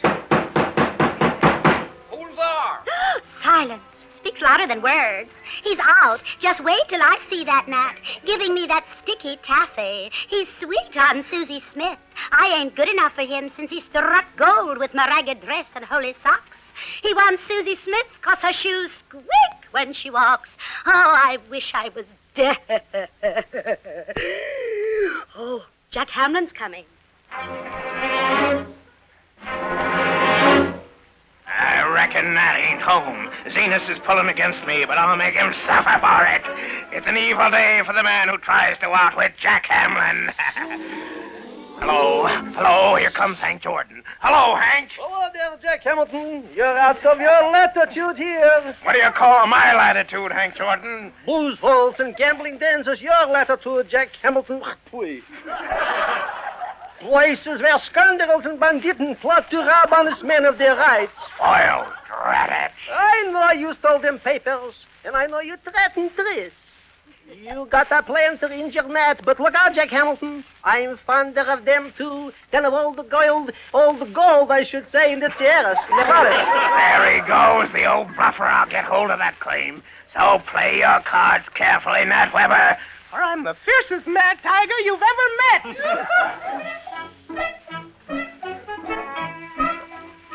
Enter Nat Weber coming from his mine. Suffering polecats. I'll fall off on this footbridge someday. It's a rickety old concern.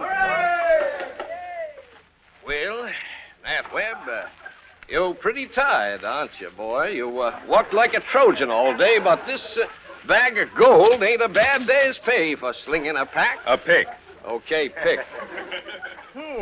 There's Miss Triss sitting on the mossy bank.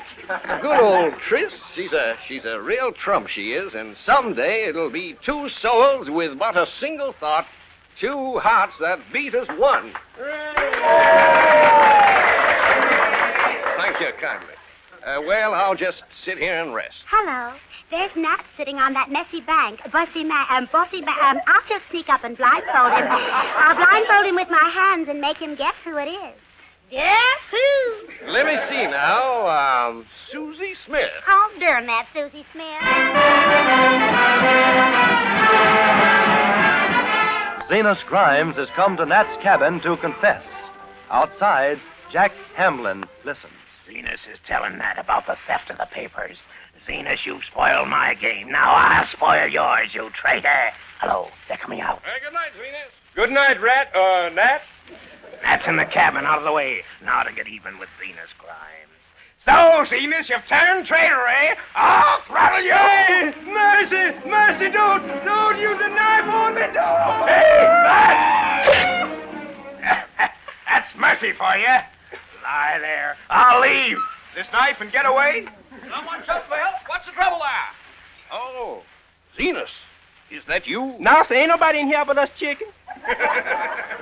Why, you lying there?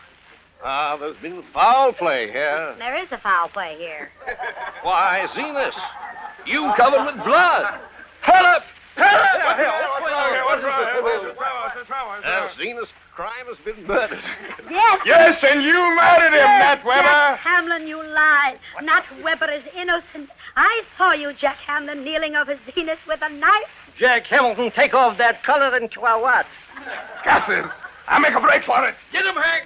Oh, Cassis, my heart. He shot me in the end. Oh, Nat, my hero, you've killed that villain. Now you are saved to wed Susie Smith with her squeaky shoes. No, not Susie, but Yusie, Tris. You saved my claim, and you saved my life. You has always been my good angel. I hope my good angel ain't a-gonna desert me now.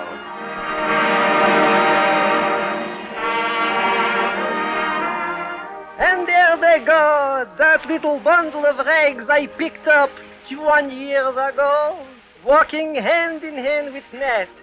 Virtue has again triumphed. It's two thoughts with but a single soul, two hearts that beat as one.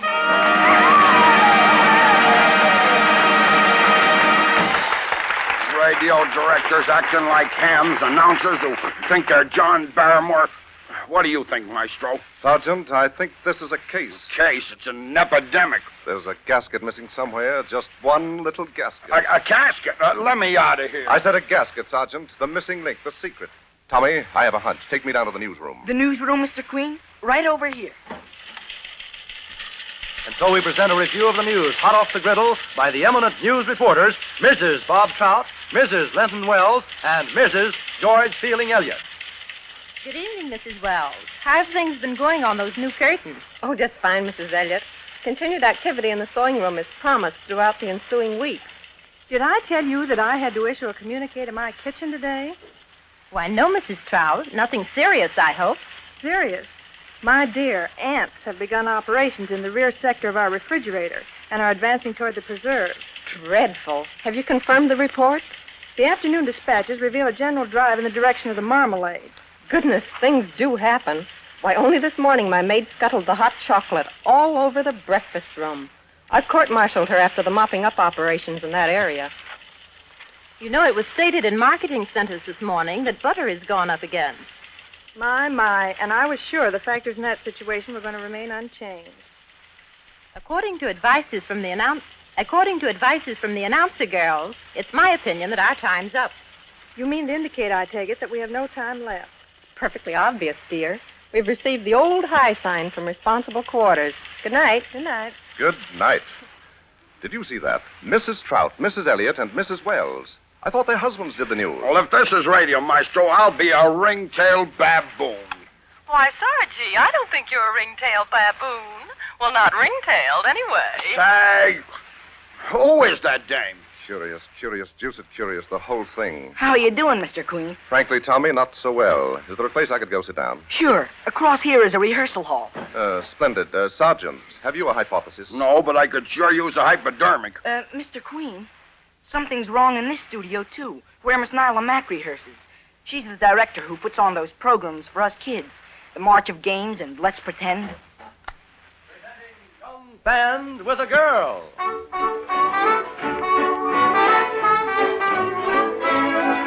Young Band with a Girl, that highlight musical half hour that brings you the greatest names in bandom. Tonight, it's Nyla Mack and her Kindergarten Gates. You'll hear them play, but first we bring you the life story of this glamorous orchestra leader, Nyla Mack. We first meet this infant piano prodigy when she was first coming to attention in a Kansas high school, where she was famous for sliding down the banisters. Just how did that figure in your musical career, Nyla? That is where I developed my glissando. And this is the way she played it then.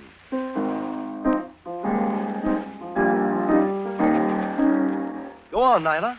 Well, then, later, at the age of 17, I get so flustered when my beaux would call, both of them, that often I'd find myself seated at the piano with a pan of freshly made fudge sticking to my fingers. But did this deter me? No, not at all. I went right on playing.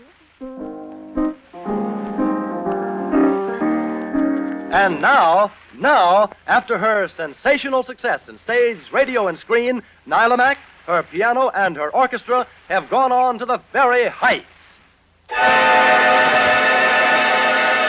Playing like this. What progress! And today, Miss Mack has turned that amazing versatility of hers to the realm of serious music. Nyla, what are you doing in the classical field? It's a tone poem, whatever your name is. I have the central theme finished, and I'm performing it, as a matter of fact, at Carnegie Hall in a fortnight. It goes something like this.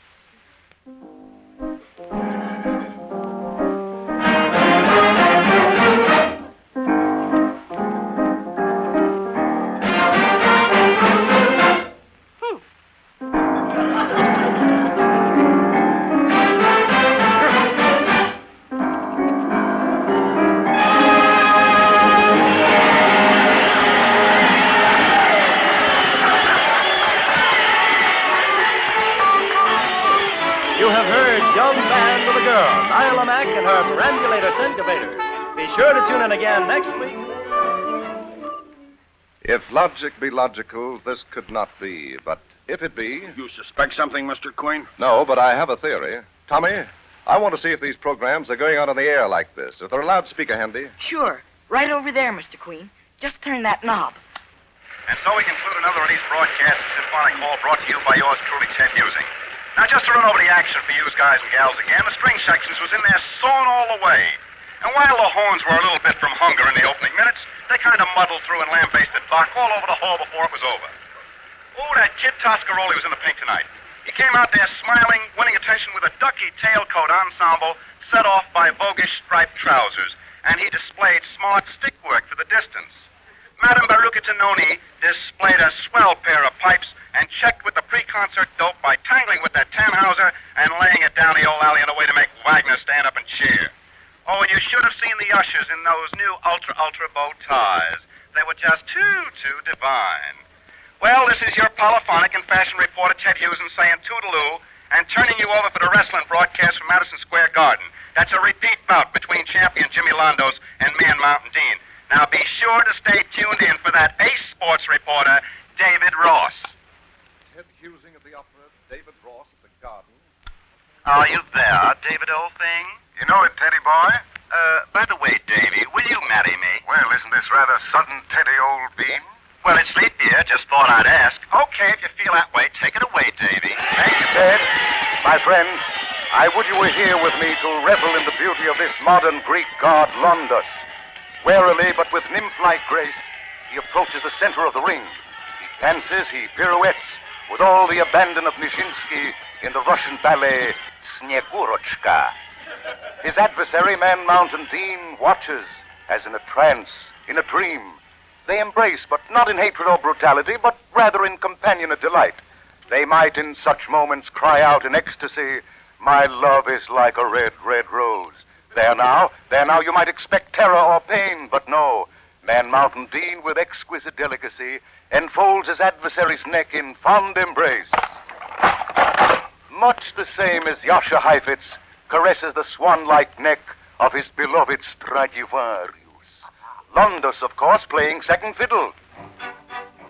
Well, now he moves from the center of the ring, speaking to himself in the language of Plato, or Cosmia Catastate, or Svirica Tiremenie, Yafti Pukri Federnese Kleis Trenis, Kalinichtos Anthropos, which translated means, Dad hoits, you bum. Look you now, the tonal mood changes. From the delicate prelude, we go into Prestissimo. The Greek rushes with glissandos burning in his eyes, and then with a pair of tweezers, Londos plucks, as though they were daisies, the delicately scented hairs from Man Mountain's beard. Oh, delightful pastoral scene. And now, listen as Londos runs arpeggios up and down his opponent's ribs. He wrings his neck. They wring each other's necks. All right. Breathes there a man with soul so dead, who never to himself hath said, Nut, popcorn, nut, chewing gum, nut. Well, what sheer drama. I mean drama. I must remember my Diction Award. But look, the Straighten Force with the twiddle on the stoop there. They strike each other. Can this be violence? Listen.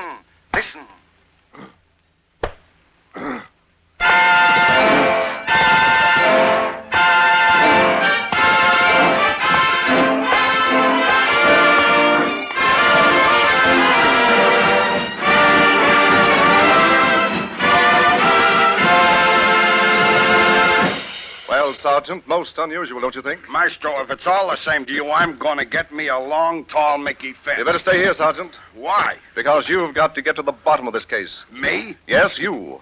Don't look now, Sergeant Bealey, but I'm not Ellery Queen. No? No, I'm Frank Gallup. The guy who announces the Philharmonic? Right you are, Sergeant. Well, this case is in your hands now.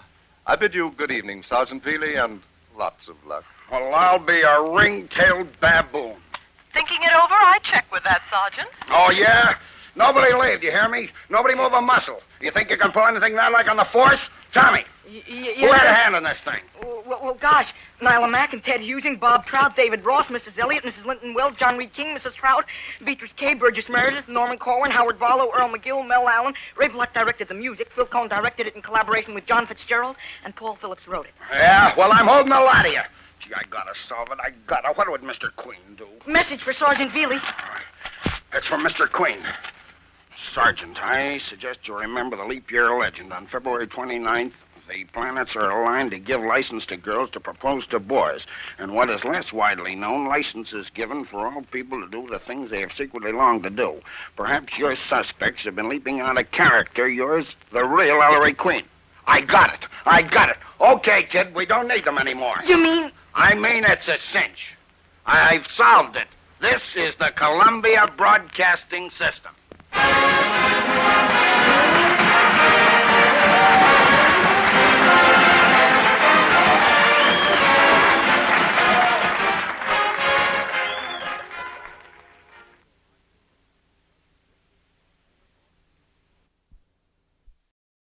The Columbia Workshop has always been interested in new writers and experimental forms of radio technique.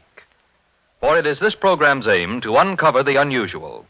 Undoubtedly, throughout the country, there are individuals and groups of individuals who are devoting much of their time to experiments in program presentation. If possible, the workshop would like to recognize the efforts of those so engaged. It just happens that in our Hollywood studios at station KNX, a group of the young employees have been conducting such experiments over the shortwave station W6XDA. These youngsters are the broadcasters of tomorrow, beginning their careers as mailroom boys, secretaries, transcription operators, script girls, and theater ushers. The Columbia Workshop has watched these young people do many interesting things during their first term of training. Tonight, you are invited to hear typical examples of their experiments. We take you now to the studio laboratory of the CBS junior staff of Hollywood.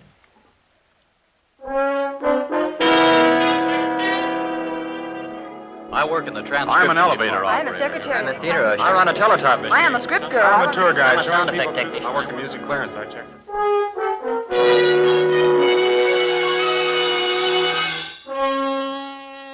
And I work in the mailroom, sorting and distributing the thousands of fan letters received daily by your favorite stars. But aside from our regular jobs, we members of the CBS junior staff have a common interest, the active production of radio programs.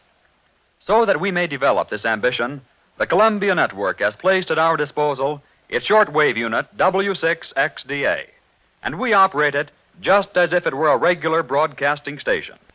We have our own program director, production manager, continuity chief, publicity department, chief announcer, engineering staff, and a department of special events. This evening we present a group of 3 dramas, typical of those given each week over our station.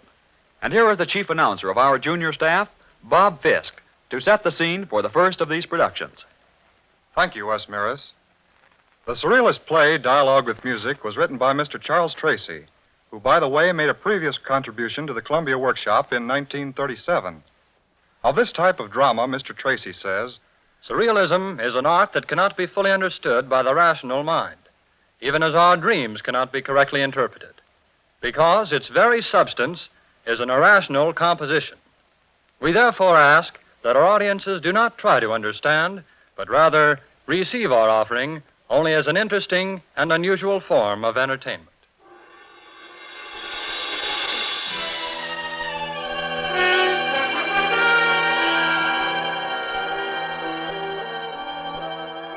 The CBS Junior Group presents Charles Tracy's Dialogue with Music, starring Secretary Eleanor Ross as the girl and tour guide Norman McDonnell as the cowboy.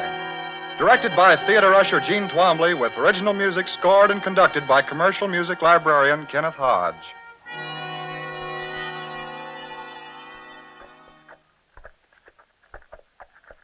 Are you plumb sure you love me, gal?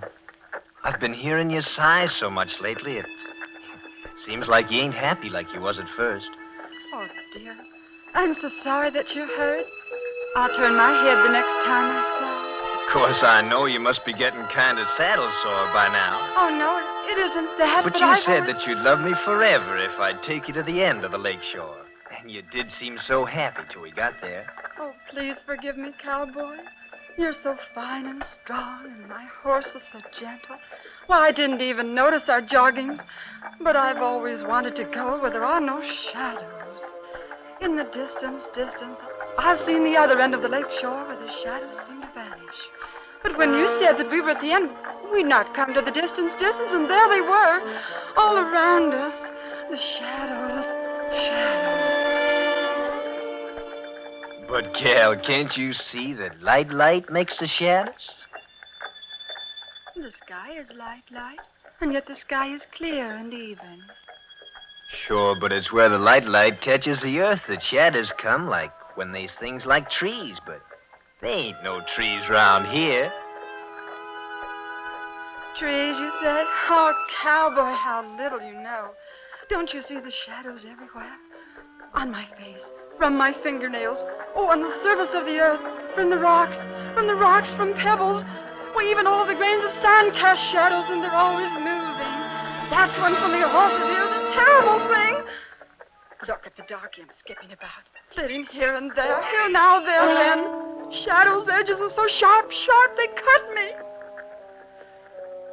At the end of the shore of the three-sided lake, it was the same. Shadows. It's the same here on our side.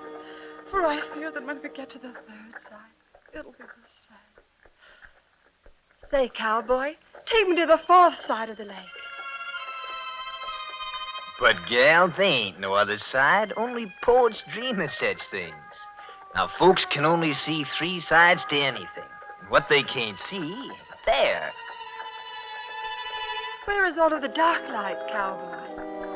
I've looked into the deep lake, and there I've not seen shadows, only darkness and peace. Do you think I belong down there?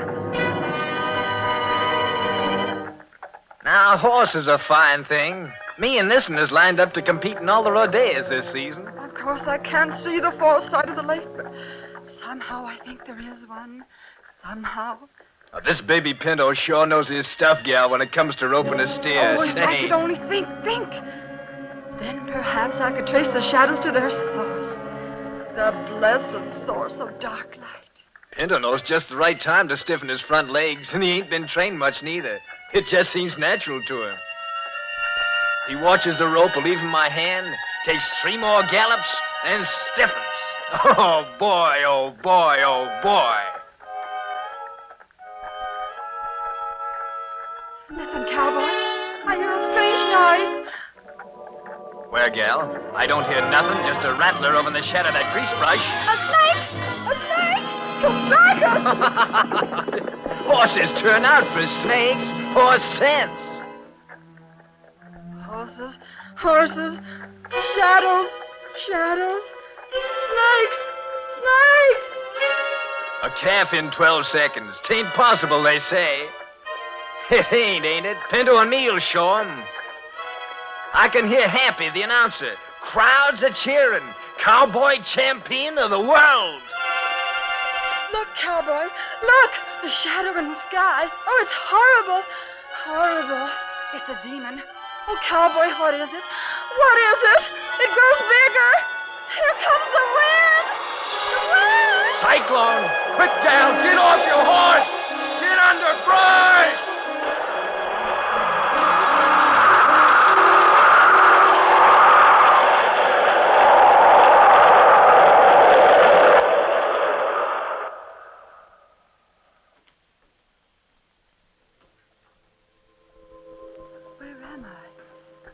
Crossing the lake in my sailboat, sweetness. I've been watching your trouble with the light and waiting for you for a very long time. But, darling, I suffered so with the shadows, and now they're gone. Oh, you're so sweet and peaceful. Poet, my darling, was it you I longed for? Yes, my love. But you were mistaken in thinking that the shadows hurt you. It was the cruel, sharp edges of light that cut into your precious soul. Come. Come into my arms. Oh, yes. Yes, I see now. But hold me tighter, dear. We are drifting away from light into dark light. And as we go, I see the sharp edges. Yet I see clear as we go. Oh, why is it so, dear poet? And when will I not hear the horses tramping? Poor, tired, sweet soul. You are entering into the dark light of eternal life. In my arms of true love, you are dreaming, drifting, dying away from the misunderstandings and sufferings of the world of light. But, my love, you see clearly because we are gliding into the shadows, unbroken shadows. Love's haven. It is the fourth side of the lake. Kiss me.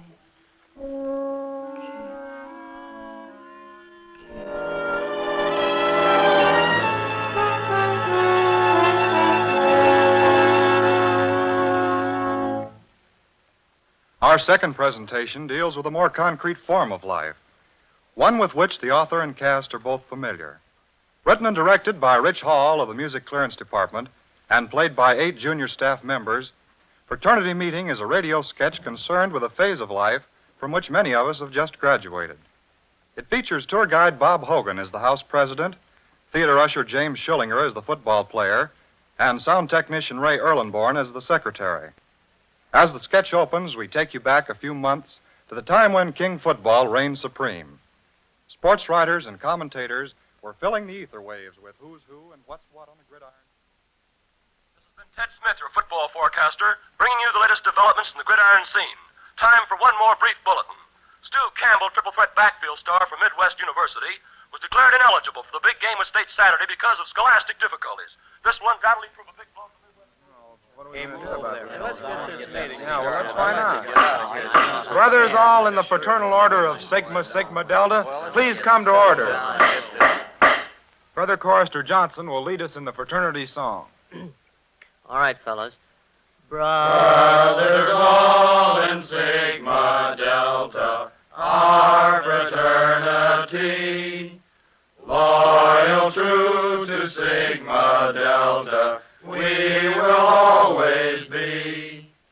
Sigma Delta, here's to thee, our fraternity, loyal, true to Sigma Delta, we will always be. Brother High Scribe Newton will read the minutes of the last meeting. The meeting was called to order by Brother High Counselor DeHolzer. Minutes were read and approved. Brother Treasurer Brown reported that the financial situation was extremely tough.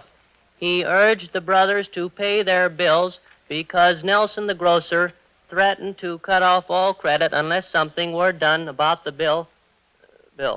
Brother Treasurer Brown asked the brothers if they wanted to continue eating. The brothers all replied in the affirmative. Brother Brown said, then let's see some bills come in. General discussion was held on scholarship plans for the year. Brother High Counselor DeHolzer asked the brothers to remember their initiation pledge to Sigma Sigma Delta, that above all things, scholarship came first. Brother Eckhart asked Brother High Counselor DeHolzer if that were the case, how come he flunked Economics 3 last semester. Brother High Counselor DeHolzer declared Brother Eckhart was out of order, also adding that how could he pass the course when the professor was down on him for 6 measly cuts. General discussion was held on campus activities.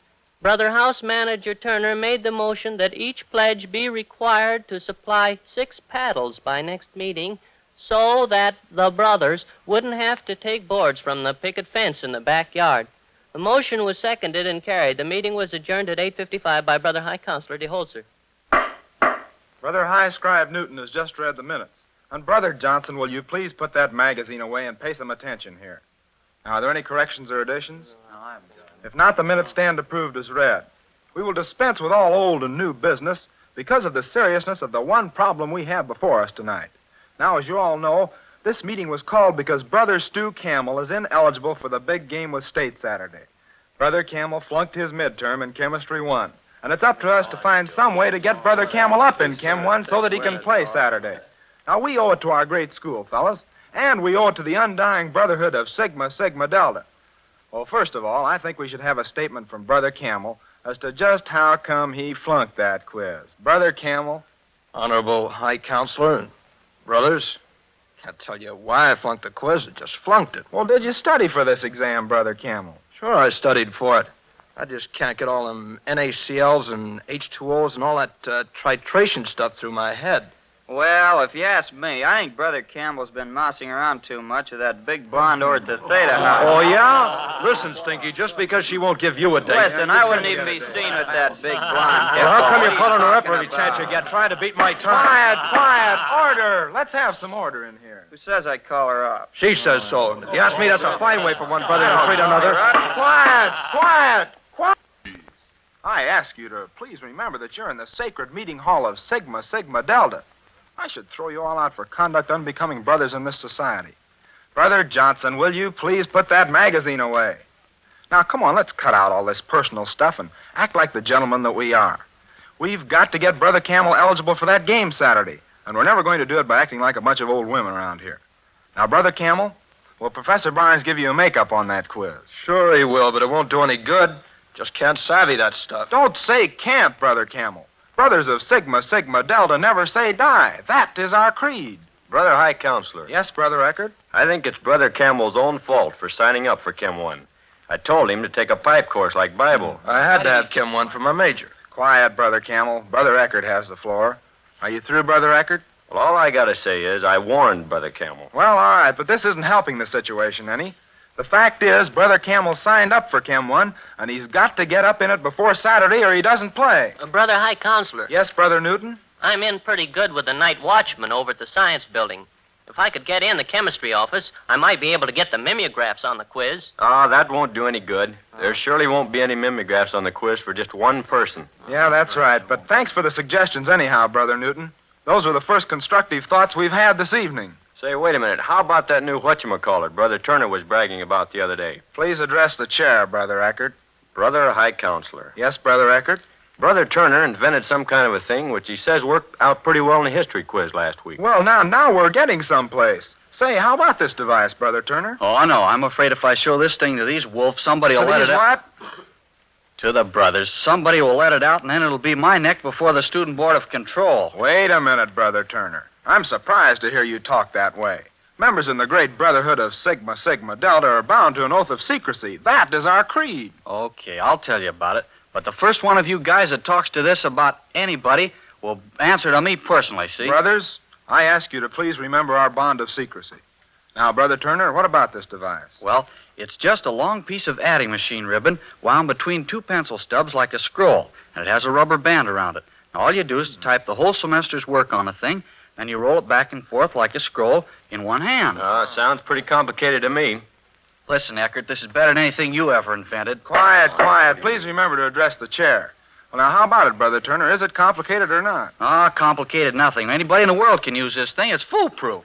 Brothers in the Fraternal Order of Sigma Sigma Delta, I commend you for coming to the aid of a brother in need. Brother Johnson, for the last time, will you please put that magazine away? Hey, wait a minute, fellas. Please address the chair, Brother Johnson. Well, Brother High Counselor? Yes, Brother Johnson, but make it snappy. Well, say, fellas, I think we've all been overlooking one very important fact. And that is that Professor Barnes is a member in good standing of Sigma Sigma Delta. What? Yes, sir. California Alpha, 1932. You mean he's one of the brothers? Absolutely. Why, I read it right here in this magazine. And say, if you guys would read the Fraternity magazine, you'd know these things. Well, that changes the whole situation. And it just goes to prove that no member of Sigma Sigma Delta ever has to lower himself to dishonesty, no matter what the cause may be. That is our creed. Now listen, Brother Camel, all you've got to do is go in and see Brother Barnes tomorrow. Wear your pin out in the open where he can see it. Give him the grip. Then tell him that you realize that you haven't been putting in quite enough time. This is Ted Smith, your favorite football forecaster, bringing you latest developments in the gridiron scene. And here's good news for Midwest University students and alumni. Stu Campbell, Midwest ace backfield star, who earlier in the week was declared ineligible for the game with state, has made up his scholastic deficiencies and will definitely play Saturday.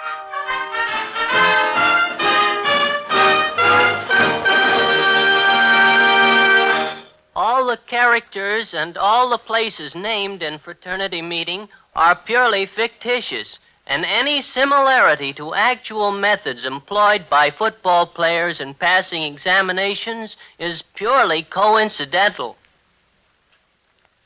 Third of tonight's experimental productions by the CBS junior staff turns from the serio-comic activities of the chapter room to the real-life drama that plays in a crowded courtroom. A courtroom now buzzing with excitement since the return.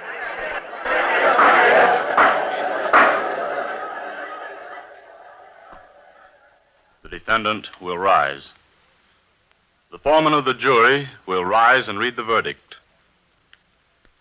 We, the jury, do find the defendant guilty. Order in the court. Daniel Trent, you have been tried and found guilty of murder. It now becomes the duty of this court to pass sentence upon you as decreed by the law of this state. It is therefore ordered that at 5 o'clock on the morning of March 21st, in the state penitentiary...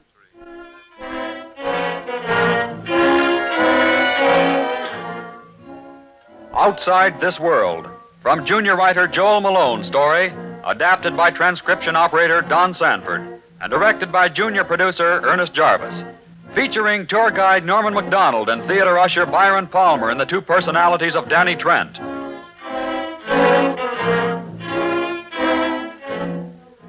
In the mind of every man, there speak two kinds of voices, those that come from without and those that remain within. From both of these, this story takes its form.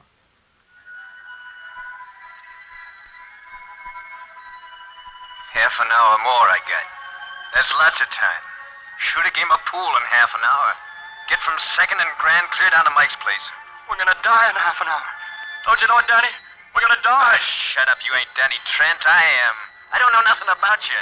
Who are you anyway? You know me, Danny. I'm you. I'm the real you. Ah, you ain't nothing. I'm lighting a cigarette. Oh, that won't get rid of me, Danny. I'm here now. I've always been here, really. And you've always known it. That's why you've tried so hard to hide from me. Ah, shut up. You're talking like a little kid. I am a little kid, Danny. I'm you. I ain't a kid. I'm a man. There's been plenty of years since I growed up. Kids don't never grow up, Danny. They just get too big for themselves. Ah, shut up, shut up. They come to get me. I can't let them see me dreaming, can I? I gotta show them I'm tough. All right, Danny, it's time. He says it's time, Danny. Don't let him take us. Get back in the corner. Hold on to those bars. Scream for him to go away. Shut up, you yellow little rat. I'm running this show. Don't let him kill us, Danny. Don't. Sure, Warden. I've been waiting for you. I wondered what was taking you so long. Still game, huh, Danny? Game? Say, what do you guys got to scare me? A little hanging? That ain't nothing. Why, I'll be back in 5 minutes to hex a lot of you. You better look under your bed tonight, Warden. The ghost of Danny Trent will be sitting there waiting to say boo. I'll have to hand it to you, Danny. All right, come along, then. That's it. Now I got 'em laughing. Take it like I took everything else, with a grin. They can't kill me, Danny. I never had a chance to live. 3 years ago, you began to grout in on me. First, I liked you. You were a man. You could do things I was afraid of. Shut up, shut up. One of these other guys is talking to me. I gotta listen to him, don't I, to be ready with a comeback? For taking the life of a fellow man. Give him strength in this his last hour upon earth. Let him see the light and repent his wrongdoing. Grant him, O Father, your divine mercy, so that in the hour of judgment... A priest. He makes me feel kind of funny. I gotta quit listening to him. He might make me weaken. There's the gallows. That don't make me feel so good either. Something seems No. I'm Danny now. I'm Danny, and I'm out in the yard, and I'm breathing the open air. Oh, 3 years since I've breathed. Let me take it in deep. Look there. The stars. Just a few of them left. That poem I learned in school. And the sun has flung the stone that set the stars to flight. The sun will be here soon now. I like seeing the sun. Wait. I won't see it. I'll be dead. I'll be dead. Get back there, you sniveling kid. Get back where you belong. You ain't gonna spoil my show. You ain't gonna do it. Yeah, I guess I got control of myself now. I don't know what happened. Thought for a minute I was gonna faint. That'd be a laugh. Yeah. Danny Trent. Fainting. You're the reporters, Danny. Any statement you'd like Got to make, anything to say, Trent? Yeah, how Anything about for a the paper? story, Mr. Let's have something, Danny. Don't tell me they let dames in at hangings. Why not? They hang them, don't they? All right. I got a swell story. This is headline stuff. I've been saving it for you guys, and you too, sister. Fine, let's have it. Glad to see you so anxious, fellas. Meet me tomorrow, and I'll give you the whole thing. I got a date right now. Got a date I can't miss. Awful sorry, fellas. Yeah, awful sorry. All right, Danny. We start up now. All right, Danny, we start up now. Up those 13 steps. I don't break now, I don't. I do it the way I planned it. Let him print it in the papers. Danny Trent was laughing and defiant. That's it, laughing and defiant. Sure, it's easy. Danny, you can't forget me. Not these last few minutes. Remember when you got your first job? I was with you then. It was driving a bakery wagon. Oh, you were a good worker, too. Smart, reliable, quick to catch on. Your boss, Mr. Johnson, always said you were a good boy. I ain't listening. There's 12 more steps, and I ain't gonna stop, not for a second. Danny!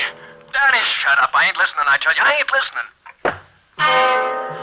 Remember Helen, kid? It was me she fell in love with, not you. Oh, those plans we had.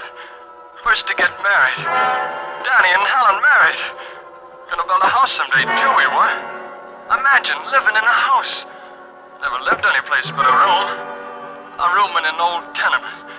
But Alan and me together, it was going to be different. Them reporters, they make me sick. They're a bunch of vultures. They don't mean it, Danny. It's just the way they talk. You were going to fix it up for Alan and me. You were going to make money quick. I remember what they said to Danny, me. you want to make some easy Get dough? married, ain't you, kiddo? How about cashing in on some easy pickings? You and the wife could use it, couldn't you? Danny Trent, you're just the guy we need for this thing. Now, with that job, you got to be over. And once they said those things to you, I couldn't hold you back. That's when you became Danny.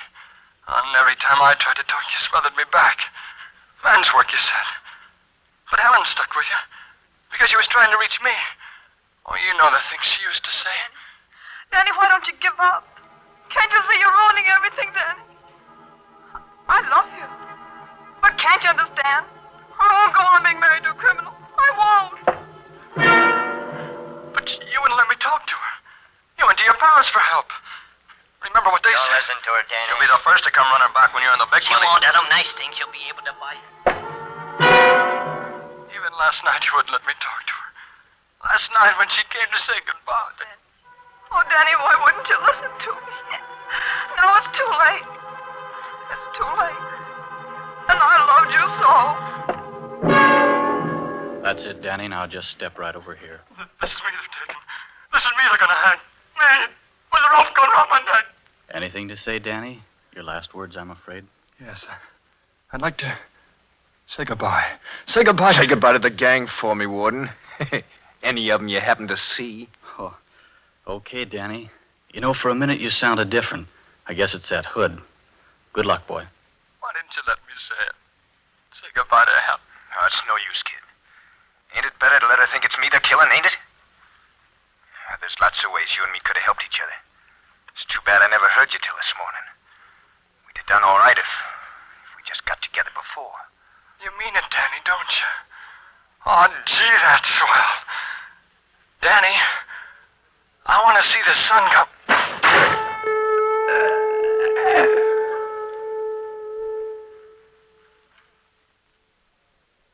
Boy, what nerve. Killer's got nerve, all right. Oh, they're all alike. I've covered dozens of these hangings.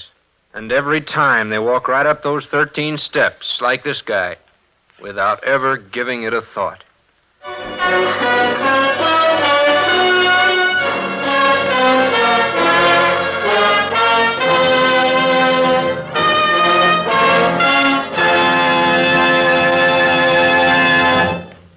You have just heard a presentation by the CBS junior staff of Hollywood. Their experimental work has been completed for tonight, and now they must return to their regular jobs as mailroom boys, secretaries, transcription operators, script girls, and theater ushers.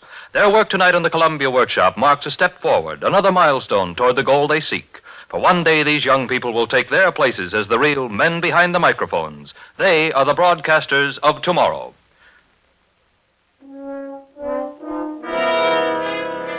The framework of the production tonight was under the direction of Glenn Middleton. Dick Hazel, office assistant, was the engineer, and sound effects by James Murphy. CBS wishes to thank Local 47 of the American Federation of Musicians, the American Federation of Radio Artists, and the Associated Broadcast Technicians of the IBEW for permitting the junior staff to present tonight's special program. Next week, the Columbia Workshop returns to New York to present a modern version of Shakespeare's comedy, The Taming of the Shrew. This is the Columbia Broadcasting System.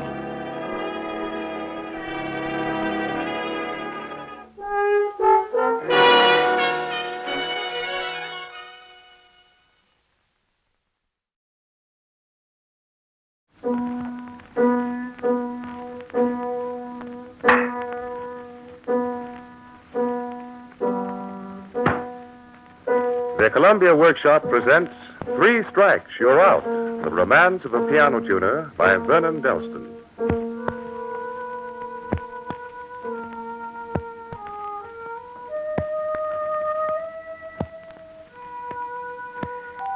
Spring is here. Warm spring is here. The air is warm. Winter's dead. You can tell winter is dead. The trees are getting green. The buds smell nice and sweet. Kids fill up the street with noise of running and yelling and horsing around. All of a sudden, the winter emptiness disappears, and kids spring up all over the place like mushrooms. They talk so loud they think everybody's deaf. You feel good in the spring. $90 in the bank and 110 to go. A good motor, nice paint job, and 4 good tires. You step on the gas and you see America first. Hey, stars. Hey, stars in the sky, you're getting in my hair. Those writing guys with those fancy words. Those fancy words are $0.25 apiece. What do those writing guys say about spring? Hiya, Joe. Oh, hiya, Marty. I didn't see you coming. You look like you're in a fog. You coming down to the club tonight? No, I don't think so. There's nothing doing. Sure, Joe. We picked the lineup for Sunday. You're pitching, ain't you, Joe? I don't think I'll go. Hey, you feel all right? Yeah. You sure you feel all right? Yeah. Well, the meeting's going to be all about baseball. Baseball, Joe. You're not passing it up. It's too nice a night to be inside. My brother-in-law's keeping that car in good shape for you as soon as you get the 200 smackers. Oh, I got 90 saved already. By the time summer comes, I'll have the rest. Okay, Joe. He's saving it for you. He'd like to see you have it. He knows you take care of it. All right, some boat, 20 miles to the gallon. Yeah, it's a swell boat. I could take care of a job like that. Yeah, that's what my brother-in-law says. He knows you can take care of a car. Come on, Joe. No, I'm going to sit in the park for a while.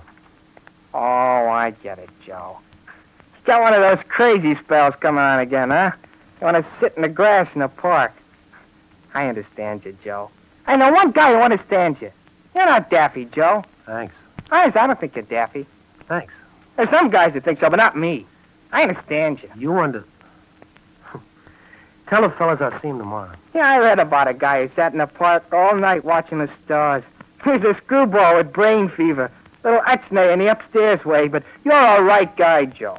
Any guy who can pitch like you is okay. I'll be seeing you, Marty. Okay, Joe. I'll get your feet wet.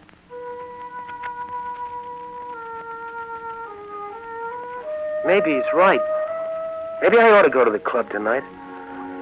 Guy gets funny ideas in the park in the spring. Oh, save it. Save it until I get the car. Then I can branch out, go where I want to go, and be free.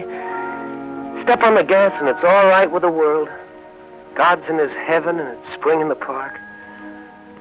Oh, maybe I better go back and join Marty and the boys. Oh, it feels good in the park. Don't look now, but there's a doll giving you the eye. Keep looking at the stars, Joe. Keep looking. Don't turn around. Uh-oh, it looks bad. I dropped a quarter. Yeah, did you see where it rolled? Oh, dear. Right around here, I think. Oh, if it's in the grass, you haven't a chance of finding it. Oh, dear, if I only had a match. I don't smoke. I don't like men who smoke. Wish I could find it for you. Oh, never mind. I shouldn't have put it in my handkerchief. Oh, here it is. Oh, thank you. Yeah, it was right near my feet. You must have good eyes. Oh, all right. It's a beautiful night. Yeah, it sure is. Do you ever come to the park when they have concerts? Sometimes. I'd rather go to the park on Saturday night than go to the movies. Well, I like the movies. Oh, I like the movies, too. Gee, it is a nice night. My name's Mary. I'm Joe. Pleased to meet you, Joe. Likewise. Well, good night, Joe. Night.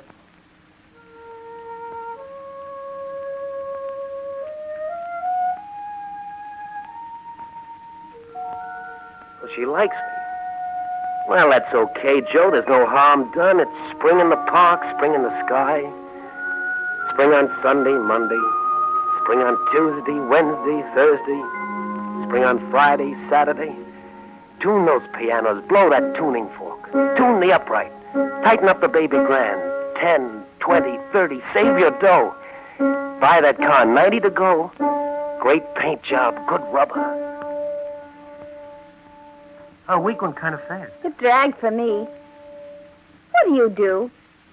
What do you mean? Your work. What kind of work do you do? I tune pianos. I'm piano tuner. Oh, sounds interesting. You must have a good ear for music. No, I don't know a thing about music. What do you do? I'm a bookkeeper.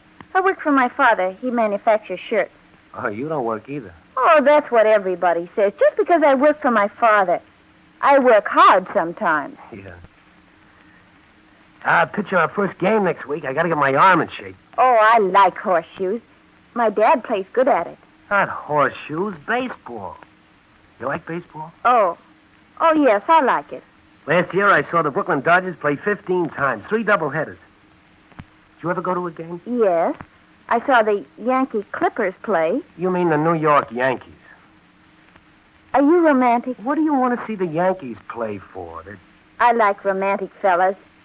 Yeah, I'm just a guy who don't bother nobody. Doesn't bother anybody.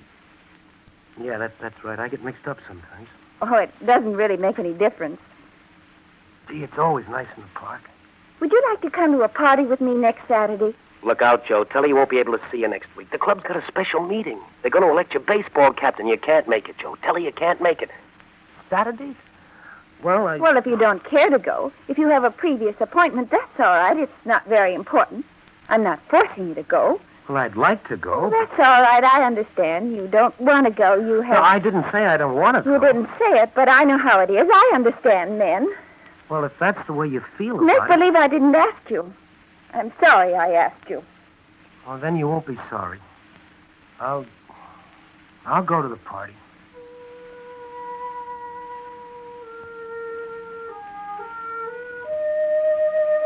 That's the way it starts, you dope. A party, then another party. Now a movie and another movie. And just when the weather's getting hot and the baseball race is running true to form, the pitchers are ahead of the batters. Think about your dough. 70, 80, 90, 100, 110, 120. Tune up that baby grand Monday, Tuesday, Wednesday. Sweep out the garage. See America first. Boss, you can look for another piano tuner. I'm hitting the road. First. Main 41179.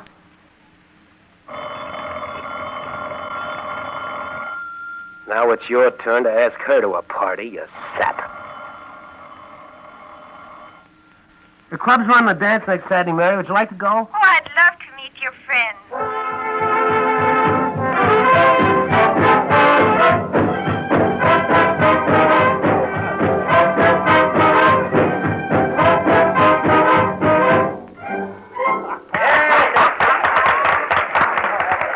Hey, John, I saw you came in with. Where'd you pick her up? Now, cut it out, Marty. She's a nice girl. Okay, Joe, I didn't say nothing. All I asked is where you met her. That's all I said. That's right, Joe. That's all he said. Why jump on the guy? A girl is a girl. It's a girl. Well, if it ain't Joe, I ain't seen you in weeks. Where you been, Joe? Yeah. I've been around. Yeah, you're too good for baseball practice, eh? Well, my arm's a little sore. Hey, you don't look so well. Working hard? Oh, John, there you are. Oh, Mary, I want you to meet some of the boys. This is Al. Hiya, cutie. That's Pete. Hiya. This is my friend Marty. Hiya, Duchess. How do you do? Let's grab ourselves a dance. Come on, guys. yeah, let's break these two, Al. Yeah, I think I'll swing out myself. Are you a jitterbug, Mary? I should say not. Then what kind of a louse are you? That's all, gotcha. I'll see you later, Joe. I'm going to grab myself a Yeah, Come on, Joe. Oh, he's a great guy, that Marty. Funny. Want to dance, Mary? No, Joe. What's the matter? Nothing. Feel all right? Oh, yes. But something is the matter. Well, if you must know, I don't like your friends. You led with your chin that time, but here's your chance, Joe. Get back with the fellas. Tell her where to get off. This is the end. 20 more bucks and that car is yours. You fill her up, check the oil, your arm feels good again. Pitch him in, Joe. You got your wings again. Whoop it. There's nothing wrong with my friend. They're crude and unmannerly. Oh, no. You can't say that about my friend. Well, I have. Why, we grew up together. They'd do anything for me. They give me the shirt off their back. That's too bad. Oh, now, look, you better apologize for this. Attaboy, Joe. You better apologize or we're finished. Joe! Oh, come here, Joe. Don't run away. Let's dance. I don't feel like dancing. Yes, you do. You apologize? Of course. Ouch. She pitched one over on you, Joe.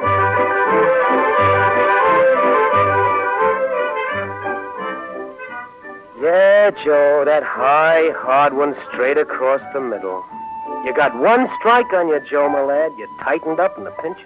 You didn't mean what you said, did you, Joe? Mean what? About us being finished. Oh, no. You know I love you, Joe. Do you love me? Sure. Next Saturday, we're going on a boat ride. Daddy's club is having a benefit, and I've got 2 tickets.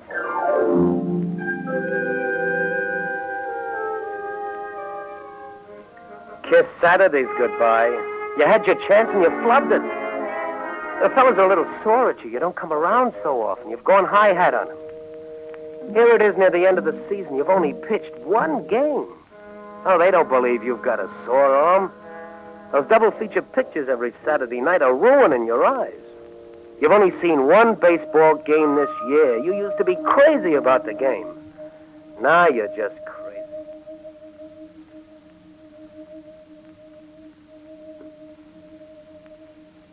The World Series is over. Those darn Yankees won again. How time flies.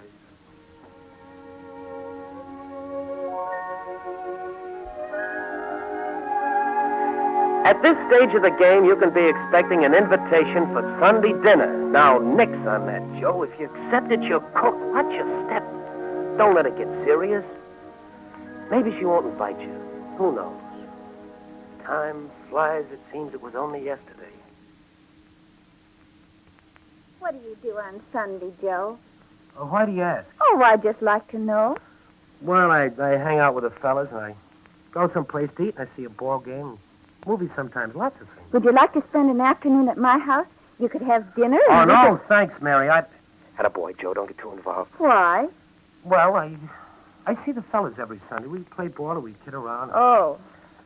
I'd like to, but... I wouldn't want to interfere with your plans. Well, thanks for asking me, Mary. Of course, the fellas are more important than I. No, it's not that. Afraid someone will bite you if you come to my house? Well, if that's the way you feel about it... Forget I asked you. I hope you enjoy yourself. That's a load off your chest. Well, if that's the way you feel about it, I'll eat at your house. What did I tell you? You're stuck now. Cross Sunday off the calendar. Good old Sunday. He didn't mean any harm. Watch out you don't gain too much weight. You know what those dinners are. Look for the cigar that smells like old laundry. Look for the newspaper rattling to beat the band. And look for little brother making a pest of himself. And look for dear old mother in a chair knitting. Well, there's the house. Might as well go in. Well, that's a nice boy our Mary's got. Is it serious? Bringing him to dinner today. It's serious. I only hope he's an orphan. I hate mother-in-laws. Yeah, me too. Your mother was a prize. Now, honey, I don't want you to talk that way about my mother. Just an old nanny goat. Well, don't you hear the bell? Well, that must be Joe. I'm Joe. Hello, Joe. Don't be afraid, Joe. Walk right in. It's just like I told you. There's the cigar. Look behind the smoke screen. You'll see the father. Well, sit down, Ooh, Joe. What a How are smell. you? Why doesn't Smoke somebody cigars? open the window and throw away that weed? Good thing, And probably. the newspaper. Have a chair anyway. There's the chair with a nice groove in it. Yes. take your There chair. it Don't is. be afraid of your That's skirt. right, Mother. It's your chair. Sit Yeah. over here, Joe. Time to knit. Oh, it's a nice scene. A nice domestic scene. Should have brought your candle along to take a picture. Oh, I made a mistake. There's no little brother. I guess I had him wrong. No little brother? Hey, when are we going to eat? I'm hungry. Now, don't be so rude, buddy. When you come into a room, say hello. Hello. I'm hungry. This is Joe. Shake hands with Joe. Oh, a new one, huh? That sister's old fella promised me a football for Christmas. Yeah, but he doesn't come around here anymore. What are you going to get me for Christmas, huh? How about a catcher's mitt, young fella? Now, go upstairs and wash up. We're going to eat soon. Okay. Mary will be down in a few minutes, Joe. Hey, I hear you're a piano tuner. Must know a lot about music. Oh, no, nothing at all. I got a good ear, that's all. Must be interesting work. That's all. Is there a future in it? Well, I don't know. I never thought about it much. Nowadays, my boy, you got to worry about the future. It isn't like 10 years ago when everything was rosy. You probably won't believe it, but I used to... There it goes, Joe. He's pitching him to the corners. Duck before he hits you in the eye. You don't like it much, huh? Well, you better get used to it. You're going to see a lot of him unless you wise up now. You smell that chicken roasting? That isn't chicken. That's you, Joe. Burning. Smell that. Best chicken you ever tasted. Mother is just about the best cook this side of the river. Oh, Daddy, you're such a flatterer. Do you like chicken, Joe? Yeah, I like it. I like it a lot. Hey, I'm hungry. Don't forget the catcher's mitt, Joe. Hello, Joe. Just get here. Yeah, a little while ago. Come on in, everybody. Now, you sit over here, Joe, next to Mary. Relax, Joe. Relax. It's only a meal. Don't worry about it. Buddy, sit here. The next time you eat here will be next never. Eat heartily, my boy. Take a good look at the happy, smiling faces. White or dark meat? That brat's giving you the eye. Yeah, so's the mother. Watch your manners. Don't take such a big mouth. Joe? Mother's talking to you. Joe. Swallow it. Does your mother make salad this way? I'm an orphan. Well, uh-huh. Say, Joe, would you come around some night to tune our piano? Needs tuning. Would you some night, Joe? Oh, I'd be glad to. Make it Wednesday night. Yes, sir. Now, what did you say you wanted? Wednesday night, Joe. All right. Now, Okay, tune her up and that's the end. You had a good dinner, you owe 'em a tuning. You can step out just in time. They're beginning to look at you with that look. You know the look. They talk to you as if...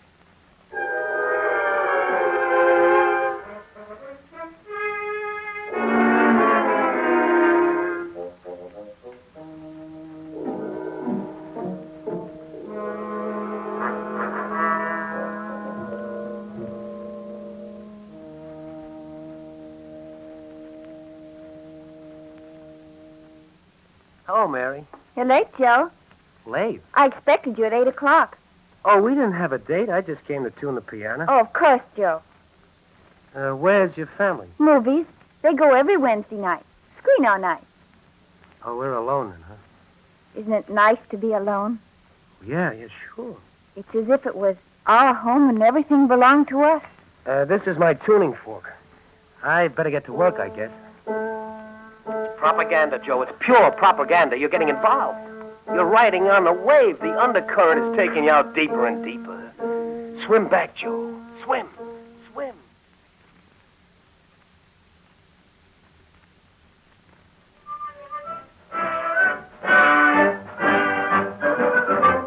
At halftime, Southern California leads in the Rose Bowl Classic by the score of 7-0. It's a beautiful day, folks. The sun is shining so strong down here in our broadcasting booth, you can hardly distinguish the players' numbers. I wish you were all out here, folks, enjoying this super colossal spectacle as much as I'm enjoying it. What a day and what a game. Ah, those palm trees must be beautiful. That's the life, sitting out in the sun all day, eating a bowl of roses, squirt orange juice in your blood.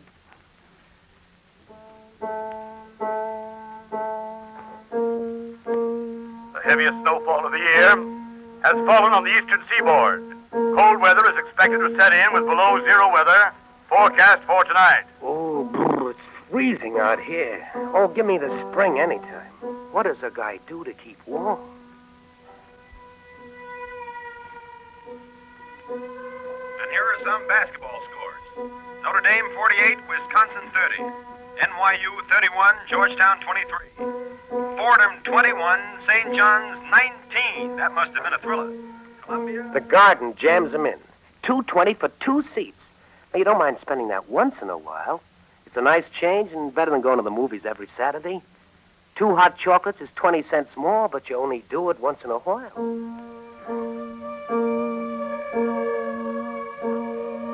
With the spring training season about to get underway, the big baseball news of the week is that Dolph Camilli has signed a 1-year contract for a sum reported to be... Oh, that cough's getting you down, Joe. Florida, that's the place. Camilla signs. Well, it's about time. Boy, what a suck. Hit him into the center field bleachers. Now those rookies have got the life. Free feed in the hot sun. Oh, that's the life. If you ever get rid of that cold. Hi, Joe. What's your hurry? Oh, hello, Marty. I got a cold. I don't see you around anymore, Joe. What's the matter? Boys have been asking for you. Oh, I've been busy. And my brother-in-law sold a car, Joe. Got a guy who promised to take care of it. Well, that was a good buy. Yeah, my brother-in-law was sorry you didn't buy it. He knew you'd take care of it. And second-hand cars are a lot of trouble. I might get a new car in a couple of months. Stop kidding yourself. In a couple of months, you'll be lucky if you can buy yourself a kiddie car. Well, it must be in the chips. Spring practice starts next week. Yeah, looks like Brooklyn's year. Yeah, you're coming to practice, ain't you, Joe? Well, I'll try. I'm not promising. How's your arm? We need you, Joe. You're the best pitcher we ever had. Well, I said I'll try to be down. Okay, Joe, okay. Take it easy. All I said was... Oh, gee, you'd think all the fella had to do was to play baseball. You don't come around to meetings anymore. Hey, we got some swell-looking babes coming down on Saturday night. You like that new song? Oh, that cold's getting me down, you know? Well, if you're in a hurry, Joe, I don't want to be keeping you. Oh, no, I'm not in a hurry. You're changed, Joe. It's this cold. I always get one at this time of the year. It's not the cold, it's you. Fellas think you're getting high hat on them. But I haven't changed. They think you're stuck up. But, gee, just because a guy doesn't spend his time at the club, they think he's got a disease or something. You have got a disease, Joe. Well, if you want to resign, say so. Oh, now you want me to resign, if that's the way We don't want you to resign. Now you want me to resign, if that's the We way don't you want you to resign, only... All right, if that's the way you feel about it, I'll... Listen, Joe, come out for practice Sunday. You're still the best pitcher we ever had. I told you I'll try. That's all I said. I'll try. You'll try? Don't make me laugh. Well, be seeing you, Joe.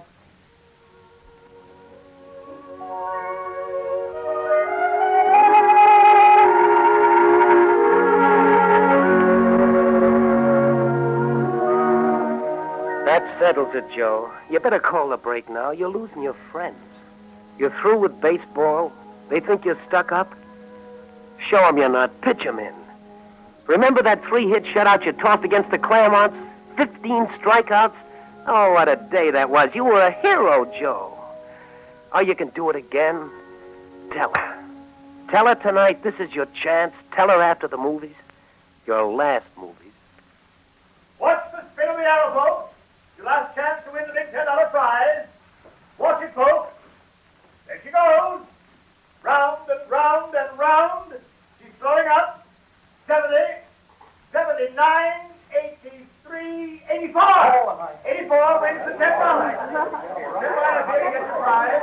Number 84, step right up here. Don't be bashful. $10 is $10. That's not better. Yes, sir. Thank you.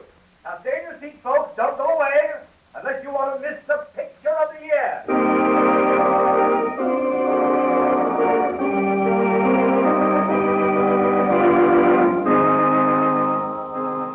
I never won one of those things in my life. Joe, the picture's on. Tonight's the night. Aren't you thrilled? I'm as thrilled as a parachute jumper. Darling, Yes, darling.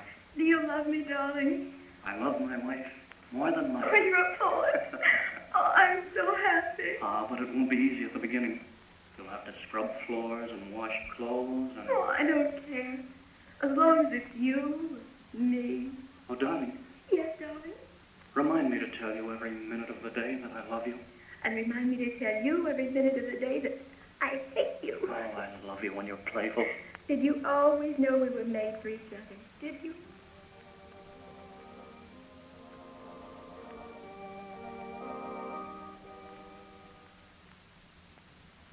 Did you like the picture? Oh, sure. You? It was so romantic. We almost won that $10. I never have any luck on bank night. Next time, maybe. Mary, I've got something to tell you. What is it, Joe? I've known you about a year now. It's a year and 2 months. Remember when we met?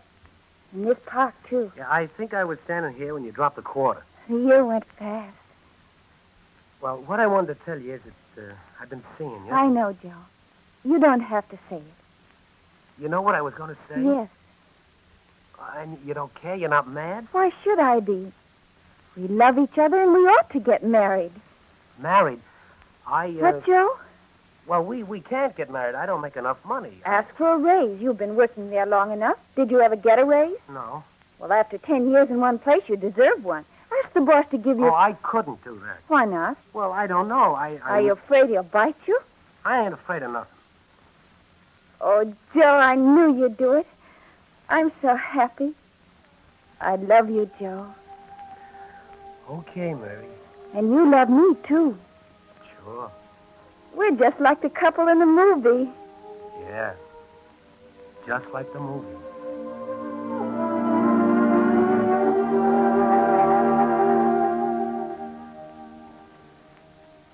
Here's your big chance. Go ahead, ask the boss for a raise. You've got less than a Chinaman's chance. You can tell her you didn't get it. It's an easy out for you. It's the best thing that could happen. There's the boss. Ask him. Go ahead.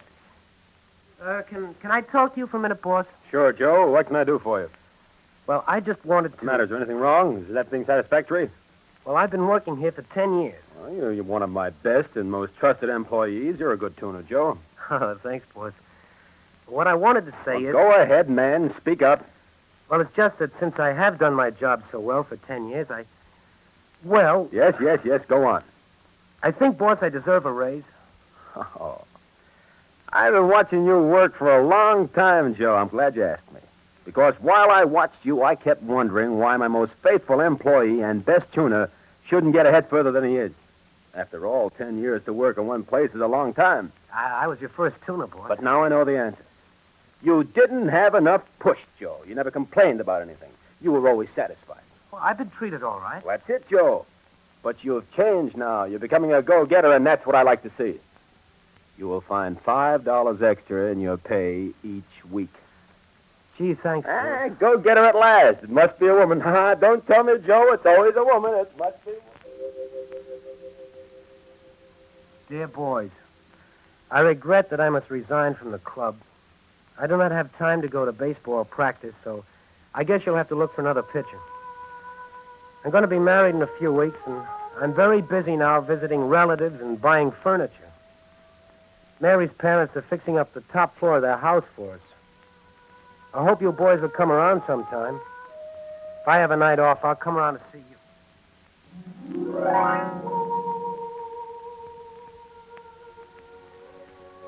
Joey, my lad, it's 3 strikes and you're out.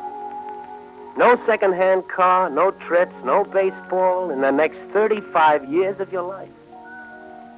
Try to save one day that you can call your own. Just one. Now, your coffin day is at hand.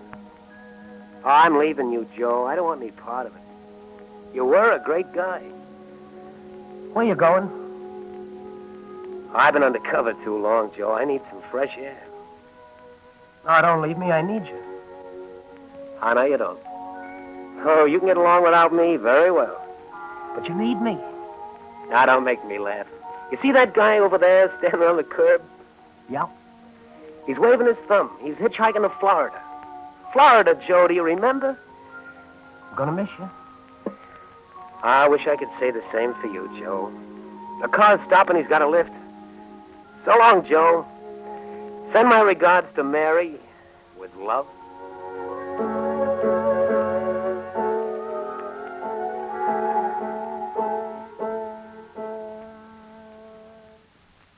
You have just heard the Columbia Workshop production of an original comedy for radio entitled 3 Strikes, You're Out, The Romance of a Piano Tuner. It was written by Vernon Delston. In tonight's performance, the principal role, that of Joe, was played by Frank Lovejoy, the well-known radio actor. Mary was played by Adrian Martin. The supporting cast included Ray Collins, Elaine Grenville, Jack Grimes, Cliff Carpenter, Patricia Kelly, Bernard Zanville, Adrian Martin, and Frank Butler. The entire production was under the direction of Brewster Morgan. Next week at this same time, the Columbia Workshop will present America with Promises, the poem by Archibald MacLeish. Mr. MacLeish will introduce the broadcast in person with a foreword from Washington, and the Columbia Symphony Orchestra will play an original musical setting to America with Promises, composed by Alexander Nabokov. This is the Columbia Broadcasting System.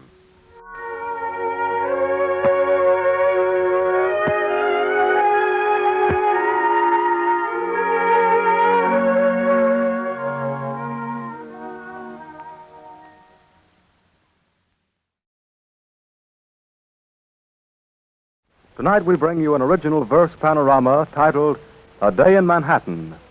The piece is in the form of a poetic symphony and is intended to bring to the listener impressions of New York City, some of them in sharp outline and some of them in the poetic image. Tonight's workshop show was written by A.M. Sullivan, a writer whose name is new to the workshop. Mr. Sullivan, like many poets, does not make his living by writing poetry. He is the associate editor of one of America's best-known business publications, Dunn's Review, published by Dun & Bradstreet. Mr. Sullivan's poetry has been offered from time to time in published volumes. He is president of the Poetry Society of America. We now present A Day in Manhattan by A.M. Sullivan.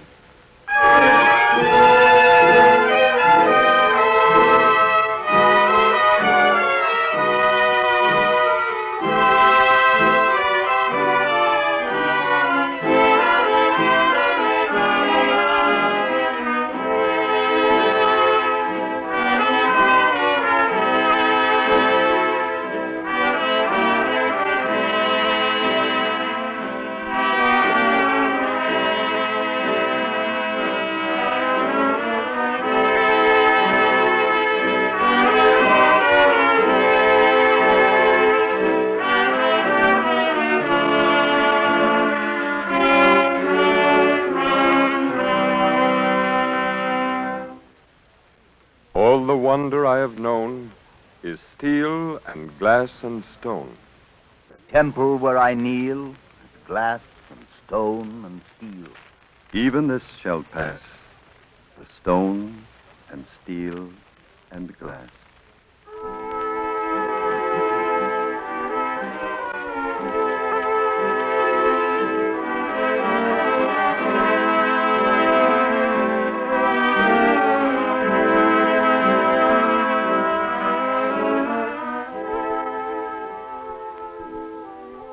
What will the antiquarian say on that eventful day in 2539 precisely, on a morning late in November, when, dredging the shore of an inland bay, he finds the sunken city that none remember?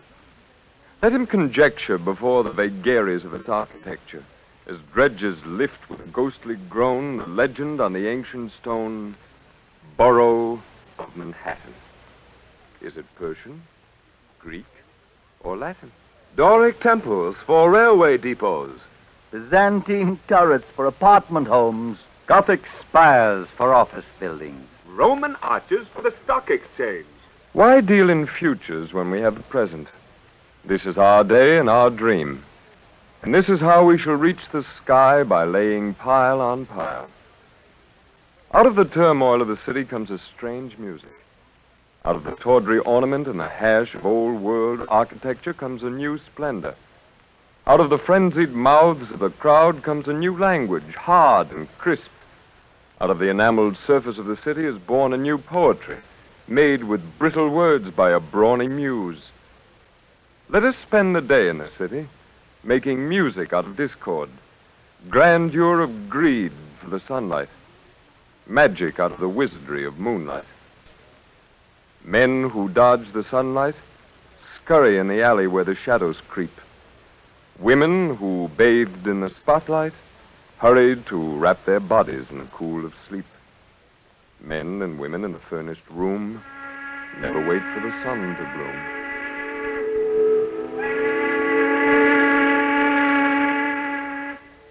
In the glow of the dawn and the amber mist, a monster wakes, and his long back bristles with quills of iron and adamant. Bow low, for the golden Eucharist lifts higher amid the bleat of whistles. The matins are sung in a raucous chant that startles the workers in their homes. They hurry to the shrine of daily need in the belly of a rumbling centipede. Step lively, watch the door. Stop shoving, only one more. 96. 70 seconds. 40 seconds. 14. Chambers Street. Time to say your morning prayer. Give us power for this hour, time to rouse him in his lair. Give us power for this hour, time to ask him for our share. Give us power for this hour, time to climb the lightning stair. Give us power for this hour. Oh, dynamo, faraway pulley and belt line, move with your lyrical lunge the gathering curve of your power. O shrine of the genie who gouges deep grottos from darkness, who blunts thin blades on the spongy roof of the evening. O perfect circle, Giotto's swift fingers in motion, daring centrifugal fury that burst the cosmos to atoms. Suck in your pulse from the turbines, measure the will of the water, and make us clean rhythms of light. Throb your litany of promise, O wheel of our children's faith. A chant of the stars out of Genesis, a psalm of the dusk for the grandsons of Joshua. Hum yourself to a symbol of silence, illusion of time in its stillness, midge of space in its essence. O world with an end when the fuse is blown.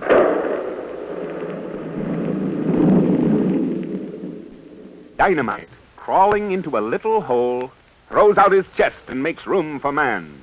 Hear the sound of granite bursting in the pod. Hear the noise that sunlight makes with his yellow rod. The city is not noisy. These shrill cacophonies of steel that stab my soul's tough diaphragm are shrewd improvisations of the god who rings the newer euphony of siren, wheel, and gong. Who lifts a spear against the azure and grips the bedrock with metallic claws? Give me a calendar and I'll take his measure. Rust will crack his ribs like straws. What is the giant made of? Iron entrails of a mountain, flesh pried from canyon walls. Nerves of copper, head of gold, eyes of glass. The mountain looks at the city. The mountains whose mother beauty are silent in travail. And Telecus bore the Parthenon to the soul of Phidias. The shrine of Pallas perches like an ivory coronet on the brow of the Acropolis. Carrara gave her hard white flesh to Michelangelo. Pietro's dome and the wan smile of Pieta assuage the wounds of bearing. Mountain forever crouch in reverence to the sky, praying like maids of Israel to bear the seeds of God. Lift up your heads, O muted hills. Old dynasties have fallen, and the sons of Titans rule.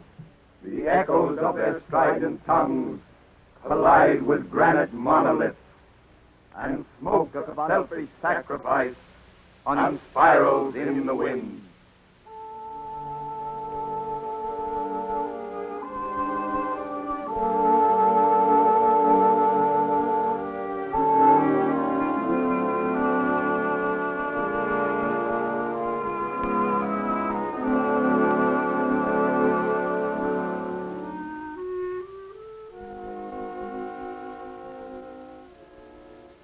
New temples cut like jigsaws on the dawn.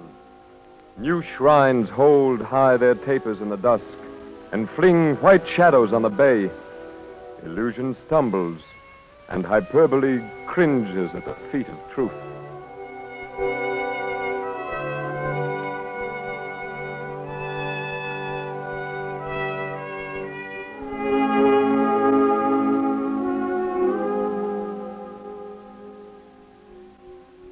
All gods have learned to die, but men have never learned the trick of immortality.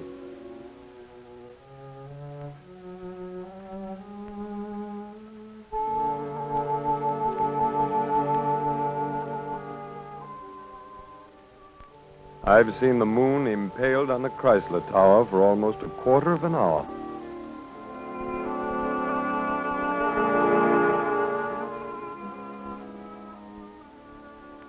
The geranium on the dormer sill lifts its furry fronds to trap the magic of the moonglow. A tomcat stalks imperiously along the iron fence, remembering the jaguars whose cushioned paws fall soft as the moonlight on ledges of the Yucatan. A man and a woman on a park bench are saturated with the moon dust, and an old dream struts in a gaudy raiment. The slow pulse of the city quickens at the taste of pale wine spilling riotously from the silver cask. Fauna and flora succumb to the lunar filter, and life renews itself in the alchemy of the moon. Nocturne becomes a muffled monotone. After a sprightly overture to dusk and a medley to the bulging moon, musicians drowse and many lips are mute. Only the obligato of the chimes and nasal antiphons from prowlers on the bay are heard above the breathing of the gods.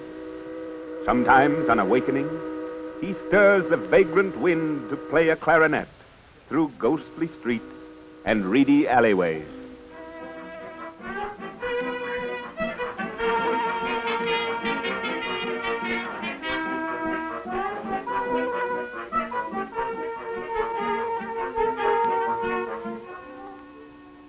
Seeds have been planted, but where are the gleanings? Words have been said, but where are the meanings? Sow your pebbles on sterile fields until your garden of whitened stone. What is the crop the granite yields after the empty stalks are mown? What is the meaning in greedy shafts leaping to grandeur out of the rock? I have asked a gleaner who only laughs and for an answer winds the clock. Words, words, words. Small words, tall words, jolly words, folly words, shrewd words, lewd words, love words, hate words, buy words, sell words, shop words, sell words.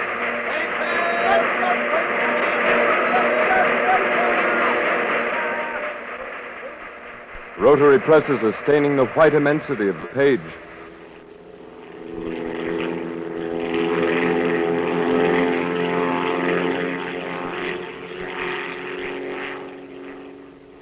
E-A-T D-R-I-N-K.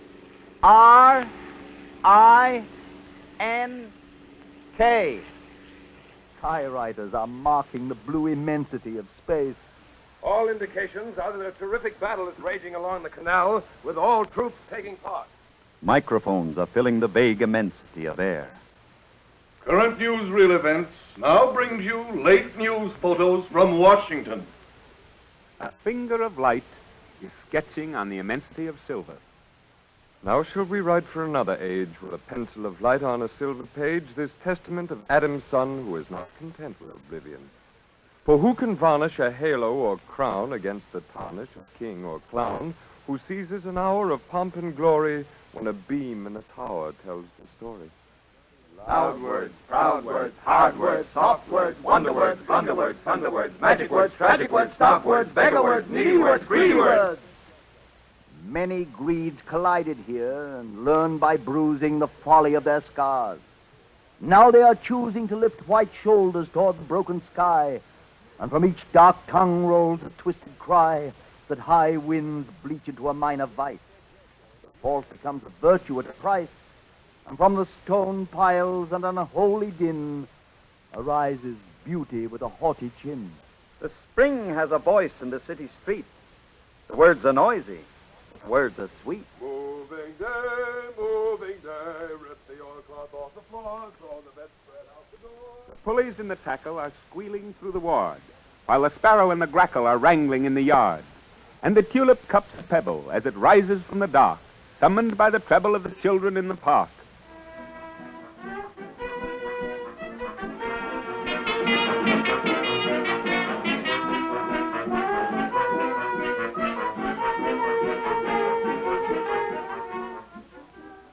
New York is an adventure and asterisk. How may we adapt the alphabet in 26 unyielding attitudes and make it wear an epigram discovering New York?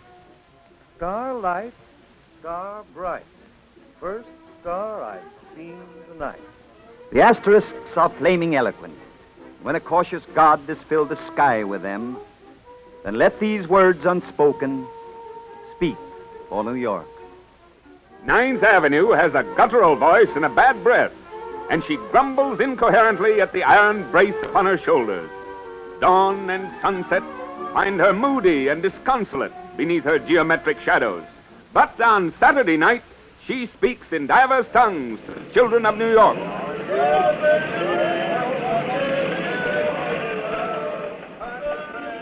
Pigeons should be wise, sitting on the brow of Aristotle, wiser than the man in Bryant Park who holds an empty bottle. In Bryant Park, vagrants stare upon the beautiful and bare high walls of culture and of learning, with empty eyes all day discerning hope's answer to a beggar's prayer. The books are free, but who will share them bread? The belly does not care how bright the lamps of truth are burning in Bryant Park.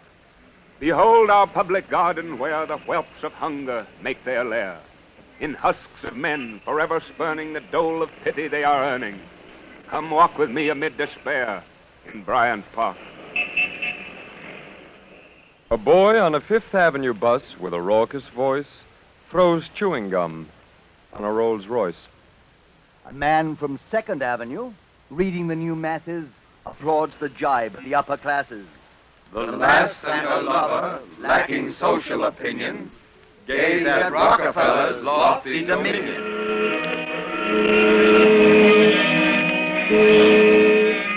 Come, let us go. The green light lifts the barrier across the asphalt lane, and the flock of cabs leap forward, shouldering and bleating like hungry sheep racing for pasture. Here is Times Square, where folly spurning the sackcloth of dusk chops up the rainbow and builds a bonfire at the shrine of light, heaping on chromatic faggots from a Titan alphabet, while anemic night lurks in the high shadows like a wolf at a campfire, with his star eyes gazing through the pale halation of this false dawn.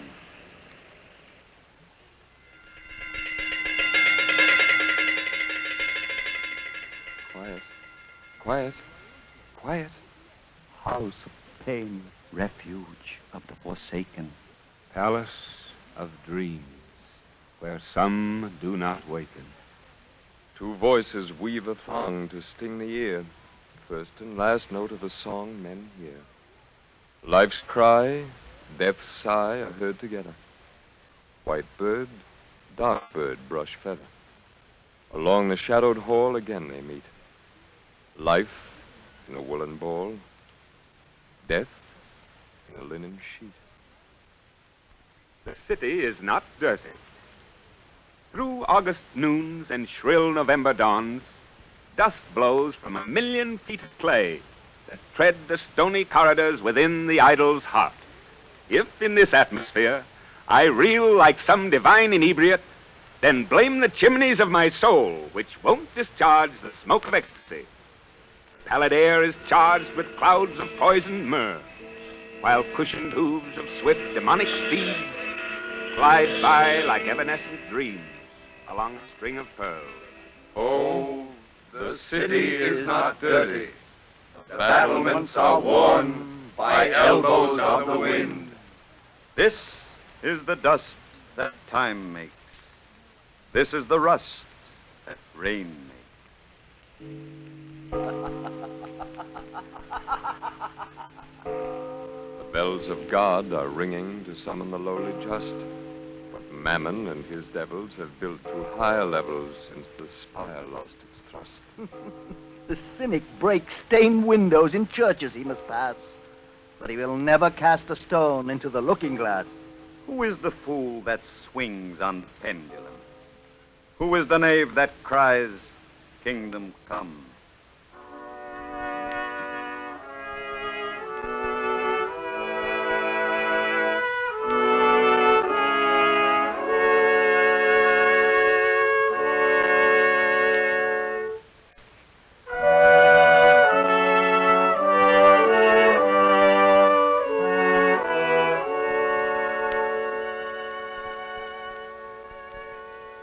Church people, like church clocks, are not always right.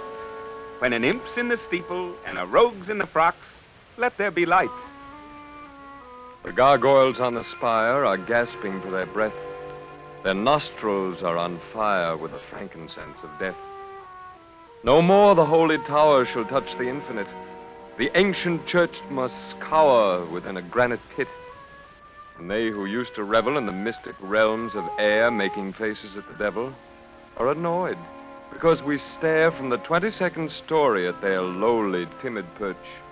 Gone is all the gargoyles' glory when the sky was near the church.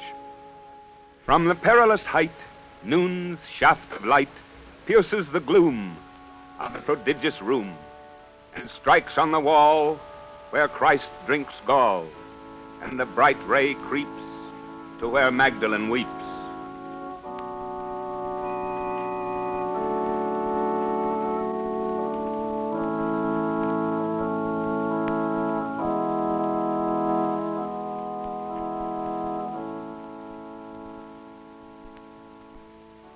Gregorian chanting glides up the slanting ramp to heaven and startles the 7 proud pigeons who perch in the nave of the church. And they flutter in the air, murmurous with prayer. And the organ throat bellows a note against loft and wall in deep antiphonal. The laggard moments camp by the sanctuary lamp, and the bronze in the tower quarters the hour. And sunset drips in the cool and tenebrous pool, like a paraclete's breath on the saints beneath. At night it does not matter when the moon is overhead, for then the gargoyles chatter with the ghosts of ancient dead. Tall granite headstones lean with the weight of time and doubt. What words did the wind rub out? Pilgrim, what do they mean?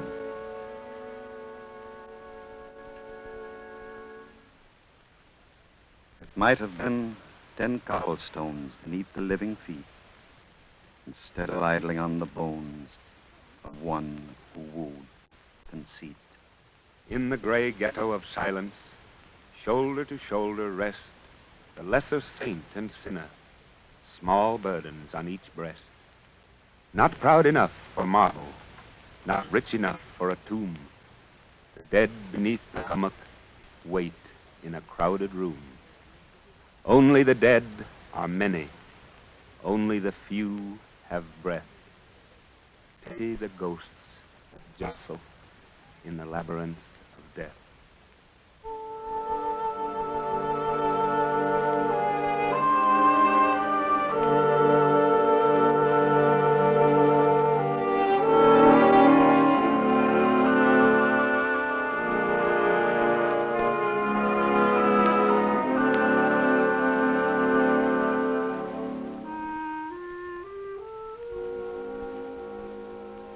Bridge puts an end to islands.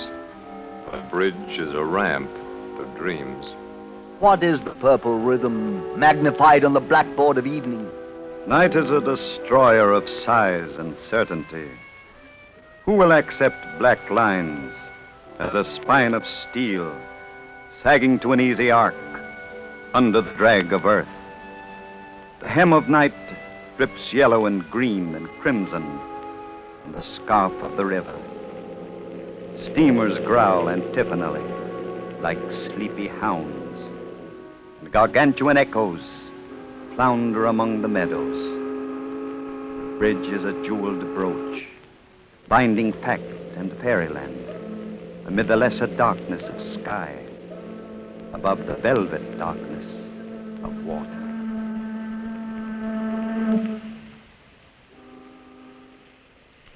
Peace is the word tide says to the darkness, rising and falling in the grip of the moon. When frowns the dusk upon the creaking slips, crowded with swaying craft and high-flung booms that press against the sunset's carmine lips, long arms reaching for a summer's blooms. When dies the sunset as might fade the light from out the eyes of one who answers death? When on the harbor's bosom drifts the night, sighing softly with an incensed breath? When drip the yellow and the ruby rays like falling blossoms on the velvet plain? When ebon spirits steal the dim bouquets and fling them gaily in the monarch's train? When croons the world a soft-sung lullaby, a cadence whisper from the creeping tide? When sweeps the west wind through the starlit sky, let us seek the harbor's loneliness to hide.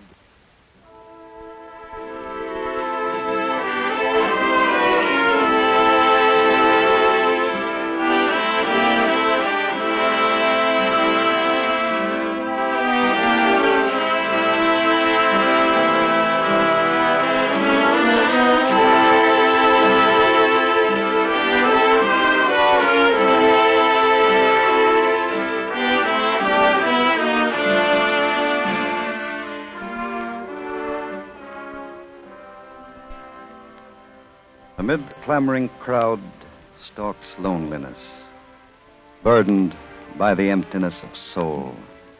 It craves a spoken syllable, be it the automatic phrase of some blind beggar on the street, or the whispered word of love's demoted lady.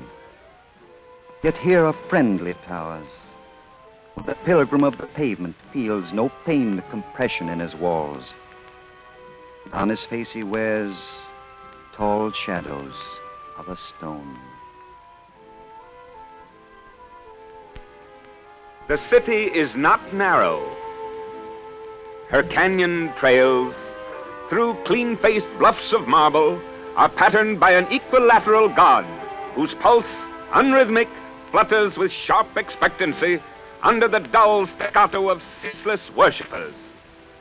These paths, through endless perpendiculars, are yet as wide as prairies, and the inch between our elbows is a mile of reticence.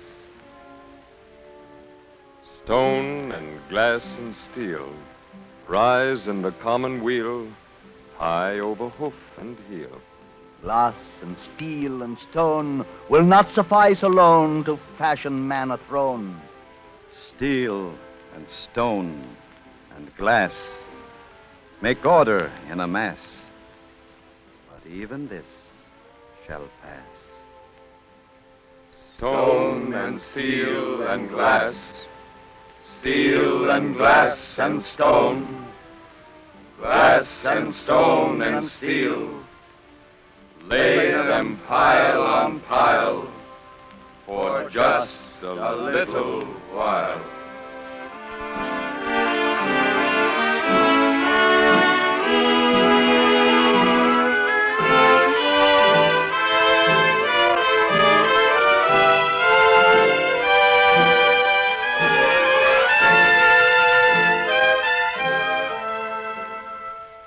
In 2539, the antiquarian will say, it was a vital race with a design for living superior to our day. That is, in a scientific way. Not philosophers or rational as we, but poets, heretics, and idolaters. For anyone can see they worshiped the great god Gadget and knew a host of things we have forgotten, and wisely so. But this we know, they were dreamers and wore wings.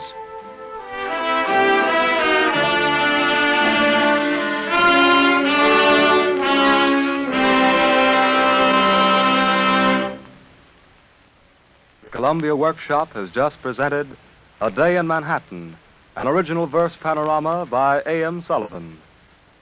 In tonight's presentation, you heard Arnold Moss, Horace Braham, Santos Ortega, Neil O'Malley, Carlton Young, and John Griggs. The music was directed by Alexander Simler, and the entire production was under the direction of Earl McGill. Next week, the Columbia Workshop will present a program of original Mexican music conducted by the foremost composer-conductor, Carlos Chavez.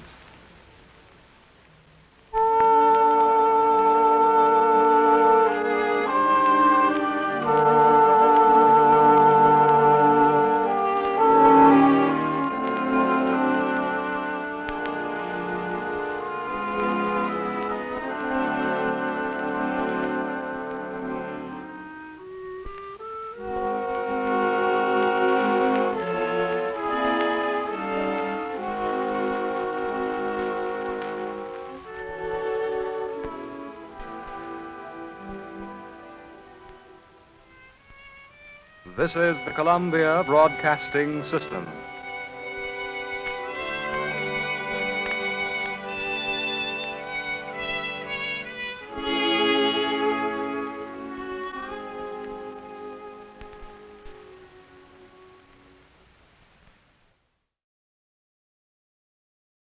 The Columbia Workshop. The Columbia Workshop play tonight is an adaptation by Esther Tyler of William Alexander Percy's poetic drama In April Once. Both the adapter, Miss Tyler, and the original author, Mr. Percy, are new to the Columbia audience. Mr. Percy is a native of Greenville, Mississippi, Miss Tyler of Noroton, Connecticut. Mr. Percy is a lawyer, poet, author, and philosopher, a scholar of the Middle Ages, and a distinguished World War officer. We bring you now the Columbia Workshop production, In April Once.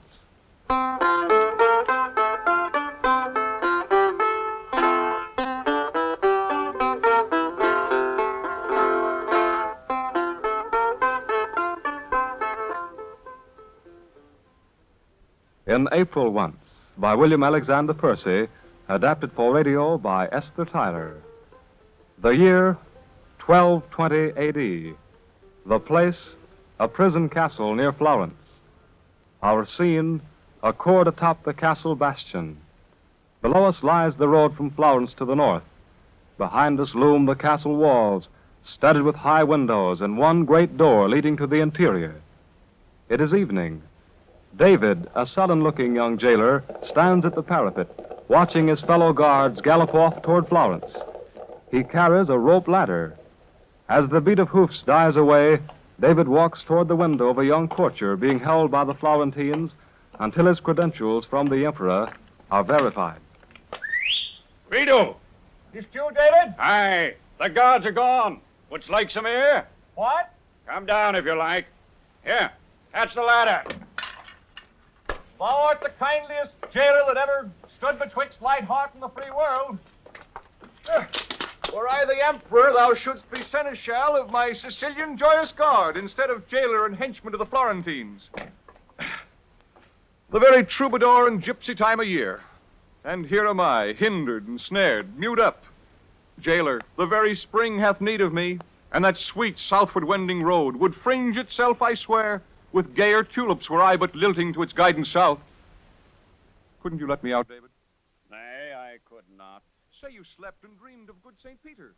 What harm if when you woke your keys were gone by chance or miracle? Or merely me? Were you, St. Peter, I'd not let you out. Adventures by the thousand wait out there.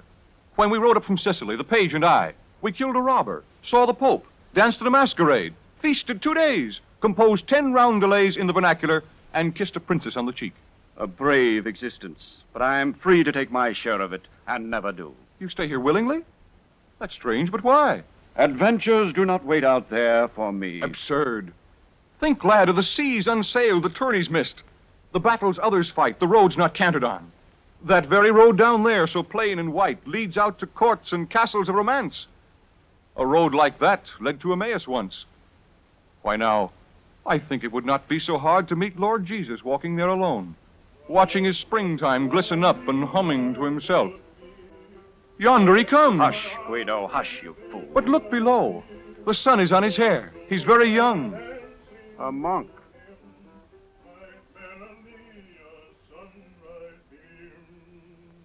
He's stopped by Tonio's donkey.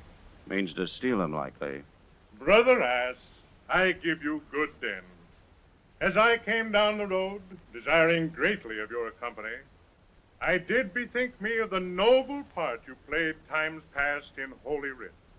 Whereon, said I, to the next ass I meet, I will impart the goodly thoughts vouchsafed me. But prithee, brother Ass, let not thine ears recede upon thy nape, nor thy long face betoken grief of soul. These are good tidings that I bear. Hearken. Christ, Father, which is God, once spoke from out the belly of an ass, astounding much the profit that bestrode him, and honoring your kinsman and his children's children, even to you. And later another of your ancestors bore Christ himself into Jerusalem. Wherefore, say I, you should be prouder than the horse, more praiseful than the bird, more... Oh, but that's enough. Bravo, Sir Orator! I would have sermoned twice as long had I known 2 asses heard. Your hermit's frock mates not your light page's tongue. Nay, Francis says, the Lord loves best the happy heart. And who is Francis? God alack, not know the little poor man of Assisi? Know you? I am but one of many brethren. We teach God's love and holy poverty. May Jesus keep you and the woeful ass. At night I began troubadour, beneath his starry walls and pour, across the Mozart's roundelays, he loved me sure and may. I'd almost like to go with him. That's not Emmaus Road. He'll not meet God. Isn't it strange how God is easy to forget? And to remember, too. Whole days you never think of him. And then he comes, quite naturally, and not at all displeased. When sunset skies quiver and rock with gold, and voices call you, and you hear your own answering back and swearing to go crusading. Guido, hast sworn to go on the Crusades? Not truly sworn, just to myself. Zounds, what a knightly quest, worth all the blood spilled and the failures.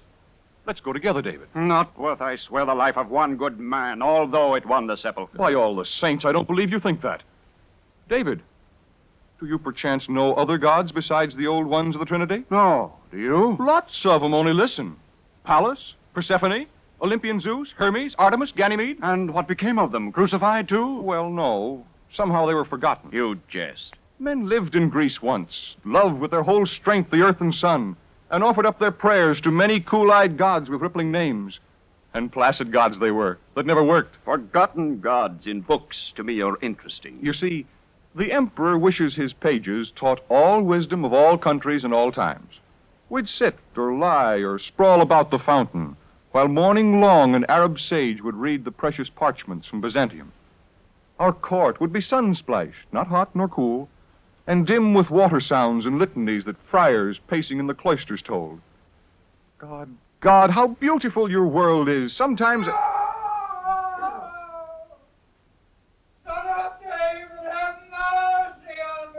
What was that cry? The madman screamed. They burned out both his eyes for some old crime, and he went mad. His cell is under us. Sometimes he screams like that. Then there are other prisoners in this place? From that bright room of yours, you never see the ghastly crew that I am captain of. But there are those beneath your very feet in dungeon after dungeon who will die and never see the sun. This is a hive of misery. You only heard one buzz. They never come up here. Only for you, I break the prison's rules. Who are they down there? Thieves, politicians, murderers, and such. Mostly they die. 2 only have been here for many years. What crimes did they commit? One's a pirate that roars and sings and curses. Hugo by name. He begs to tell me his adventures. I'd listen till he told me the last one. I'd like to see that pirate. And the other? A heretic. So is the Emperor. His is the deepest dungeon of them all. No sun, no breath of air, just slime and stench. 10 years ago, when they first flung him there, his tongue was brash and peppery, they say. His body broad and big, a fighting man's. But he has rotted in that stinking hole. I shade my lantern when I bring his food. David, let's give a holiday to him and to my pirate and bring them here to talk to us. You could not stand the sight of him. His flesh is crumbled off, fetid, white, and stale. They gave him for his faith the leper's cell. God, leave him down there. Yet I could hide him in a dead monk's cowl, and while the gods are absent, let them both come here to breathe the light and air once more. You can guard one while I'll go fetch the other. If both must come, bring up the pirate first, so I may be alone with him, not with the other.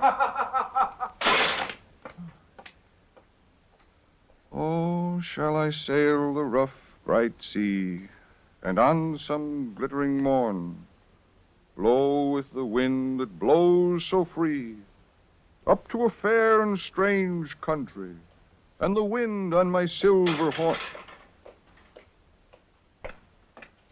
Here is your pirate. I'll fetch the other.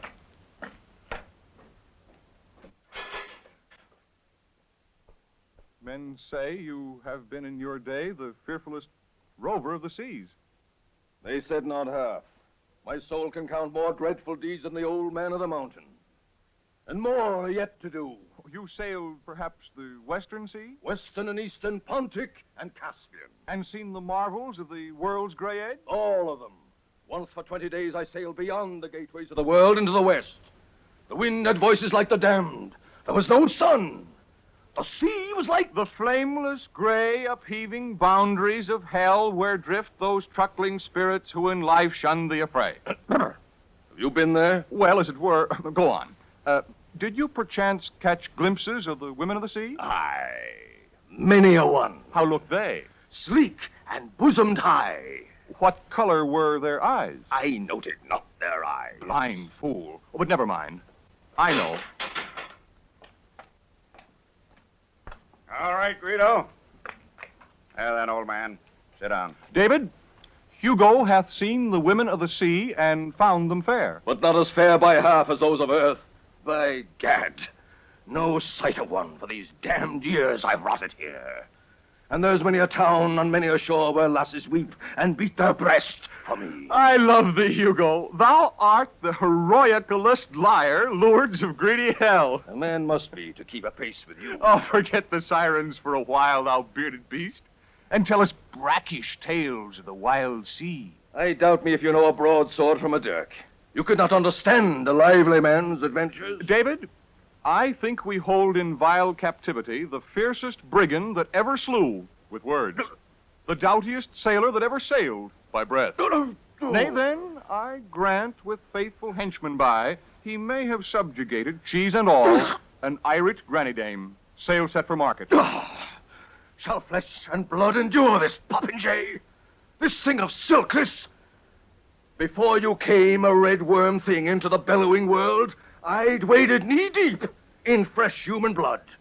Slain Greeks 100, sacked the vizier's harem, gathered a hamper full of sacred bones, and drunk with sacramental wine, sail back to Venice with 2 span of iron horses. You on the gorgeous Byzantine crusade? These very hands, thou saucy innocent, have fired 1,000 houses, where old men and slattern women howled and cursed and burned. That was a real crusade.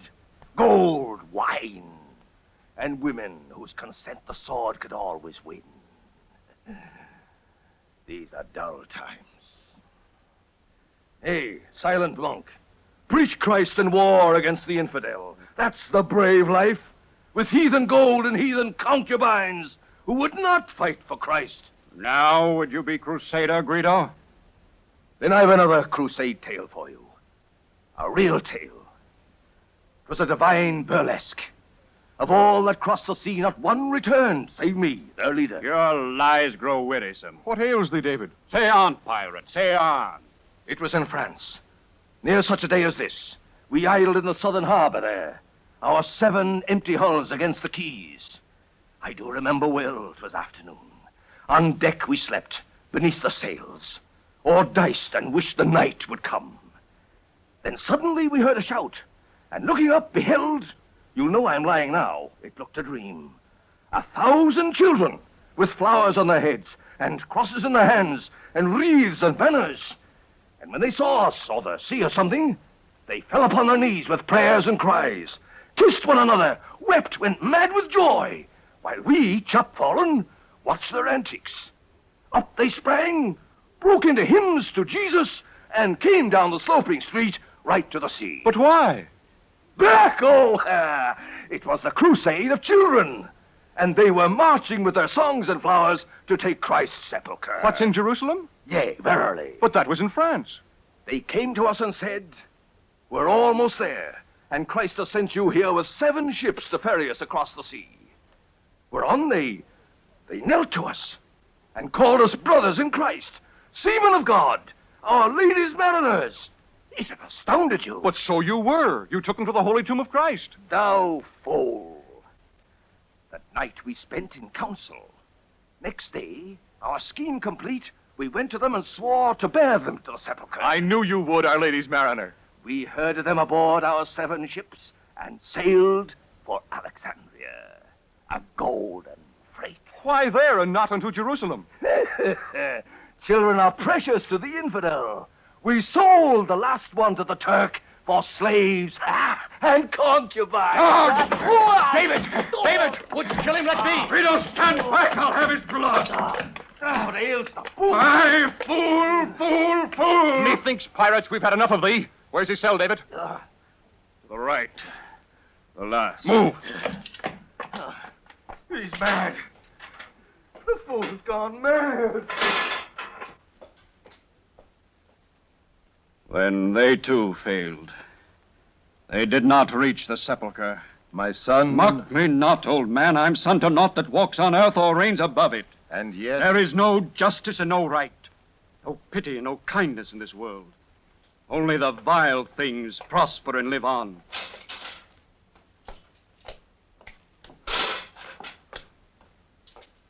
There is some wickedness I had not guessed. David, were you a child crusader there in France? A child crusader, but not there in France.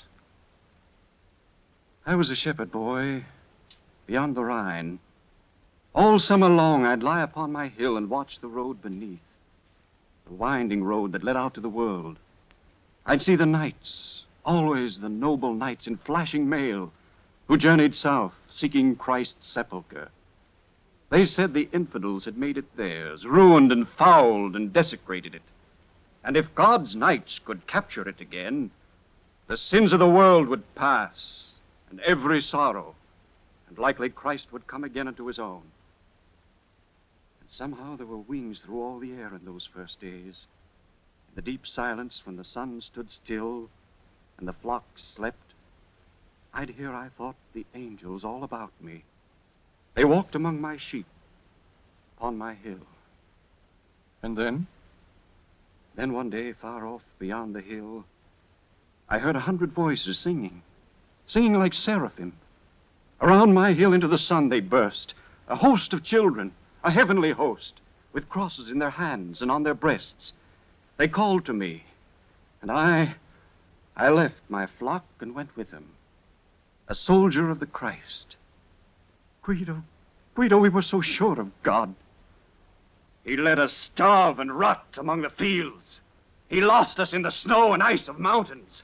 We died and died and died. And those that did not die? Half frozen, starved, we staggered from the dreadful mountain pass and saw beneath us, in the sunlight, Italy. Our leader was a lad named Nicholas. That night, he stood up in our midst and spoke to us. His face shone in the dark. He said, a final test the Lord had laid. Across our path he'd stretched the mighty sea.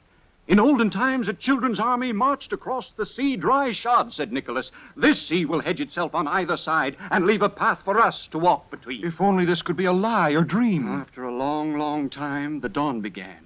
Our army knelt and prayed for the last time, and rose and marched into the water's edge. And first of all went Nicholas and I. The water touched my shoes and did not part, but yet I knew it would, and kept right on, deeper and deeper, my knees, my waist. The cold stole to my heart. The prayers died out of me, but I kept on, and I was blind before the water reached my eyes and smothered me. And then I lay on the beach in the sun, people laughing and shouting around. You say the world is beautiful. The spring is God's. That road is lately trod by Christ. Where is your God? Lo, shepherd, thou dost brim with him. Who art thou, strange and terrible old man? Seul de l'en la raison, the heretic. Ah, shepherd boy, I too have met defeat. They that were noblest of the sons of men I have seen butchered, and the land of all lands peacefulest, ravished and soaked in blood. Mine eyes beheld 500 women burn, women and babes, burn to escape tortures that made the flames seem tenderer than sleep. Yea, verily, God's acts, seen singly, take the cast of madness, and but momently we see what is as wisdom.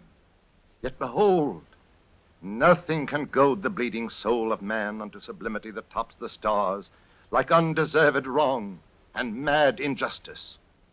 Those women that died horribly for faith, your children urged to folly by a dream, the broken spirits of the world that are its torches, these are the testament of fire. Who sees the flame hath seen divinity. And yet the man's a heretic. Life. Is not the test of all we know as good embattled against the all we know as evil?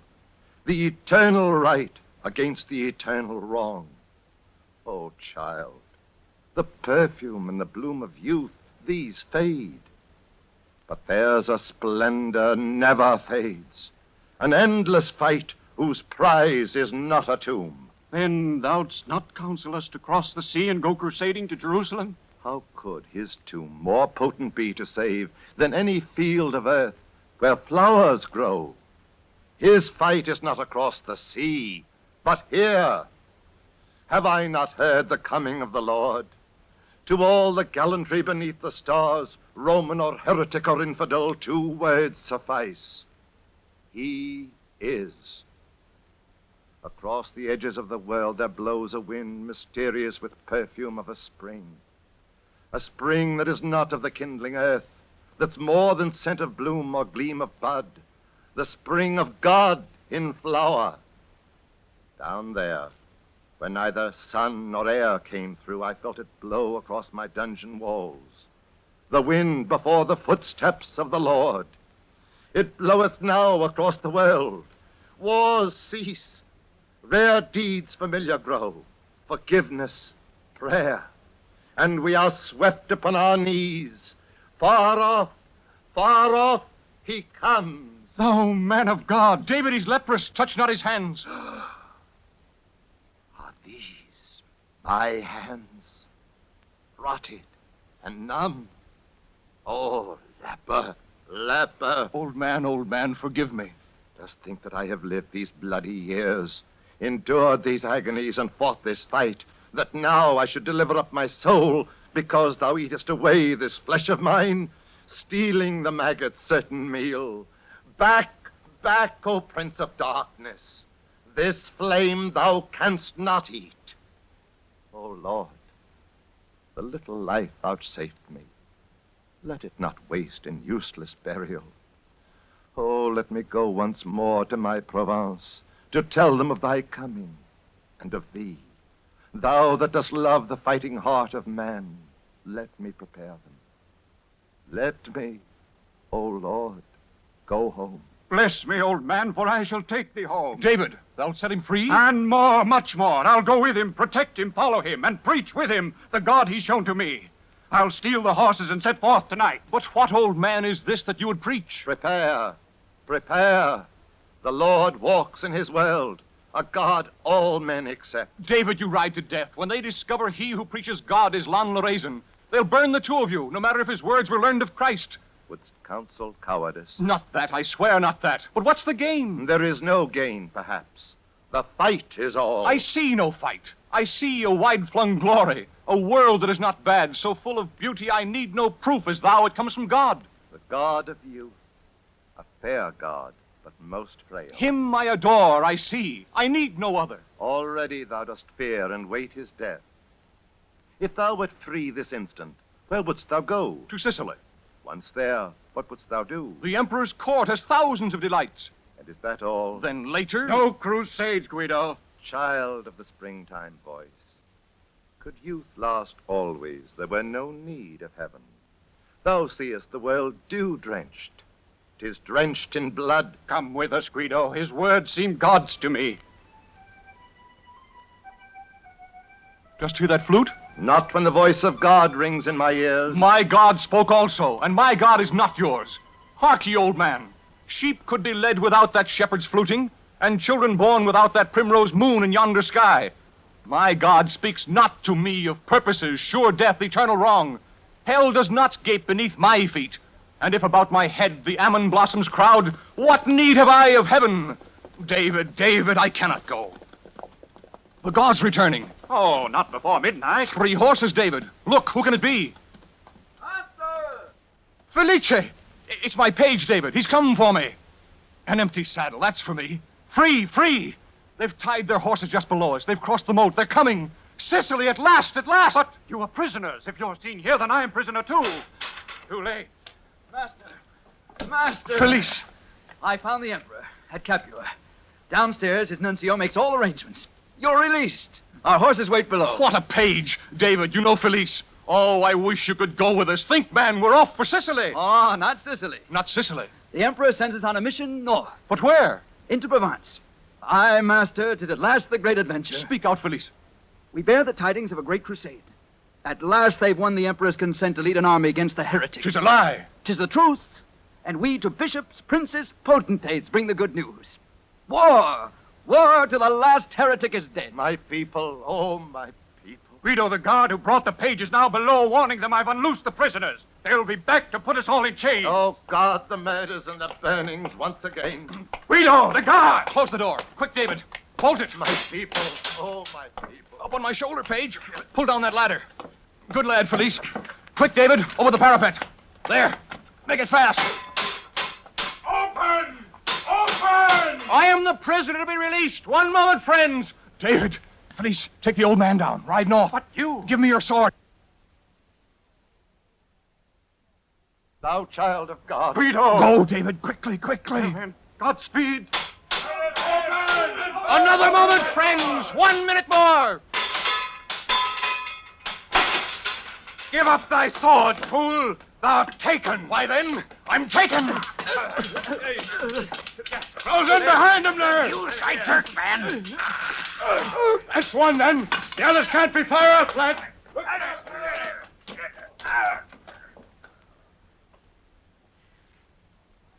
Master! Master! Thou, Felice, thou didst return to me. Oh, I would not leave thee. I'm glad. And they have gone? They're safe.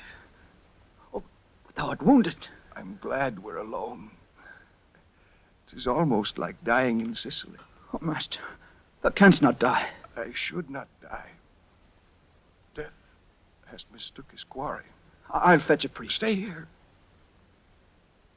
I am beyond the laying on of hands.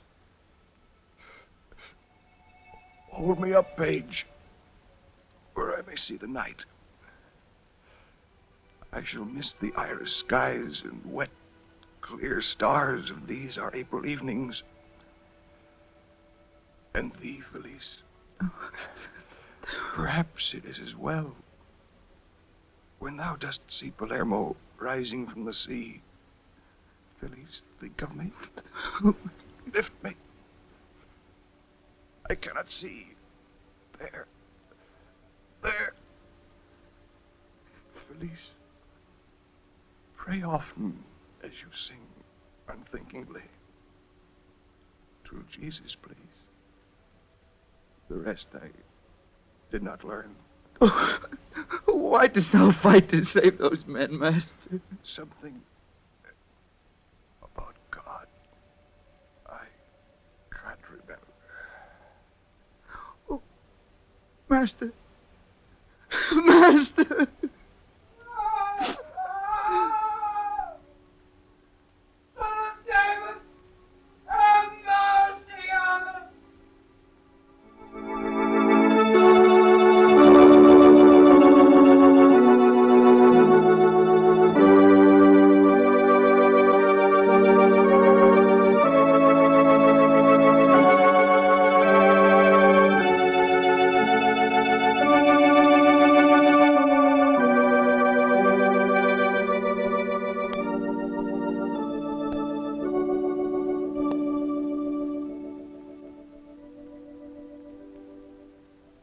The Columbia Workshop has just presented Esther Tyler's radio adaptation of the poetic drama In April Once by William Alexander Percy. Tonight's production was under the direction of Earl McGill. The part of Guido was played by Wallace Warner, David, Roger de Coven, Hugo, Charles Webster, Searle de Laine-Laraison, Reynolds Evans, Monk, Craig MacDonald, Felice, Chester Stratton. Others in the cast were Walter Vaughn, Maurice Tarplin, and John Seymour. A week from tonight at this same time, the Columbia Workshop will bring to its listeners Lucille Fletcher's second fantasy for the Workshop called The Man with the One-Track Mind. Recently, Miss Fletcher, in collaboration with Norman Corwin, wrote and produced one of the most delightful radio fantasies of the season in their play, My Client Curly. This is the Columbia Broadcasting System.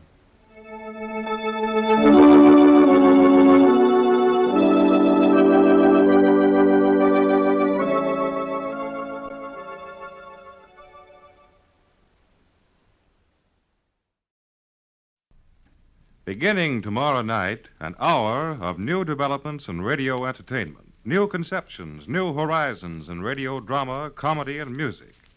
It's Columbia's great new Monday night series, Forecast. 14 original programs, each one different.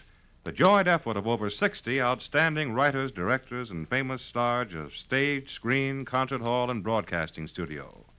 Forecast begins next Monday with Battle of Music, presenting Raymond Page as the conductor of two great orchestras and Albert Spaulding as the standard-bearer of symphonic music in a contest against a crew of red-hot swing experts paced by Frankie Hires. Also on Forecast this Monday, Frederick March and Florence Eldridge in a dramatization from Hollywood of Booth Tarkington's beloved American novel, The Gentleman from Indiana. Remember the time, 9 to 10 Eastern Daylight Saving Time, Monday night on your Columbia station. The Columbia Workshop presents Fish Story.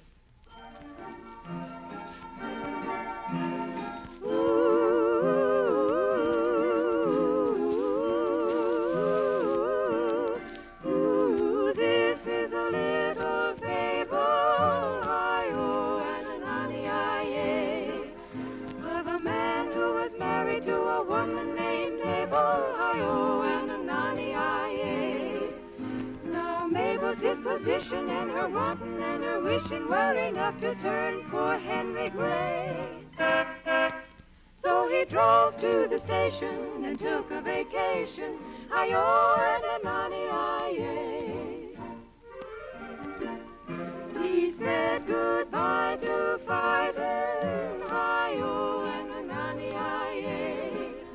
I'll go where the little fish are biting. Hi-yo and a nanny-aye. I'll catch me a whale with a double-jointed tail. Then I'll say to dear Mabel, okay. Now it's your turn for stepping. I've got me a weapon. Hi-yo and a nanny-aye. So on with our little story. Hi-yo and a nanny-aye. It's a tale of a short-lived glory. Hi-yo and a nanny-aye. Here's Henry and he's casting. But the fishes must be fasting, 'cause they certainly are biting today. When you hear someone screaming, but he isn't dreaming. Hi-yo and a nanny-aye. Well, what's the matter?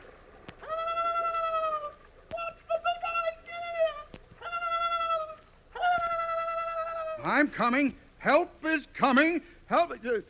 Who wants help? I do. Get this hook out of my mouth.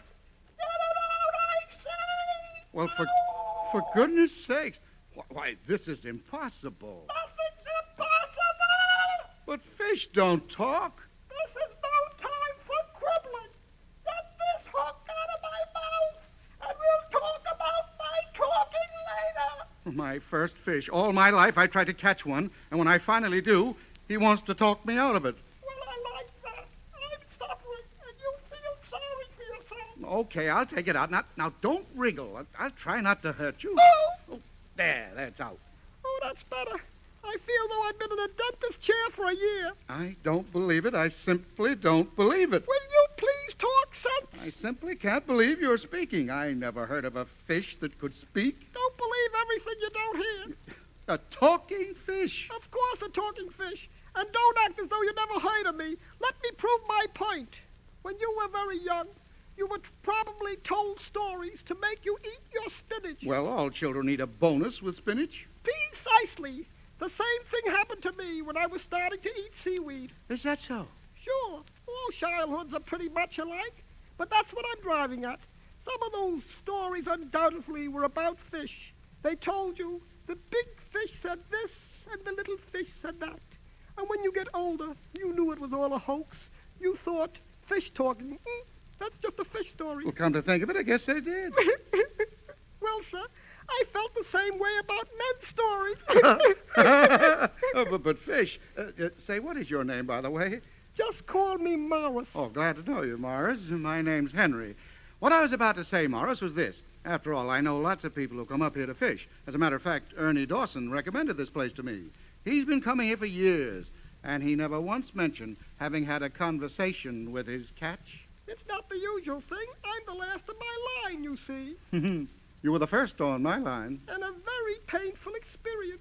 Very painful. Well, Morris, I'm sort of up a tree. I don't know what to do about you. It's simple. Just throw me back in the water. No, Morris. You've no idea how people are these days. Why they don't believe you if you just tell them a fish got away because it was too big. They'll never believe that my fish got away because it talked. Henry, you look to me like a man with imagination. A man has faith in the unusual. I'm going to make you an offer. Toss me back in my brook, and I'll grant you 3 wishes. Wishes? That's right, it's strictly on the level. You make 3 wishes, and I, Morris the fish, will make them come true. Oh, don't go kidding me, Morris. I'm not that gullible. Gullible. Morris the fish is a fish of his word. I'm offering you a bargain. Anything I want? Anything. Money, fame, power. 3 wishes, all yours. I'm a little confused, Morris. This is a big thing in a man's life. There's so many things to wish for. Gosh, I don't know where to begin. Fish, not really wishing, but I wish that I were king. What good would that do? They would abdicate by spring. Well, then I wish I had $100 million. I wish I looked just like an ad for arrow collars. Not really wishing, but I wish that I could sing. What good would that do? It would never mean a thing unless you list among your highest ambitions a life of practicing for radio auditions. Not really wishing, but I wish that I had fame. What good would that do? You'd be wishing just the same. That you could have a little peace, a little quiet. That everywhere you'd go, you wouldn't cause a riot. Not really wishing, but I wish I'd never die. What good would that do when you surely someday cry? Let me dispense with that ridiculous intention. Well, why?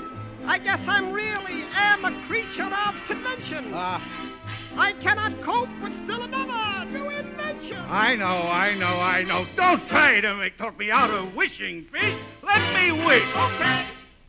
Well, how about a sample wish first? A sample wish? Yeah, just to make sure that you're on the level. Henry, I'm disappointed in you, Henry. But okay, just one. Don't be asking for wishes for your friends. Oh, I promise. What do you want? Now, let me see. Oh, now, before I begin, this doesn't count against my 3 wishes. No? Oh, all right, then. Maybe you think I sound like a college boy, but for once, I'd like to have some fun. For once, I'd like an evening off. You mean you never go out in the evening? Oh, sure, often, but always with Mabel and her friends. Mabel's my wife, you know. Now, I'm not complaining, mind you, Morris. Maybe there's something to what Mabel says. Guess I don't tell the funniest stories. Guess I'm not Fred Astaire on the dance floor. And I suppose I have added a little weight and lost a little hair since we were married. But for once, I'd like not to be reminded of it. For once, I'd like... Oh, well, Morris. A man doesn't tell things like this to a stranger. Not at all, Henry. I know exactly what you mean. Simple case, simple case. For one evening, you'd like to be free to express your real self. You don't say, Morris. Yes, it's elementary. You'd like to be with someone who thought you were the life of the party. Someone who laughed with you, admired your thoughts, your dancing, the way you wear your dress suit. In short, someone who understood you. Yes, someone kind and gentle and beautiful. Everyone would turn around to look at her, at us. A girl from another world. Very well. Look closely, Henry. Down by that rock. See the little trout that just swam by? Yes. There she goes again. Observe, Henry, how she gleams and shimmers as she curves through the water. How graceful, how shy. Last month, the graduating class voted her the most beautiful fish in the school. Now watch. I'm going to create your partner for the evening. A girl from another world.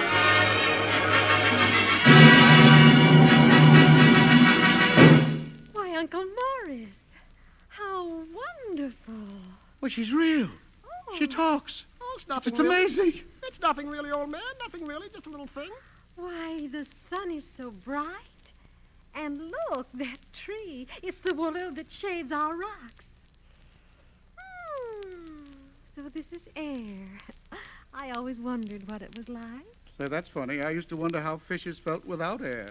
I'd sit at a chair and hold my breath and imagine I was a fish. I'd get red in the face.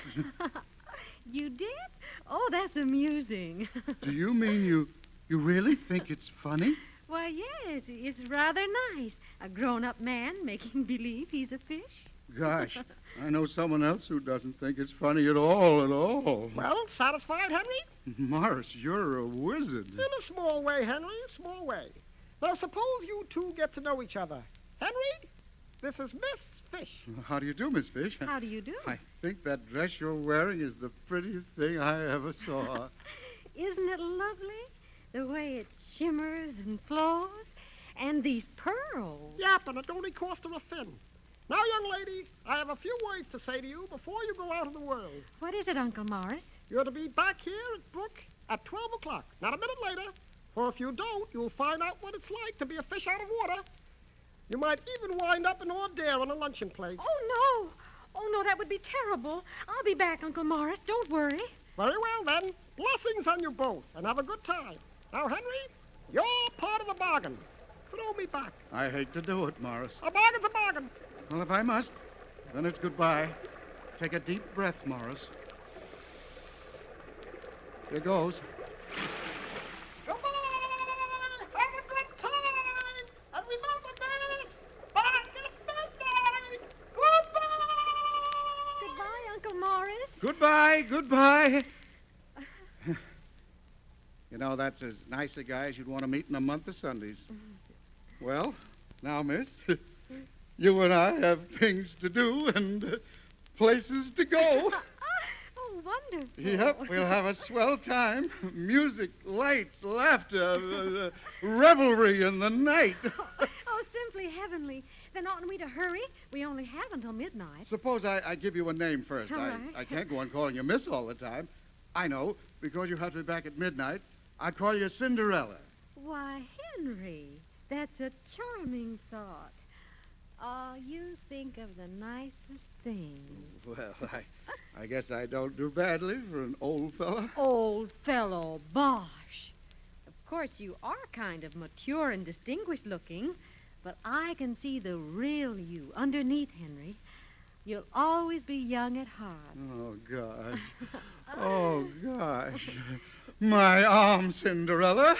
Where to? Anywhere, Prince, but the aquacade or the aquarium.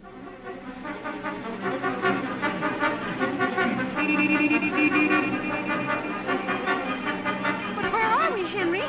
Oh, goodness, what excitement. These lights, these crowds.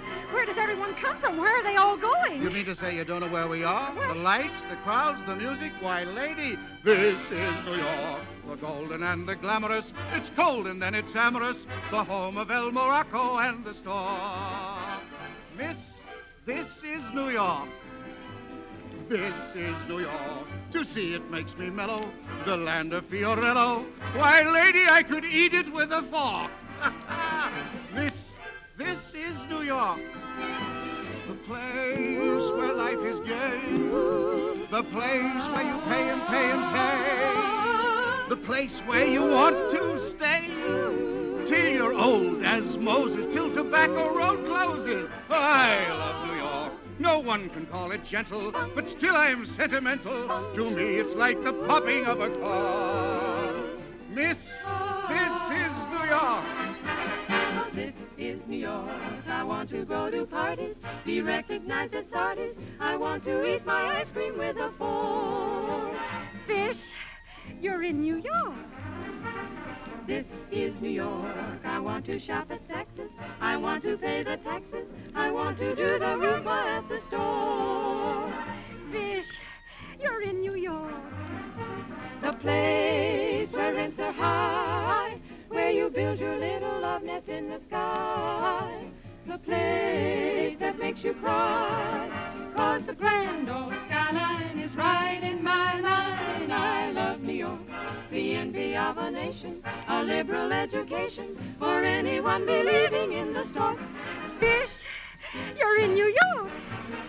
Say, Jarman, where am I? Aye, sir, this is New York. And that, my dear, is a nightclub. Oh, it looks just like the right club. Let's go and do some popping of a cork.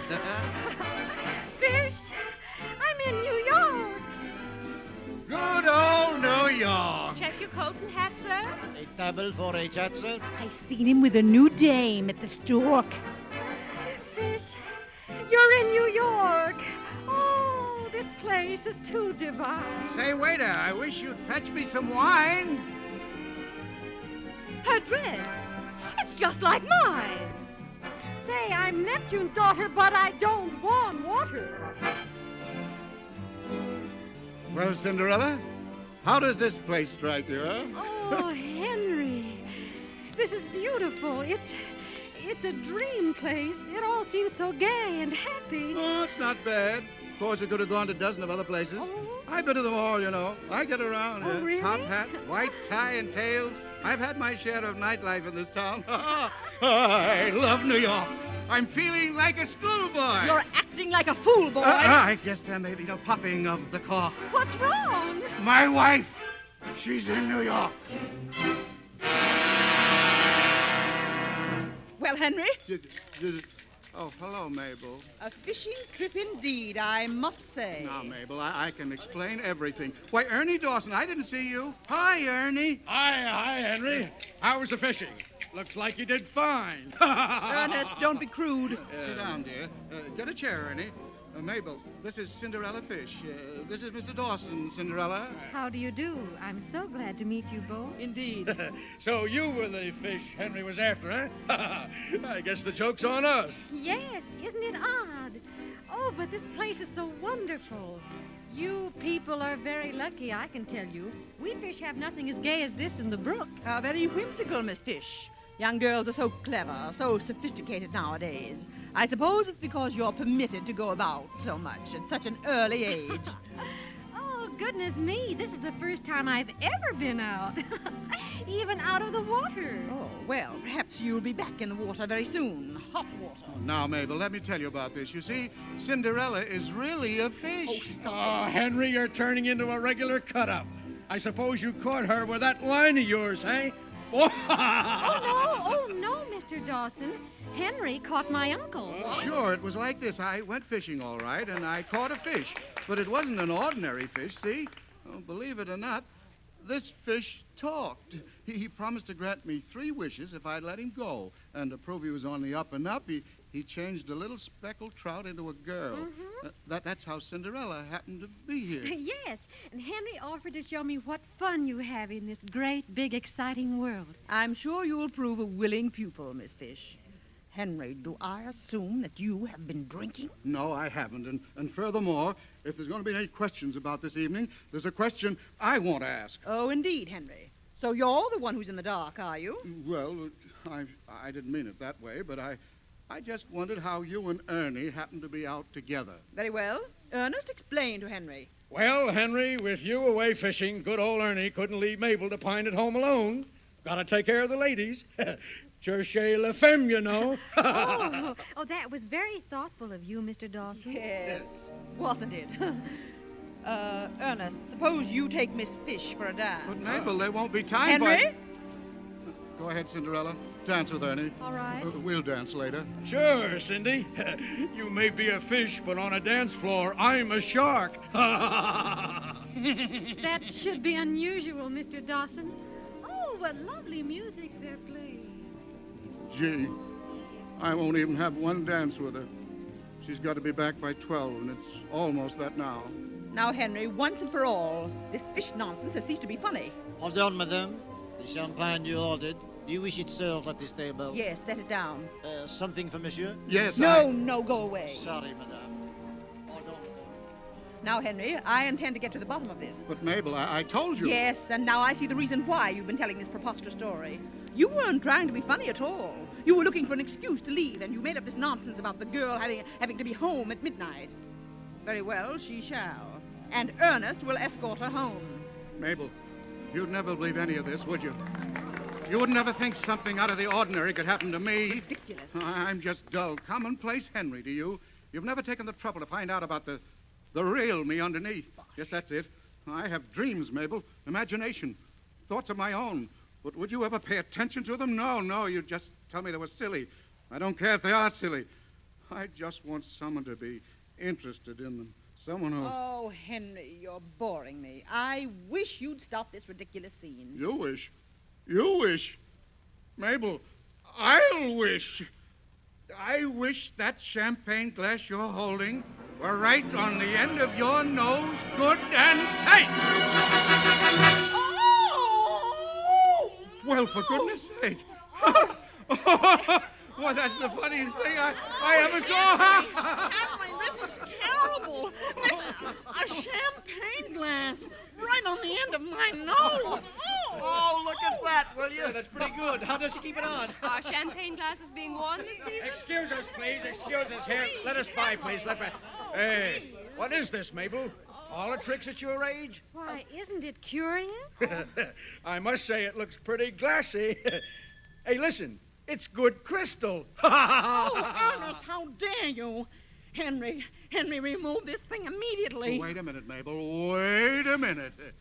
I have to think this over. Gosh, that's one of my wishes gone already. Oh, dear. Are you people nuts? Oh. No. I did it. Me. Little old Henry. Yes. I wished it on there, and there it is. Stuck on tight. You wished it on? I think maybe I better be going. Ernest, you stay right here. I refuse to be left alone with this fiend. Here, see if you can take it off. Well, nothing's going to happen to me if I do. Nothing, Ernie. I promise you. Okay, I'll try. Now, hold still, Mabel, while I pull. Oh, that hurts. Oh! Gee, it won't budge. Won't do any good, Ernie. When I want to wish it off, which I don't, then it comes off. Oh, please, Henry. Now, Mabel, you wouldn't want me to waste a golden opportunity, would you? Oh. I only have 2 wishes left. I can hold the world in the palm of my hand. Why, we can be the wealthiest couple in the world. I might be the wealthiest woman in the world, but I'd never have enough nerve to walk out of the house the way I look. It might not look so bad if you powdered it. Why, you mock mermaid. Henry, this cannot go on. I mean, stay on. I mean, take it off. Yes, Henry, this is hardly the sporting thing, you know. Oh, but just let me think. Let me figure it out. There's nothing to think, Henry. It's your duty to wish the glass off without delay. Yes, you're being beastly and selfish and thinking only of yourself. Oh, I wish you 2 would leave me alone and tell it to Sweeney.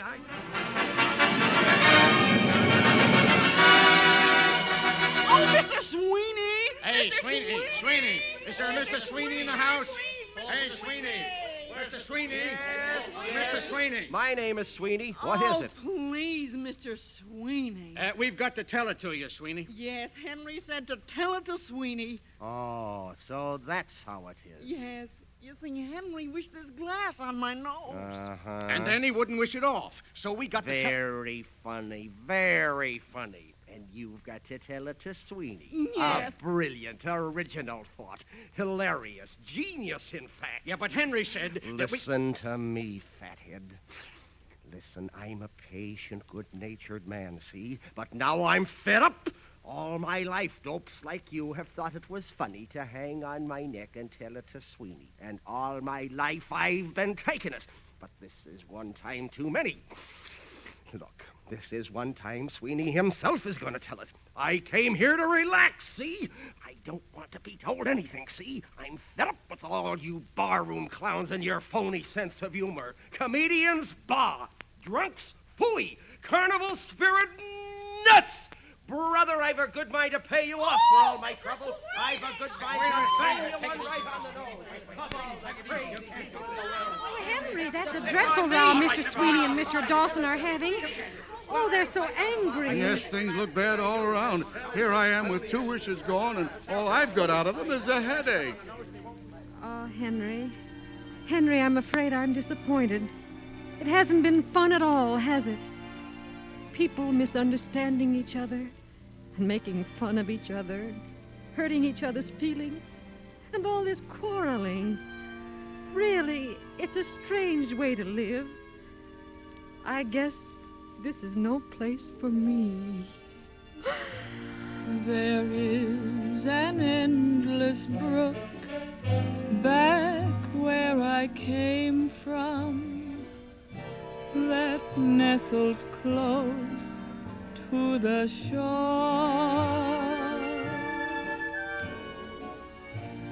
It's like a storybook back where I came from, so far away from the city's roar. Where I belong, there's a song without words that the birds love to sing all the day. Where I belong, it's not wrong to do nothing but play. So why not come with me? For this I know, back where I came from, I must go.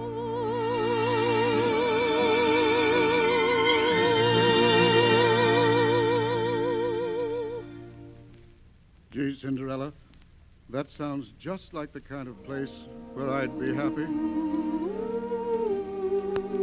There is an endless brook back where I came from, back where I came from. I must go. Gosh, listen. It's midnight, Henry. I should be back on the water. I've got to go. Oh, Cinderella, don't leave. I must, Henry. You were very kind. But after what I've seen here, I think my place is back at the brook. Oh, wait, Cinderella. There's my last wish. I could use it to go with you. Then you must decide quickly. Oh, gee, that'd be you and my pal Morris, and I'd be quiet and restful. Henry, don't you dare! Henry, do your duty. Henry, quickly. I wish. Remember the wealthiest man in the world. I wish. The world in the palm of your hand. Goodbye, Henry. Goodbye. I wish.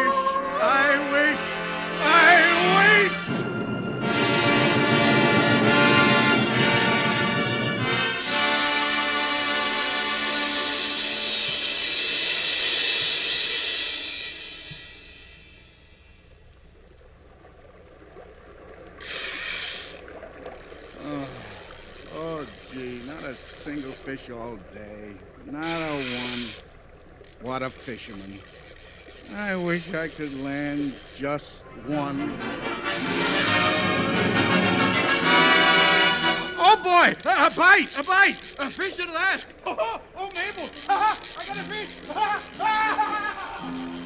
This was a little fable, I-O and an Annie-I-A, of a man too much married to a woman named Mabel, I-O and an Annie-I-A.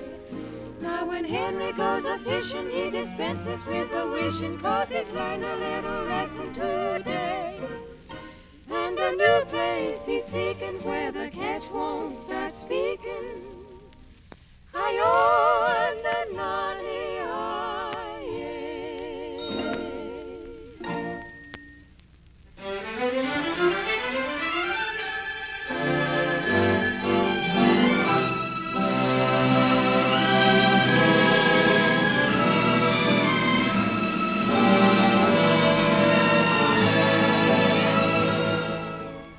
The Columbia Workshop has presented Fish Story, featuring Mark Smith as Henry and Teddy Hart as Morris the Fish. It was an original fantasy by Joseph Gottlieb, adapted by S.M. Smith, with music and lyrics by Irving Graham. The orchestra was directed by Mark Warnow, and the entire production was under the direction of Phil Cohen.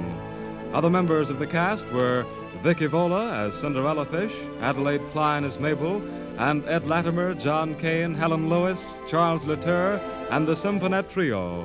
Orchestration and incidental music by N. Van Cleve. A week from tonight at this same time, the Columbia Workshop will return with another original half-hour radio play. The work is by Nathaniel Curtis. The title, The Canvas Kisser. Last Sunday, Mr. Curtis' story, The Cockeyed Wonder, introduced a new character and a great deal of fun to CBS listeners. The Canvas Kisser will be our second encounter with the fabulous salesman we met in the ballpark last week. This is the Columbia Broadcasting System.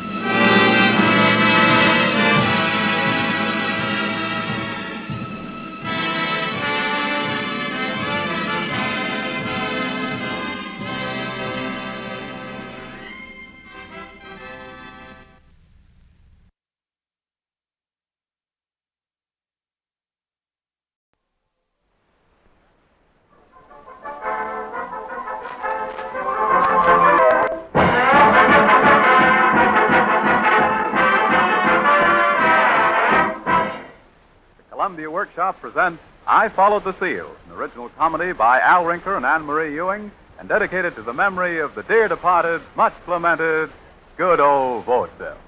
Good old vaudeville. Oh, pardon me, friend. Let me introduce myself. My name is Levere, of Levere and Delaney, two boys and a piano. Maybe you remember it. My real name is Frank McManus, but I took Levere for the stage. It's shorter and it looks better in life. I worked with a lot of vaudeville acts, but Levere and Delaney was the last one. The last date Delaney and I played together was at the Keith Theater in Youngstown. Let me see, that must have been around 1930. Yes, sir, I remember the date. We closed November 19th, 1930. Oh, it's funny how you can work with a fella 4 shows a day, 7 days a week for 5 years, and then boom, the act folds and it's all over. Why, I hadn't seen Delaney since that night we closed in Youngstown till just last week. I was walking down Broadway to see some of the boys in front of the Palace, and who should I bump into but Jim Delaney. Well, if it ain't Jim Delaney. Hello, LeVere. How are you? Not bad, not bad. Oh, how are you? Glad to see you. I'm glad How to are see you? Well, not bad. Jim, yourself? Oh, swell. Hey, what are you doing? You working? Oh, yeah, I've been working around town here for about 3 years. Yeah? You know, club dates, picture houses, private parties. Doing all right. How's things with you? Me? Oh, swell. Just got back from the coast. I've been doing great out there. You know, the wife and the kids out there, too. Your kid? Sure. You don't mean Wilbur. Certainly. That little kid that used to hand me the wig for the Pocahontas bit? Yeah, but listen, that boy of mine is going places. No kidding. Yeah, hook's better than I ever did, Frank. Has a flair for comedy as good as Jack Benny. Well, what do you know? RKO wants to sign him up, and over at MGM Hey, Jim, why don't you tell me about it at lunch? Okay. Let's go over to the NVA Club. They got a swell 50-cent blue plate lunch, huh? Oh, well, sure. All right, come on. Okay.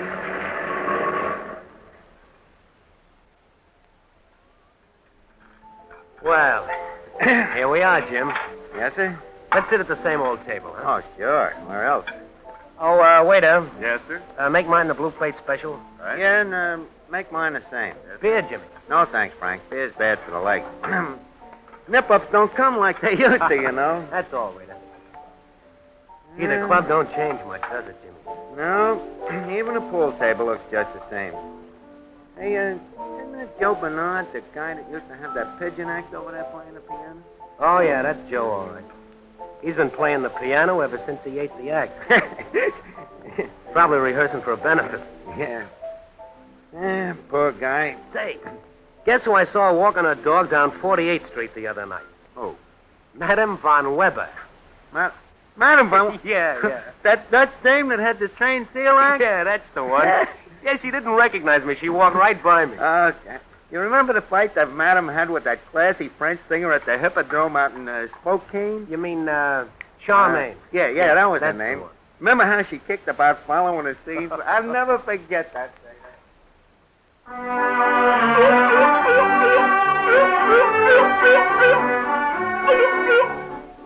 Can't believe? Oh. Now, Oscar and you, Jenny, together, up. Up with the ball. Good, that's good, my darling. Thank you. Listen, Monsieur le Manager, I repeat, I will not follow the seals. In my contract, it says I do not have to follow what you call those animal acts. No, not a word. Not a word. I have already phoned my manager in New York. New York calling you, Charmaine. Remember, you're on in 5 minutes. That will be time enough. Give me that phone. Hello. Sally? Sally Marcus? This is Charmaine. Who? Charmaine. Charmaine Magruder. Oh, hello, Charmaine. Say, what's up? Now listen, Sally. I'm just getting ready to go on for the first show. The manager of this here cracker box wants me to follow the seals. Well, where are you? Spokane. I'm doing a split week at the Hippodrome. Now listen, Sally, you know very well it's not in my contract I gotta follow any seals. You know that. Hey, they can't do that to any of my acts by those rats. That's what I told them. You should have heard me. Oh, you did, huh? Well? Hold the line, Sally. I'm gonna put that stupid manager on the phone. You tell him I'm not gonna do it and hurry up. I'm supposed to go on in 5 minutes. Now, wait. Listen, Charmaine, honey, here's what you should do. Be a real lady. Be a good trooper. Go out there and do your show just like nothing happened.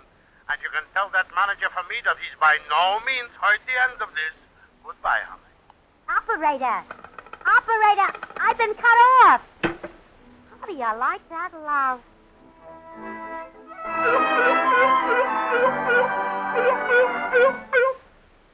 Now, ladies and gentlemen, with your kind permission, may I introduce my prize seal, Oscar, that I love like a baby.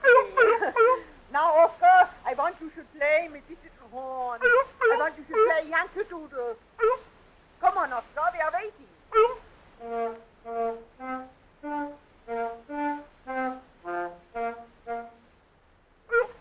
Come on, Oscar. Oh, I know what you want. A fish.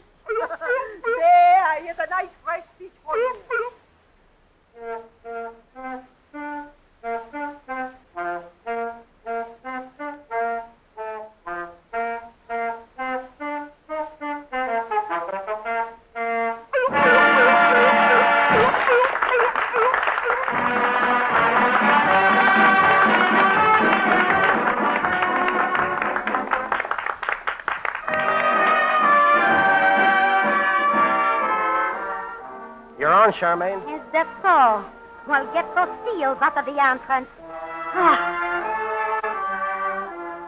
Chérie, chérie, je t'aime.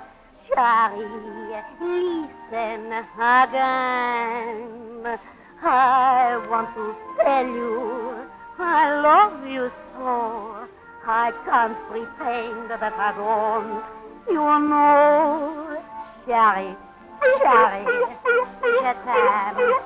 Do not say it. Oh, this is terrible. Oh, let the seals out. Oh, that this should happen to Charmaine. Throw the fish, Charmaine. Shut up, you! Oh, wait till I get that Van Weber dame. I'll wrap a seal around her neck.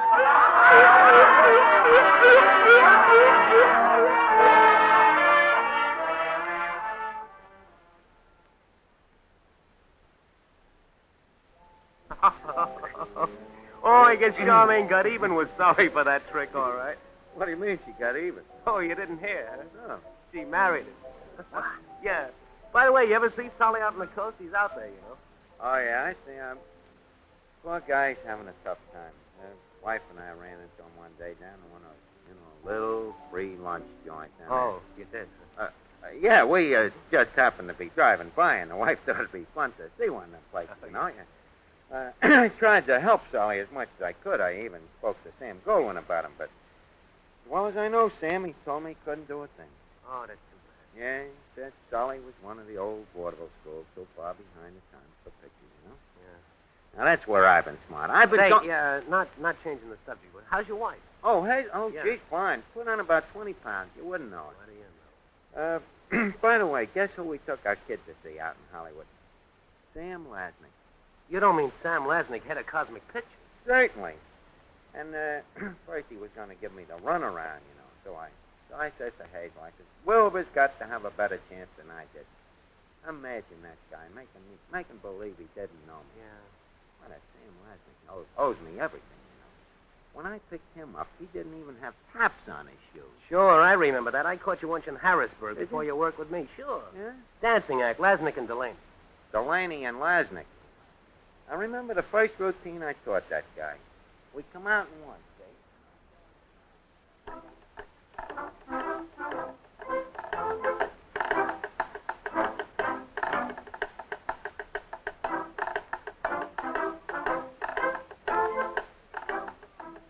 How are you at riddles? Pretty good. Well, here's one for you. Can you tell a young chicken from an old chicken? I don't know. How can you tell a young chicken from an old chicken? By the teeth. But a chicken has no teeth. No, but I have.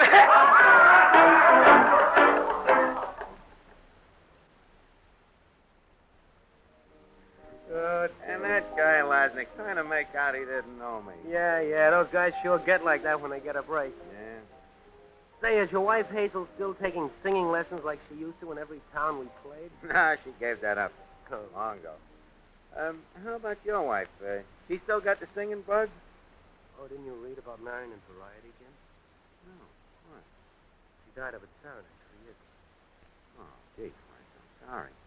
Wife and I didn't hear a thing. Oh, that's all right. I can remember the very show you met, Marion and Frank, that whirly-girly review we did one summer. You remember? Yeah, we all got stranded in Dubuque. Yeah, up in Dubuque. Remember that night at the station? Well, that was the first time I'd even noticed her. Like, I took a look at her standing there. Yeah. And we're all waiting for the train, you remember? Yeah. It was raining cats. All I know, folks, is that you got to have the ticket so those trunks don't go on the 12:17. Listen, you'll get your dough. Why, sure, our manager's up to the theater now collecting the money. He'll be here any minute. Yeah, well, you better hurry. Train's due in 3 minutes. Listen, wait here, everybody. I'm going to call the theater. Frank. What? Oh, hello, Marion. Frank, what's happening?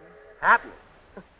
That rat of a manager of ours, Gee, kid, what's the matter? You're as white as a sheet. Oh, I'm all right, but I don't understand. Well, you see... I know. We're not going to get paid. Hey, listen, everybody. How do you like this? I just called the theater, and that heel of a manager collected our money over an hour ago. He's probably halfway to Chicago by now. What do you think?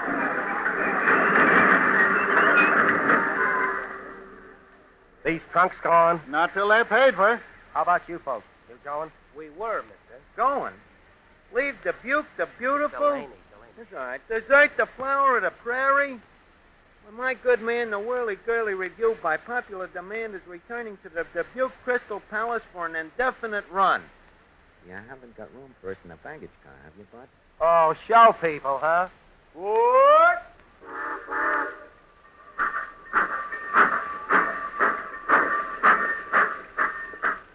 Well, the rest of you can do what you like. I'm going back to the hotel and get some sleep. I've still got 2 hours on my bill. Well, this makes the 3rd time I've been stranded in this town. You coming, Frank? No, you go on ahead, Jim. I want to see Marion about Oh. Oh, don't cry, Marion. Oh, this happens all the time in show business. You know I know, but I didn't know it'd be like this. that. Oh, forget it. Say, how long have you been in show business? How old are you? 17. 17. Bet this is your first job, isn't it? Yes, it is. How'd you get mixed up in this business in the first place? Well, my dancing teacher at Oak Park High School, he said I was good. He went to see the managers for me. Right. And now here you are, stranded in Dubuque. Yes. Well, I'll tell you what let's do. Let's go over to that lunch wagon. We'll get a cup of coffee or wait till the milk train comes along. Oh, but Frank... I know an agent in Chicago gets both of us. Plenty of work. Oh, but Frank, I haven't... Don't you worry about money. I got enough to get us both back to Chicago. Now, come on. Put this coat around you. All right. You don't want to catch your death of cold in your first job. You know, Jim, maybe that sounds funny now, but it's the only time I ever enjoyed being stranded. Yeah, I know what you mean. You and Marion did a double for about 5 years after that, didn't you? Oh, yeah. We played the big time, too. Right up until the night Marion collapsed in the dressing room. That's when I took her up to Saturday. I don't know how you must have felt, Frank. I'd feel the same way if anything happened to Hazel, I know. Calling Mr. Marvello. What? Calling Mr. Marvello. Hey, Frank, is that Nick Marvello they're paging of the Marvelous Marvellos? I don't know. I don't see him around anyway. I hope not. That's one guy I don't want to see. What do you mean? Didn't you ever hear what happened between me and Nick Marvello? No. While I was working on the Gus Sun time? No. Oh, sure. I was just finishing my rehearsal up in, what was that theater? Shays. Yeah, Shays, up in Buffalo Yeah. there. And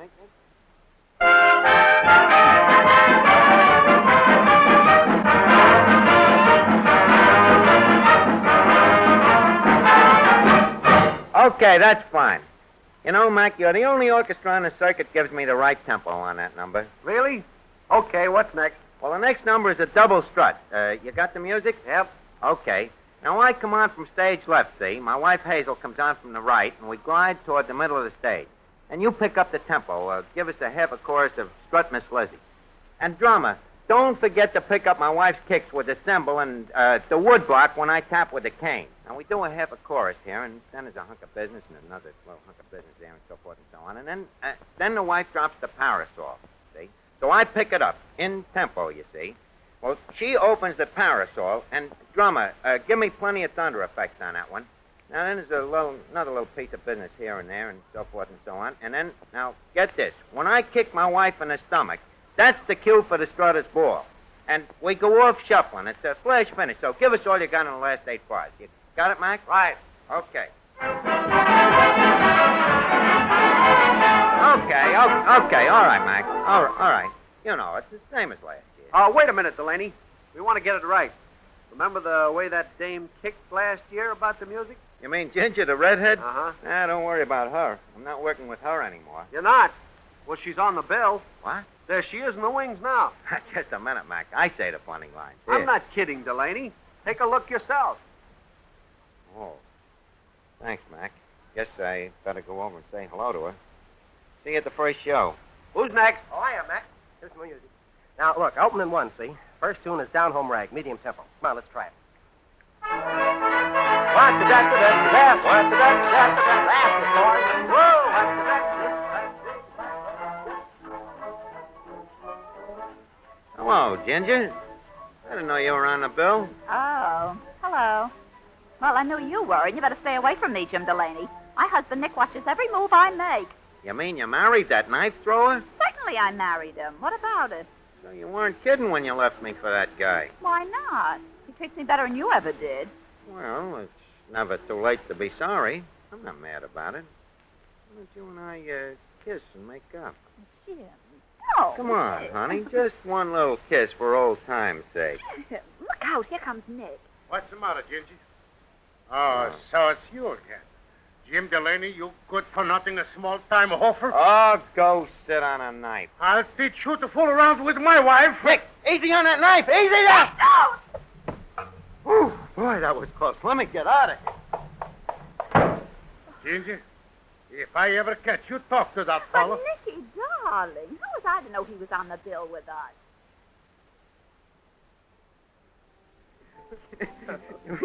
Me to say I never told you that story before, Frank? No. I'll bet you never told Hazel, neither. Now, wait a minute, Frank. I don't see why you have to drag Hazel's name into this. Go on. You know what had happened to you if Hazel ever caught you with another woman? Is that so? Yeah. As a matter of fact, you didn't do so bad yourself in the feminine department. Remember the Darling sisters?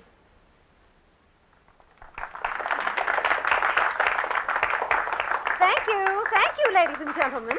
For our next number, my sisters and I will play Victor Herbert's beautiful song, Our Sweet Mystery of Life.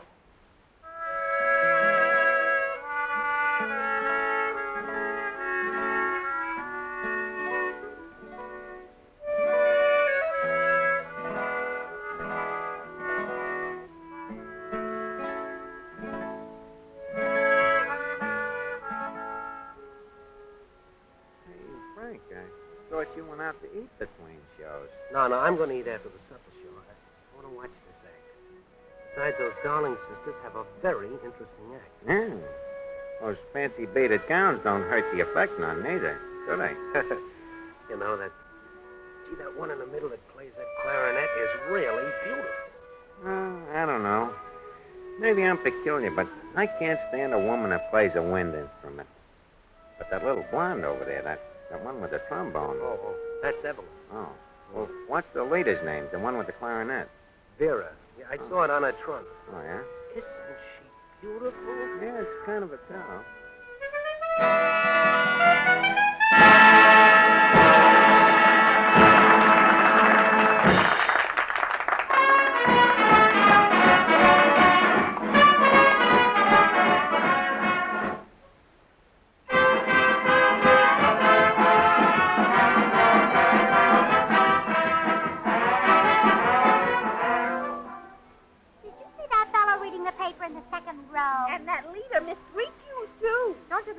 Back to the old routine. Oh, excuse me, but aren't you Vera Darling? Why, yes, I'm Miss Darling. Well, my name's LaVere. This is my partner, Delaney.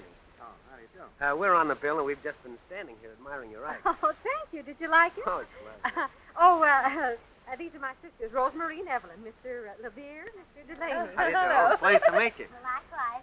Say, weren't they tough out there? You'd think they'd been sitting through 2 shows. Oh, they'll be better on the last show. By the way, Miss Darling, I'm just going out to eat. Would you care to join me? Well, all right. Will you excuse me while I change? Oh, sure. Hey, look out! Let's go! Mother, are you all right? Oh, Mama! Oh, Mother, dear. Oh, yes, I'm all right. Mother, did you hear that, Frank? I heard it. Mother!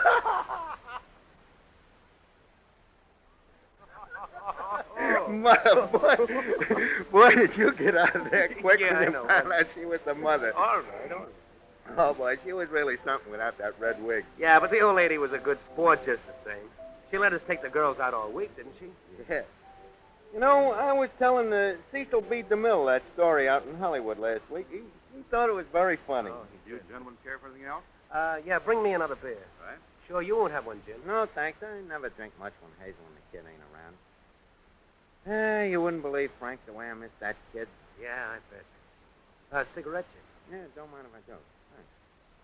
You know, Frank, Wilbur's going to be a real headliner. Yeah, I know. Why, he's already a knockout MC. Looks good from the front, wears clothes like a million. The women love him. Yeah, well, for your sake, Jim, I hope the kid really goes places. Well, if he don't, Frank, it won't be Hazel's and my fault. The way I used to rehearse that kid on gag line. Day after day in the dress. No, Will, but that isn't the way Daddy taught you to read that gag line. Now try it again. Don't send an email to Washington. Why not? Because he's dead. No, not because he's dead. Don't you strike that child, Jim all Delaney. right, Hazel. Now listen, Wilbur, read it like this. Because he's dead. Now we'll try it once more, and don't forget to laugh on the punchline. Now go on, Wilbur. Don't send an email to Washington. Why not? Now. Because he's dead. Ah, you big baby. You're still not selling that laugh. Come in. I hate to bother you, Jim, but... Oh, shut that door. Can't hear myself think for that cornet. Yeah, it's that Hugo. He's drunk again. You ought to be glad he's not dressing next to you. Say, I've been noticing your makeup, Jim. Looks swell from the front. What is it? Robust Juvenile, number 9. Would you let me try it out next show? Oh, sure, go ahead. Hazel, give him a stick of that Robust, will you? Okay. Say, is that cornet player going to be able to do the next show? What do you think? Listen to him. Oh, dear. Oh, that's twice this week. If he misses one more show, they're going to cancel him. Too bad. Well, thanks for the makeup, Jim. Okay, shut that door. Now listen, Wilbur. Let's try the gag once more, and if you get it right, Daddy will buy you new tops for your shoes. Now, here we go. Don't send an email to Washington. Why not? Because he's dead. Oh, that's fine, Wilbur. That's all. Come in. Hey, Hugo, just pass out like a light. Oh, the poor He guy. passed. Hey, that means the whole show will be short. Hazel, run down and see the manager. If he wants us to help him out, tell him we're all set to stick Wilbur in. Yeah. And Wilbur, if you forget to laugh on that punch. Ah, the kid was great, but what a tough break. Tough break. Oh, the society, huh? Yeah, the society. Prevention of cruelty to children. Yeah. What's cruel about a kid? A little child entertaining thousands of people, making them happy, getting laughs. Yeah, I know it, Jim, but that society's awful tough. Yeah, we'd have got away with it, though, if it hadn't been for that Joe Ginsburg. Sure. You mean the 6th Flying Ginsburg? Yeah, that's the guy. He was so jealous because his kid wasn't going over as big as Wilbur. No kid. Yeah, didn't you know about that? No. Didn't I ever tell you about that? No. Oh, sure. You see, we were just finishing our act in the Apollo out in Kansas City. Ginsburg followed it, you know. And Wilbur was going for it. Don't send an email to Washington. Why not?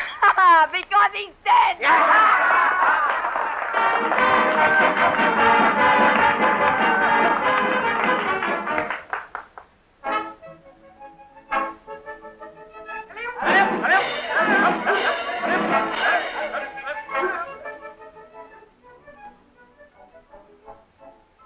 Well, Wilbur, that was swell. Yes, sir. Daddy couldn't have read that line better himself. Wow, wait a minute, Hazel. Pardon me. Are you Mr. Delaney, Mr. James Delaney?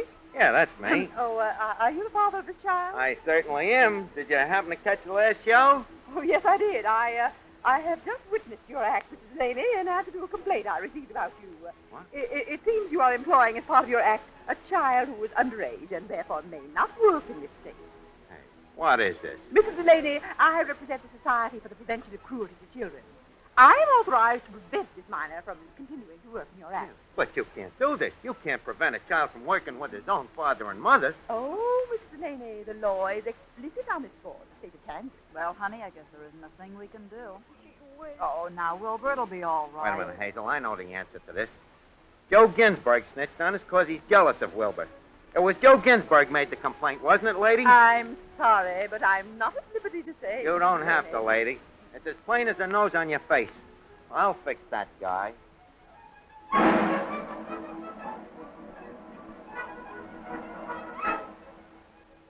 Lady, you see that kid out there hanging by his teeth?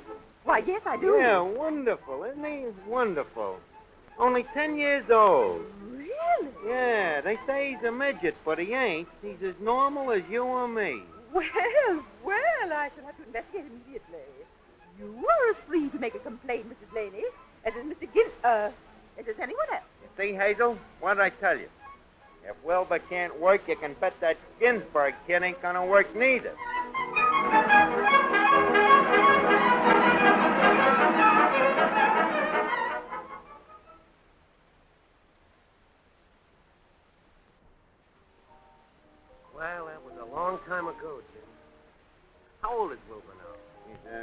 22, the 14th of May. 22? That makes us... Don't say it out loud, Frank. Yeah, I'm afraid we're getting along. That'll be $1 for the lunch and 20 cents for the beers, sir. Wait a minute. Here, just a minute now. I had some change Oh, here. never mind, Jim. I got a king over it. Oh, now, Frank, you shouldn't have done that. Oh, that's all right, for old times. Well, I want to repay you, know. You're going to be around town, aren't you? Oh, sure, I'm going to be around. Well, certainly, if I can get my business here straightened out, let's have dinner together some night and make the rounds, before I go back to the coast. All right.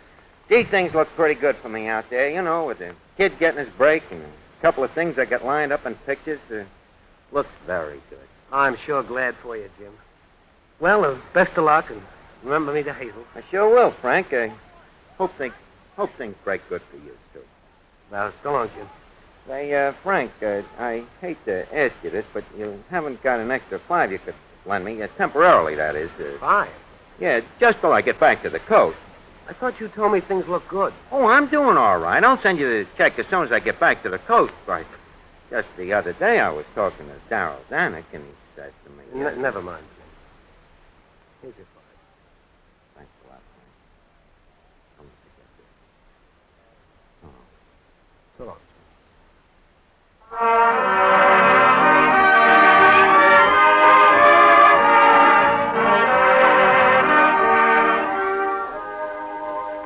Poor old Delaney.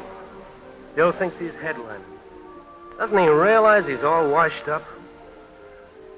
I wonder what he'd think if he knew that I'd been making my living selling vacuum cleaners. Well, after all, a guy's got to make a living some way till vaudeville comes back.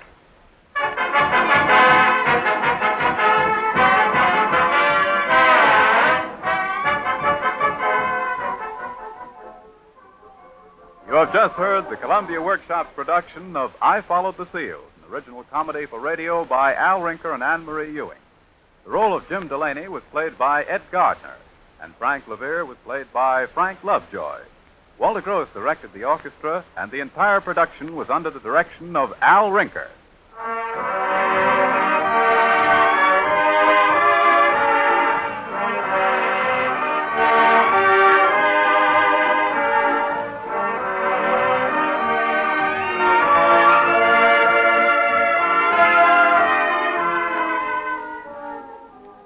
Next week at this same time, the Columbia Workshop presents a new original work for radio by Lucille Fletcher, author of the popular workshop comedy My Client Curly.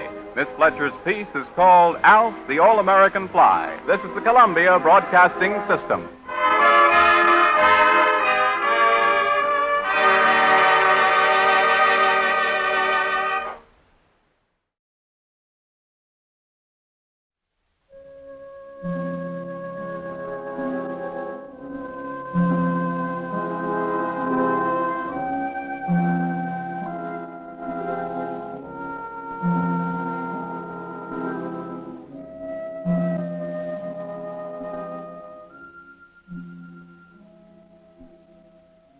The Columbia Workshop presents Mr. Charles by Donald Huff, adapted for the Workshop by Hugh Holman. A place all my own. That's what I want. A place that's away. Away from Agatha and Frank and the mill and from all the rest. Oh, yes. That's Mr. Charles. Charles Dillingham, of course, but Mr. Charles to the whole town. You see, his brother Frank is called Mr. Dillingham. What's that? Yes, Charles is the one who was Major Dillingham in the Great War. No one ever calls him Major now. You see, one day in France, a shell exploded a little too close, and that ended the career of the Major. Oh, Charles Dillingham came back all right and lived with the family in the big, somber Dillingham house. But a piece of German shrapnel in his hip made him limp when he walked. And he had a mind that had misted over somewhat. For instance, he wasn't quite sure that for all practical purposes there no longer was a Major Dillingham. The Major somehow seemed to have retained his identity in Mr. Charles' uncertain grasp of things. Just keep asking about a place. Ask everybody you see. You'll find one sometime. You have to, you know. It's an order. Yes, Major. The clerk at Gorman said he knew about a place. Said he'd find out about it. It may be just the place we're looking for. Then you must remember to ask him about it again. It's going to be hard to leave, you know. We've lived here a long time. We're sort of part of the place. How will Agatha ever get the groceries from the stores if we leave? She could get them herself. We must be hard. We must leave here when we find the place. After all, we are an officer. We've led in attacks, we've killed men. We aren't afraid of Agatha. Agatha's just our sister. No, I'm not afraid. I have led in battle, but you know, it's the family. Everyone smiled at Mr. Charles for talking to himself. That is, everyone but Agatha. Agatha had dominated the house and the family for the last 20 years, and she seldom smiled. She didn't approve of exhibiting one's emotions. And Mr. Charles couldn't quite make plain to her his ambition, the yearning, hopeful ache that filled his life. For that matter, he couldn't quite make it plain to himself. He defined it best as a way. A way. It should have some land around it, and a white picket fence would be nice. But even if it were only one room. That doesn't really matter. What matters is we shall be on our own, where we can do as we like. That's it. A way. Today, when we go for the groceries, we'll ask. That clerk in Gorman's, what's his name? I can't remember names very well anymore, Major. Smitty. That's what the others call him. Smitty. Oh, yes, Smitty. Well, he said he knew of a place, and when we drive down for the groceries, they let us drive the car, you know. Why shouldn't they let us drive it? After all, didn't we teach them how to drive? Didn't we take them out one by one and teach them before the war? The war. You know, it's a funny thing.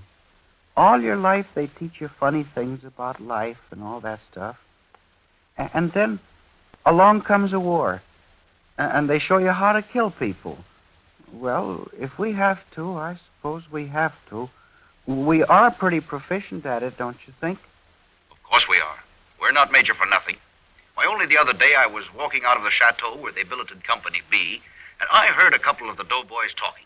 One of them said, "Take Dillingham now. That's a man." Oh, Charles. Charles. I hate to be called like that. So do I. In fact, as the doughboy said, "Take Dillingham now. There's a man to be reckoned with." Charles, where are you? When we get a place of our own, there'll be nobody to call like that. Nobody. Charles, are you in your room? Yes, Agatha, yes. Well, come downstairs, will you please? We'd better go. As long as we're living in the house, Agatha's in command. Coming, Agatha. I'm coming.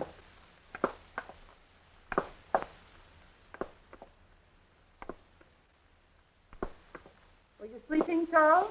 No, I was just talking to whom, Charles? To no one, Agatha. I was just thinking about the drive on the Argonne It's and... time to go for the groceries. The groceries? Yes. Had you forgotten? Oh, no, of course not. I always go for the groceries, but who will go for them when I've left, Agatha? Oh, you're going to leave. And just where do you think you're going, Charles? The clerk said he knew about a place... The clerk? What clerk, Charles? The clerk at Gorman. Smitty, his name is. He said he knew about a place, a little place with a fence, a white picket fence, Agatha, miles and miles away. Well, I'll speak to him. No, that's all right, Agatha. I appreciate your wanting to speak to him. It's really very kind of you. But I'll see him today, myself. Just thought I'd run down now, that is, if you don't mind. You must go for the groceries, Charles, as you do every afternoon. You go down this street. I know. I'm to drive slowly down this street to the corner where the policeman is. That's a fine fellow, that policeman, Agatha. A very fine fellow. I'll bet he was an officer in the army. A lieutenant, maybe. He knows rank when he sees it. Why, when he sees me coming, he blows on his whistle and stops all the traffic and lets me go through. Just as they did the day before we moved up in the Argonne sector. Oh, yes. Here's the list of groceries, Charles. Where are the keys to the car? You'll have to walk this afternoon, Charles. Oh, no, I'll drive the car. I'm a very good driver. I taught you to drive, Agatha. I taught all of you to drive. Yes, Charles, you are a good driver, but today you must walk. You simply have to walk. Why? Because Frank has the car. Frank? Who is he? I need Frank is your brother, Charles, your younger brother. Oh, of course. I remember Frank. He's going to be president of the mill. And he's going to marry... Elsie Hart, Charles. Now, you must go. It's already late.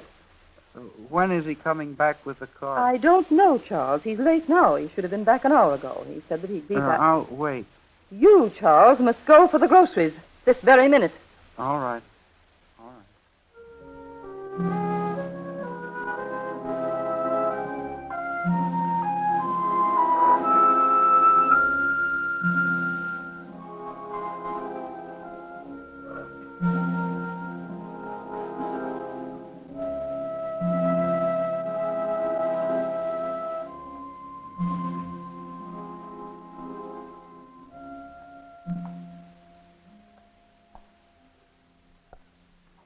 A white picket fence, Major. Imagine. A white picket fence. No one could come in. No one. No one to give orders. Orders aren't bad, Charles. Orders are good. They are necessary to a good army. It's simply a matter of who gives them. That's it. It's who gives them. Agatha now she has no right to give orders. She's a woman. Good afternoon, Mr. Charles. Good afternoon, Mr. Slade. Going for the groceries? No. I'm going to see a fellow about a little place I'm going to buy. A little place that's away. Leaving town? Well, I think so. Hate to lose you. The town will miss you, Mr. Charles. Goodbye. Goodbye. You were saying, Major? I was saying that orders are like killing people. Fine things if the right people do them, but bad if the wrong people try them. Take us, for example, Charles. We've given orders to kill people, but it was right. But imagine our brother Frank killing anybody. Say, Mr. Charles. Hello, Smitty. A fine day, isn't it? Well, you weren't passing us by to trade at that new store, were you, Mr. Charles? No. Oh, no, Smitty. I was going to see a young fellow that knows about a place where... Why, I was going to see you, Smitty. Well, here I am, Mr. Charles. Come right in. I guess I must be getting a little absent-minded. Oh, nothing of the sort. You just got a lot to think about. That's it. How come you walking? Walking? Oh, they released me from the hospital several days ago. Still got a piece of German iron in me, though. Uh-huh. But, I mean, why aren't you driving the car, Mr. Charles? Oh, that. Oh, Agatha told me to walk. She wanted the groceries, and I have a list. Oh, swell. Hand it over. Here. That's it. And now I'll be filling the order. Good afternoon, Mr. Charles. Fine afternoon for walking, isn't it? Very good. Josie, Mr. Charles. Oh, yes, Josie. It reminds me of a day, just a short while ago. Lieutenant Banks and I were walking from the dugout. It was just before the skirmish in the Argonne, and I was... That was a little more than 22 years ago, Mr. Charles. Was it? Was it really? I keep forgetting. Seems like yesterday. Well, Lieutenant Banks and I were talking about sidearms, and I turned to him and I said... We're out of Miss Agatha's brand of coffee, Mr. Charles. I'm putting in a can of a new brand we just got in. If she doesn't like it, why, we'll replace it with the other tomorrow. Now, will you tell her that, please? Yes, of course. Smitty. Oh, yes, Mr. Charles. You remember that place I was asking about? You know, the little place? You might say all my own? Oh, sure I do, Mr. Charles. I was telling you about it only yesterday. You said you'd see if it was for sale and how much it cost. And, Sure. Well, did you? Sure. I looked it up last night. Uh-huh. It's in a town about 20 miles from here. Uh-huh. Now, me and the missus was out riding and... Did you see it? Oh, sure did. That's a cute little place. 4 rooms with a nice sun porch. And a white picket fence? Well, to tell the truth, I don't rightly remember, but it's a fine little place. Me and the missus was admiring it. Will they sell it? You mean the people that own it? Oh, sure they will. They will? Oh, that's fine. That's fine. I'm going to buy it. I'm going to have a little place all my own with a white picket fence and The folks that own it want $2,000 for it. Imagine, Josie, a little place with a white picket fence. Isn't it wonderful? Sure is, Mr. Charles. I've always wanted a place like that. Don't reckon I'll ever have it, though. $2,000 is a lot of money. You got $2,000, Mr. Charles? $2,000? Oh, yes, for the little place. You said it had a white picket fence, a white one, huh? Oh, yeah, I'm sure it has all the fixings. You just see Miss Agatha about the $2,000 and then let me know. Well, Agatha won't be surprised. She knows I want a little place. I'll bet she does. It's not that I want to leave them. They're very good to me and everything, but, well, I've always wanted a place all my own. I was telling the Major just a... Well, you just let me know. Well, I'll run right home and see about it this very minute. And thank you, Smithy. Thank you very much. Goodbye. Hey, wait a minute, Mr. Charles. Hey, you're forgetting the groceries. Oh, yes, the groceries. I must take them to Agatha. Well, thank you very much. Good day, Smitty. Good day, Mr. Charles. Now, I wonder where the car is. Oh, yes. Somebody is using it. Frank is using it. Frank. Who is he?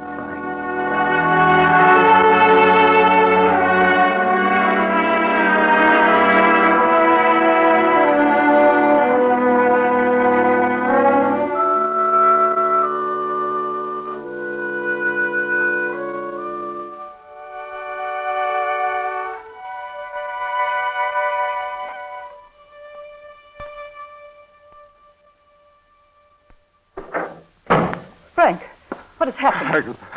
No one must see me. I've got to hide. What have you done? Stop trembling. Answer me. I killed the man. What? I shot him. He had no right. He pulled a gun. I couldn't help it. Why? He pulled a gun. Pull yourself together, Frank. I'll not have this, I tell you. I'll not have it. Yes, I... Now then, tell me what happened. And talk like a man. It happened so suddenly, I'm still not sure.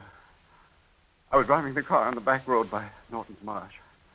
You know how it is there, never any traffic, so I let out speed. Then as I was taking a curve...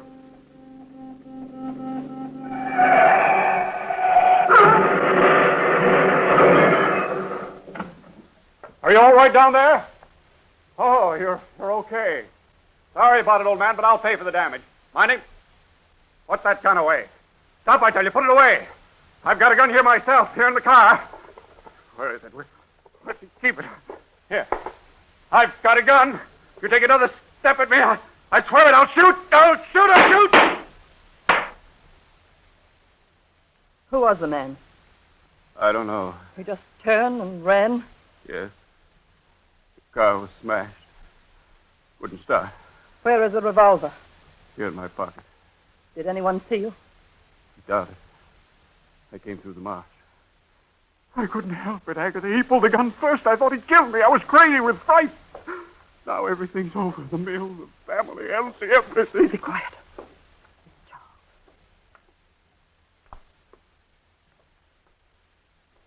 He's going upstairs. Now, Frank, the gun. The pistol? Yes. No, I don't want it. Put it on the table.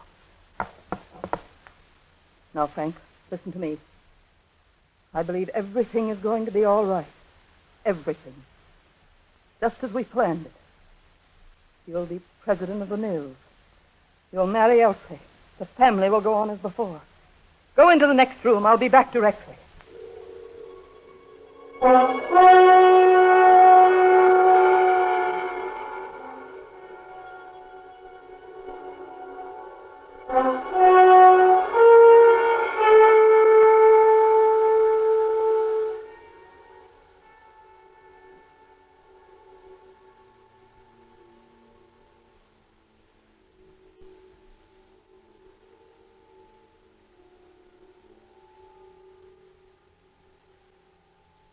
Remember, Charles, we haven't to tell her course, I'll tell her. Don't let her talk us out of it. We must be firm, you know. Remember. Yes. Yes, I'll remember. Hello, Charles. Hello, Agatha. Did I forget? No, I've come to tell you something, Oh, Charles. I remember now. Smitty said that something was wrong about the coffee. And I don't remember just what, but he'll fix it up tomorrow, of I course. didn't come to talk about coffee, Charles. Something important has happened. Something very important. Yes, I know. Smitty was... You know, Charles? What do you know? I was going to tell you. You see, I found a little place. And, well, it won't be long now, Agatha. I hate to leave you. So that is what is important? Yes. I hate to leave you. I know how you depend on me to go to the store, but today I heard of a little Charles. place. Yes, Frank has had an accident. Frank, you say? Your brother, Charles. Your younger brother. Oh, yes, of course, Frank. Frank is going to be the president of the mill, and he's going to marry Elsie. What is her name, Agatha? Charles, Frank has killed a man. Has he? Well, I've killed dozens, you know, literally dozens, Charles, Agatha. listen carefully to what I say. Frank is going to be married. Married to Elsie Hart, of the Charleston Hart. Oh, that's it. Elsie Hart. I can't remember that name. Somebody down at the store was talking about it. They said that you had worked hard to make the match, but I insisted that you never worked. Please pay attention, Charles. This is important. Very important. Don't you understand? Frank has killed a man. Well, of course it's important. He may even be decorated. I was decorated. Charles, Frank is to be president of the mills next month. That's right. Frank is to be president of the Frank was driving the car, just as you do, Charles. Well, of course, I taught him to drive. It was on a country road. A back road, Charles. Not far from here, where few people ever pass. Frank had an accident. Did he hurt the car? He bumped into another man who was driving a car, too. The other car was going fast, very fast. Much too fast, Charles. Dear me. Frank bumped into this car that was going too fast. The other man got out of his car and rushed at Frank with a pistol. He tried to shoot Frank. Tried to shoot Frank? Why? I don't know why, Charles. But Frank took the pistol we keep in the car. Oh, my army pistol, the one in the dashboard? I suppose so. He took the pistol and shot the man with it. He did it so the other man wouldn't shoot him. You understand that, don't you, Charles? Of course. You aim at the middle of their chest, at the bone.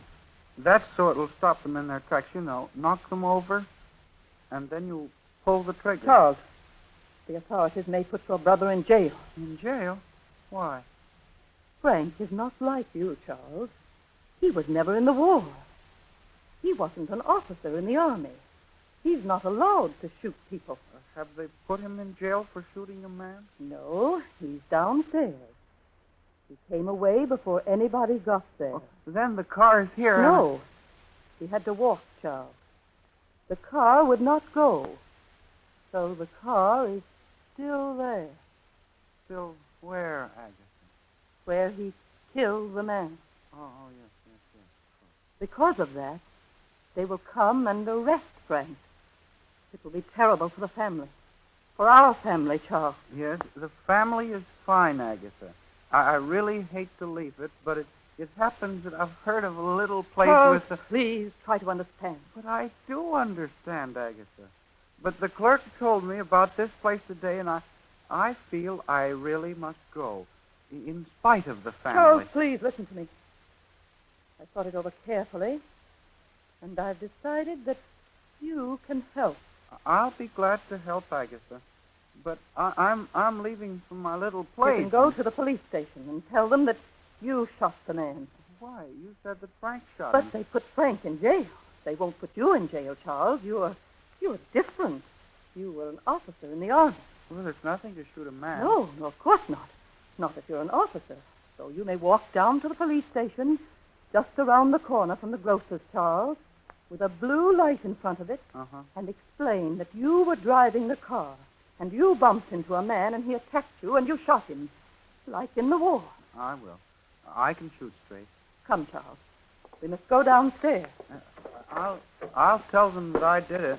They'll believe me. Why, once in the war... Yes, Charles.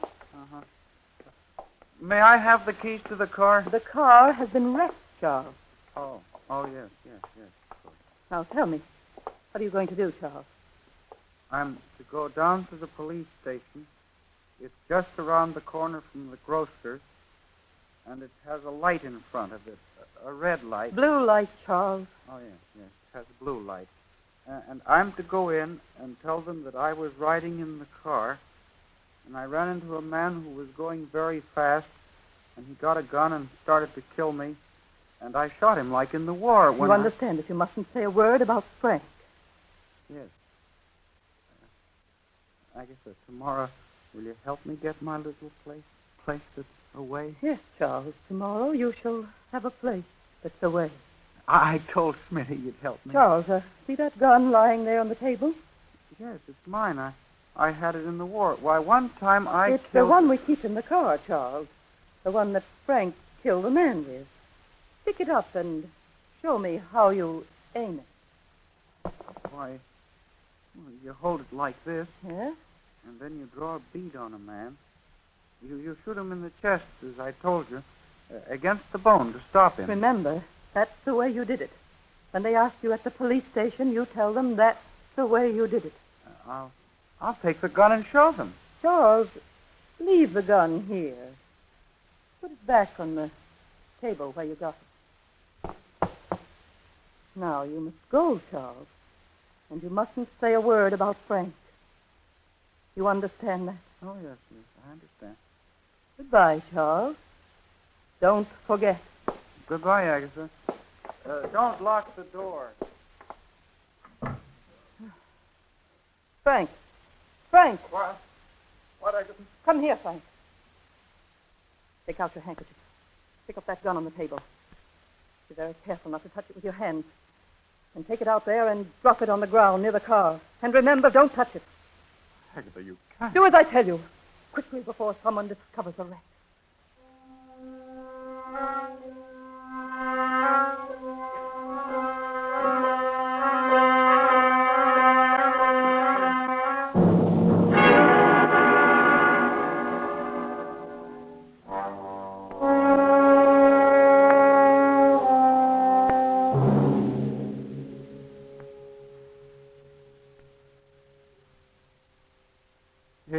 Is this the police station? Of course it is, Mr. Charles. What are you doing out this time of the night? I've killed a man. I aimed at his chest, at the bone, mind you, so that I could stop him, and then I pulled the trigger, and I killed him.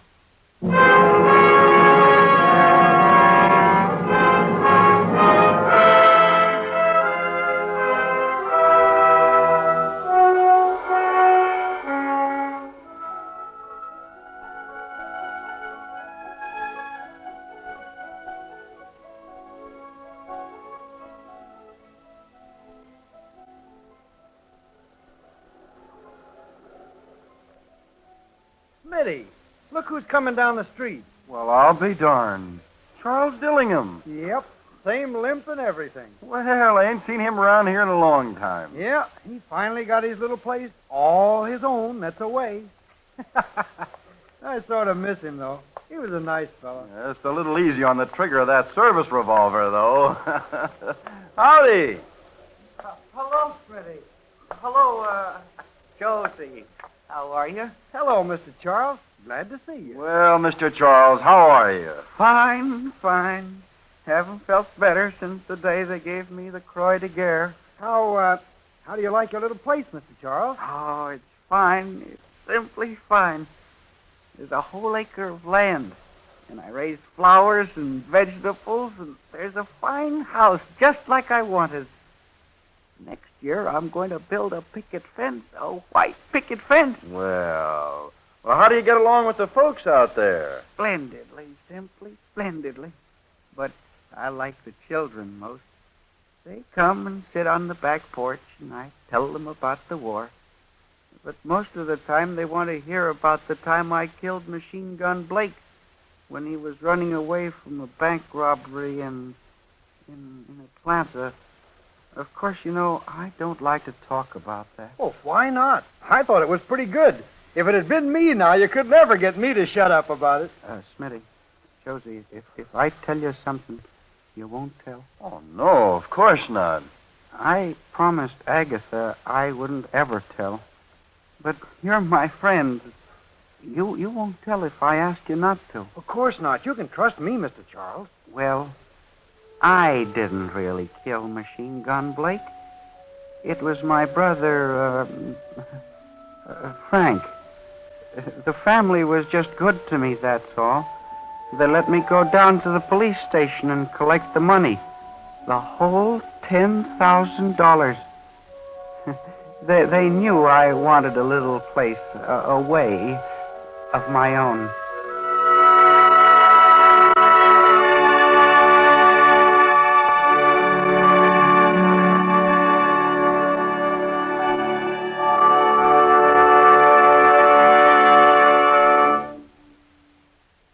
You have just heard the Columbia Workshop production, Mr. Charles, adapted for the Workshop by Hugh Holman from a short story by Donald Huff.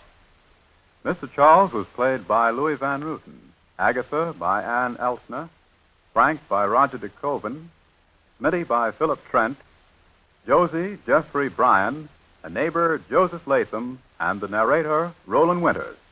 The music was composed and the orchestra conducted by Bernard Herrmann, and the entire production was under the direction of Earl McGill.